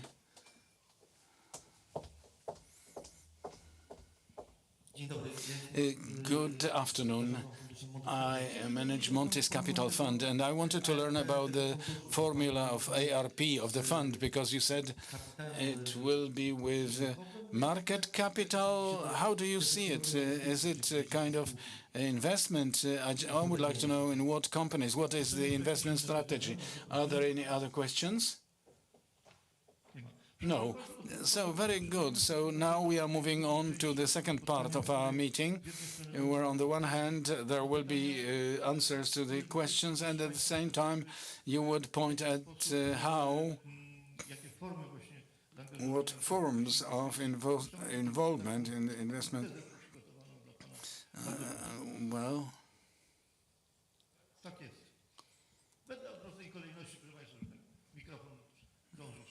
well, just for the microphone to be circular. So I'm to answer now. Investment also in municipal assets, but also in JST companies. So here it serves this purpose. Regarding this type of investment we are talking of, first we will be looking at the possibilities of the municipality and how the authorities approach it, and we will be analyzing the feasibility study of this decarbonization towards green heat sources. So here, from the perspective, this is what we are looking at, and I also suggest very strongly, because regarding financial institutions and how to finance decarbonization of district heating, there are lots of good opinions in the market today. Among others, it is Jacek Szymczak from GCP. There is a big role of National Agency for Respect for Energy and National Health Fund. So many aspects And there is a webinar from the 25th of June regarding the whole scope of instruments addressed at decarbonization of district heating, and following that, regarding the Industry Development Agency. This is why we entered with this initiative of the competition aspiring innovator of the year in district heating, also in order to approach this topic very strongly. And it is not the sequence of input I had planned, because I wanted to tell you also how many issues are related to regulations on the district heating system, because these regulations, as I counted before coming here, are about 20, and they are of various kinds of regulations, from European Green Deal, Fit for 55, and other ones. Whereas looking from the perspective of this competition also, which we propose to you here, last year we had 18 local governments which filed for it, and in this competition we can also see that we want to start from that, because we started work with the National Agency for Energy, Respect, and SBB Sławek, I guess, will be talking. We started the 3rd edition, so we will also be talking about our new partner, technological partner, being this. And now we have Polish gas company, and we will have also a company named Metrolog. We have Metrolog as partner, technological partner. So last year we created a formula in which, also in August last year, we carried out for 60 local municipal governments and PECs, which actually failed for this workshop, and we proposed a decarbonization path slightly based on the Danish model. I would like to tell you more, because there are lots of such things, but here, making it short, on the 25th of September, also in Warsaw, we are planning yet another edition of this workshop. And it will be a fixed workshop in one place, and you are kindly encouraged to participate in this workshop, because we will be talking of both this aspect and technical path and financial path and regulations, as we did last year. But also important aspect will be that we would like to do it in a stationary form, to have good applications for Innovator of the Year competition, to be able to work it on, based on ELENA program. We did it last year to finance together feasibility study and initial path, which is aimed at showing how we can be together with you regarding this modernization and outline those directions. And then, in the second step, talk about financial assembly, what it would look like. So please be invited to Warsaw on the 25th of September. Mr. Mariusz Bałaban, whether plans of energy supply made by municipalities treated very often as a formal requirement, are they useful for whatever in the process you were carrying out, or do you see a special role for them in it? How are you planning your activities to the benefit of reducing energy consumption in the municipality? The plan for demand for energy is obligatory, as you mentioned. Every local authority created, and we created such a plan for the next 15 years, created in 2019, although I would not overestimate their importance. I think it is also dependent on the scale, size of the local government. I think that in the small local governments, the significance of those plans is slightly smaller, lesser. We, of course, tried to, in line with the rule of creating them, we tried to get energy companies involved. We made diagnosis, we collected ideas and analyzed their investment ideas. Nevertheless, they mainly focused on planned the construction of transfer networks and gas main pipelines, which are not directly translatable to energy situation in the municipality. Therefore, I believe also that such importance for us as a municipality is relatively lower. Actually, in municipalities like ours, developing this energy infrastructure looks so that first new terrain and residential construction is taking place, and then energy is added. But in business economic dimension, they make decision about developing the network, be it energy, grid, or gas network, and practically this is what it looks like. So thank you very much. And Mr. Janusz Fitz, as operation of such a holding is done in a certain structure of a relationship with regional authorities who have some legal instruments available, like regional waste management plan, which can be important when delivering those resources, the municipal waste. But they also, regional authorities also have certain financial assets and for the system of planning. So what are these relations? How would you characterize the need of the relations between regional authorities and integrated local city authorities? The structure of holding itself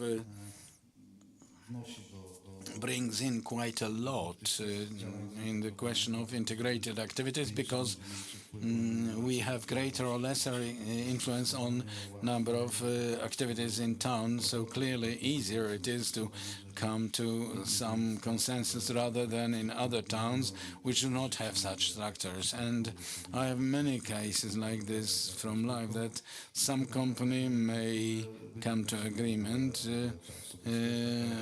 on some matters which we are not wasting time for.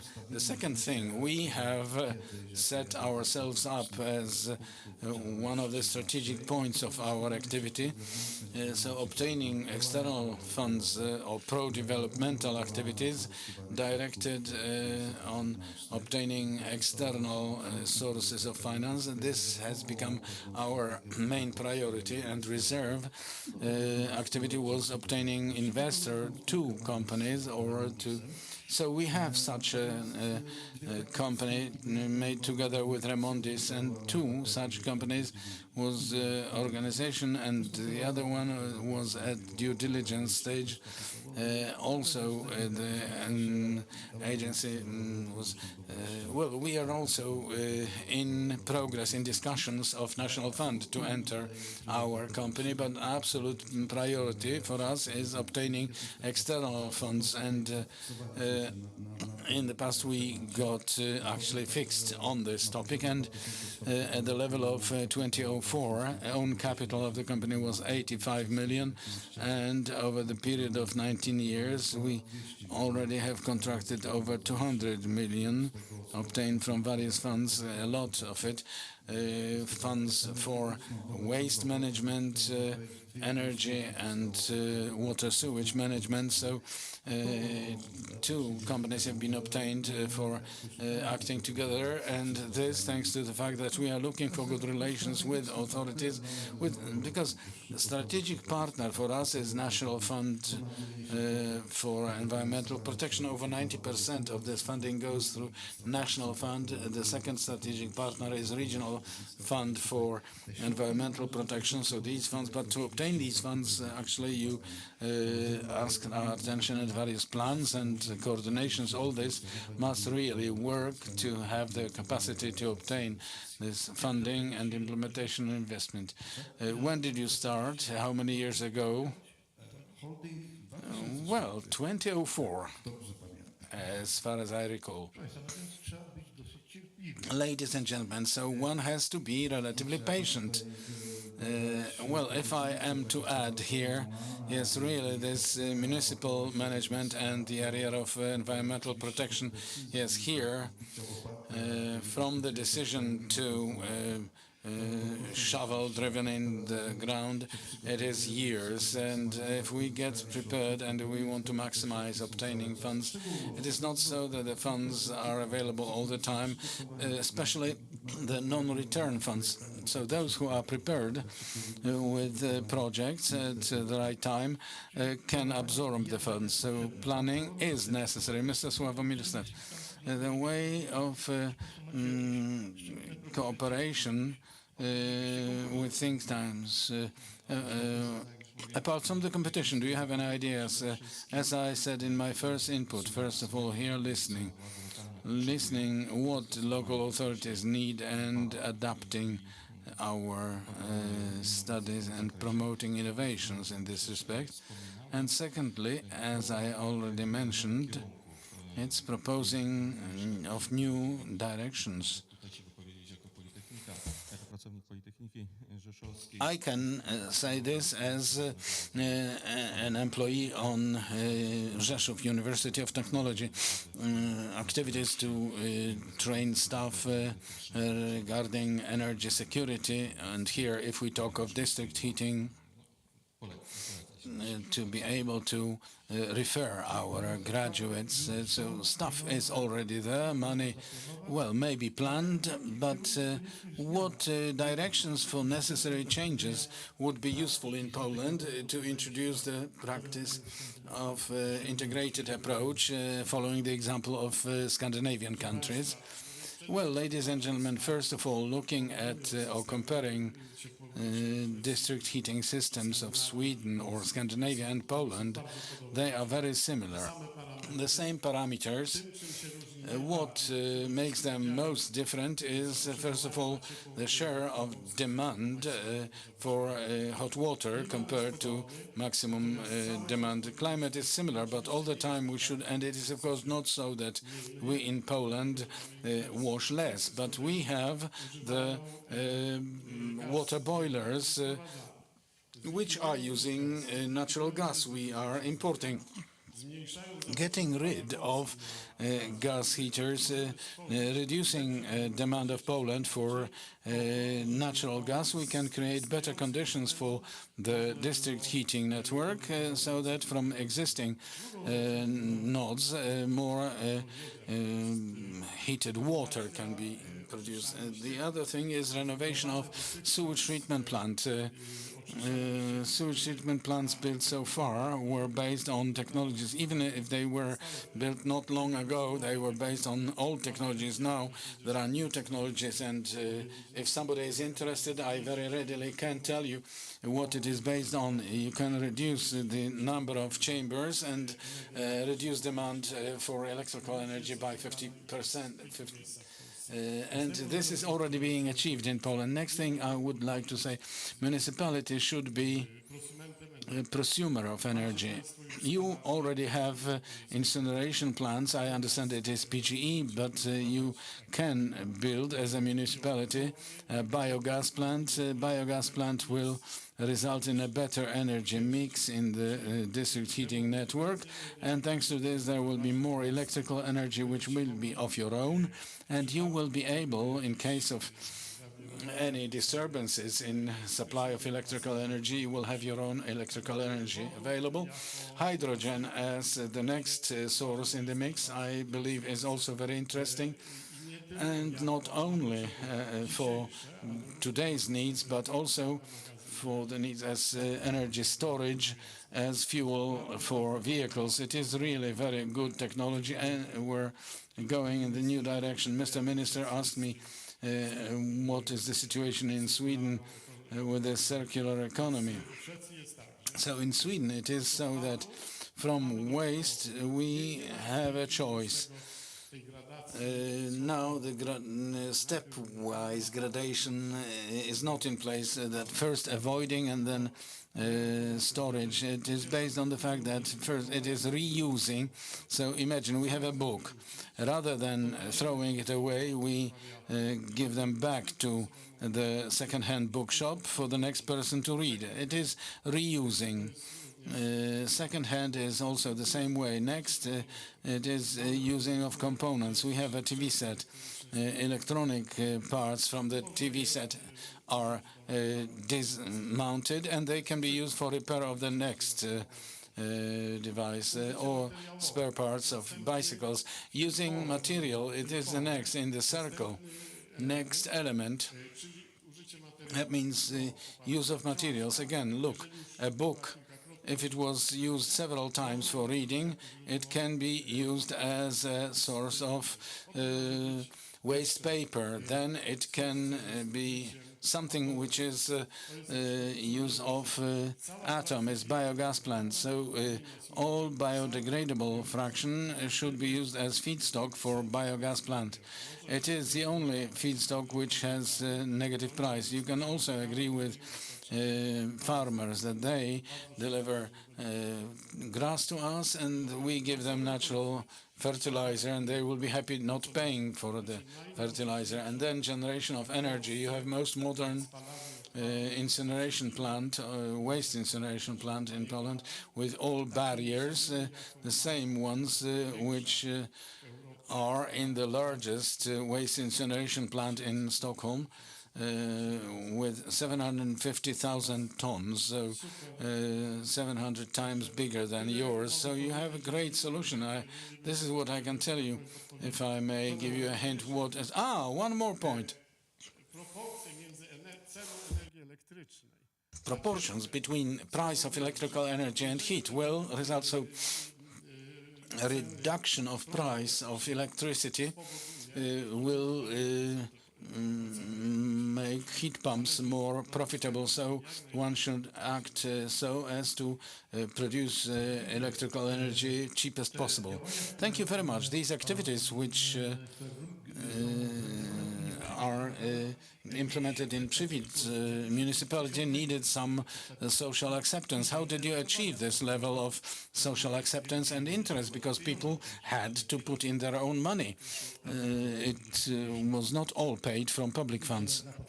Well, initially it was not easy. And it's visible that education and consultancy is a very important element for achieving success.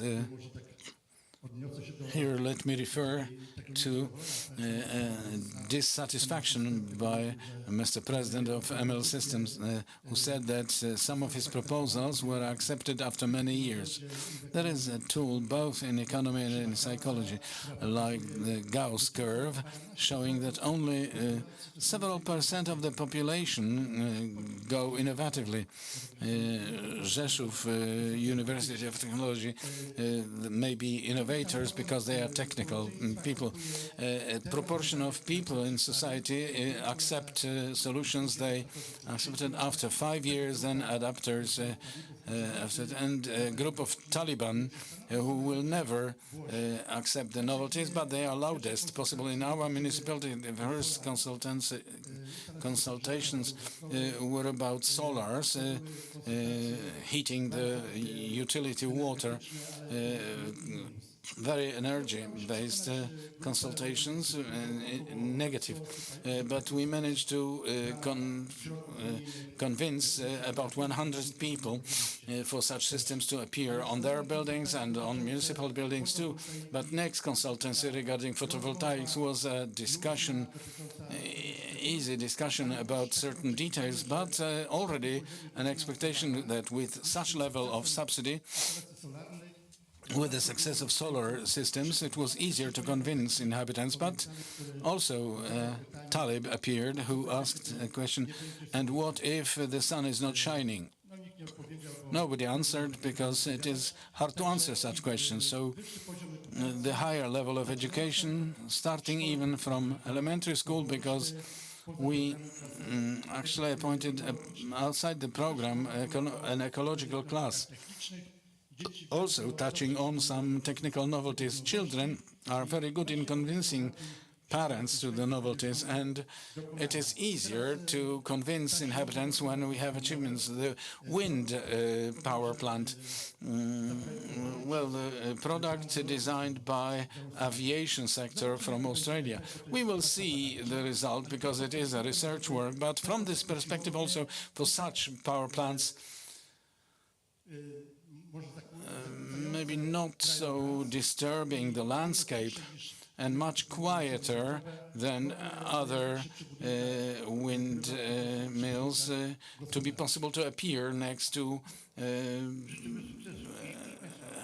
buildings. We wish you success. And Dariusz Panik, local governments have to move about in legal framework. What would be your expectations as representatives of the city of Rzeszow with the excellent experience you already have in legislation and funding for facilitation and effective implementation of energy transformation? What would you recommend? As I mentioned in my earlier input, we are looking for new renewable sources of energy. We already have photovoltaics, we have solars, wind energy, and the problem appears on how to store this energy, because we can either convert it to hydrogen. Work is in progress. We participate in hydrogen valley activities, but the other way is energy heat storage. We have a lot of photovoltaic distributed objects, and every new object, wherever it's possible, we install photovoltaics on elevations, on the window panes, on roofs, and we would like to store this energy and give it back when it is most needed. This is all well known, but we want to go further, to look for further solutions. Legislation makes it difficult. When we talk of dry geothermy, when we don't have geothermal waters, we want to use the heat from the air. So we know it's just like with gas. We know the heat exists, but we don't know how deep. So before we spend money, we have to do a lot of research and testing boreholes. There is no subsidies for it, because there is subsidy for geothermal waters. This is one thing. The other thing related to those district heating systems, because this is what we are focusing on most, the island type installations, where we have to enter already existing infrastructure, urbanized territory, and a problem arises here very often, especially painful in Podkarpackie region, where we have very small land plots and we have to go through many areas, property rights limiting us. So we might think of some legislation which would allow in some special law to cross those private grounds. And of course the question related to funding. I would like us to be talking more seriously about modernization. It is a very serious issue. It is not only about insulation of roof and elevation. No, there are more serious things. You have to carry out energy audits and test what elements are subject to thermomodernization, but also how to control this building, how to change the amount of water and design in installations to control the heat, because we have a variety of temperatures even within one season of the year. Well, so a wrap-up, only one sentence. Joseph, starting from you and in line. One sentence. What is most important for effective process of energy transformation in district heating? Ladies and gentlemen, first of all, information, science, and participation of the university is absolutely very needed, and we as Poland have excellent opportunities to be a leader regarding district heating systems in Europe. Mr. Mayor, Dariusz Urbani, for me it is very important what you mentioned, this cooperation of local authorities with universities. It is going on, but I want it to go outside the territory of the country, but from the town. An excellent team will be needed willing to look for new solutions and will be creative. We need excellent people, and for this we need money. Marek Wróblewski, well, finance, education, but also legislative efficiency. Janusz Fitz, I believe the strategy of the country, of the state, because now we are going away from coal, so to keep it, we should be looking for a way, because this coal is needed, but for this strategy to be well thought over, and now translating its implication onto the level of companies, if somebody is to make decisions, it is getting complicated when we talk of what will be in 10, 15, 20 years. So it means that, first of all, cooperation of universities, think tanks, and cooperation for innovativeness. And Mariusz, I think that funds, because small local governments from our own budgets, we cannot work out funds, but readily we can help our citizens, but we need funds. And Szymon Płoński. So I'll put it differently. Education, in order to educate local governments and cooperate, actually made this cooperation with local governments in order to show that on district heating you can be earning. Big hand for the panelists, first of all. Secondly, a special big hand for Mr. Janusz Fitz, who has been honored by the jury as the best speaker. Here, ladies. Bardzo serdecznie wszystkim dziękuję. Dziękuję panelistom. Zmieściliśmy się w tym bardzo krótkim czasie. Great thanks to everybody. We did fit in the strict time limit, presenting lots of questions related to transformation. That in Poland, like in Sweden, in winter it's cold and in the summer it happens to be hot. Ladies and gentlemen, thanks to a district heating network, we can increase efficiency of energy systems from 30% up to 85%. Let us appreciate the importance of district heating networks. Thank you.